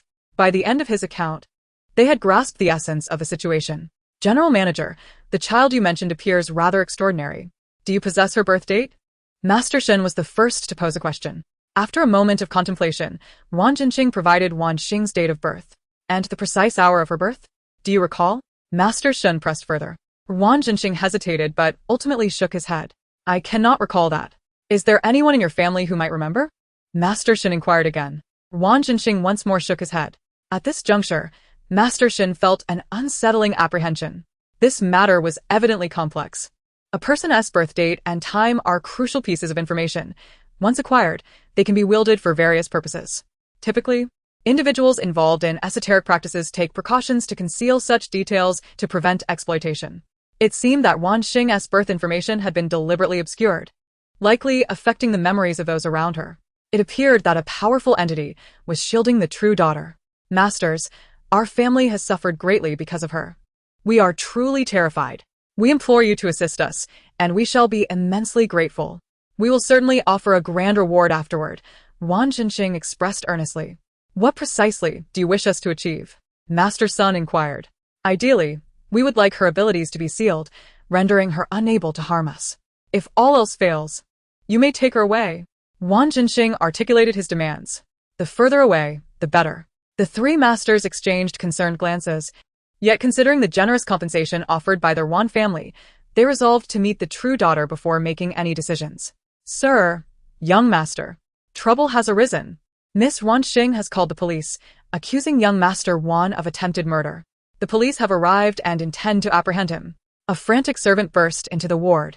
Alarmed, she called the police. Ruan Xing gasped, nearly leaping from his bed. Even Ruan Jinhong, in the adjacent ward, was startled. Is she serious? She has taken it this far. At that moment, in the twins' ward, the three brothers lay in an orderly fashion. The twins, though battered, bore mostly superficial wounds, while Ruan Xing fared much worse, encased like a mummy, with only his eyes visible. He had sustained multiple fractures and was in a dire state after being rushed into surgery upon arrival at the hospital. He was the most severely injured of the family. Officer, I am truly innocent. I had no intention of killing anyone. Ruan Xing lamented, tears welling in his eyes. At that moment, he had merely sought to incapacitate Ruan Xing, and had calibrated his force carefully. After all, he did not wish to become a murderer. Who would have thought that one strike would split a solid wood dining table in two? Truthfully, he had been utterly bewildered by the turn of events. Even if he claimed he wasn't aiming to kill, no one would believe him. Had he not been the one to strike, he wouldn't have believed it himself. But he truly had no intention of killing. We have obtained the surveillance footage from the incident. Your denial is futile. Ruan Xing has filed a report, and based on the evidence we currently possess, you indeed exhibit the intent to commit murder. The footage clearly shows you attempting to ambush the young lady. Had she not bent down to retrieve fallen chopsticks, the consequences of your blow to her head are unthinkable. Just look at that table split in half, the officers asserted. According to the surveillance, they also discovered that the entire Ruan family appeared to have conspired in this attempted murder, as the video depicted family members deliberately distracting Ruan Xing to facilitate Ruan Xing's ambush. Officer, you truly misunderstand. My second brother would never kill anyone. He genuinely had no intent to do so. The twins, though injured, rallied to defend him. Yes, it's all a misunderstanding. They echoed, their brotherhood apparent. Yet, the officers remained unmoved. Whether it is a misunderstanding is not for you to decide.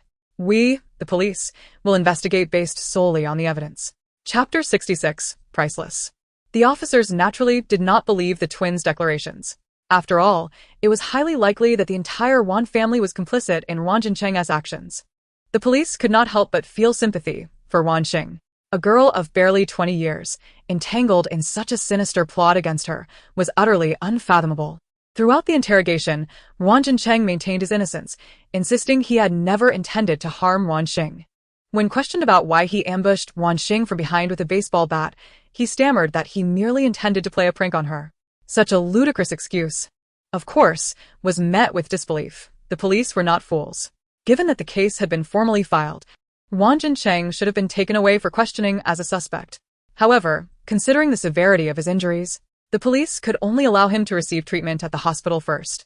After he had recovered, legal proceedings would follow. Ruan Xing was utterly distraught. What kind of absurdity was this? How had he become a suspect in a crime? Meanwhile, Ruan Xing was next door at Gu Chen's residence, indulging in meticulously prepared lobster noodles while occasionally petting the adorable Yi. Her days were blissfully delightful. Gu Chen, resting his chin on his hand, sat across from Ruan Xing, his gaze toward her tinged with intrigue. Did Ruan Xing truly wish to harm her? Despite the question, Gu Chen felt that such a possibility was rather low. Although Ruan Xing was a muscle-bound simpleton, he shouldn't be foolish enough to commit murder in front of so many witnesses in his own home. Indeed, her second brother was a villain. Had it not been for her good fortune, she might have perished at his hands.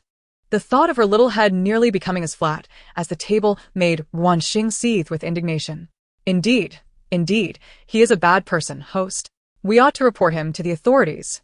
And that false heiress, don't think I'm unaware. She surely has a hand in this. It's a pity we couldn't catch her this time. Otherwise, we could have dealt with her as well. How dare they bully her host? Do they even know how to spell death? Thank you for your unwavering support. Ruan Xing felt immensely grateful. Yet she pondered. But didn't you say my family are all part of the protagonist group, urging me to increase their favorability? Why didn't you stop me from reporting this time? It's all right. Losing one Ruan Xing is merely a drop in the ocean. There are others in the Ruan family. The others can equally help in accumulating points. After yesterday's events, the system's perspective had entirely shifted. Why bother pleasing the Ruan family? They were unworthy. They were scum. How adorable her host was. If the Ruan family failed to cherish her, they even sought to harm her. Was this still humanity? It would be far better to regard the Ruan family as mere NPCs for point accumulation. It had come to realize that with her host's capabilities, there was no need for other means to vie for affection. She needn't strive. Others would have to honor her. The system felt it was time to stand firm and not hold back its host. Reflecting on the events of yesterday, it felt a knot of anxiety in its heart. It had been careless, failing to detect the Ruan family's conspiracy early on. Had it not been for its host's fortunate luck, she might have perished long ago. Host, I previously miscalculated. We need to adopt a different approach. We must not regard that group of Ruan family members as human. Ruan Xing, she did not quite grasp what it was saying, but it seemed that the system was angrier than she was. Teacher, thank you for taking me in at your home. Remembering how Guchen had come specifically to pick her up, Ruan Xing sincerely expressed her gratitude. No need for thanks. I am not only your teacher, but also your friend. Given our relationship, you needn't keep thanking me. Your home is currently uninhabitable, so you may stay here temporarily. Guchen gently ruffled Ruan Xing's hair, the texture quite addictive. Is that truly all right? Ruan Xing's eyes sparkled. Of course. Guchen smiled and nodded. Hooray. Then tonight. Shall sleep with Xiyue. She scooped up Yi's head, rubbing her little face against it. Xiyue beamet, nuzin Ruan Xing affectionately. The living room resonated with joyous laughter. The three masters, Miss Ruan Xing is just in front of this villa. Butler Wang and assistant Luo, following instructions, escorted the trio to the Gu family's entrance. Is this the place? The three masters alighted the car, their expressions turning somewhat astonished as they gazed up at the villa. Such rich purple aura. Surely, it housed someone of extraordinary fate. In ancient times, such a destiny would be deemed imperial. Who could possibly reside here? The trio stared in awe at the villa enveloped in purple mist. The imperial destiny was exceedingly rare. Appearing only once in several decades, they were astounded to encounter it. Who lived here? Master Sun turned to inquire of Butler Wang. Naturally. This is where the Gu family resides, the foremost aristocracy of Jing City. As for which member of the family resides here, I cannot say, replied Butler Wang. The Gu family. The three frowned. They were well aware of this prestigious family. The head of the Gu family was said to be on good terms with that Master Songhua. Master Songhua was a figure of formidable prowess, rivaling that of the three of them. Ruan Xing residing in the Gu family villa, could it be that Master Songhua was secretly aiding her? The three couldn't help but speculate. Let us go. We should enter and investigate further. Exchanging glances, the trio simultaneously approached the entrance of the Gu family villa. Shortly after ringing the doorbell, someone emerged to open the door. After clarifying their intent, the Gu family's servant led the three inside. Watching the trio disappear through the entrance, Assistant Luo and Butler Wang simultaneously sighed in relief. Shouldn't this count as completing the task? The gentleman and lady dared not summon Miss Ruan Xing to the hospital, insisting that the two of them escort the three masters instead. The Ruan family had evaded them. But they were also afraid. Was the life of a worker less valuable? What if the three masters couldn't handle Miss Ruan Xing? They dreaded the repercussions they might face. Reflecting on the dire straits of their Ruan family, they sighed. It was yet another day of contemplating resignation. At this moment, Master Sun and the others had been led through the Gu family's door, where Butler Lu welcomed them into the living room. Noticing guests had arrived, Ruan Xing curiously glanced their way before returning to her joyful play with Yi. Please take a seat. Gu Chen regarded the uninvited guests with a faint smile. Noticing Gu Chen appeared unfazed by their presence, curiosity piqued, the trio complied and seated themselves opposite him. Mr. Gu, your fate is indeed remarkable, truly of noble standing. remarked Master Lai, the most adept in fortune-telling among the three, as he observed Gu Chen's features with admiration. Truly, it is a destiny of imperial quality.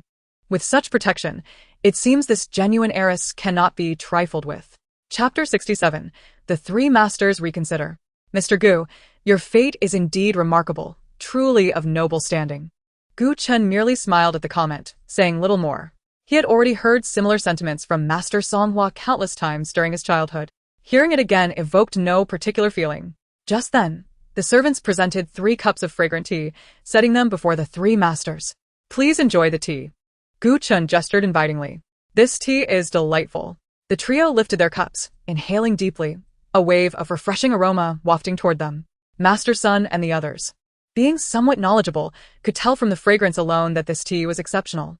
Observing their reaction, Gu Chen generously stated, "This tea is grown in our family's tea garden. If you like it, you may take some with you when you leave." Oh. We couldn't possibly accept such a generous offer, the 3 masters politely declined.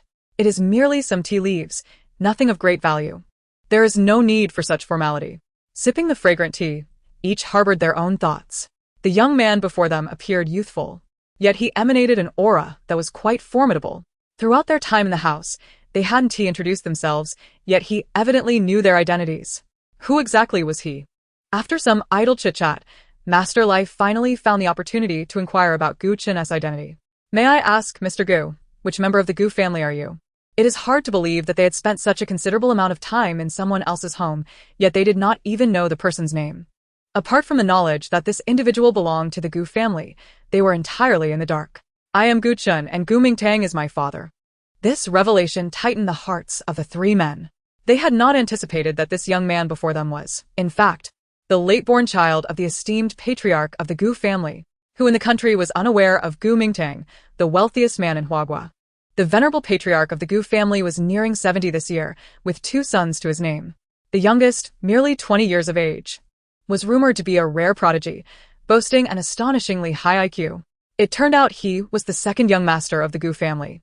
The 3 men clasped their fists in a gesture of respect towards Gu Chen.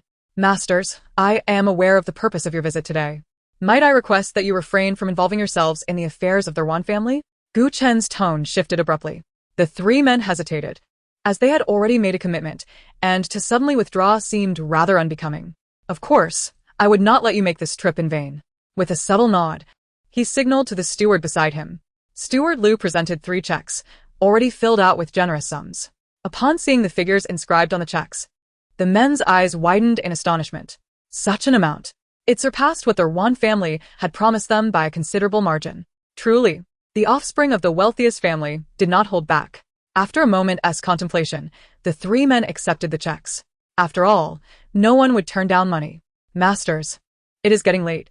I shall have the driver escort you to your hotel for some rest, Steward Liu said with a warm smile. Noticing Gu Chen's lack of objection, it seemed this was also his intention. The 3 men, no longer wishing to linger, rose to take their leave. Masters, do not forget the tea leaves. The steward gestured for a servant to present 3 beautifully packaged gift boxes. The men, somewhat shamelessly, accepted them, thanked Steward Liu, and were escorted out of the villa. President Ruan, there is trouble. The 3 masters suddenly retracted their agreement, stating that they could not take on the Ruan family's business and suggested seeking others. Assistant Luo was bewildered. He had merely escorted those 3 to the Gu family. How could they change their minds so suddenly? He and Steward Wang had stood at the door for quite some time, yet they had not heard any commotion from within. What? Why have they suddenly backed out?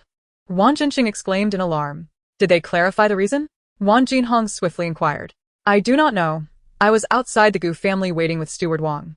We have no idea what transpired after the 3 masters entered, Assistant Luo replied, looking innocent. What good are you? Wang Jinhong glared at him in frustration. Ha! Aren't you so impressive? Yet here you lie, Assistant Luo retorted. The sudden defection of the 3 masters left the Ruan family in a state of distress. In such a short span of time, where could they find other masters to step in? Were they truly left to watch as Ruan Xing flaunted her power before them? Not to mention, neither Ruan Xing nor his son would agree, nor would Lin Man and Ruan Xie wish to endure such humiliation. In the adjacent hospital room, Ruan Xie and Lin Man lay in neighboring beds, both swathed like mummies, their hands and feet encased in plaster. Their immobilized limbs were suspended in the air. Lin Man, Having never endured such severe injuries, wept incessantly, her sheltered upbringing rendering her utterly distressed. What sins did I commit in my past life to give birth to such a calamity? She has brought ruin upon our entire family. When will the heavens take her? Lin Man cried, tears streaming down her face. Mother, please do not despair. Father has already arranged for the 3 masters to meet with my sister. With their help, the evil afflicting her will surely be resolved swiftly. Enduring the incessant wailing of Lin Man was grating, but she had to muster her patience to console her. Were it not for her need for Lin Man's affection to solidify her standing within the Ruan family, she would not have the patience to endure this. I hope so. That disaster is exceptionally sinister. Even if the evil upon her is truly dispelled, I will not allow her to remain in our home. Just seeing her makes my heart feel heavy. Lin Man attempted to wipe her tears, but with both hands in plaster, she was utterly helpless. Man, how could you end up like this? A robust man in a gray suit strode into the ward with determination. Brother. Upon seeing the newcomer, Lin Man immediately voiced her grievances. Indeed, the man was Lin Man's elder brother, Lin Xing, the president of Xing Group. Uncle. Ruan Xing hurriedly called out. Her uncle was no ordinary man. He had connections in both the legitimate and illegitimate worlds. Had it not been for Lin Man's substantial background, someone as opportunistic as Ruan Xing would never have married her. It was merely a means to bolster his own claim to the family fortune. What on earth happened? I only learned from the news that your family was in trouble. Why did no one inform me of your serious injuries? Seeing his beloved sister in such a state filled Lin Xing with both anger and concern. Brother, your return is enough. Had you delayed any longer, I might not have been here. Lin Man wished to leap into her brother's embrace to cry, but with her limbs immobilized, she was unable to move. Lin Xing retrieved a tissue from the table to dry Lin Man's tears. Tell me what transpired. How did you end up in this condition? The reaction of his sister made him realize the situation was likely more complicated than it appeared. Could it be that someone sought to harm the Ruan family? Who dared to lay hands on Lin Xing's sister? He would see that person dead. Chapter 68. Ruan Xing's joyful building. Looking at her brother, Lin Man felt as if she had found her stronghold. She poured out all the grievances she had endured during this period, with a fair share of subjective embellishment. The more he listened, the tighter Lin Xing's brow furrowed. He had been on a business trip to the United States for 2 months, and in that short time, his cherished niece had been discovered to be not a true member of the Ruan family. She was, in fact, the child who had been switched at birth. The true daughter had returned and caused chaos within the Ruan family, leading to 2 hospitalizations and the collapse of 2 villas. Although all of this sounded utterly unbelievable, he still had to inquire, are you certain you are not speaking in delirium? How could someone's tears bring about such misfortune? Is that even human? Despite his affection for his sister, he could not accept just any claim, especially one so outrageous. Uncle, what mother said is entirely true. We are not deceiving you, nor jesting. My sister is truly not right. Ruan Xing chimed in. Her uncle was a veritable doting brother. While he showed affection towards his younger relatives, it was all rooted in his deep love for his sister Lin Man. In his heart, no one held a higher position than his dear sister. His methods were not something Ruan Xing could rival. With her uncle's intervention, Ruan Xing was doomed. Just the thought of Ruan Xing's possible fate filled her with excitement. Brother, everything I said is true. Do you really think I would joke about something so serious? Lin Man's brows knitted together in an expression of indignation, seeing his sister upset. Along with Ruan Xing as a witness, even Lin Xing, despite his disbelief, had no choice but to accept that this was the truth. If what you say is true, I will find a way to resolve this matter. Man, after all, she is your biological daughter. How do you wish for your brother to proceed? Considering that it involved his sister's flesh and blood, Lin Xing decided to first seek Lin Man's opinion. Brother, I wish to never see her again. I do not want her parading before my eyes, Lin Man declared without a moment's hesitation. A fierce glint flickered in her crimson eyes. Lin Xing hesitated before speaking. Isn't this a bit excessive? After all, she is your own flesh and blood. Brother, what are you thinking? I am not asking you to kill her. Lin Man shot her brother an exasperated glance. She continued, just take her away. It would be best to send her abroad. I refuse to believe that, once overseas, she could still wield her wicked magic from such a distance to harm our family. Lin Man had not truly contemplated the notion of murder. After all, this was her own daughter. She could not bring herself to command someone to take the life of her own kin. Of course, should anyone wish to harm Ruan Xing, she would not intervene either. Mother, is this truly all right? My sister's abilities are so unique. Who could possibly have the means to take her abroad against her will? She added. Unless my sister consents herself. Ruan Xing had expected Lin Man to propose a brilliant plan, but this? She seemed to forget that the moment Ruan Xing cried out, no one would be able to seize her. The thought of dragging her abroad was utterly fanciful. Lin Man pondered, and realized the truth in this. It was indeed not so simple to take Ruan Xing out of the country. Yet, it wasn't impossible. They could simply deceive her. They could trick her into believing she was going on a vacation, luring her to a country that was impoverished, backward, and dangerous. And then find someone to steal her wallet and identification. Without money or identification, how could she return? The twins had entered the room at some point, overhearing this conversation. Ruan Jinshu chimed in, Little Four is clever. You managed to think of this. Lin Man's eyes sparkled, evidently delighted by the idea. If they were to execute this plan, they could not undertake it themselves. They would need to enlist others. After all, with that troublesome girl's abilities, anyone who attempted it would be doomed. Ruan Jinshu had no desire to be that unfortunate soul. The college entrance examination is in 2 months. We can take advantage of that, she said. Fourth brother, you truly are astute to have thought of this. Mother, I assure you this is all for our family. Observing this mother and her 3 children huddled together, plotting how to rid themselves of Ruan Xing, Lin Xing'an felt somewhat speechless. Just how much did his sister's family despise this biological daughter? Stop right there. Let's refrain from further discussion. I will handle this matter. I shall determine how to deal with Ruan Xing after I meet with her first. If necessary, we can proceed as you suggested. He then instructed, now you 2 go to your rooms and rest. You are both injured. Why are you still wandering around? Lin Xing'an's heart ached as he looked at the blood-stained bandages on his nephews. After all, they were children he had watched grow up. As an uncle, he held a significant authority in the hearts of Ruan family's children. Upon hearing his words, the twins decided to return to their rooms to rest. However, just as they began to leave, they remembered their true purpose for seeking out Ruan's mother. Wait, we came to discuss serious matters with mother and uncle, Ruan Jinyan exclaimed, slapping his forehead, realizing they had been too engrossed in their previous discussion to remember the important issue. What matter? Lin Xing'an frowned in inquiry. Uncle, it's bad.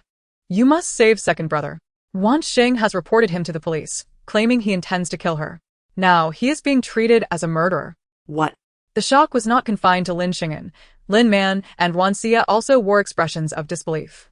Miss Ruan Xing, if you sign here, the southeast building will be yours. The lawyer sent by the Ruan family presented the legal documents before her.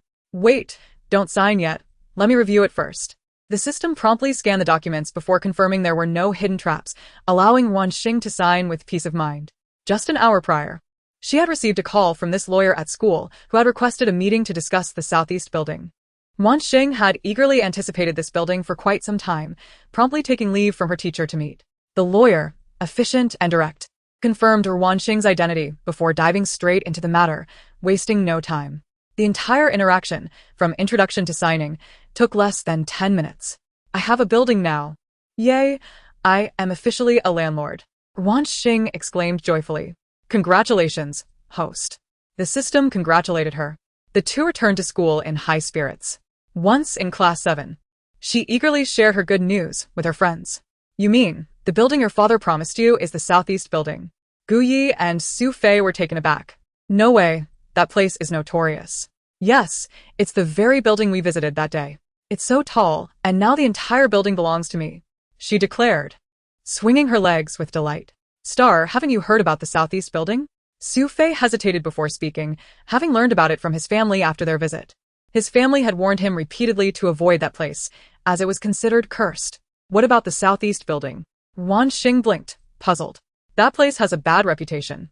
There have been numerous incidents there in recent months. Su Fei recounted the events that had transpired within the southeast building, detailing the discovery of a male corpse in a frozen meat warehouse, a madman attacking employees with a knife, resulting in 2 deaths, and a child who had gone missing at a tutoring center, never to be found.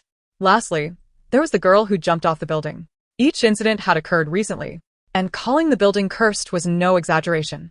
Su Fei had assumed Ruan Xing would be frightened by the stories, but to his surprise, she seemed unfazed. So much has happened there, she remarked, a look of realization dawning on her face. It seems the Ruan family never mentioned any of this to you. Guyi noted knowingly.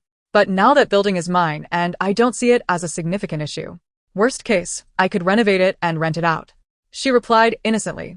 Ruan Xing recalled that while attending school in town, she had known of houses where people had died but were renovated and rented out again. The landlord had casually remarked that every house had its history of death and that living in a house where someone had died was not a problem. Ruan Xing found this reasoning quite sound. It's easy to say renovate, but do you have the funds? Xiyue interjected, unable to contain himself. The Ruan family likely never promised to cover any additional expenses related to the building. Now that the building is yours if it doesn't rent out, forget the renovation costs, just the maintenance fees and property management costs will all fall on you. Can you handle that? His blunt words caused Ruan Xing's optimism to wane. She suddenly realized a serious issue. Owning a building did not mean she could simply do nothing and collect rent each month. If the property remained unrented, she would be responsible for all those expenses. Ruan Xing found herself in a perplexing situation, despite already possessing a building. Her financial circumstances had not only stagnated but had deteriorated to an even more disheartening state. Contemplating this, she felt a wave of despondency wash over her, leading her to slump onto the table in utter defeat. Su Fei, sensing her dismay, discreetly pulled out his phone to message Xiyue. Su Fei, it's over, night brother. Have you gone too far with your words? You've utterly deflated Xing. Xiyue, shut it.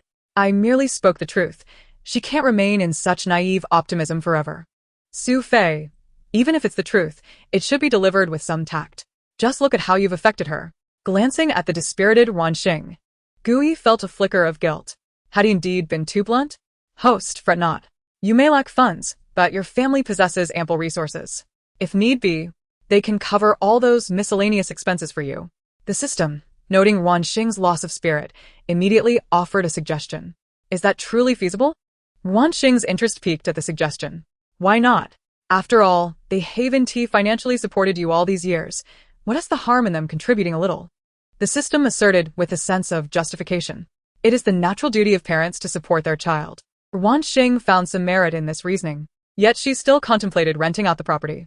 If the building remained unleased, she would never experience the joys of being a landlord. After voicing her thoughts, the system fell silent. Renting out the property seemed a more daunting challenge than directly asking Ruan Xing for money. My dear, why must you pursue such formidable challenges? In reality, renting out the building could be straightforward. At some unknown moment, Lung Moyan arrived with his sycophant Lu Bo. What do you want? Xiyue shot him a disdainful glance, wishing for him to vacate the premises. However, Ruan Xing's eyes sparkled at Lung Moyan's words. Do you have a solution? She inquired eagerly. The reason no one wants to rent it is that they believe the building is cursed. You could simply exorcise the malevolent spirits from it. He suggested nonchalantly. Once it is free of any supernatural disturbances, given the prime location of Southeast Building, who would hesitate to rent it? But I don't know how to perform an exorcism. Ruan Xing furrowed her brow in distress. Why not hire a master to assist you? Lu Bo proposed. The moment the suggestion escaped his lips, he was met with a chilling glare from Lung Moyan, prompting him to silence himself. He understood that Lung Moyan had ulterior motives in initiating conversation. I lack the funds to hire a master, Ruan Xing admitted shyly, fiddling with her fingers. Then learn it yourself. There are tutorials online. Exorcism is not particularly difficult. Once you have mastered it, you can live stream the entire process as the landlord of the building. When people see that you have successfully banished the evil spirits, they will undoubtedly wish to rent from you. Lung Moyan coaxed her with an enticing tone. He had long known of the genuine issues plaguing Southeast Building. Should Ruan Xing dare to learn a few tricks online and broadcast her efforts, she would surely face dire consequences. After all, she had caused you considerable distress, and this was simply her retribution. Xing, do not heed this scoundrel's nonsense. He is malicious and intends to lead you astray. Su Fei instantly recognized Lung Moyan's ill intentions, fearing that Ruan Xing might take his words to heart. You should listen to Su Fei. Do not trust him. He has no genuine desire to assist you, Xiyue chimed in. I am merely looking out for your best interests. Whether or not you choose to follow my advice is entirely up to you. We are leaving. With that, he turned and departed with Lu Bo in tow. Yet Ruan Xing remained deep in thought, her brow furrowed. Despite Xiyue and Su Fei's continuous admonishments, she remained resolutely silent. Finally, she clenched her fist and sprang to her feet. I have made my decision. I will teach myself the art of exorcism and live stream the process. Though Lung Moyan was far from admirable and perhaps would one day become a terrible husband, his suggestion had struck a chord with Ruan Xing. She would not need to spend her own money, and could still successfully rent out the building. A perfect resolution to her current predicament. What a brilliant idea. Gu Yi and Su Fei exchanged glances, realizing the gravity of the situation. It's over. The child has truly been led astray by that scoundrel. Chapter 70. Li Ming believes in Ruan Xing's luck. Ruan Xing was a girl of remarkable determination. Whenever she resolved to undertake a task, she would give it her all. This was reminiscent of her middle school days when she was fervently determined to improve her grades, rallying her entire class to study alongside her. Although ultimately, only she failed to see significant improvement, with others achieving top marks in their year. She herself remained fixed at a steady 60, year after year. Despite her efforts yielding modest returns, she firmly believed that hard work would never go unrewarded. After all, she had once struggled to even reach a 60, and her perseverance had granted her that achievement. This was the fruit of her labor. Ruan Xing clenched her fists, resolutely encouraging herself. Now, as she prepared to self-learn exorcism online, she was determined to invest every ounce of her energy into it. Ruan Xing watched the online tutorials repeatedly, so engrossed that she nearly forgot to descend for dinner. What's going on today? Gu Chen exclaimed in astonishment. Ruan Xing, known for her voracious appetite, usually descended promptly at mealtimes without needing to be called. Yet today, with the table already set, she had yet to make an appearance. This isn't right. Something is off. Gu Chen mused. Mama Wang has already gone up to call for her. She should be coming down soon. Sure enough, the next moment, Ruan Xing hurriedly descended the stairs. Sorry for being late, she exclaimed bashfully, fiddling with her fingers. Without waiting for Gu Chen to speak, she promptly took her seat and began devouring her food. Gu Chen, accustomed to Ruan Xing's singular focus on food, sat down at his own place and commenced eating. His movements were elegant and charming, clearly indicative of refined upbringing. Yet Ruan Xing failed to appreciate the display. By the way, why did you come down so late today? Did something happen? Gu Chen inquired between bites. I was studying upstairs, Ruan Xing replied earnestly after swallowing her food. Studying? What are you studying? Gu Chen raised an eyebrow in confusion. Upon hearing his question, Ruan Xing eagerly retrieved her phone, showcasing her findings.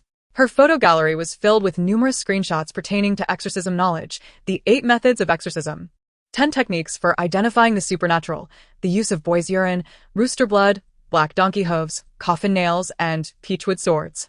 With each glance, Gu Chen's brows furrowed further. What on earth are you learning this for? He queried. Because I plan to livestream an exorcism, Ruan Xing declared with utmost seriousness. Livestream an exorcism? What sort of nonsense is this? While gnawing on a chicken leg, Ruan Xing recounted the day's events to Gu Chen.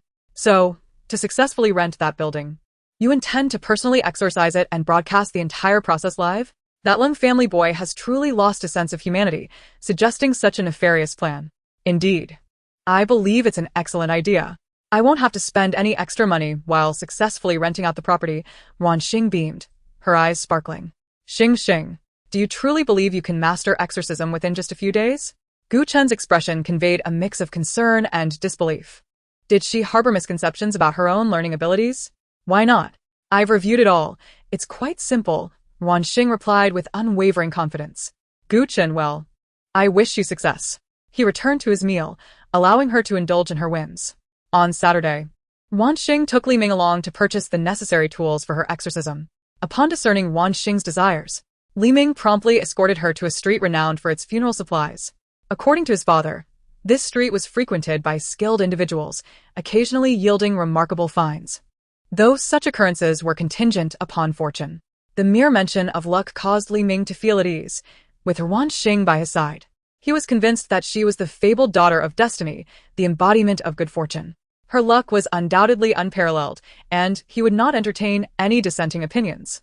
Unbeknownst to Ruan Xing, who was curiously surveying her surroundings upon their arrival, the street was lined with vendors selling various funeral items. The crowd was neither sparse nor overwhelming, and the air was imbued with a potent scent of incense. Not far behind them, a man sat in a vehicle, instructing the driver to carefully trail Li Ming and Ruan Xing. This man was Lin Xing'an.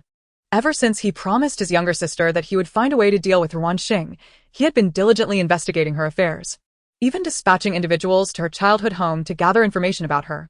When the findings were presented before him, he felt as though he were perusing a fantastical novel. It was astonishing to discover such extraordinary people and events existed in reality. Initially, he had thought his sister had exaggerated, But upon reviewing Ruan Xing's remarkable achievements throughout her life, it became evident that his sister's accounts were, in fact, not exaggerated. This child named Ruan Xing was indeed peculiar. It struck him as odd that Miss Ruan Xing would venture to such a place. Lin Xing'an's assistant, while cautiously driving, voiced his confusion. Lin Xing'an too was intrigued. What could Ruan Xing possibly seek here? He resolved to document her whereabouts and, once she departed, to send someone to inquire about her intentions. Li Ming and Ruan Xing traversed several shops, ultimately acquiring all the items she desired. Except for a black donkey hoof, she had managed to procure everything else, including a few talismans from a Taoist adept skilled in charms for warding off evil. Li Ming eagerly paid for Ruan Xing's purchases, which totaled several thousand yuan. Confident in Ruan Xing's luck, he harbored no fears of acquiring counterfeit goods. Ruan Xing, on the other hand, was blissfully unaware of such concerns. The two returned home in high spirits, completely oblivious to the murmurs of two individuals behind them, mocking their lack of discernment in purchasing counterfeit items. Indeed, they should have done their homework before arriving, remarked a matron selling incense. To buy so many fakes without haggling is truly remarkable, her son added with a scoff. How come we never encounter such gullible customers? The matron's husband disdainfully dismissed the notion of an old charlatan like Zhang, the talisman seller, being sought after by anyone knowledgeable. Once Ruan Xing and Li Ming had departed, Lin Xing'an's assistant swiftly contacted the nearby bodyguards and entered the shops where Ruan Xing had shopped. With a small expenditure, they acquired the desired intelligence. You mean to say Miss Ruan Xing came to the funeral street solely to purchase a plethora of talismans for warding off evil? Is she afflicted by something that necessitates such measures? Lin Xing'an furrowed his brow, increasingly unsettled by the situation. It remains unclear. Miss Ruan Xing did not divulge her intentions to those shopkeepers. However, the bodyguards inadvertently overheard that the items she purchased appeared to be counterfeit. Many knowledgeable individuals are laughing at them behind their backs. After a moment of contemplation, Lin Xing'an instructed, continue to monitor Ruan Xing. I intend to discover what she plans to do with these items. Chapter 71. The Counterfeit Scandal. When Ruan Xing returned, laden with packages, dusk was approaching. Upon arriving at Gu Chen's villa, she immediately began to boast about the fruits of her afternoon expedition. This is a peachwood sword. It can vanquish spirits. Gu Chen replied, indeed, it is a peachwood sword, crafted from walnut wood. How could it not be? Ruan Xing brandished her next prize. Look at this. The shopkeeper claimed this butcher's knife has slaughtered 1,000 pigs, imbued with malevolent energy, and can ward off evil. Gu Chen retorted. That knife could not have been made more than a week ago. Where could it have possibly slaughtered 1,000 pigs? She continued, and this is a talisman for warding off evil. I've heard that wearing it ensures safety. Ruan Xing waved another talisman triumphantly before Gu Chen. Gu Chen responded, Pfft. That talisman isn't even painted with cinnabar. And this, the piece de resistance, coffin nails, which can pacify souls. Ruan Xing exclaimed, holding up the coffin nails excitedly. Gu Chen said, yes, they are indeed coffin nails, but these are brand new and unused. They are utterly useless. Not to mention, they can't pacify anything. Gu Chen gazed at the collection of junk with a sense of exasperation. Just as Ruan Xing was about to continue her display of treasures, Gu Chen could no longer contain herself. Wait a moment. How much did you spend on these so-called treasures? Ruan Xing pondered briefly. Altogether, I spent over 7,000 yuan. Quite expensive, isn't it? Thankfully, Xiaoming said he would treat me, so I didn't spend my own money. Upon hearing that it wasn't her own money, Gu Chen shrugged it off. Only 7,000 or so. Consider it a lesson for Li Ming. After all, he should have been more discerning. Li Ming interjected. So my money is worthless now. Young master, dinner is ready, came the voice of Butler Lu from outside. Coming. Ruan Xing exclaimed, eager to eat. And she abandoned her pile of treasures to head for dinner. Gu Chen, contemplating Ruan Xing's retreating figure, picked up her phone and dialed a number. Dr. Gu? Please prepare some items for me to be delivered tonight. Remember to keep it low-key. We don't want anyone to notice. Understood, Dr. Gu. After arranging everything, Gu Chen leisurely descended the stairs to join her meal. At the dining table, Ruan Xing was already digging in, completely indifferent to waiting for Gu Chen. Having grown accustomed to such behavior, Gu Chen sat down at her designated spot and began her own dinner. While Ruan Xing ate, she was also tuned into the system's incessant chatter. I must ask, dear host, are you truly considering going live to demonstrate the use of those trinkets? The system was at its wit's end. It had offered to assist in selecting items while Ruan Xing and Li Ming explored the funeral street. but she had later shut it up for being annoying. It argued that it was merely commenting on the abundance of counterfeit goods. Ruan Xing, finding its nagging bothersome, had confined it to a metaphorical little black room, and it had remained there until their return home, only to be released now. Upon its release, it was horrified to find its host had returned with a trove of counterfeit items, proudly flaunting them. If it had feet, it would be embarrassed enough to dig itself a 3-bedroom apartment. Indeed, Ruan Xing remarked, gnawing on a rib. Host, this is unacceptable. These items are useless. Why don't you collaborate with me on a task instead? We can purchase authentic items from the mall using points. The items there are all genuine and far more powerful, the system implored. It refrained from revealing the truth about the counterfeit goods, fearing that the host would be so upset upon learning of the deception that she might cry. Buying with points? That would be even more expensive. Ruan Xing calculated shrewdly. 1 point equated to 100,000 yuan, and the cheapest protective talisman required 10 points, amounting to 1,000,000 yuan. Let Ruan Xinghua buy a protective talisman for 1 million. Impossible, absolutely impossible. The system replied humbly. There's a reason for everything expensive, trust me, host. Let's not. I believe what Xiaoming bought is quite sufficient. Alright, I won't dwell on this. I'm off to eat, she concluded, disregarding the system entirely and focusing on her meal. The system lamented, who do you think I'm doing all this for? At midnight, a shadow stealthily appeared at the entrance of Gu Chen's villa. Butler Lu crept out of the house to rendezvous with the individual, exuding an air of secrecy. Did you bring the goods? Yes. Do you wish to inspect them? The newcomer whispered, patting the large bag he carried. No need, the young master trusts you. Butler Lu replied softly, taking the bag. The man completed his task and hurriedly slipped away. Gu Doctor had instructed him to be discreet, ensuring no one noticed. He had to be cautious and make his escape swiftly. Just then, a beam of light illuminated his face. The man cursed under his breath and took off running. Who goes there? Stop. Security room, we have a suspicious individual in Area A, fleeing towards Area B. Requesting backup. 2 security guards pursued while using their walkie-talkies to call for assistance. The man felt like crying. He was not a suspicious character. With this thought in mind, he dared not pause his steps. Should he be caught by them, his reputation would be utterly ruined. Stop, don't run. Quickly surround him from that side. Catch him. The commotion of catching a thief at such an hour disturbed half the villa area. Ruan Xing, in the midst of a deep slumber, was abruptly awakened by the noise outside. Rubbing her eyes, she murmured, What is happening? Why is it so noisy? It seems they're catching a thief outside. The system informed her. Realizing it was merely a thief being apprehended, she yawned and turned over to continue sleeping. In the adjacent room, Gu Chen received a report from Butler Lu. Young master, it seems Secretary Liao has been discovered by the security. The commotion outside was indeed alarming. Secretary Liao appeared to be in grave danger. Poor Secretary Liao. May he rest in peace. Amen. Gu Chen looked at the dramatizing butler, exasperated.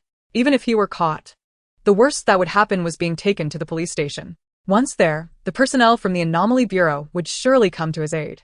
He had no time to concern himself with Secretary Liao. The priority was to discreetly replace the counterfeit items he had bought for Ruan Xing while she slept. At the police station, a police officer was taking Secretary Liao's statement.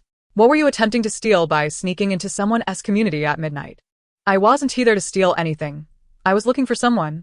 Secretary Liao, disheveled, hurriedly explained. Dressed like that to look for someone? You've even donned a night suit. What? Do you think you're an assassin going to commit murder? The officer eyed his outfit skeptically. It was no wonder he was suspected. Today, Secretary Liao had dressed entirely in black for discretion, even wearing a black mask. This attire, quite frankly, looked more suited for a thief than a person in search of someone. Chapter 72. Lin Man's Thoughts. At the private hospital, in Ruan's father's ward. Brother, how did your family come to be so badly injured? This is quite tragic. Ruan Jinxing's brother, Ruan Jinping, accompanied by his wife Wu Xian, visited the hospital. Though framed as a visit, their true intent was to observe their brother's misfortune. Everyone knew that over the past few years, the two brothers had maintained a facade of civility while secretly engaging in a fierce struggle for the position of chairman of their Ruan group. Rather than genuinely visiting, they would celebrate the other's downfall with fireworks if they could. What brings you here, second brother? Upon seeing them, Ruan Jinxing's expression soured, revealing his displeasure. Who invited this guy? Did he not know he was not welcome? Of course, I came to see you, big brother. I must say, your entire family has been hospitalized.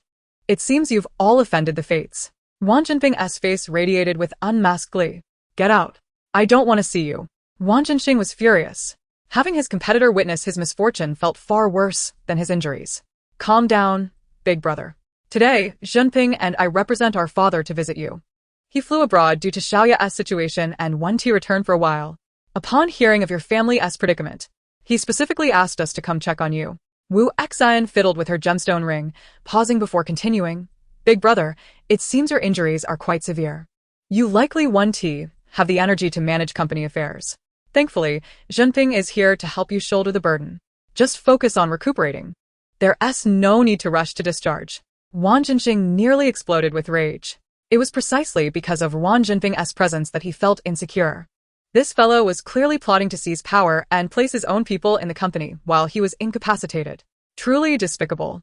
Suddenly, Ruan Jinping pulled out his phone and began taking pictures of the father and son on the hospital bed. What are you doing? Ruan Xing barked, his face a mask of fury. Taking photos, of course. Once I'm done, I'll send them to Dad, so he knows how you're faring, big brother. Ruan Jinping's expression was one of triumph. The thought of gaining advantage over his elder brother without any effort filled him with delight, akin to sipping a refreshing, icy drink in the sweltering July heat. You get out. Now. Someone throw them out. Ruan Xing shouted in exasperation. A nurse, hearing the commotion, hurried over to investigate. Noticing Ruan Xing's agitated state, she instructed Ruan Jinping and his wife to leave to avoid disturbing the patient's rest. Meanwhile, Ruan Jinhong, who had remained silent, wore a similarly grim expression. Allowing his uncle's family to gain such an upper hand was not a good sign for their branch. The second uncle would undoubtedly seize this opportunity to wrest control. By the time he and his father recovered and returned to the Ruan family, would there still be any of their own people left in the company? All right, I'm leaving. We haven't even visited sister-in-law yet. You and my nephew take care. I'll go check on sister-in-law with Uuu Not. With a smirk, Ruan Jinping left swiftly with his wife. After exiting, the couple turned a corner and entered another VIP ward. In this room lay Lin Man and Ruan Xie. Sister-in-law, Jinping and I have come to see you. Uuu Not exclaimed in mock surprise. Oh dear, you've been hurt quite badly, all wrapped up like a mummy. Lin Man, having just heard the commotion, nearly ground her teeth in frustration. Mom, I've come to see you. A cheerful voice echoed from the doorway. The newcomer was Ruan Xing, accompanied by Butler Liu and a maid from the Gu family. Butler Liu had come to assist Ruan Xing in delivering lunch for the evening's live stream at Dongnan Building. The system had specifically issued a task to ensure Ruan Xing could accumulate more points. It was truly dedicated to her cause. This task involved Ruan Xing preparing heartfelt bento boxes for her family, ensuring they consumed the meals. Completing the task would earn her 10 points. Naturally, Ruan Xing was keen to follow through. She had spent the entire morning following a recipe, finally managing to deliver the meals just before noon. Preparing meals for so many people was quite a challenge for Ruan Xing, who was usually unaccustomed to such domestic tasks. Had it not been for the Gu family maid assisting with washing and chopping vegetables, she would have struggled immensely. What are you doing here? What day is it for such unwelcome guests to keep appearing? This day is unbearable. Lin Man lamented, almost in tears. I have come to present everyone with delightful heart-shaped bento boxes. As Ruan Xing approached the table, she elegantly arranged the bento boxes and flashed a triumphant smile at Lin Man. You really shouldn't trouble yourself so much. The hospital has everything one might need. Lin Man remarked, a flicker of discomfort crossing her face as she recalled the foul-smelling sandwich. Who could ascertain whether this bento was truly safe to consume? Ruan Xie, sharing Lin Man's trepidation, mirrored her expression of apprehension. Is this child truly the one you brought back from the countryside, sister-in-law? Uuu Not and Ruan Jinping had discerned Ruan Xing's identity from their exchange.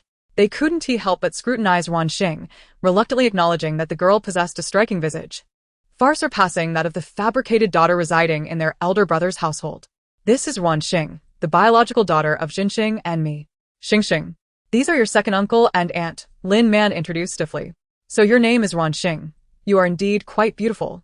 And certainly more akin to our Ruan family than that impostor, Uuu Not remarked with a scornful smile, casting a sidelong glance at Ruan Xie.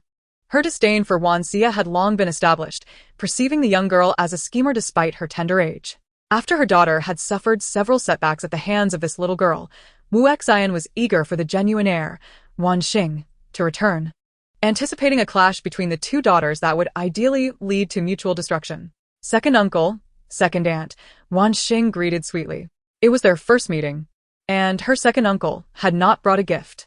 Next time, I'll make sure to bring something for you, Ruan Jinping said with a warm smile, attempting to pat Ruan Xing's head, only to have her shy away. Unperturbed, Ruan Jinping withdrew his hand with an air of nonchalance. No need to wait for the next time. Coincidentally, my sister-in-law has a matter to discuss with you. Concerning Xing, Lin Man interjected, revealing an enigmatic smile. Uuu. Well acquainted with her sister-in-law's tendencies, sensed that Lin Man was plotting something. She resolved to remain vigilant, unwilling to fall prey to any schemes. Sister-in-law, you're too kind. We're family, just speak your mind. If it concerned Xing, how could we possibly refuse to help? Uuu Not replied with a feigned smile, implying that they would assist only if it were convenient. Rest assured, you will be of assistance, Lin Man continued. Jinping, you know our family's villa has collapsed. All of us, except for Xing and Jintang, have taken refuge in the hospital. Jintang just left for work abroad a few days ago and won't return until next month. Without any adult supervision at home, Xing is currently staying with her teacher. I believe it's not appropriate for her to continue living at her teacher's residence. Would you both consider helping care for Xing for a few days? A sinister glint danced in Lin Man's eyes as she anticipated a spectacle of misfortune. Could it be that simple? Uuu Not found it hard to believe that Lin Man had merely made such a modest request. Is that truly all? Since your family is unable to accommodate her, let us have Xing stay with us temporarily. Our home is spacious enough, Ruan Jinping declared decisively, waving his hand in agreement. Ruan Xing thought to herself, am I to move to my uncle's house? She felt somewhat reluctant, as she had been quite content at her teacher's home. Xing, I understand your teacher has been very kind to you. However, she is merely your teacher, not family, and it's not right to impose on her indefinitely. Your second uncle and aunt are your true kin. Living with them will be akin to residing in your own home, and you won't face any discomfort. Lin Man's words flowed with an unexpected eloquence, rendering them irrefutable. Listening from the background, Butler Lu furrowed his brow. Ruan Xing's stay at the Gu family had indeed been lively, but as her biological mother stated, the young master was not Ruan Xing's true kin.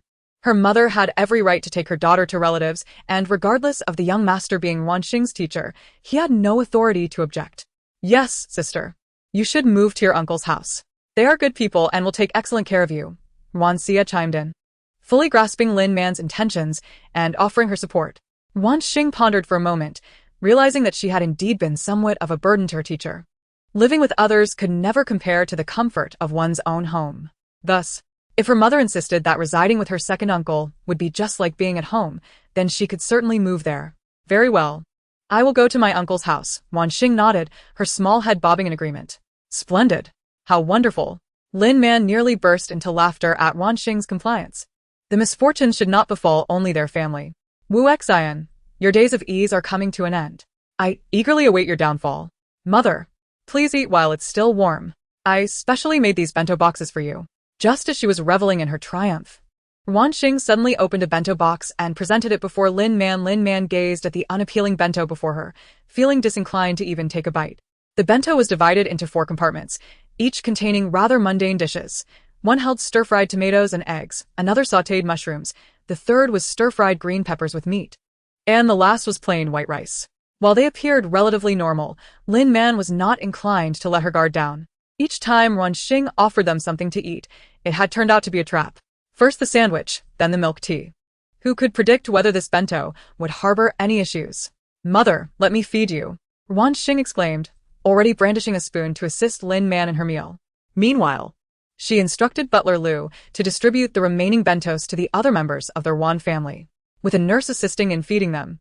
Butler Lu and the maid were each responsible for monitoring one patient's meal, ensuring that none of the Ruan family members wasted food.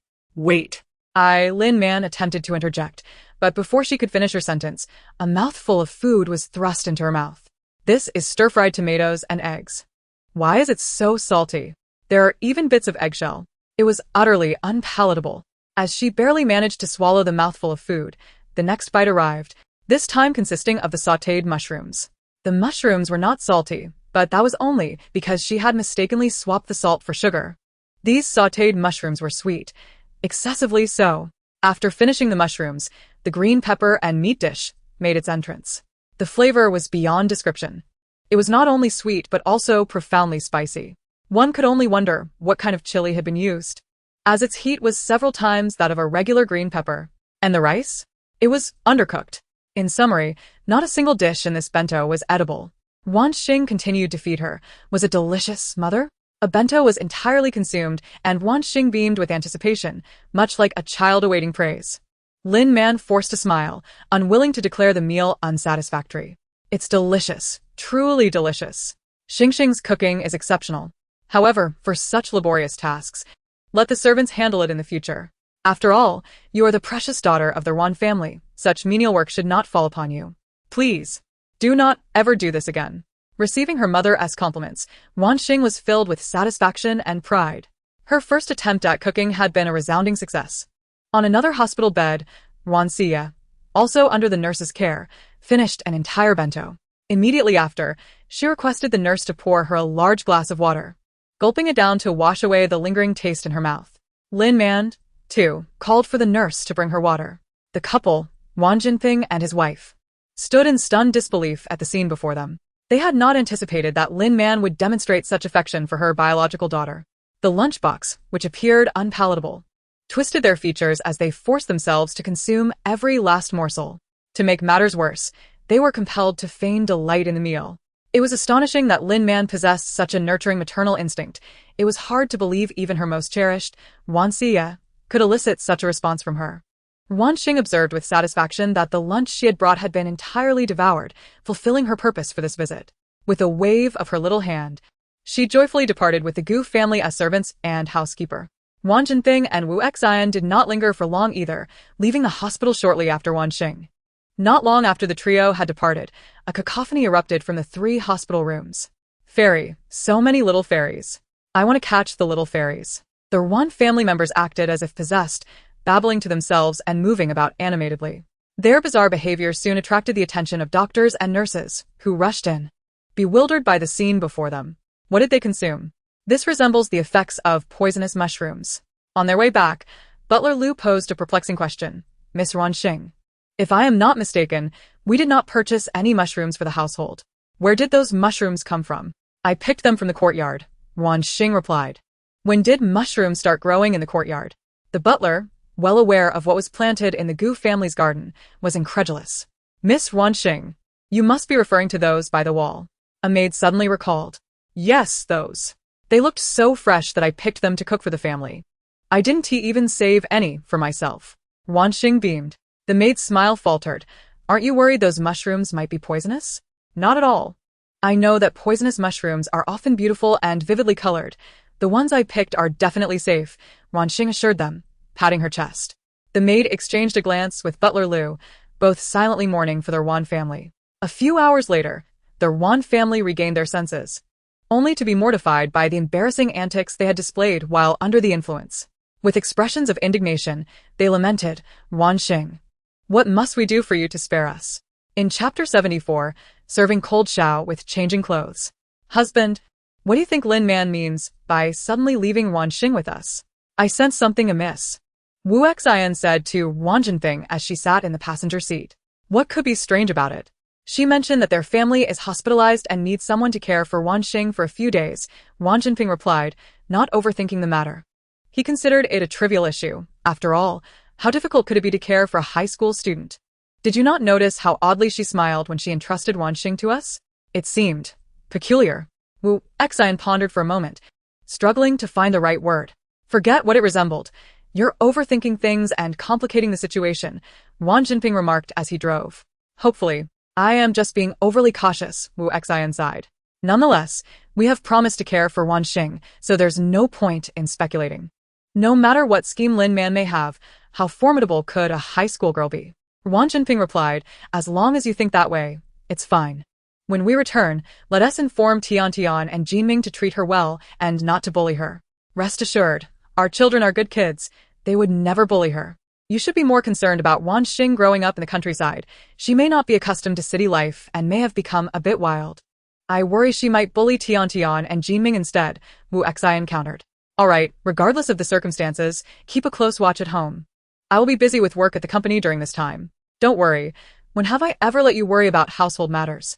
When we return, I'll have the servants prepare a room for Ruan Xing tomorrow morning. I will personally go to pick her up. With their plan set, the couple resumed discussing company affairs. With Ruan Xing and his son away, this was a prime opportunity for them to leverage their position. There was still a multitude of tasks to organize, leaving little time to dwell on Ruan Xing.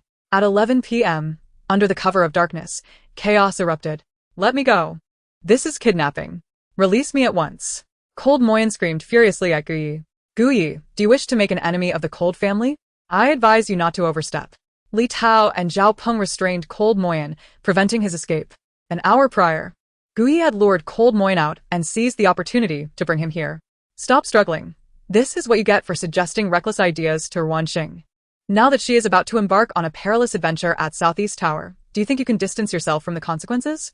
You should know that our Yi brother would never indulge your whims, Su Fei remarked, leaning against a sports car, while Guyi regarded Cold Moyen with a cold, unyielding gaze. About 10 minutes later, Ruan Xing and Li Ming arrived, escorted by the Gu family S-driver. Upon disembarking, they immediately spotted the conspicuous group. Night, brother. You all arrived quite early, Li Ming exclaimed, carrying a large bag as he approached Gu Yi and the others alongside Ruan Xing. Why is Cold Xiao here? Li Ming was taken aback by the unexpected presence of Cold Moyen. Why am I here? Why don't you ask them? Cold Moyen had already shouted in frustration for a while, and knowing these brutes wouldn't spare him, he no longer wished to waste breath. After all, it was his brilliant idea that had led to this situation. How could he not be present? Guyi replied nonchalantly. It's only natural for the mastermind behind this brilliant idea to be here as we all prepare for the live broadcast. Ruan Xing nodded thoughtfully at this, even offering her agreement. All right, everyone check the items you brought and prepare accordingly before we head inside.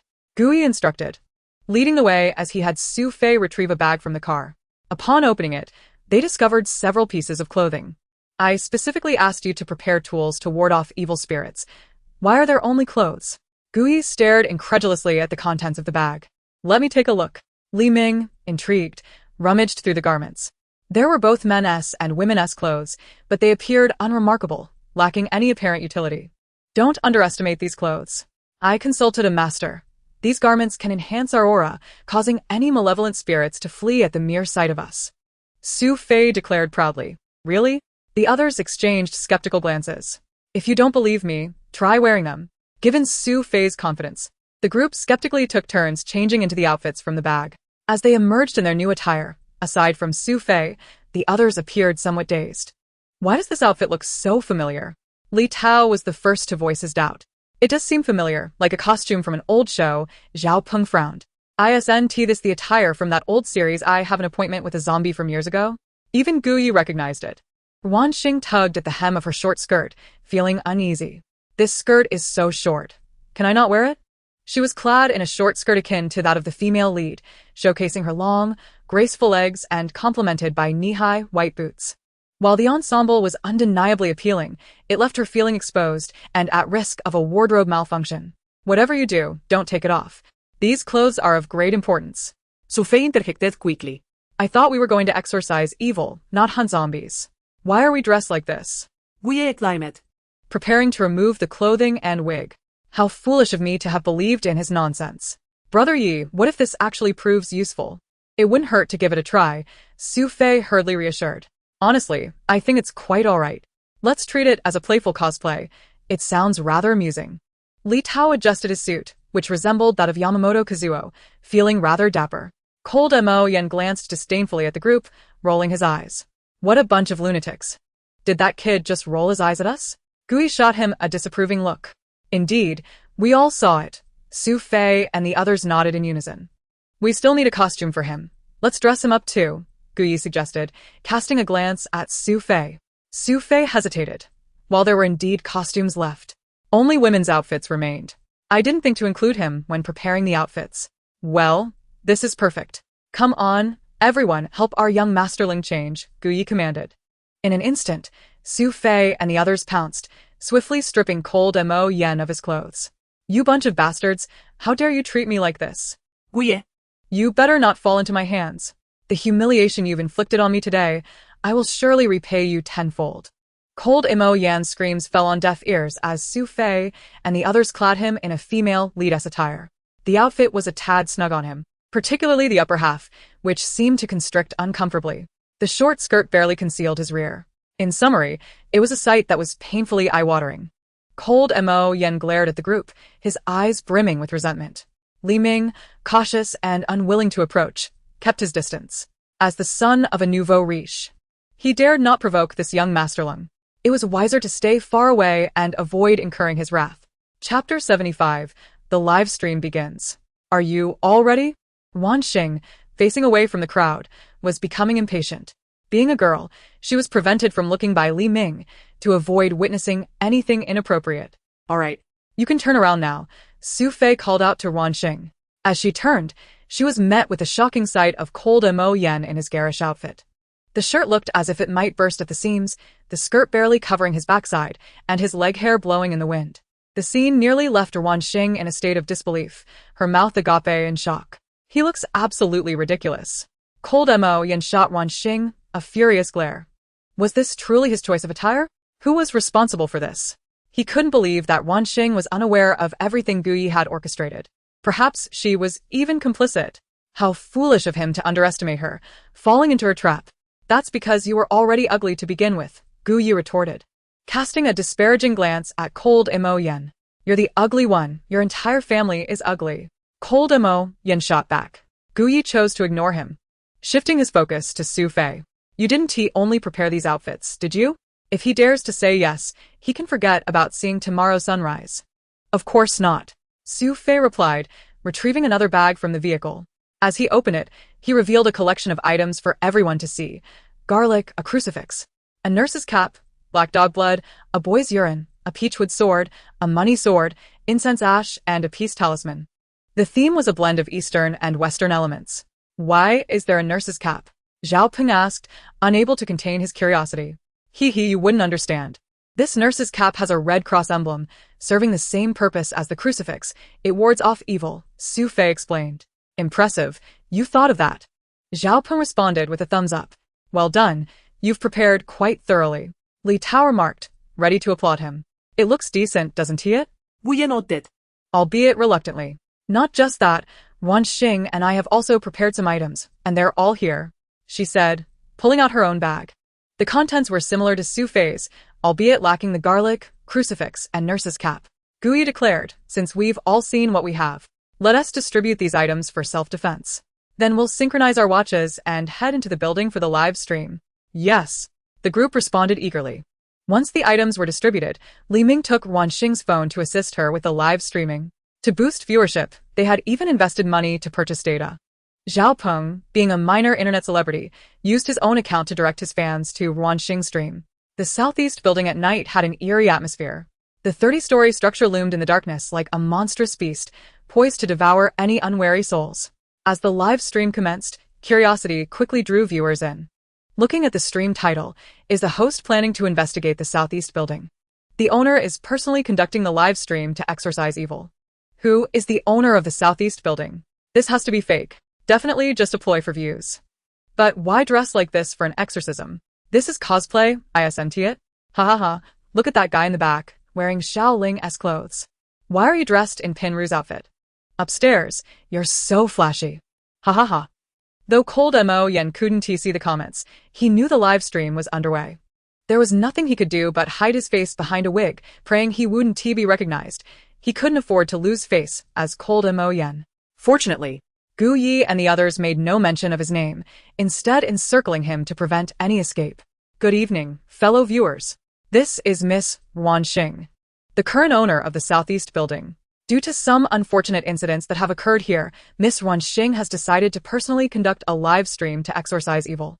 Zhao Peng announced, standing beside Ruan Xing in front of the camera. Hello everyone, I'm Ruan Xing. She shyly waved at the camera. The lady is so cute. Wow, a little fairy. Peng Ji's fans have come to support. I didn't expect to see this lady. Hello, miss. Long time no see. This lady is actually the owner of the Southeast building. Is this for real? It must be true. My Prungo is genuinely a rich second generation. If he says it, it has to be authentic. In no time, hundreds of viewers flooded the live stream, some out of curiosity, others because of Xiao Peng's influence. Regardless, the stream had garnered a significant audience. Tonight, I will be live streaming the exorcism. Once the evil spirits are dispelled, you can feel free to come rent a room. I'll offer you a discount, Ruan Xing earnestly stated into the camera, finishing with a shy smile. Although she had participated in a live stream before, that time she hadn't interacted with the audience. This time was different. She was the main character and had to engage with the viewers, which made her a bit nervous. So, is there really something unclean in the Southeast building? With the owner personally involved, it can't be fake, right? It must be a script. I've been fooled once, I won't fall for it again. So, what's the truth? Who cares if it's true or not? It's entertaining. I believe it's real. The Southeast building is indeed spooky. Can you elaborate on that? Just look it up online. All the information is there. After Ruan Xing finished interacting with the audience, the group convened to discuss their plan to investigate the floors where incidents had occurred recently. The various floors comprised the frozen meat warehouse on the 10th floor, the Xiyue Shanghai Tutoring Center on the 22nd floor, and an advertising company on the 18th floor. Lastly, there is the rooftop, the very place where that girl leapt to her demise. Our destination is the frozen meat warehouse on the 10th floor. Approximately 4 months ago, a man surnamed Wang was discovered deceased within that very warehouse. Forensic examination revealed that the time of his death was a decade prior. Upon investigation, it was determined that the deceased was named Wang Daji. Had he been alive, he would have turned 45 this year. He went missing 10 years ago, and despite his family reporting it, they spent a decade searching for him, without success. It was only 4 months ago that his body was unearthed in the frozen meat warehouse. Then, a curious twist emerged. Zhao Peng teased the suspense, continuing, 10 years ago. The 10th floor of this building was not a frozen meat warehouse. The proprietor of this warehouse leased the space 3 years ago to conduct his frozen meat business. According to the police investigation, this Mr. Zhou had no connection to Wang Daji, and the employees of the warehouse were equally unfamiliar with him. The two employees, both in their 20s this year, were mere teenagers a decade ago and could not possibly have harbored any animosity towards Wang Daji. Despite the 4 months since the body was discovered, the police have yet to release any findings. No one knows who murdered Wang Daji, nor where his body was concealed after the crime. Why was it relocated to that frozen meat warehouse? As they spoke, the group arrived at the 10th floor. The elevator doors gradually opened before them. Chapter 76, Ruan Xing's Ritual. The 10th floor of the Southeast building was entirely under the dominion of the frozen meat warehouse. Upon exiting the elevator, the dim lighting cast an eerie pall over the long corridor, sending shivers down their spines. Do we really have to go out? Li Ming cauteously shrank basida Ruan Xing. We're already here. The live stream has commenced, so we must proceed, Li Tao remarked, casting a glance at him. I truly don't understand why we couldn't come during the day and chose to come at night instead, Li Ming mumbled, feeling trapped as escape was no longer an option. Isn't that an obvious statement? When have you ever seen such things appear during the day? Li Tao returta, exasperata. Tao Tao's reasoning resonated with Ruan Xing, who smiled brightly at Li Tao. The others, though sensing something amiss, found themselves unable to counter his logic. In truth, their decision to come at night was merely due to Ruan Xing stating she was unavailable during the day. She had errands to run in the morning and tutoring to attend in the afternoon, leaving only the evening free. The reason for the late hour was to catch the elusive Leng Moi, which Guyi had specifically arranged with Ruan Xing to delay their arrival. All these factors culminated in their current timing. Enough chatter, let us keep moving. The frozen meat warehouse lies ahead. Although the owner had already vacated the premises, the warehouse remained, its entrance beckoning. How tense, the atmosphere is quite heavy. This dim corridor looks rather frightening. Host, can we enter the warehouse? I want to see inside. I second that. Li Ming, noticing the barrage of comments in the live stream, chose to ignore them. At last, the group made their way down the corridor to the entrance of the frozen meat warehouse. Before them stood a copper-insulated door, locked and sealed with tape. It's locked. We really don't need to go in, do we? Li Ming still clung to a glimmer of hope. The usually silent Leng Moi silently nodded. He had no desire to enter. Not to worry, I possess the key. Ruan Xing revealed a key from her possession, which unmistakably belonged to the frozen meat warehouse. Where did that key come from? Li Ming exclaimed in surprise. I simply asked the manager for it, and he handed it over. Ruan Xing replied with a smile. Li Ming's spirits plummeted. You own the entire building. Who would dare refuse you a key? Yet, with the key now in hand, there was no escaping their fate. Oh no, it appears we're destined to enter the frozen meat warehouse. He lamented. In a similar vein, Leng Moi felt dejected. He wished to go home. Hand me the key. I'll unlock it, Li Tao asserted, taking the key and opening the door to the frozen meat warehouse. As the door cracked open, a rush of cold air escaped from within. How chilly. He instinctively recoiled. Didn't they move out? Why is it still so cold here? Li Ming whispered. After all, this place has operated as a frozen meat warehouse for 3 years. A bit of chill is to be expected, Guyi said, slightly furrowing his brow. Let us proceed inside for now, Ruan Xing urged, noticing that the group was preoccupied with conversation rather than moving forward. Wait. We halted Ruan Xing, who was about to step forward. Huh? She turned back, puzzled as to why he had stopped her. How can we allow you, a girl, to go first? We have so many boys here, he declared, nudging Leng Moi forward. Leng Moi, pushed forward, nearly erupted in anger, ready to confront Guyi. In a low voice, Guyi leaned closer to Leng Moi and whispered, I assume you wouldn't want me to call your name, would you? Leng Moi's expression darkened with indignation. Are you even human? I'll go first, he said, his voice heavy. Faced with such intimidation, he had no choice but to comply, silently cursing inwardly, hoping Guyi would never find an opportunity. Otherwise, he would ensure Guyi paid an unforgettable price. Ruan Xing stepped aside to make way for him. With a determined shove, Leng Moi swung the door wide open. A rush of frigid air mixed with an unusual odor enveloped them. Zhao Peng spotted the light switch at the entrance and turned it on. With illumination flooding the space, the interior of the warehouse came into view. The frozen meat warehouse had indeed been emptied, leaving behind only a few scattered empty boxes. Nothing else remained. Seeing no other inexplicable items within, Leng Moi quietly exhaled, relieved. It looks perfectly normal here. Li Tao circled the warehouse, concluding that aside from the low temperature and lingering scent of frozen meat, there was nothing particularly unusual. Humph. I expected something terrifying to appear. What a letdown. While it's not eerie, it's still quite intimidating. Indeed. Such a warehouse inherently exudes a chilling atmosphere. There is nothing to see. Let us disperse. Since there was nothing else to observe, could they not take their leave? Li Ming's face lit up with hope. Not so fast. We haven't conducted the ritual yet. Ruan Xing shook her head. Everyone, please help me bring those boxes over here, she instructed the nearby boys. Although the boys were unaware of her intentions, they complied and gathered the boxes. Ruan Xing stacked the boxes neatly, then retrieved a yellow cloth from her bag and laid it over them. Instantly, a semblance of a ritual altar was prepared. Next, she produced a censer, talismans, and candles, arranging them meticulously, lighting the candles on either side and placing incense in the censer. The talismans were tidily aligned on the makeshift altar. Yet, this was not sufficient. She also produced a voice recorder and began to play a pre-recorded incantation. Xing Xing. What are you up to? A system operation left Guyi and the others utterly bewildered. I'm performing a ritual. How else can we exorcise evil? The young girl replied earnestly. Step back a bit, don't obstruct me. I'm about to begin. As the group obediently retreated, she took a peachwood sword from Li Ming. With the incantation echoing from the recorder, she danced around the makeshift altar, wielding the peachwood sword with fervor. At this moment, Su Fei leaned closer to Li Ming and whispered, Where did Xing Xing learn this technique? Li Ming shot him a glance and whispered back. She learned it from a movie. Which movie? I believe it was Zombie Daozhang. Su Fei remarked, If you hadn't mentioned it, I wouldn't have realized. But why did you record the incantation with a voice recorder? He inquired further. Because the spell is too lengthy for her to memorize. She responded, as if it were self-evident. Su Fei nodded, understanding now. In the live stream, the comments flowed in, the lady has been dancing for ages. Yet there's no sign of anything happening. Clearly staged. Do you really expect a genuine supernatural event? I'm leaving. There's nothing to see. I want to watch a little longer. Even without any supernatural occurrences, she's truly stunning. What a beauty.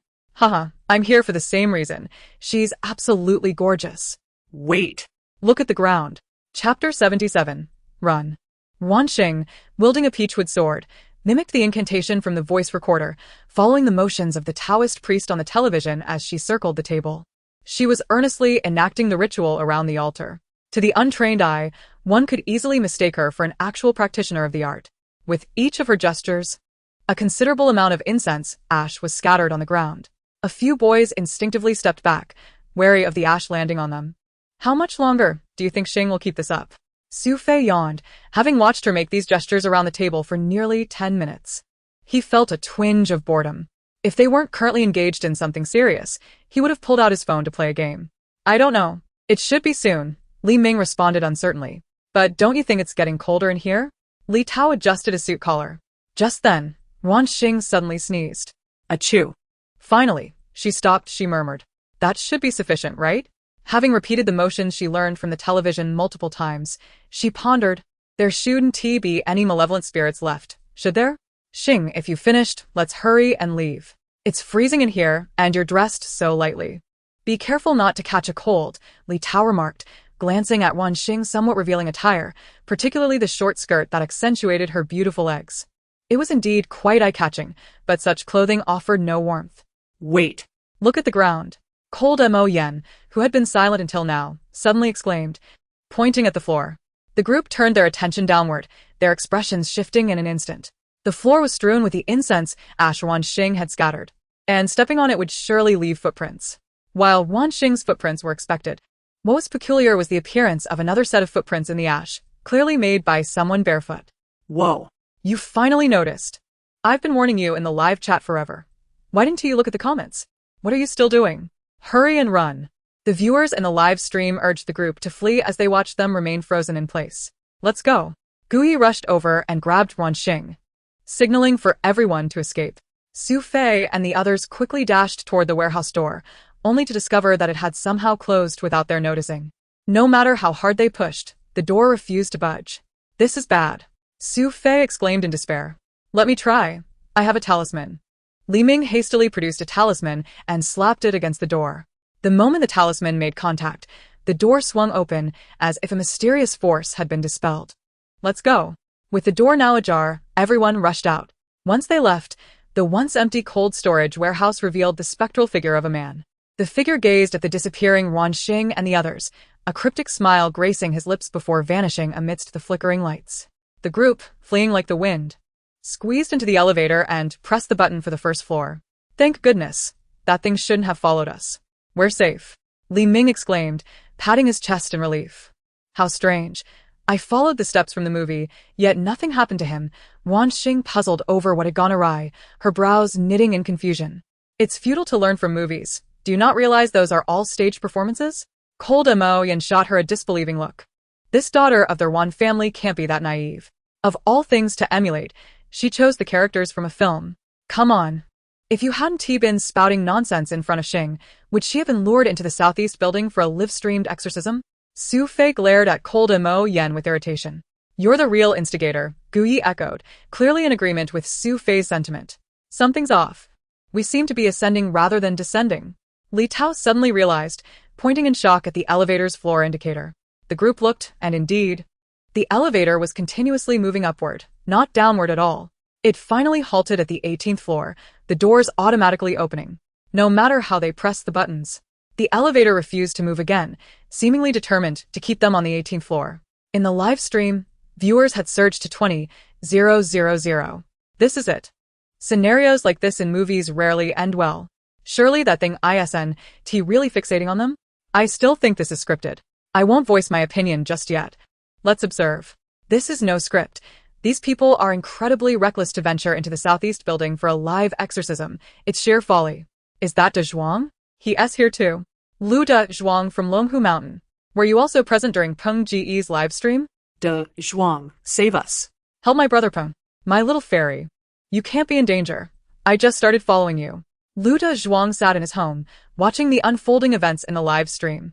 As a disciple of Longhu Mountain, he was among the most talented of his generation. At merely 25 years of age, he already possessed considerable strength.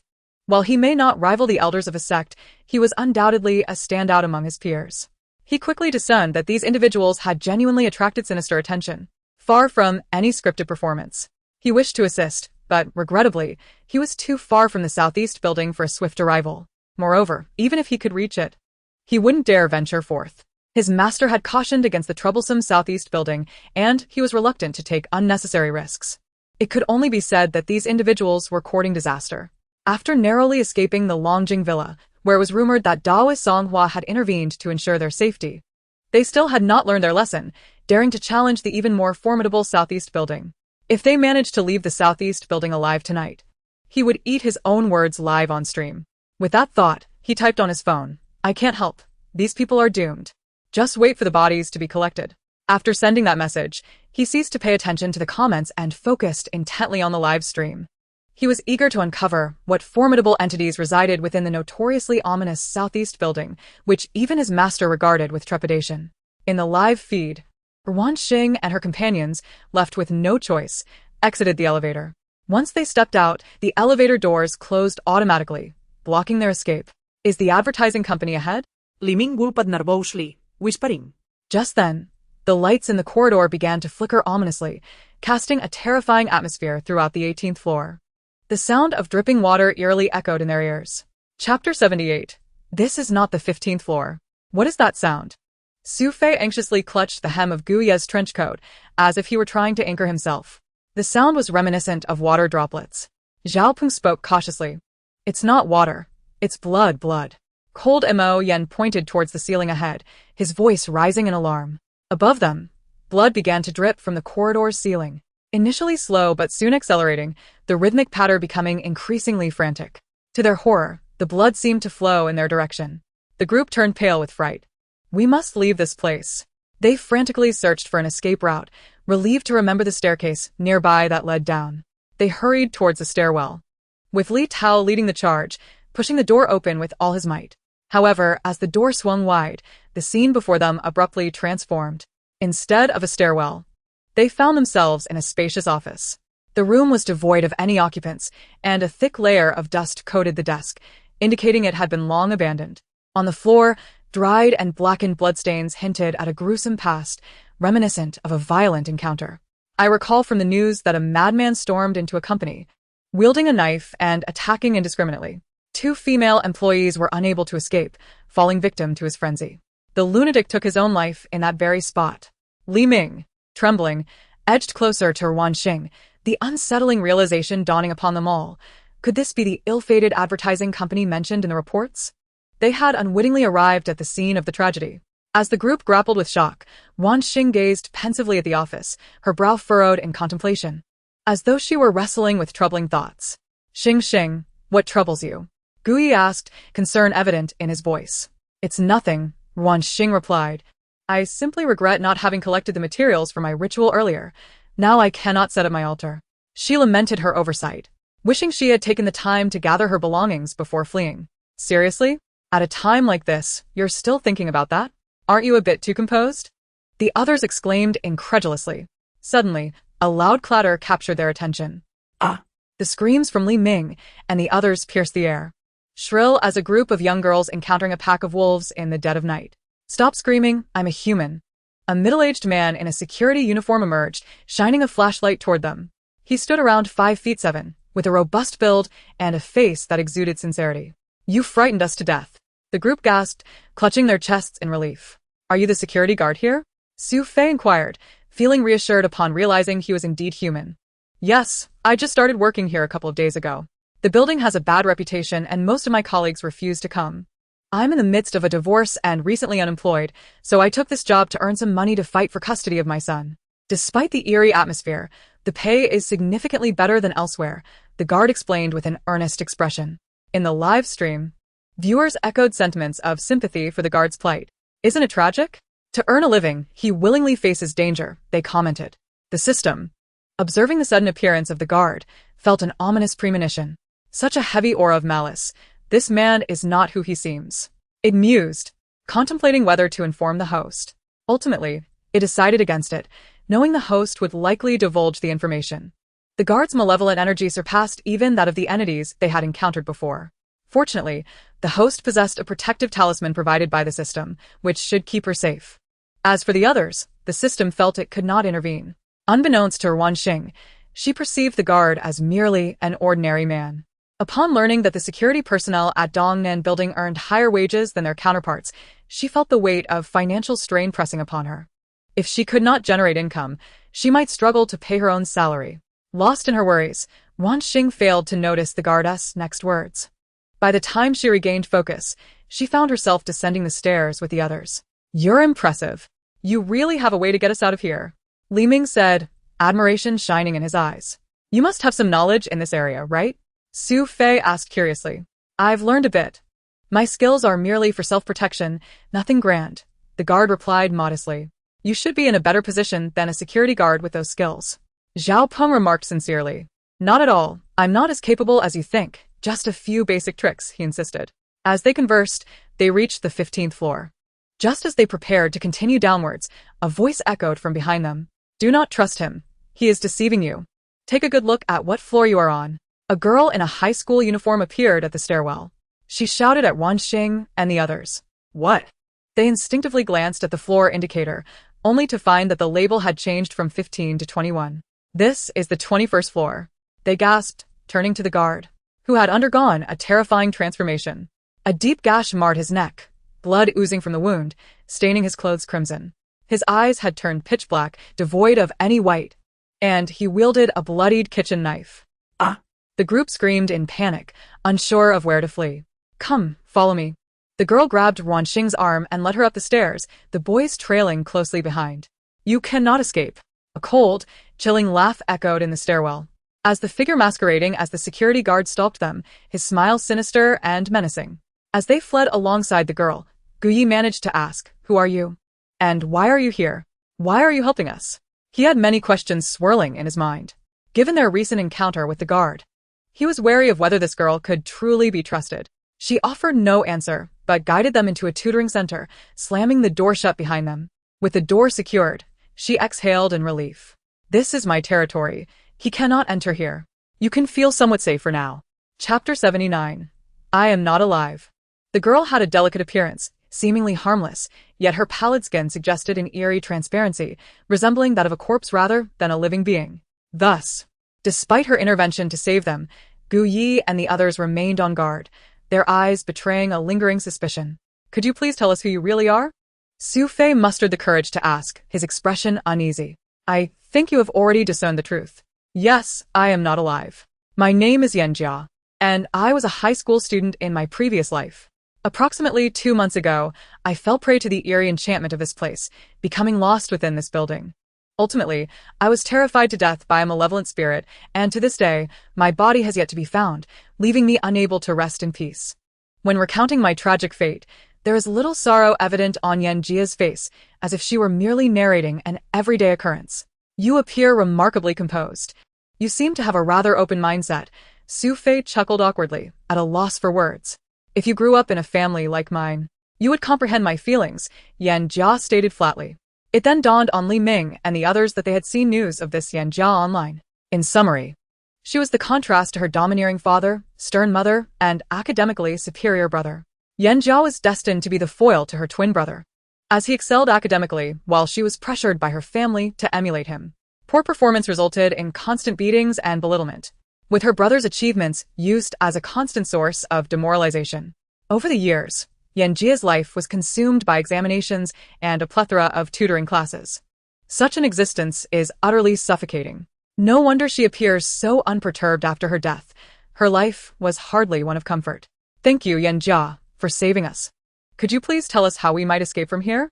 Do we have to wait until daytime to leave? Zhao Peng inquired. You cannot leave, Jia replied, casting a cold glance at the group. Why not? Ruan Xing asked, tilting her head in curiosity. Because each of you has already been marked. Those who have been marked cannot escape the southeast building, just as I once could not, Jia said, her gaze filled with pity. Marked. The group hastily began to examine themselves, searching for signs of any markings. You cannot see it. This is a mark placed by the malevolent spirit on its prey. No matter where you flee, they will always find you. You are all chosen substitutes. Jia's words sent a chill through Xiyue and the others. Wow. This script is quite intriguing. Is it really a script? It doesn't seem like one to me. Isn't this Jia the girl who went missing a while ago? I've seen her photo.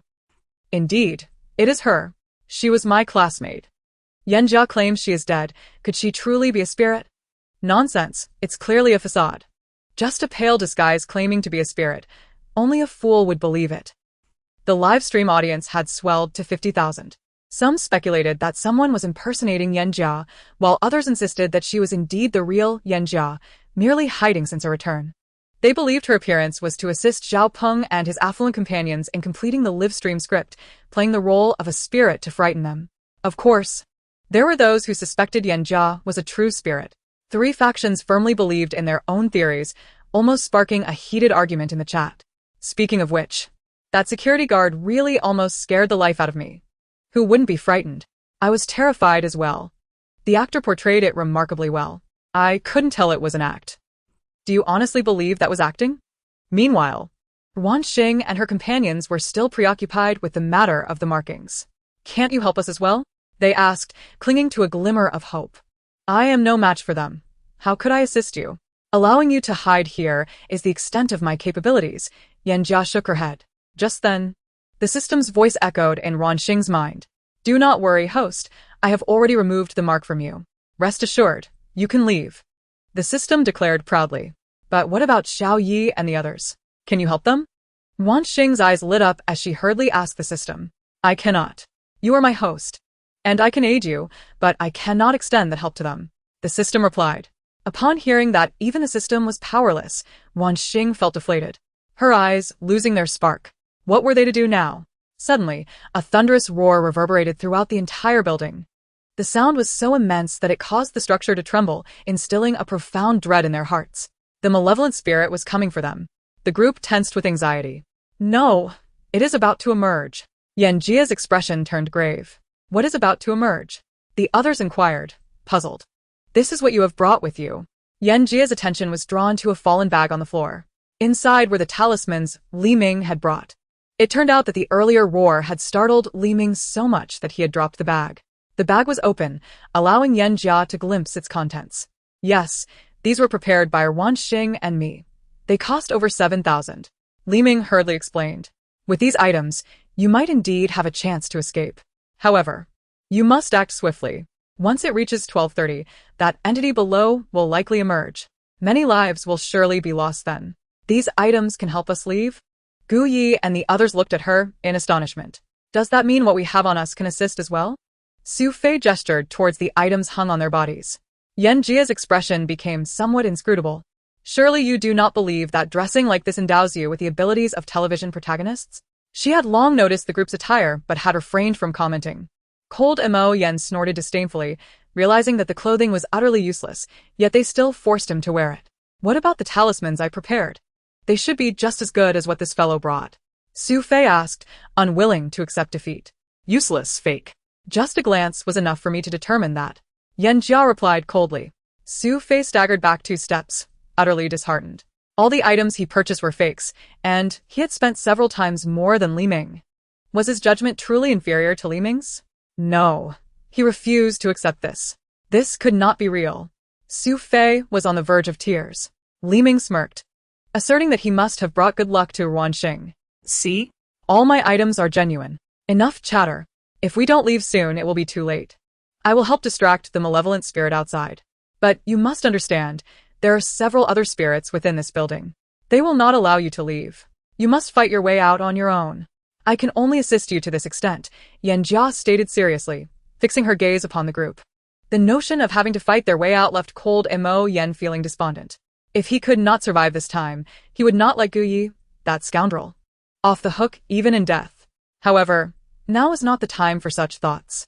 He cast a furtive glance at the bag in Li Ming's hand and suddenly lunged for it. Chapter 80. That dead cross-dresser cannot be Cold Xiao. Cold Mo Yen swiftly reached for Li Ming's bag, pulling it towards himself with force. Li Ming, caught off guard, found his grip compromised. Cold Mo Yen. What are you stealing? Guyi scolded, frowning in anger. As soon as Guyi called Cold Mo Yen's name, the students in Class 7, who were secretly watching Guyi and the others' live stream, were all taken aback. No way, that guy in women's clothing is Cold Mo Yen. That is Cold Xiao. No. I refuse to believe it. This must be a trick. A netizen named Bo Tao Xiangyong reacted even more vehemently.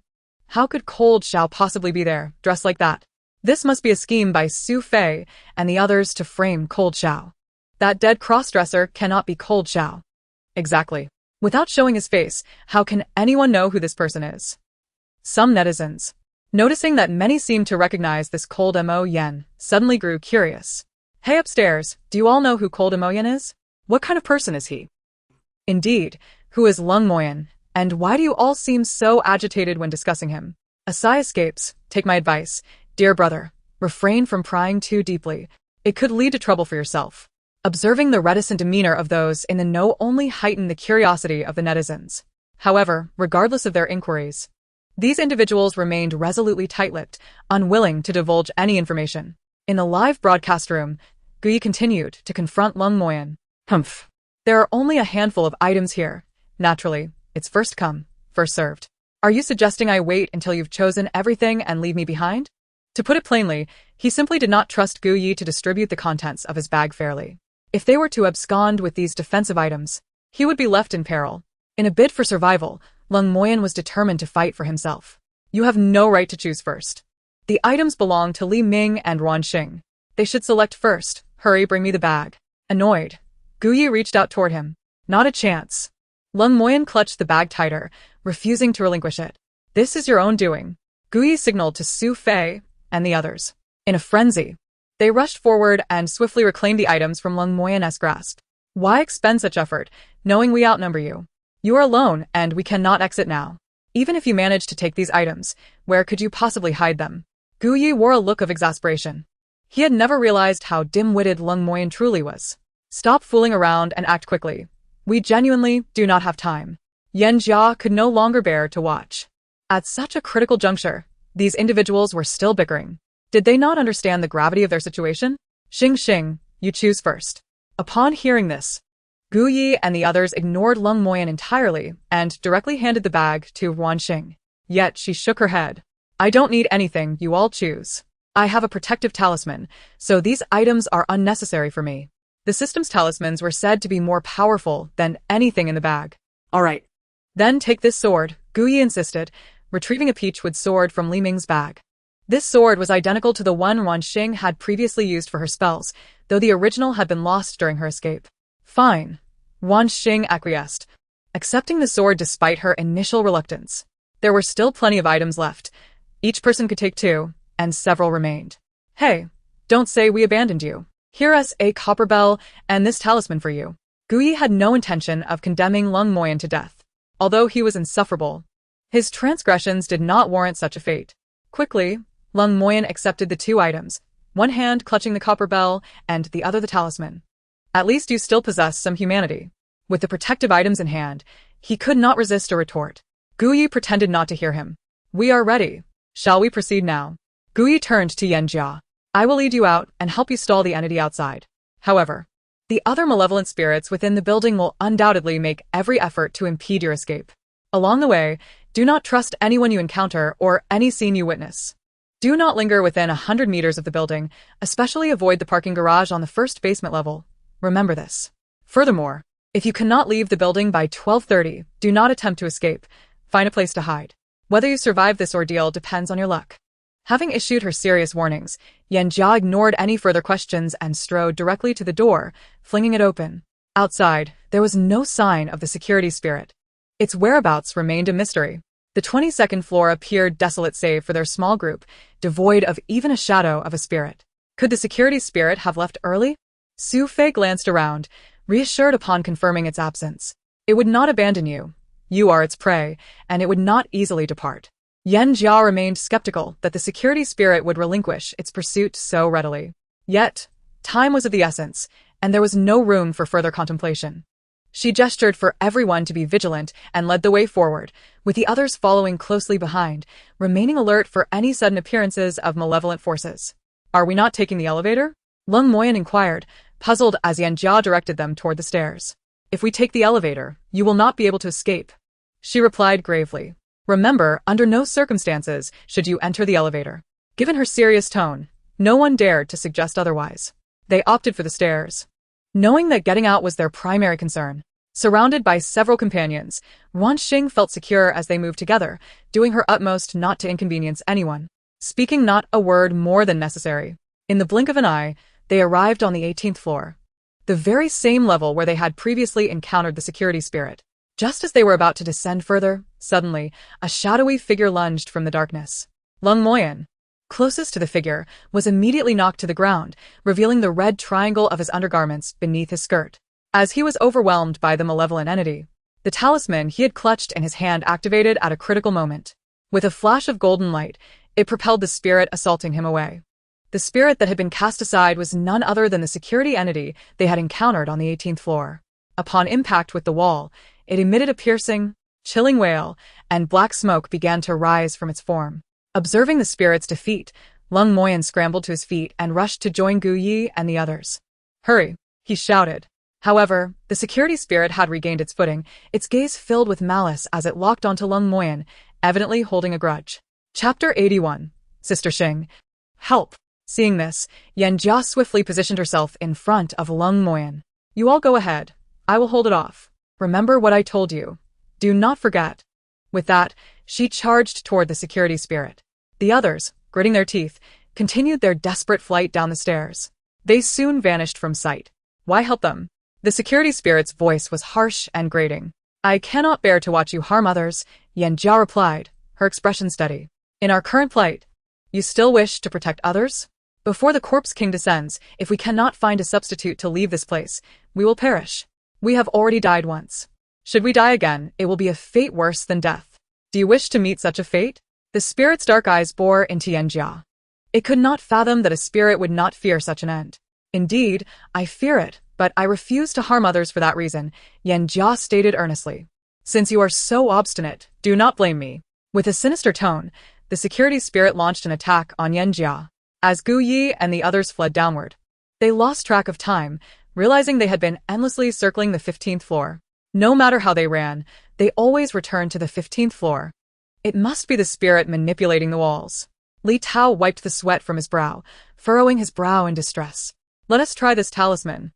Li Ming produced a talisman and firmly affixed it to the wall. This time, when they attempted to descend, they miraculously reached the 14th floor. "Well done, you clever fellow." Su Fei praised Li Ming. Without wasting precious time, they continued their frantic descent. At last, they reached the 10th floor. In the stairwell stood a man, seemingly waiting for them. He appeared to be around 35 years of age, encased in a layer of frost, unmistakably not a living being. "I harbor no intention of causing harm, yet my desire to survive is paramount. Among you, if anyone is willing to remain as my substitute, I shall release the others. Just one of you will suffice."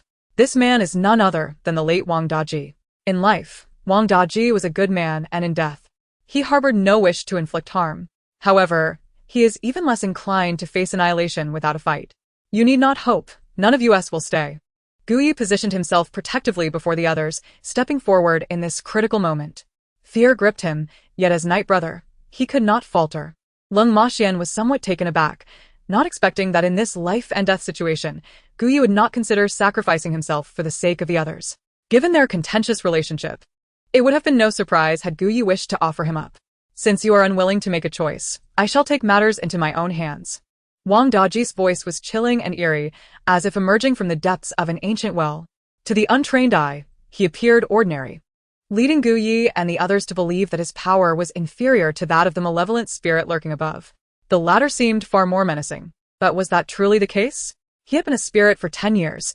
How could his strength possibly be less than that of the security spirit? With a mere gesture, the temperature of the surrounding air plummeted. The group felt as if they had stepped into a frozen cavern, the cold biting fiercely. Snowflakes began to drift through the air. In the next instant, Wang Daji moved swiftly, reaching into the throng of people. Gu Yi and the others hurriedly brandished their talismans in defense. Some wielded money swords, others red strings, some talismans, butcher knives, and willow branches. The fight has begun. What a special effect. Look, everything is freezing. What special effect? This is live streaming. Where would the special effects come from? I'm certain they are genuinely encountering a ghost. What should we do? They won't die here, will they? It must be fake. If it's real, I'll eat something disgusting live. The one upstairs is tricking us again. This camera is shaking everywhere. Can it be steadied? I'm getting car sick. What the viewers thought was of little concern to Li Ming. He was trembling in fear, nearly forgetting he was live streaming. Waaah. I'm so scared. I want to go home. Li Ming whimpered softly. Everyone, charge. Gu Yi shouted, and the group gritted their teeth, armed with their talismans, and rushed towards Wang Daji. These talismans were genuine items arranged by Gu Qin. Their potency was not to be underestimated. With several together, they momentarily stymied Wang Daji. Despite being preoccupied with battling the spirit, several of the boys instinctively shielded Ruan Xing, keeping her safely behind them and away from Wang Daji. Noticing she was being pushed further away, Ruan Xing intended to assist, but suddenly heard a voice. "Little sister, could you do me a favor?" A woman in a white gown stood at the corner of the staircase, beckoning to Ruan Xing. Ruan Xing glanced at her, pouted, and muttered, "No time." She still had to help everyone fight the spirit. With that, she charged forward wielding a peachwood sword. The white dress spirit. Oh, darn it. Why isn't she bewitched by me? This girl is not right. At that moment, Li Ming's phone slipped from his grasp, and he was caught by Wang Daji. "Li Ming!" The group's expressions shifted dramatically. "Help me, please." Li Ming cried in terror, overwhelmed with fear of death. "Sister Xing, save me." He reached out towards Ruan Xing with a desperate hand. "Don't worry, I'll save you."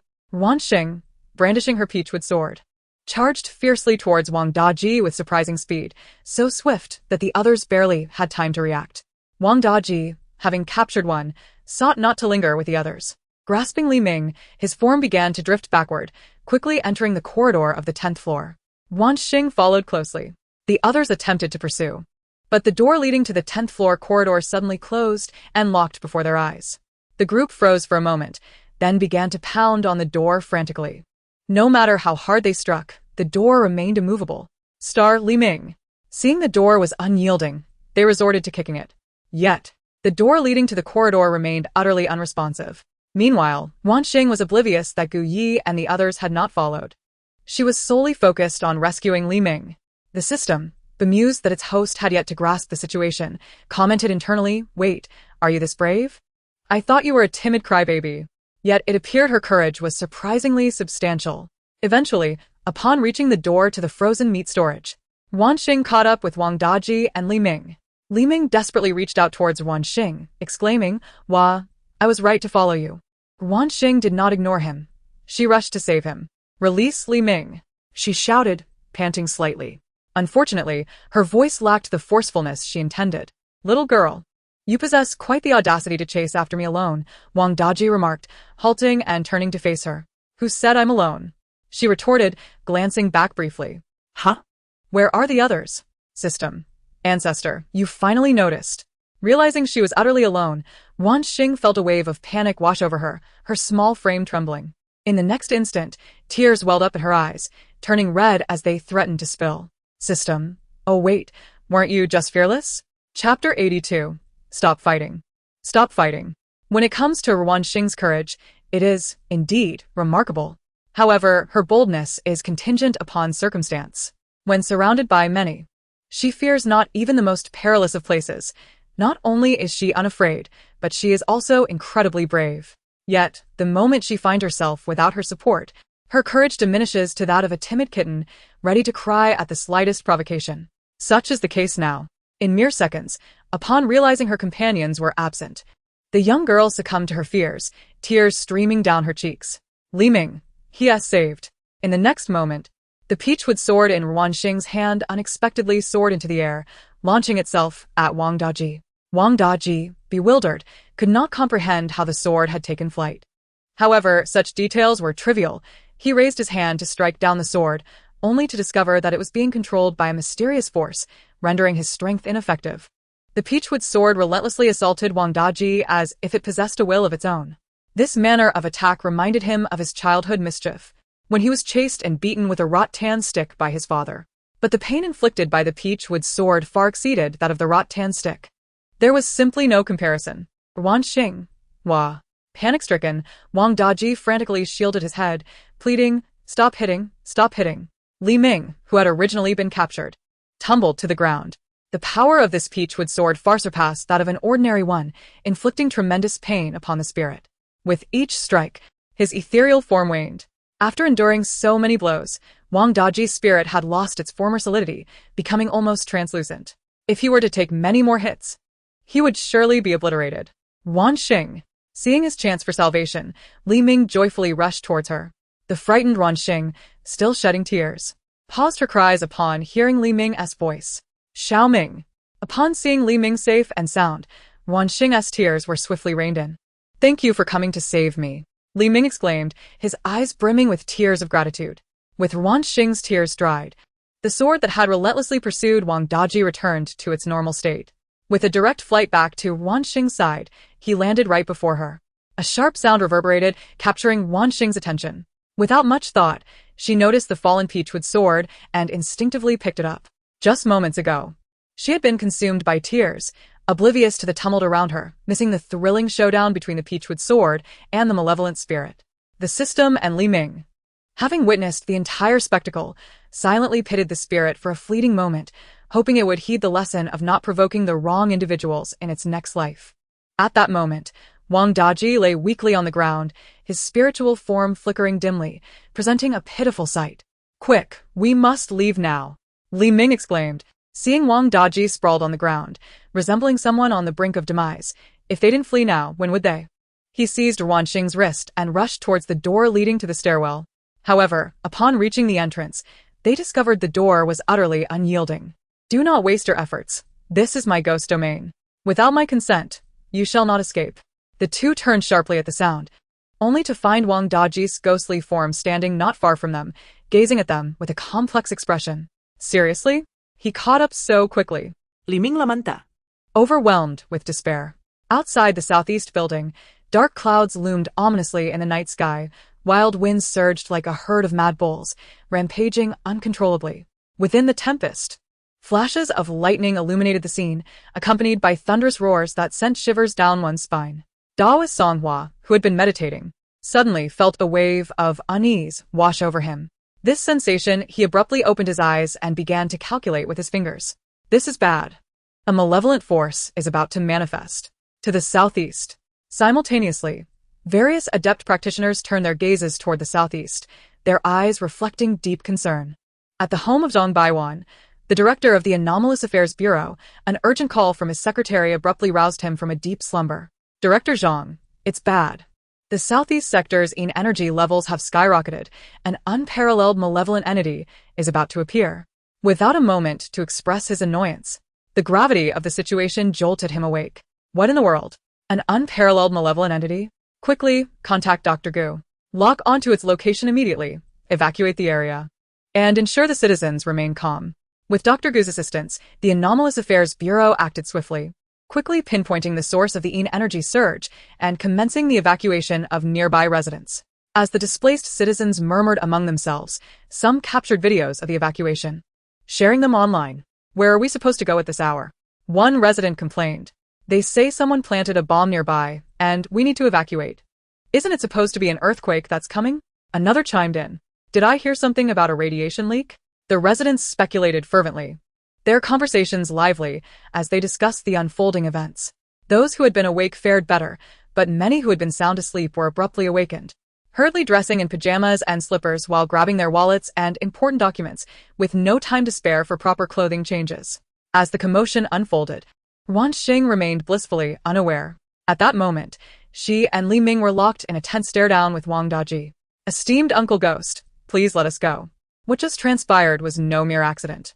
My sister Xing is quite formidable, and you surely do not wish to suffer further harm," Li Ming boldly declared. Seeing that Wang Daji was still reluctant to release them, Ruan Xing gazed at Wang Daji with wide, innocent eyes, her demeanor utterly endearing.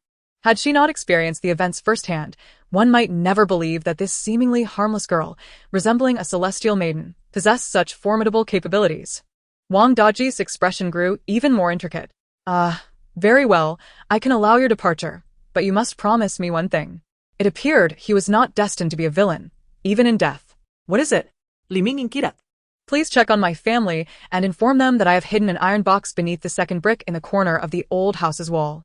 Inside are promissory notes for the money I lent to friends. I want my wife to take those notes and collect the money, ensuring she and the children can live well." Wang Daji poured out his request in one breath. "Alternatively, we could bring your wife and children here, and you could tell them yourself," Li Ming suggested sympathetically, noticing Wang Daji's pitiful state. "I will no longer be here after tonight. What good would it do to bring them?" Wang Daji replied with a bitter smile. "What do you mean by not being here after tonight?" Chapter 83. Who are you? What do you mean by not being here after tonight? Li Ming asked, bewildered. Ruan Xing also looked at Wang Daji with a confused expression, both wearing the same curious look. The Corpse King will emerge tonight. When it does, it will immediately absorb all nearby energy to enhance itself. We spirits trapped in the southeast building are merely fodder for the Corpse King, and we surely cannot escape death. As for you living beings, you too shall not evade the corpse king's grasp. After all, it prefers the fresh blood of the living over us spirits. What? Is it that intense? Li Ming gasped, startled. This was the second time he had heard the term corpse king. From the sound of it, wasn't that akin to a zombie from the movies? The thought of having a zombie waiting to feast on his blood made him wish he could sprout wings and flee from this place at once. Enough chatter. You must leave quickly. If you do not hurry, it will be too late. The corpse king will rise at midnight. And you have only a few minutes left to escape. I wish you luck. If you manage to get out, do not forget your promise to me. As he spoke, Wang Daji waved his hand, and the door before them swung open of its own accord. Go. Exchanging a glance, Ruan Xing and Li Ming nodded at Wang Daji before sprinting away, without looking back. Wang Daji's weakened spirit stood rooted in place, letting out a deep sigh. May they escape in time and convey his message to his family. After his sigh, a gust of ominous wind swept through the door leading to the stairwell on the 10th floor, slamming it shut once more. As Ruan Xing and Li Ming emerged from the 10th floor, they found no trace of Gu Yi and the others. Even Li Ming's phone, which had fallen to the ground, was nowhere to be found. That phone belonged to Ruan Xing. If it were lost, she might weep for it. Li Ming felt an immediate surge of anxiety. Ruan Xing, Gu Yi, and the others are missing. What should we do? Li Ming, fearing Ruan Xing might remember her phone, dared not mention it. Ruan Xing, however, was completely oblivious to her phone's absence. Her concern lay solely with Gu Yi and the other safety system. They are all missing. She pouted, her unease palpable. She had never considered that Gu Yi and the others might abandon her. They were her friends. How could they possibly leave her behind? Something must have happened to them. The more she thought about it, the more her worry intensified. Wait, let me help you find out where they went. The system promptly utilized its capabilities to locate Gu Yi and the others. I found them. They are currently taking the elevator to the top floor. The top floor? Why would they go up there? And the elevator didn't Sheng Jia warn them not to use it? Ruan Xing was perplexed, unable to comprehend their reasoning. Time rewound 10 minutes. 10 minutes ago, Ruan Xing and Li Ming vanished from the sight of the crowd. A few individuals found themselves trapped outside the stairwell door leading to the 10th floor. Desperate to break through and rescue Ruan Xing and the others, they were met with utter futility. The door was excessively sturdy, and no matter what methods they employed, they could not force it open. What a vexing predicament. Gu Yi and his companions were utterly at a loss. Even the kitchen knife had been brought into action, and talismans had been tried, yet nothing proved effective. The others wore expressions of frustration, genuinely unsure of what to do next. What else could they do but hasten to leave? Lung Moyan appeared anxious. He glanced at his watch. There was little time left. If they did not leave soon, they too might meet a grim fate. Shut your mouth. Do you think everyone is as ungrateful as you? Gu Yi shot him a glare. Lung Moyan retorted silently, fine. You are the epitome of loyalty. Zhao Peng bent down to pick up Li Ming's fallen phone. Glancing at the screen, he noted it was dark. After a quick attempt, it powered on, indicating it was not severely damaged. Just as he tucked away Ruan Xing's phone, a voice echoed from behind them. What are you all doing here? Why haven't you left? Yan Jia had unexpectedly appeared at the stairwell corner. Yan Jia, it's wonderful to see you. Ruan Xing and Li Ming have been captured behind this door. Can you assist us in rescuing them? The moment they spotted Yan Jia, Gu Yi and the others' eyes lit up, as if they had glimpsed hope. What? How could you all be so careless? Yan Jia's expression darkened. She continued, this is the 10th floor of the Eerie Domain. This door has been sealed with malevolent energy. My strength is insufficient to breach it. To enter and rescue them, we must take the elevator to the 10th floor, which may provide a glimmer of hope. Wait a moment, didn't you say we couldn't use the elevator here? The first to voice this concern was surprisingly Lung Moyan. But I'm here, aren't I? You cannot use the elevator, but with my presence it is different. Yan Jia replied calmly, casting a glance at Lung Moyan. Enough of the chatter. Saving them is our priority. Gu Yi, not wanting to dwell on the details, was solely focused on the urgency of the rescue. After all, the longer they delayed, the greater the peril for Ruan Xing and the others. Hold on, something feels off. We shouldn't act recklessly. Ever since Yan Jia had appeared, Lung Moyan had sensed an unsettling dissonance about her. Yet, when asked where this feeling stemmed from, he found himself at a loss for words. Saving them is paramount. If you are afraid, then stay behind. Gu Yi disregarded him, assuming he was merely frightened. After shooting him a disapproving look, Gu Yi led the others to follow Yan Jia. Yan Jia took the lead, guiding them downstairs to the elevator. Lung Moyan hesitated. knowing he lacked the confidence to escape on his own. Reluctantly, he gritted his teeth and chose to follow. The group entered the elevator, and soon it began its descent. When the doors opened, they indeed found themselves in the corridor of the 10th floor.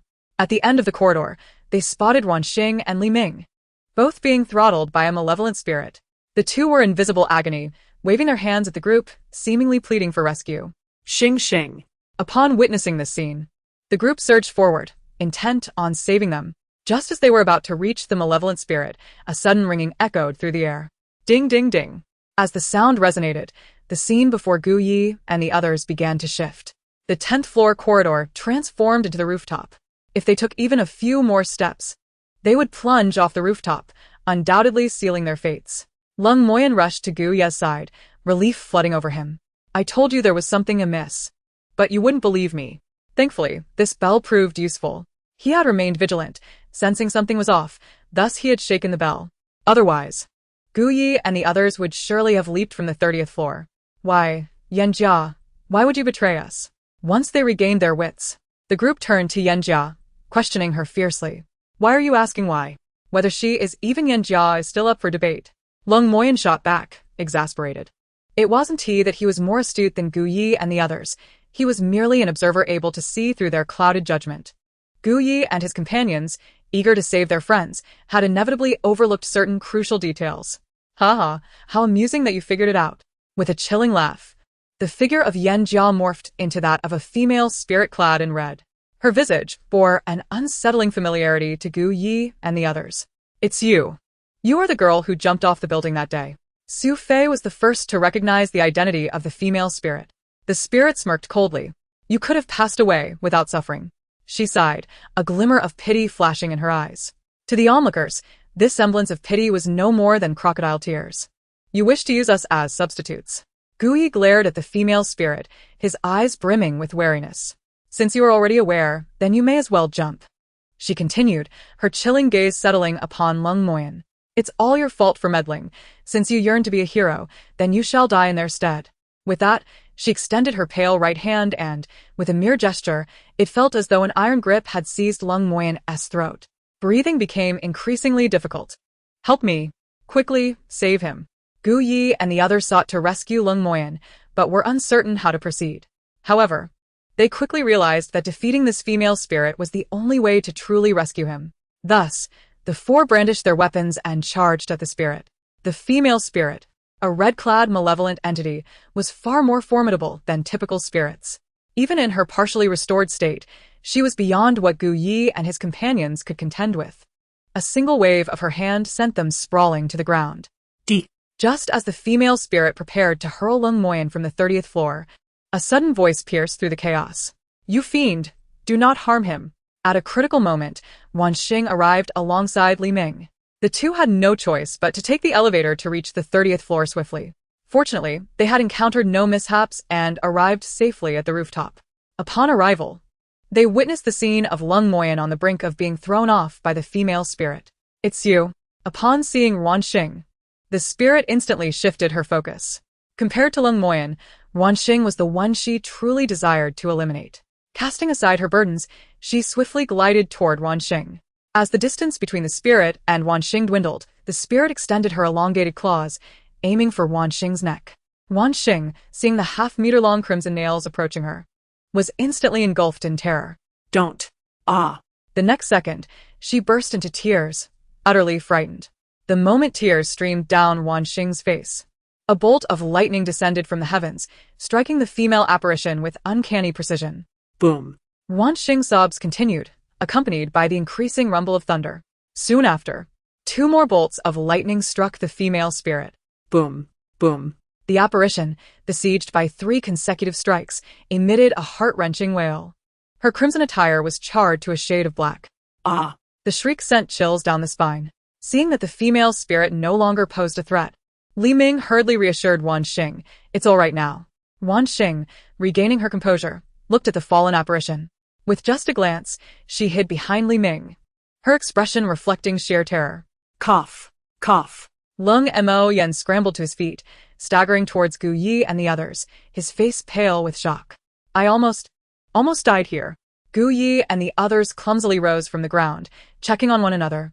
Everyone's alright, right? I'm fine. Just a minor scrape. I am okay. With the assurance that everyone was unharmed, Guyi let out a sigh of relief. We've been incredibly fortunate. If that spirit hadn't been struck by lightning, we would surely have perished at her hands. Lung Mo Yen expressed his gratitude for their luck. Good fortune? Was it truly mere luck? Guyi recalled their previous encounter at the Longjing villa, where Ruan Xing had been attacked, and a bolt of lightning had struck the spirit then as well. This time, it seemed merely a repeat of history. Could it be that the female apparition was fated to be struck by lightning because of Ruan Xing? Time was running out. There were only 5 minutes left. Li Ming glanced at his watch. They had just 5 minutes until 12:30. Would they manage to escape in that brief span? You can't escape, you can't escape. Ha ha ha. The female spirit, now a shadowy figure, lay on the ground, shaking and chuckling amidst her coughs. Since I cannot leave, none of you shall either. Let us all perish together. Her gaze turned increasingly deranged. Forget her. We must hurry. Guyi, recognizing the spirit's pitiful state, believed she no longer posed a threat. Time was of the essence. They needed to seize the fleeting moments to flee the southeast building. We don't have time. Let us take the elevator down. All right, let us take the elevator. Guya's suggestion was met with unanimous agreement. With less than 5 minutes remaining, what other options did they have but to take the elevator? The 7 of them hurried into the lift and pressed the button for the first floor. The descent felt interminably long. Finally, the elevator reached the ground floor. However, instead of stopping, it took them straight to the underground parking lot. The doors opened, revealing the dimly lit space. Oh no, we're on the basement level. Su Fei frantically pressed the button for the first floor, but to no avail. The elevator showed no response. There's no other choice. Let us see if we can escape from the basement, Zhao Peng suggested grimly. With no better alternatives, the others reluctantly followed, their hearts heavy with trepidation as they exited the elevator. The doors closed behind them. Unfamiliar with the parking structure, they hesitated, unsure of the way out. Fortunately, signs were posted throughout the lot, guiding them toward the exit. They sprinted in the direction indicated by the signs. Due to the sinister reputation of the southeast building, few dared to park there, resulting in a sparse number of vehicles, which only amplified the emptiness of the lot. Why is this parking lot so vast? No matter how we run, we can't seem to find our way out. Li Ming's voice echoed in the desolate space. It's over. The time is up. Cold Mo Yan's panicked cry rang out.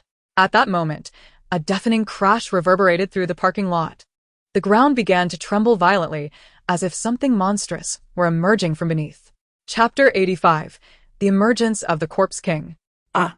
The screams grew louder and more frantic. What on earth is happening? An earthquake, an earthquake. Help!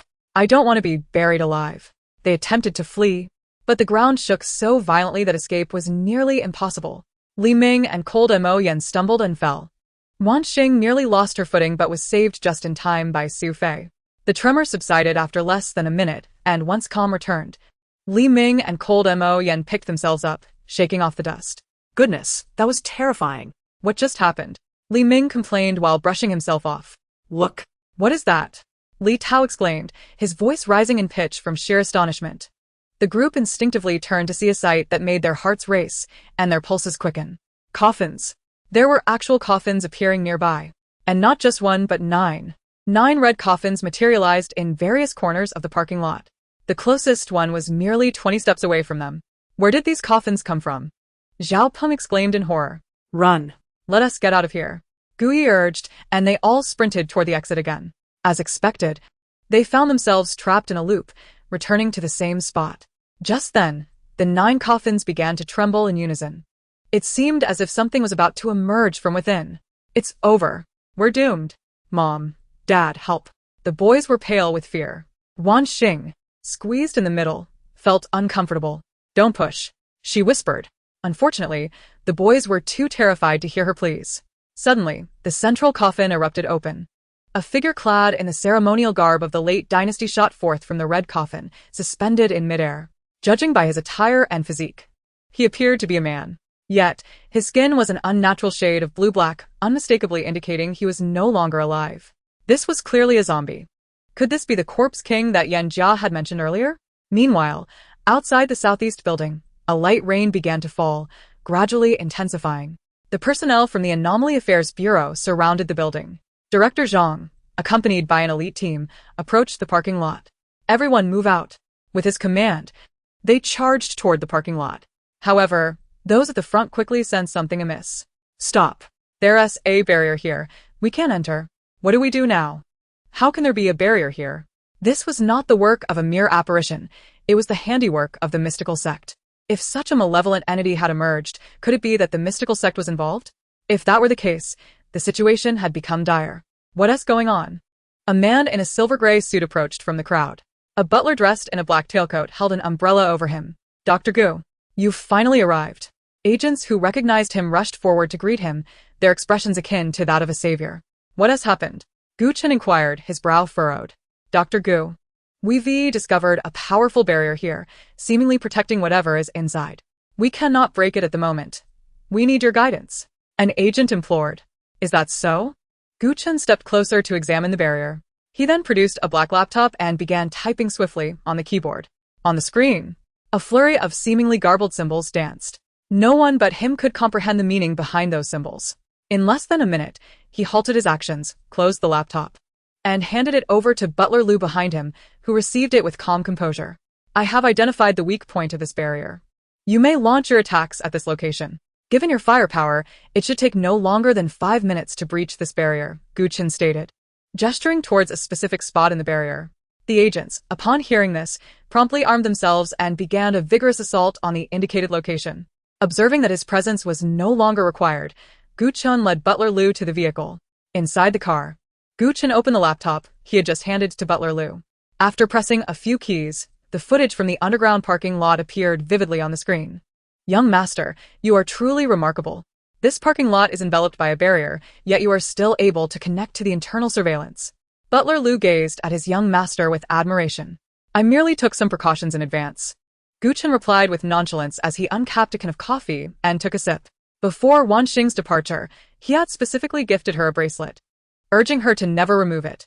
This bracelet not only allowed for precise location tracking but also enabled him to connect to all electronic devices surrounding Ruan Xing without any interference.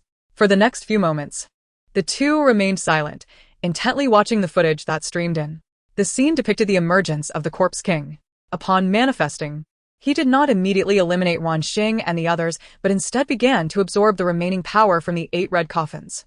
The 8 coffins were interconnected by strands of crimson, with the source of these threads originating from the central Corpse King.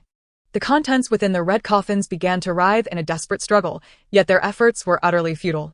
Gu Yi and the others huddled in a corner, fearful of attracting the attention of the Corpse King. Once the Corpse King had assimilated the power from the 8 coffins, they shattered instantaneously, leaving nothing but emptiness in their wake. It was unclear whether they had been devoid of contents from the start or if the Corpse King had consumed whatever lay within.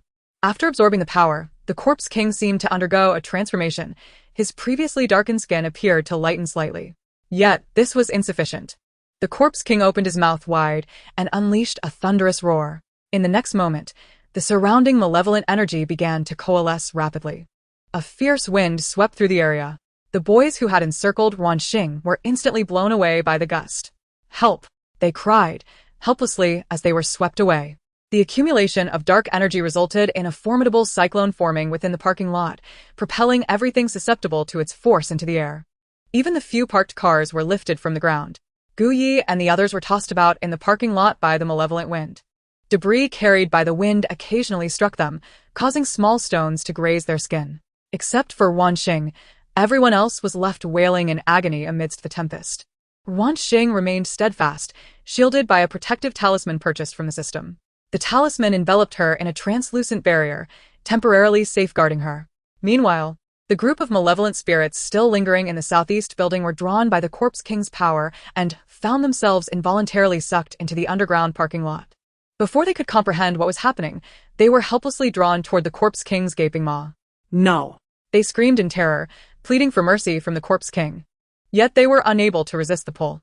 The first to suffer was the red-clad spirit, barely clinging to life after being struck by lightning. Almost instantaneously upon appearing in the parking lot, she was devoured by the Corpse King. The second victim was Yan Jia, the weakest among the spirits. Having already sustained injuries from her previous battle with a security spirit on the 18th floor, she was in no condition to withstand the Corpse King's overwhelming power. Finding herself next in line to be consumed. As she faced the inevitable, Yanjia closed her eyes in despair, awaiting her fate. At that moment, a heart-wrenching wail pierced the air. No. Ruan Xing, witnessing Yanjia being drawn perilously close to the Corpse King, could no longer contain her emotions and burst into tears. She had already been on edge since her companions had been blown away by the malevolent wind, and seeing the Corpse King poised to devour her savior drove her to uncontrollable sobs. As Ruan Xing's cries echoed, the rampant malevolent energy surrounding them was dispersed by a powerful surge of spiritual energy.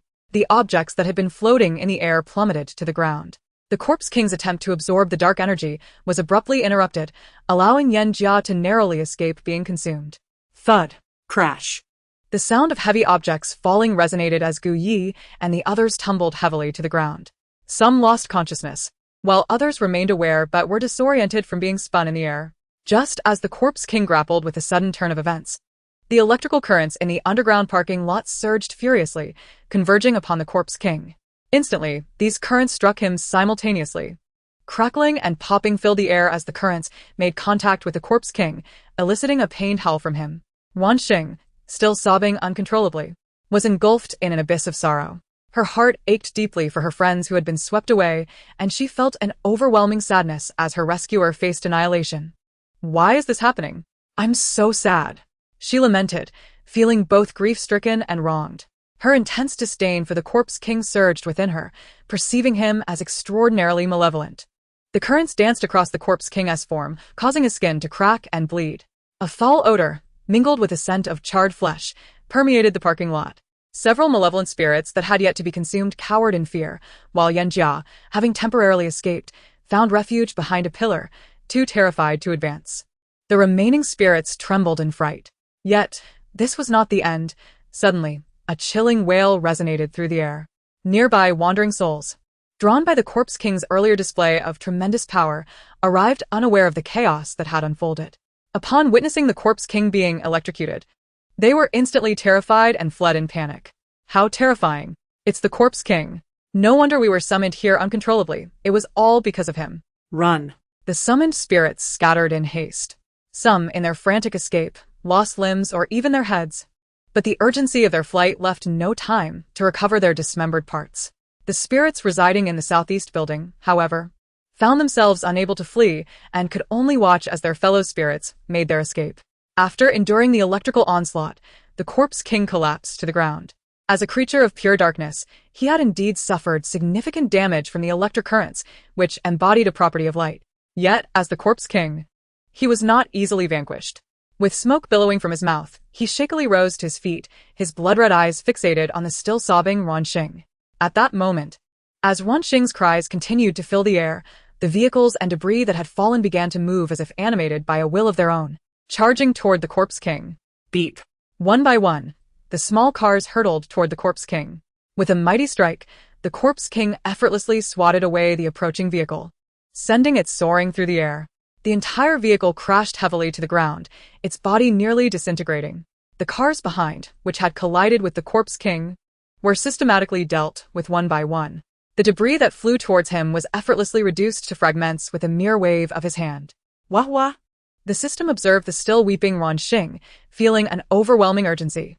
This Corpse King was remarkably tenacious, showing no signs of dying. The electrical currents unleashed moments ago were powerful enough to turn a person to ash. Even those spiritual entities would undoubtedly be finished after just a few hits. Yet, the Corpse King merely sustained some severe injuries. Goodness, it is no surprise he is the Corpse King.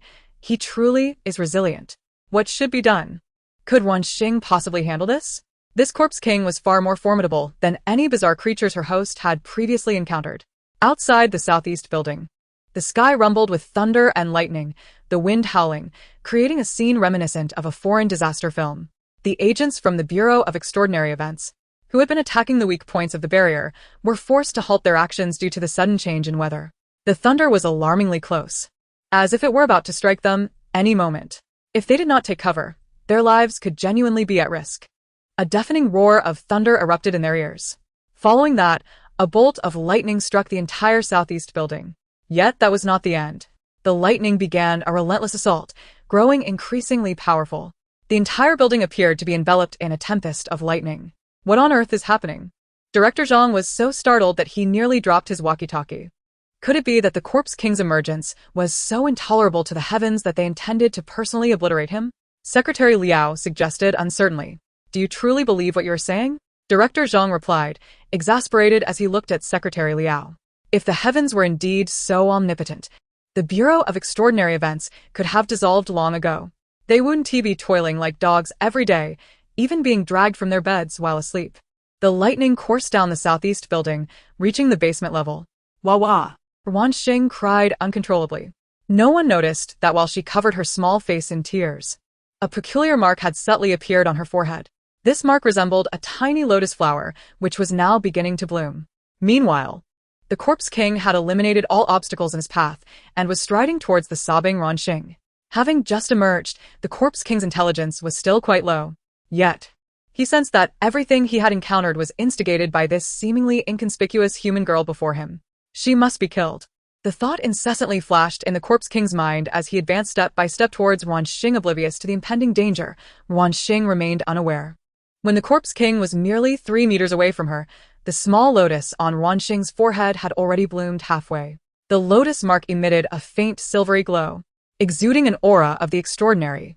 Within Ruan Xing's consciousness, a silver-haired girl who appeared to be of similar age to Ruan Xing seemed to be in a deep slumber. The girl bore a striking resemblance to Ruan Xing, albeit with a more heroic demeanor. As the lotus flower bloomed halfway, the sleeping girl's eyes fluttered open slightly. It was as if she sensed something, and a glint of murderous intent flashed in her eyes. The Corpse King extended his hand, aiming to attack Ruan Xing. At that moment, the lightning that had surged towards the basement had arrived. Crack! Countless bolts of lightning struck the Corpse King simultaneously. This was not the same electricity generated by a generator. These bolts were infused with the destructive power of the heavens. No creature could escape under such force. A deafening roar filled the basement, instantly transforming it into a sea of thunder.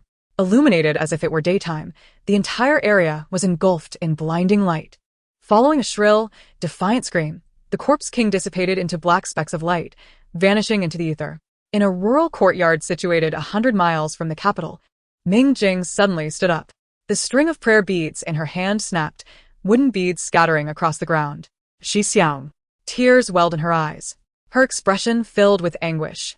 Shifu, a young man, having heard the commotion, rushed in from outside. Upon seeing Ming Jing's condition, he immediately furrowed his brows with concern, shouting, "Something has happened to your Shifu." Ming Jing closed her eyes, suppressing her tears. She would not display her vulnerable side before her disciple. How could this happen? 10 years ago, didn't Shifu place Shifu specifically in the corpse-rearing grounds, assisting him with 9 red coffins to attain the body of a sovereign? He was supposed to emerge victorious and invincible to the world just 2 days ago. How could there be a problem now? Xiyue shouting exclaimed in disbelief. Shouting. Find a way to investigate. I must know what transpired. Who, or rather what kind of person, has sabotaged the grand plan between Shifu and me? Ming Jing growled resentfully, her eyes glinting with a chilling light. Xiyue shouting nodded solemnly, responding respectfully, "Yes, Shifu. I will attend to it immediately.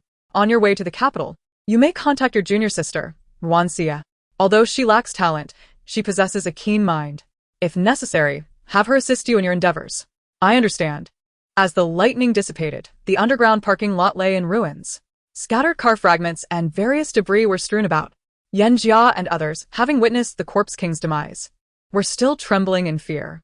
So terrifying, so very terrifying. This girl is simply too formidable. Especially Wang Daji, who now felt that Ruan Xing had indeed shown him mercy. Had she used the same method she employed against the Corpse King on him, he would have undoubtedly fallen in a single exchange. Host, please stop crying. It's all over now. The system, witnessing the dust settle, immediately called out to Ruan Xing. It had misjudged, thinking Ruan Xing might not be able to handle the Corpse King. Clearly, it had overestimated the situation. Indeed, its host was exceptional. Not even the Corpse King could stand against her. It wondered who could. The system felt a surge of pride. With the system's comforting words, Ruan Xing gradually ceased her tears. She lowered her hands and glanced around, realizing that the Corpse King had vanished. All that remained were scattered debris and her toppled companions. Ha! She tilted her small head in confusion, her mouth slightly agape, unable to comprehend how things had become this way. Host, quickly check on Xiyue and the others. And call for an ambulance. Prompted by this reminder, Ruan Xing hurriedly ran towards Xiyue and the others. They had been blown away from Ruan Xing, lying in a rather scattered manner. She first checked the condition of the two closest companions. Seeing that they appeared to be unconscious and she could not ascertain the severity of their injuries, she attempted to call for an ambulance. However, she suddenly remembered her phone was not with her. She had given it to Xiaoming for a live stream.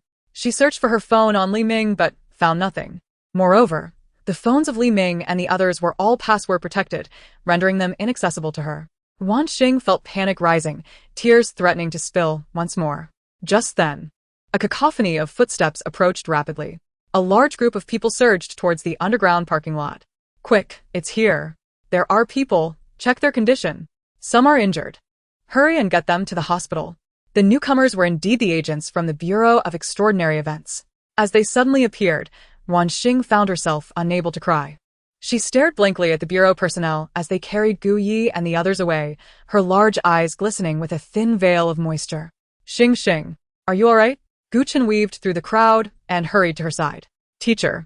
Ruan Xing pouted and rushed into Gu Chen's embrace. It's all right now, Xing. It's all right. Gu Chen gently patted her back, soothing her distress. Little Yi and Xiaoming are injured. They won't die, will they? The little girl was filled with shock and fear, her tears on the verge of falling. It's all right. I just checked on them. They only sustained minor injuries and will recover shortly. You need not worry too much, Gu Chen said softly, wiping away the tears at the corner of her eyes. As she gazed into Gu Chen's gentle eyes, Ruan Xing's inner turmoil gradually subsided and her frantic heart began to find its calm. Dr. Gu, there are no discoveries here, reported a Bureau of Anomalies agent who had been surveying the surroundings before approaching Gu Chen. Gu Chen glanced at the agent and replied calmly, there is no need to search further. The Corpse King has already been eliminated. Really? It has been vanquished? Who did it? The agent asked, utterly bewildered. He had anticipated a fierce battle upon their arrival, yet was astonished to learn that the Corpse King had already been dispatched. Although incredulous, no one dared to doubt Gu Chen's words, for many present were well aware of his capabilities. Without Gu Chen's support, the Bureau would never have been able to operate effectively. A few malevolent spirits took advantage of the chaos and escaped. Go retrieve them, Gu Chen instructed nonchalantly. Understood. The agent signaled to his colleagues to pursue the fleeing spirits, leaving only a few individuals to handle the aftermath in the parking lot. Gu Chen led Ruan Xing outside. The dark clouds had dissipated, revealing a sky adorned with countless stars. Ruan Xing gazed at the celestial display, her brows furrowing from time to time. Should we visit the hospital to see Xiyue and the others? Gu Chen, aware of her worries, gently patted her head and inquired. Yes. Ruan Xing nodded eagerly. An hour and a half later, Xiyue and the others had completed their various medical examinations and were returned to their hospital room to rest. Since they were a large group, the hospital had conveniently arranged a 6-person ward for them to share. This is all your fault. If you hadn't insisted on bringing me along, I wouldn't have been so embarrassed. Lung Mo Yen exclaimed, his face twisted in a mix of fury and despair. He had been brought to the hospital dressed as a woman, and he had no idea how many people had witnessed his disgraceful appearance. Even some nurses had been caught giggling at him. The thought of his illustrious reputation being tarnished in an instant made him seethe with rage directed at Xiyue and the others. Hey, you can't blame us. If you want to point fingers, you should blame yourself. Who told you to give Starling such ridiculous ideas? You are suffering from your own poor judgment. Who else can you blame? Su Fei retorted with righteous indignation. I may have come up with the idea, but I didn't ask you to dress me in women's clothing. Why did you have to go to such lengths? His questions were heart-wrenching and tear-inducing. The others were momentarily speechless, their gazes darting around the room, avoiding him entirely. Are you all right? A voice called from the doorway. Ruan Xing appeared, having changed back into her regular clothes and holding a large bag of food. Her bright, watery eyes sparkled with joy as she looked at them. Chapter 88. Ruan Xing moves in. Upon hearing her voice, everyone turned toward the entrance, instantly sitting up in surprise. Starling, what are you doing here? You're not hurt, are you? Xiyue asked. Why are you still here so late? You must have been frightened tonight, Li Ming remarked, scratching his head as he spoke to Ruan Xing. Li Tao and Xiaoping nodded in agreement. Yes, it's nearly 2 in the morning. Although you don't have classes tomorrow, it's still best to get some rest. Starling, come sit by me. Su Fei patted the stool beside his bed. Ruan Xing obediently made her way over. Are you all okay? She asked anxiously, feeling guilty, as she believed their injuries were due to her actions. Had she not insisted on exorcising the southeast building, her friends would not have been harmed. Noticing Ruan Xing's guilt, Guyi spoke reassuringly, it's fine, we're all well. The doctor has checked us, and we only have some minor flesh wounds. We'll be healed in a few days at most. He omitted mentioning that some injuries were deeper than mere surface wounds and required stitches. A few of them had even suffered concussions from head impacts. However, he deemed it unnecessary to share this information with Ruan Xing, fearing it might frighten her. Upon hearing Guyi's words, Ruan Xing had no doubts. Knowing her friends were not severely injured, a relieved expression instantly brightened her face. I'm so glad you're okay. I was really worried, she said, looking at Guyi and the others with genuine concern in her eyes. We're truly fine, Guyi signaled the others with a glance. And they quickly echoed his sentiments. Guyi had expected Lung Mo Yen to scold Ruan Xing or to expose their predicament. After all, he had just been blaming them for his embarrassment, his gaze filled with a barely concealed animosity. To everyone's surprise, however, he remained silent, not uttering a single word of reproach toward her. What has gotten into him? Guyi thought. Isn't he the one who despises Ruan Xing the most? Has he suddenly changed his tune, or has the Corpse King petrified him? Little did they know that Lung Mo Yen had been too stunned by the images he witnessed during the confrontation to provoke Ruan Xing. He had seen endless lightning attacking the Corpse King and cars seemingly possessed, charging at it. Finally, he had observed the awe-inspiring spectacle of the stormy sea of lightning. Meanwhile, Ruan Xing stood unharmed amid the tempest, as if a unique power shielded her. Considering the events that unfolded since Ruan Xing returned to the Ruan family, the seeds of doubt had already been sown in Lung Mo Yan's mind. He no longer dared to provoke her, at least until he could ascertain her level of danger. He would refrain from acting against her. None of Lung Mo Yan's inner thoughts were apparent to those present. Recognizing his newfound restraint, everyone secretly heaved a sigh of relief. Starling, you've seen everyone. You can head back to rest now. Don't forget, your second uncle's family is coming to take you tomorrow morning, Guqin said, entering the room and nodding to the others before addressing Ruan Xing. Right. My second uncle and the others are coming to pick me up. Ruan Xing's eyes widened as if just realizing that she would be moving to her uncle's house the next day. Then I'll head back now and visit you all another day. Take care. Waving goodbye to everyone, Ruan Xing followed Guqin out of the hospital. After Ruan Xing left, the others quickly fell asleep. After a night of turmoil and injuries, both their bodies and spirits were utterly exhausted. The next day, around 9 in the morning, Uuu Not arrived promptly with a driver to pick up Ruan Xing. She had stayed up until after 2 a.m. the previous night, and without the system urging her to wake, she would have remained in slumber. Uuu Not arrived just as Ruan Xing finished her breakfast, her eyes still heavy with sleepiness. As Ruan Xing departed, Guqin did not come to see her off. Instead, Butler Lu personally escorted her to the door. Thank you for taking care of Starling during this time. This is a small gift. Please help me pass it on to Teacher Gu, Uuu Not said graciously, instructing the driver to bring the present forward. Butler Lu accepted it with a smile. After exchanging pleasantries, Uuu Not led Ruan Xing away. The Ruan family, where Ruan Xing would be staying, was approximately a 30-minute drive from her previous residence, which was not too far. After half an hour, Ruan Xing was brought to the villa community, Xiyue Tiantang, where the Ruan family resided. Xiyue Tiantang was on par with Ruan Xing's previous residence, both being upscale villa communities with similar property values. The residents here were also of high social standing. The Ruan family lived in Villa Number 6, a 3-story building with a garden in the front and a swimming pool in the back, offering a very pleasant environment. Mom, is this really my uncle's biological daughter? Ruan Xitian exclaimed excitedly as soon as she learned Ruan Xing had arrived.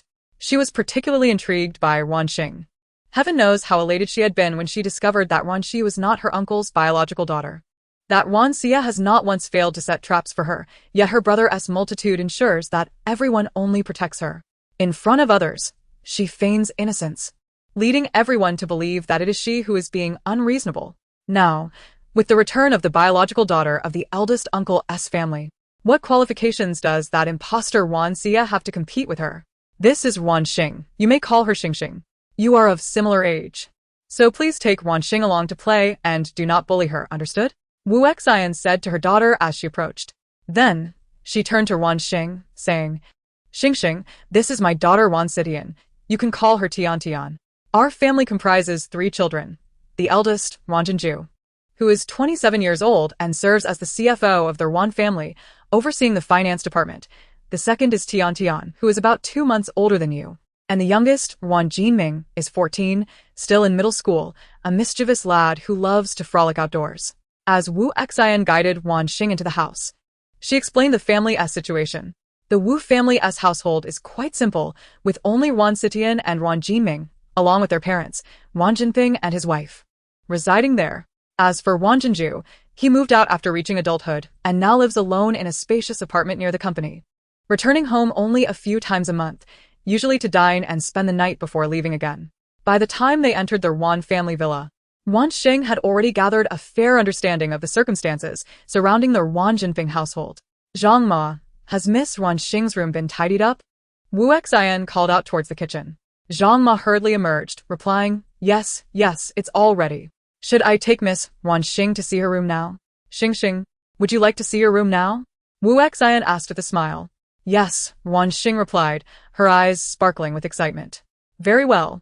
Then let us go and take a look, Uuu Not said, leading Ruan Xing up to the second floor. Although Ruan Xing's room was designated as a guest room, it was tastefully decorated, exuding a youthful charm that suggested careful preparation. Uuu Not, valuing her reputation, did not wish for Ruan Xing to return home and tell Lin Man that she had been treated poorly. In Chapter 89, The Truth Behind the Child Swap, Uuu Not had prepared a lovely room for Ruan Xing, spacious with ample natural light, featuring a large balcony in the bedroom. Ruan Xing felt quite satisfied. Since Ruan Xing had just moved in, Uuu Not did not disturb her, allowing her to organize her belongings in peace. Suddenly, Ruan Xing called after Uuu Not just as she was about to leave. Is there something you need, Xing? Uuu Not turned back, smiling. Second aunt, could you have someone help me with my things?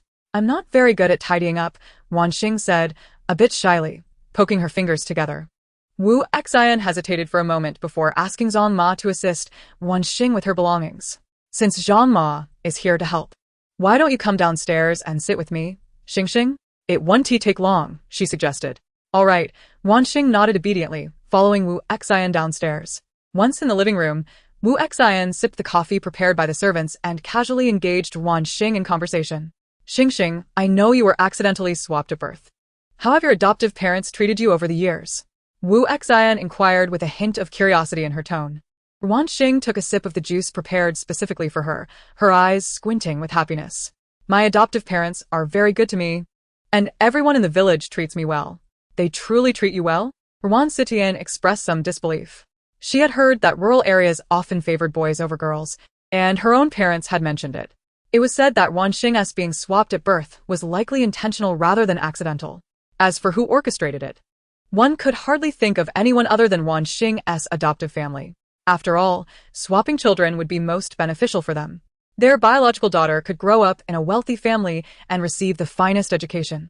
If they had indeed done this intentionally, how could they possibly treat Ruan Xing, the true heiress, with kindness? It would be a miracle if they did not mistreat her. Indeed, Ruan Xing nodded vigorously, taking a bite of a small pastry. Xing, you need not shield your adoptive family. If they have treated you poorly, you must speak out. The children of the Ruan family shall not be bullied so easily. Uuu Not expressed with a tone of exasperation. She believed Ruan Xing was intentionally concealing the truth to protect her adoptive family. I haven tea, Ruan Xing replied, looking innocently at her second aunt, puzzled as to why both she and Tian seemed to doubt her well-being in her adoptive family. Oh. You really are too easy to push around. Ruan Xing felt disappointed. She had hoped that the true heiress would be a fierce character who could assist her in dealing with the false heiress, Ruan Xie. Instead, the genuine heiress turned out to be rather soft-hearted. How could she rely on her? Huh. Ruan Xing tilted her head, her large eyes filled with confusion. Xing, you must not still be unaware of the truth behind your being swapped at birth? Uuu Not speculated upon seeing Ruan Xing's continued defense of her adoptive parents. Truth? Ruan Xing's expression grew increasingly perplexed. What truth could there possibly be? The truth that you were swapped at birth. Didn't I tell you before that your swap was no accident? It was Ruan Fugue's wife, Xiyue, who deliberately exchanged you and Ruan Xie. To recount the truth of that year is indeed quite dramatic. Logically, a wealthy matron and a rural woman should never have been in a situation where a child could be mistakenly swapped, even in the same hospital. After all, affluent families typically gave birth in private hospitals, residing in VIP wards, surrounded by bodyguards, servants, and numerous doctors and nurses. The likelihood of a swap occurring is virtually non-existent. Yet, by some curious twist of fate, Xiyue found an opportunity. Xiyue was working in the capital with her husband, Ruan Xing, one laboring at a construction site and the other assisting in the site's cafeteria. When Xiyue became heavily pregnant, the cafeteria no longer permitted her to work there, primarily out of concern for her safety. Consequently, she had to wait out her pregnancy in a rented room. By chance, on the day Xiyue went out to buy groceries, she inadvertently witnessed a car accident. The shock of witnessing it caused her to experience a premature labor. She was subsequently taken to the hospital by the arriving ambulance. Among the vehicles involved in the accident was one carrying Lin Man, who was 8 months pregnant at the time. Thus, two women, who seemed worlds apart, ended up in the same hospital. Lin Man had been out socializing with friends and had brought only one driver, who was severely injured and taken for emergency treatment. This meant that at that moment, Lin Man had no one with her. Xiyue, having only been startled, was in a far better condition than Lin Man. After both women delivered, they were temporarily placed in the same hospital room. Once Lin Man regained consciousness, she informed the doctors of her identity and requested a transfer to a VIP ward. It was then that Xiyue realized she was sharing a room with a wealthy matron. At that point, Xiyue felt envy and jealousy, but had no opportunity to swap the children. However, everything changed when she encountered an obstetrician. The doctor, surprisingly, turned out to be Luya, a former high school classmate of Xiyue. Upon encountering Luya, Xiyue discovered that years ago, although she had successfully gained admission to university, her place had been usurped by Luya, the daughter of the principal. Infuriated at the injustice, Xiyue had vowed to take legal action against her, threatening to strip Luya of everything she held dear. In an effort to appease Xiyue, Luya promised her a sum of money and assured her that as long as Xiyue agreed to forego her pursuit of justice, she could assist Xiyue with any matter she desired. At that moment, Xiyue was suddenly reminded of the television plot involving switched children. Why was it that her husband shared the surname Ruan, while Lin Man lived a life of luxury, whereas she was relegated to laboring alongside her husband on a construction site? She feared that her daughter would also be condemned to a life at the bottom of society, leading a monotonous existence devoid of prospects. Thus, the notion of swapping children took root in her mind, growing ever more fervent. Consequently, Xiyue articulated her request for Luya to facilitate this exchange between her child and Lin Man's child, emphasizing that if Luya complied, she would no longer pursue the matter of her academic substitution. Reluctantly, Luya acquiesced to Xiyue's demands, motivated by her own aspirations and family considerations. Thus, Ruan Xing and Ruan Xie had their destinies altered by Luya's own hands. Chapter 90. Without comparison, there is no harm. When Ruan Xing and his wife discovered that Ruan Xie was not their biological daughter, they had already conducted a thorough investigation. However, in order to protect Ruan Xie, they chose not to confront Xiyue, instead placing the blame for the child swap squarely on Luya's shoulders. As a result, Luya was not only blacklisted by the entire industry but was also forced to leave empty-handed, with a prison sentence awaiting her. Unwilling to accept her fate, Luya initially contemplated exposing the truth to the media, but before she could act, she was tragically struck down by a large truck. Had it not been for Ruan Xing, a fellow member of the Ruan family who had been vigilant regarding the actions of Ruan Xing's household, the truth might have been concealed. To outsiders, it would have appeared that Luya was solely responsible for the child switch, entirely absolving Xiyue's family of any involvement. Therefore, it was indeed your adoptive mother who orchestrated the swap. You must be cautious of Ruan Xie. She is the biological daughter of your adoptive mother and has harbored many cunning thoughts since childhood. She will undoubtedly not allow you to usurp her position as the heiress of the Ruan family. In any case, you must not underestimate her. Do not fall into her traps. Ruan Xing, feigning concern, advised Ruan Xing, enlightened, nodded in understanding. So that was the case. Thus, if you find yourself struggling, do not feel indebted to your adoptive parents for raising you. You owe them nothing. Speak your truth, and even if your parents do not advocate for you, your second aunt will undoubtedly stand by your side. And your second uncle, our family will not allow you to be bullied by outsiders. Uuu Not asserted, gripping Ruan Xing's shoulder with a tone filled with fervor. Yet, Ruan Xing hesitated as she gazed at Uuu Not and her daughter. But what if Uuu Not and her daughter inquired in unison, their eyes fixed intently on Ruan Xing, eagerly awaiting her response? But my adoptive parents truly have not treated me poorly, she replied innocently. She was a good child, incapable of deceit. The hopeful expressions on the faces of the mother and daughter promptly fell. That evening, Ruan Jinping and Ruan Jinju returned home from the company. As it was Ruan Xing's first night staying with them, Ruan Jinping took her out for a meal, having reserved a table at a splendid 5-star restaurant a day in advance. Those who dine here are either affluent or of noble birth. The Ruan family led Ruan Xing into the pre-booked private room. Star, since it's your first visit to our home, I don't have much to offer. But please take this card. Use it to buy whatever you need, Ruan Jinping said, handing her a card. Ruan Xing accepted the card with a smile. Her second uncle was truly kind, presenting her with a bank card upon their first meeting. It was said to contain 1 million. Elated, she beamed. Next, Ruan Jinju presented his carefully prepared gift. Fresh from work, he wore a striking royal blue suit, exuding an air of sophistication and charm.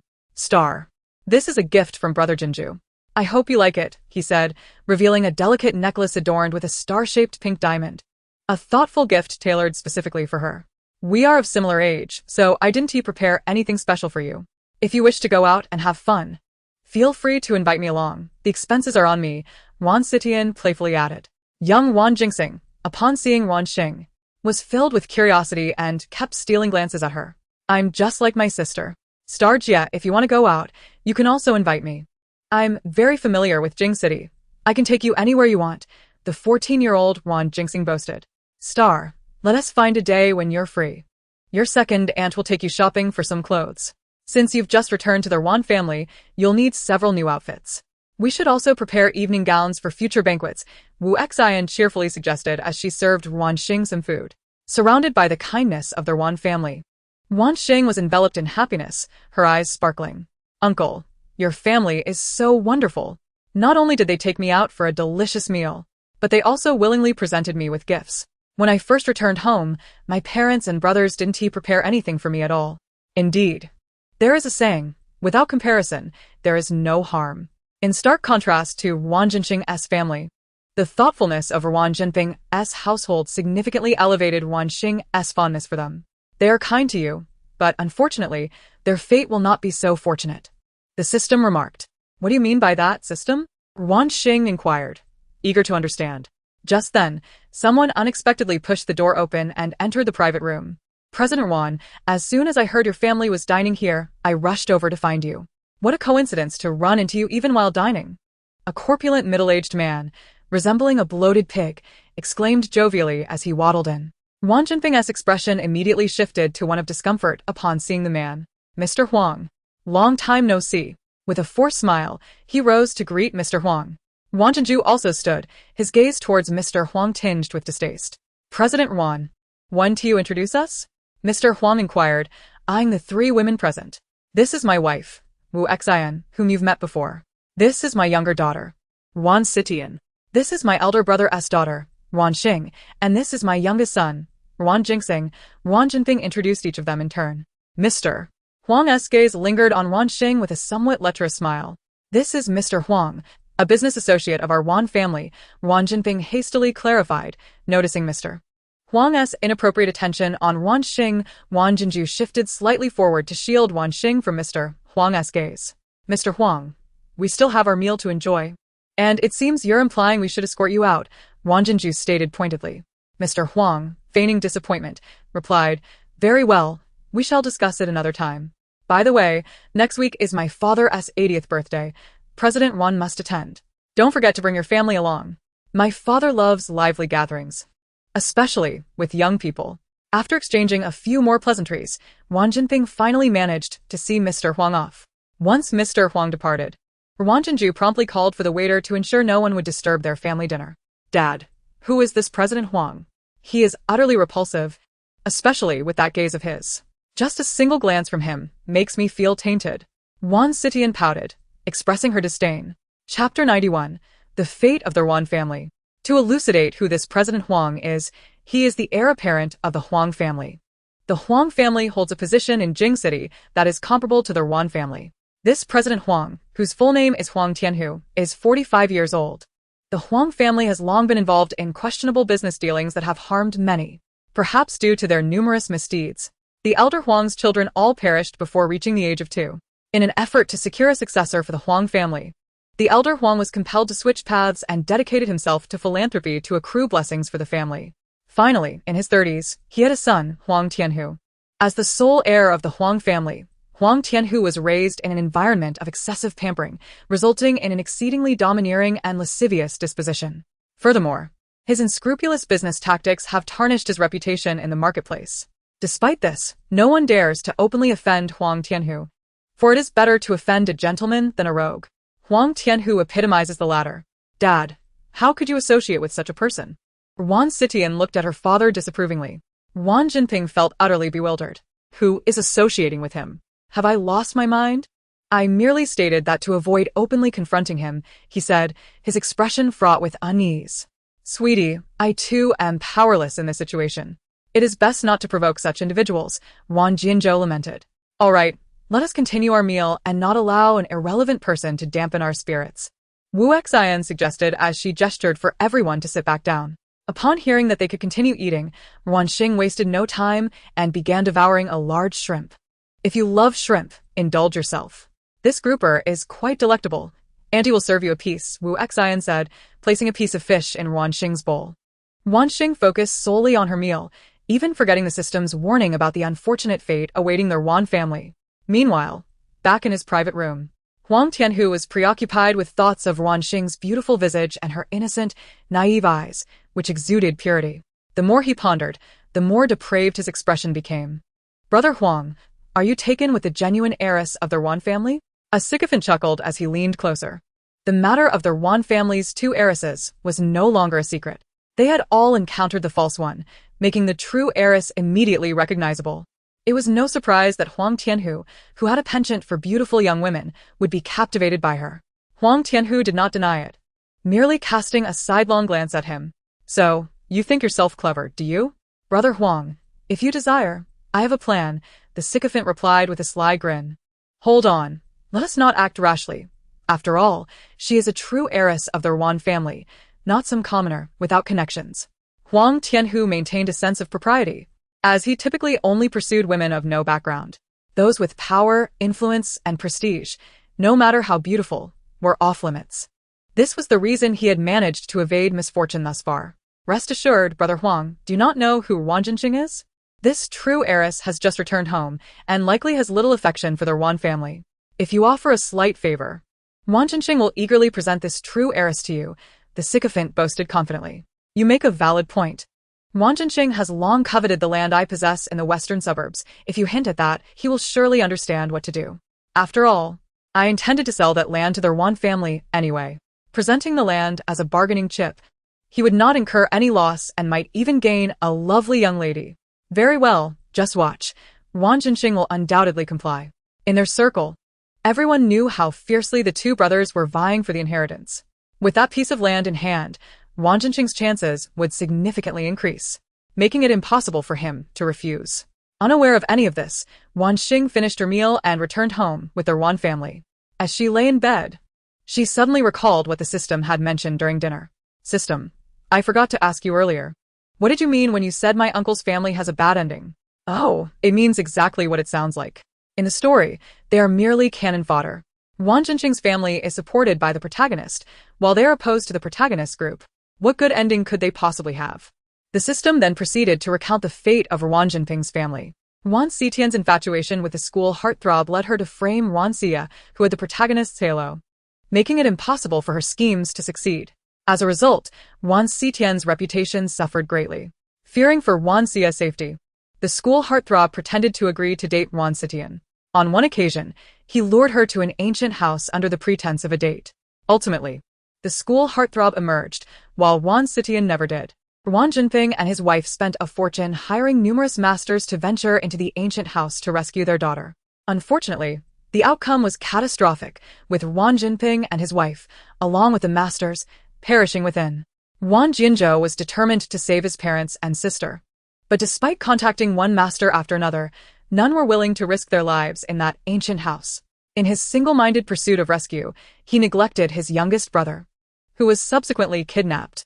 By the time Ruan Xing arrived with money, Ruan Xing had already been murdered, and the scene was gruesome. Ruan Xing was devastated. Had it not been for the desire to save his parents and sister, he would have already crumbled.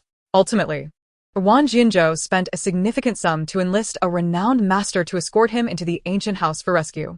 Days later, that master emerged in a state of disarray, while Ruan Xing had perished within. This is the fate of the Ruan family, with none meeting a favorable end. How tragic, Ruan Xing expressed with sympathy. My uncle's family is so pitiable. Indeed, it is quite tragic, but they are not the only ones. Your friend Xiyue also does not have long to live. Had he not died so young, the position of crown prince in Jing City would not have fallen to Lung Moyan. Considering the Gu family is the foremost family in Jing City, are you saying that little Yi will also die? Ruan Xing gasped in shock. How could this be? Yes. And it will happen just before the college entrance examination. His death is imminent, the system stated. System, tell me how little Yi dies. Ruan Xing pressed anxiously. Chapter 92, is it really Lung Moyan? System, tell me how little Yi dies. Seeing Ruan Xing so worried, the system decided to reveal the information without delay. He dies heroically while saving someone. It is mentioned in the original text that just before the college entrance examination, Xiyue saw a child fall into a lake. He jumped in to save the child, but while the child was unharmed, Xiyue could not resurface. Xiyue's demise left many original readers lamenting. Although his character exited the story early, his strong moral compass and valiant death garnered him a wave of admiration. Becoming one of the most beloved male characters in the entire book, his popularity even rivaled that of the male lead. However, upon hearing this, Ruan Xing felt a twinge of discomfort in her heart. Xiyue had tragically died while attempting to save someone. She never wished for Xiaoya's demise. I want to save Xiyue, Ruan Xing resolutely declared. But I have no idea when the incident actually occurred. How can I save him? The system was equally at a loss, as the original text merely mentioned it happened before the college entrance examination, without specifying the exact day. It was impractical to do nothing but watch over Xiyue day in and day out. No worries. I will keep a close watch on Xiyue and ensure he remains safe. Are you truly planning to save him? Indeed. She nodded vigorously. But how do you intend to do so? You can't swim, unless you find someone who can swim to accompany him 24 hours a day. The system was not trying to dampen her spirits, but was merely pointing out that relying solely on Ruan Xing to save Xiyue was certainly inadequate. Although Ruan Xing's tears were potent, they seemed to only affect those who had wronged her, leaving her ability to save lives uncertain. Then it settled. Ruan Xing pondered and found the system's suggestion to be quite reasonable. Currently, Xiyue is still in the hospital, so you can wait until he is discharged to find someone to follow him. Suddenly, the system posed a very practical question. Who do you plan to ask to follow him? Do you have anyone available at your disposal? Ruan Xing's eyes twinkled as she devised a plan. I have someone in mind. Chu. Who is thinking of me? Li Ming let out a loud sneeze. The sneeze tugged at the wound on his hand, causing him to grimace in pain. The following day, Ruan Xing was driven to school by her uncle's chauffeur. Since Xiyue and the others were still in the hospital, their seats remained empty. As soon as Ruan Xing entered the classroom, she overheard whispers among her classmates. Did you catch the live stream the other night? That guy in women's clothing couldn't possibly be Cold Xiao, right? I initially thought it was impossible, but Cold Xiao hasn't shown up yet. Come on, guys, enough already. That ladyboy from the other night couldn't possibly be Cold Xiao. He would never wear women's clothing. If anyone dares to spread rumors, once Cold Xiao arrives, I will definitely tell him the truth. Lu Bo, hearing their increasingly absurd speculations, slammed his hand on the desk with a loud thud. The sudden noise startled the group of high school students in Class 7, causing them to quiet down considerably. However, their restraint quickly vanished upon seeing Ruan Xing. Ruan Xing. You're here. Ruan Xing, can you tell us, was that crossdresser from the live stream the other night really Cold Xiao? Please, Ruan Xing, we are dying of curiosity. A swarm of students surrounded Ruan Xing, determined not to let her leave until they received answers. Even Zhang Moli, who had always been displeased with Ruan Xing, squeezed her way into the crowd, eager for the latest gossip. Feeling somewhat embarrassed by the throng, Ruan Xing was about to reveal that the person from the other night was indeed Cold Moi. However, she was abruptly interrupted. What are you all doing crowding around here? Cold Moi stood at the doorway, one hand holding his backpack and the other propped against the doorframe, glaring icily at the group. Heaven knows the agony he endured. attending school with injuries just to avoid raising suspicions. It's Cold Xiao. Didn't he take a leave of absence? Cold Xiao actually came to class. Could it really not be him? Many students whispered amongst themselves, no longer daring to block the podium, and quickly dispersed like frightened birds. Once the students surrounding her had departed, Ruan Xing paused for a moment before making her way to her seat. The first period was English class, with the teacher lecturing at the front while the other students busied themselves, some reading comics, others daydreaming, and a few whispering. Hardly anyone was paying attention. After all, this group of rich second-generation heirs were not the studious type. Yet, Ruan Xing diligently took notes and attentively listened to the teacher. Cold Xiao, you have no idea. This group of people actually suspects that the guy in women's clothing from the live stream with Xiyue is you. Only I have unwavering faith in you. How could you, Cold Xiao, ever dress as a woman for a live stream? Furthermore, alongside Xiyue and the others, I can't fathom how they arrived at such a conclusion. All it took was Xiyue calling you by name for them to believe it was you. Anyone with a discerning eye can see this is merely a ruse concocted by Xiyue and his crew to vex us. Lu Bo whispered indignantly. The teacher continued lecturing, and he couldn't speak too loudly. Indeed, you are correct, Cold Moi replied coolly, a slight twitch at the corner of his mouth, feigning indifference. I knew it. Lu Bo beamed with pride, as he was the foremost sycophant by Cold Xiao's side. If Cold Xiao had truly participated in the live stream with Xiyue, how could he possibly be unaware? For the rest of the period, Lu Bo incessantly berated Xiyue and his companions for their shamelessness, hurling such underhanded tricks to annoy Cold Xiao. Cold Moi listened quietly, occasionally responding with a non-committal hum, all while secretly observing Ruan Xing and contemplating how to persuade her to keep his secret. With Xiyue and the others still in the hospital, they would likely remain discreet after being discharged. The only person he felt uneasy about was Ruan Xing. It seemed he needed to find an opportunity to have a proper discussion with her. Soon enough, Cold Moi seized the moment. During the lunch break, he called Ruan Xing to the small grove behind the school while she was alone. Why did you bring me here? Ruan Xing asked warily. Did this villain intend to harm her? What are you afraid of? Do you think I would hit you? Cold Moi looked at her in disbelief. Yes. Ruan Xing nodded emphatically, suspicion still evident in her eyes. Cold Moi sighed. Never mind, I'll get straight to the point. You must promise not to disclose anything about the live stream from the other night, regardless of who inquires. You must say you don't know him and that he isn't from our school. Do you understand? Ruan Xing nodded, then shook her head. What does your nodding and shaking mean? Chapter 93. The Arrogant Chubby Boy. Cold Moi regarded Ruan Xing suspiciously, perplexed by her gestures. Nodding signified that she understood, while shaking indicated she was unwilling to comply. She blinked her innocent big eyes and firmly declared, I mean, if you want me to keep it a secret, you have to pay me. She extended her hand, pouting at him. This person was truly strange. Why did he always think of such odd things? Cold Moi exclaimed, You actually just want money. His eyes widened in disbelief. He was Cold Moi, yet the only leverage she sought was monetary? By the way, as a daughter of the Ruan family, do you really lack money? Cold Moi was baffled and profoundly shocked. Yes, I need money. Ruan Xing replied with an air of complete nonchalance, as if discussing a trivial matter. You actually need money. Has the Ruan family not given you any? Unconsciously, Leng Moyen found herself led astray. Yes, but it's not enough, she sighed, her expression troubled. Leng Moyen furrowed her brow and inquired, Not enough? What do you need so much money for? For that building, of course. Ever since my father bestowed it upon me, I have had countless concerns weighing on my mind. The last time we performed the ritual there, I am uncertain whether it succeeded. Although my teacher assured me they would handle it, I still worry that the funds may fall short.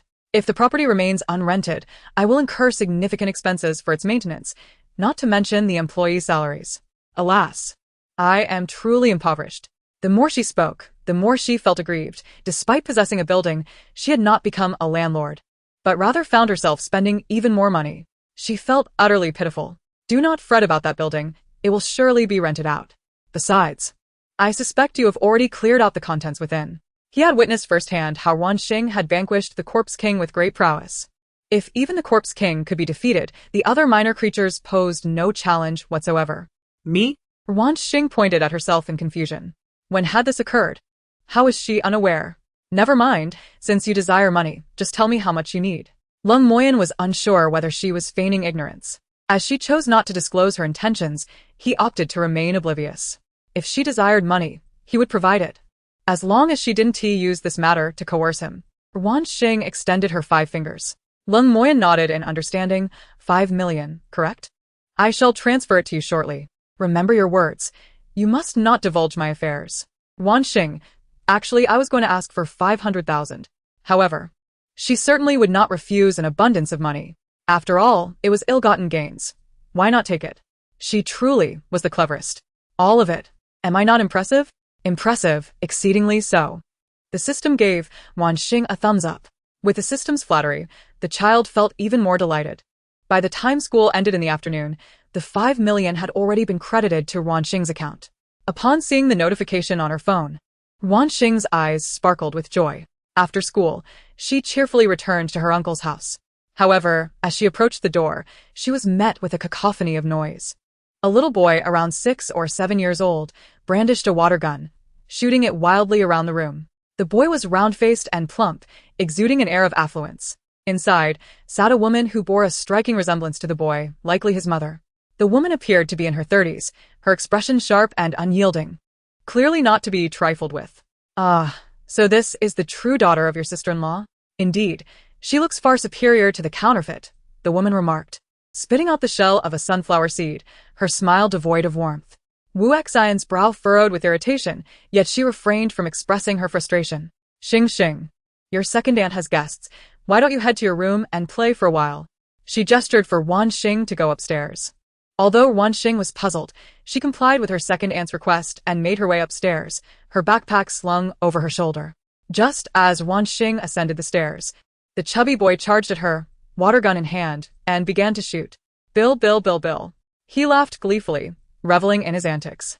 Wu Jiabao, stop it at once. How can you aim a water gun at someone like that? Uuu Xian hurried over to snatch the water gun from the boy. Unwilling to yield, he attempted to reclaim it, but his shorter stature hindered his efforts. As Uuu Xian refused to return the water gun, the boy threw himself onto the floor, wailing. Give it back, quickly. His cries were piercing, leaving Ruan Xing feeling wronged and drenched. What a naughty child. You should apologize. Bullies are always bad kids. Ruan Xing insisted earnestly, gazing at the little boy. Yet he paid her no heed and continued to roll on the ground. Oh dear. Arbao has suffered unjustly. Sister, how could you allow an outsider to bully Arbao? He is the sole heir of the Wu family. If anything were to happen to him, just wait until our parents find out. The speaker snatched the water gun from Uuu Xian's hands and returned it to her precious son. Feng Su, the way you raise your child will inevitably lead to trouble. Just look at what Bao has become. Uuu Xian's eyes nearly brimmed with tears of frustration. Feng Su, the wife of her brother Wu Gang, had long ruled the household with an iron fist since giving birth to Wu Jiabao, often disregarding her elder sister-in-law. She frequently descended upon Uuu Xian's home to take advantage of their hospitality, her audacity unmatched. If Uuu Xian were to lose her temper, her parents would soon arrive to support this mother and son duo.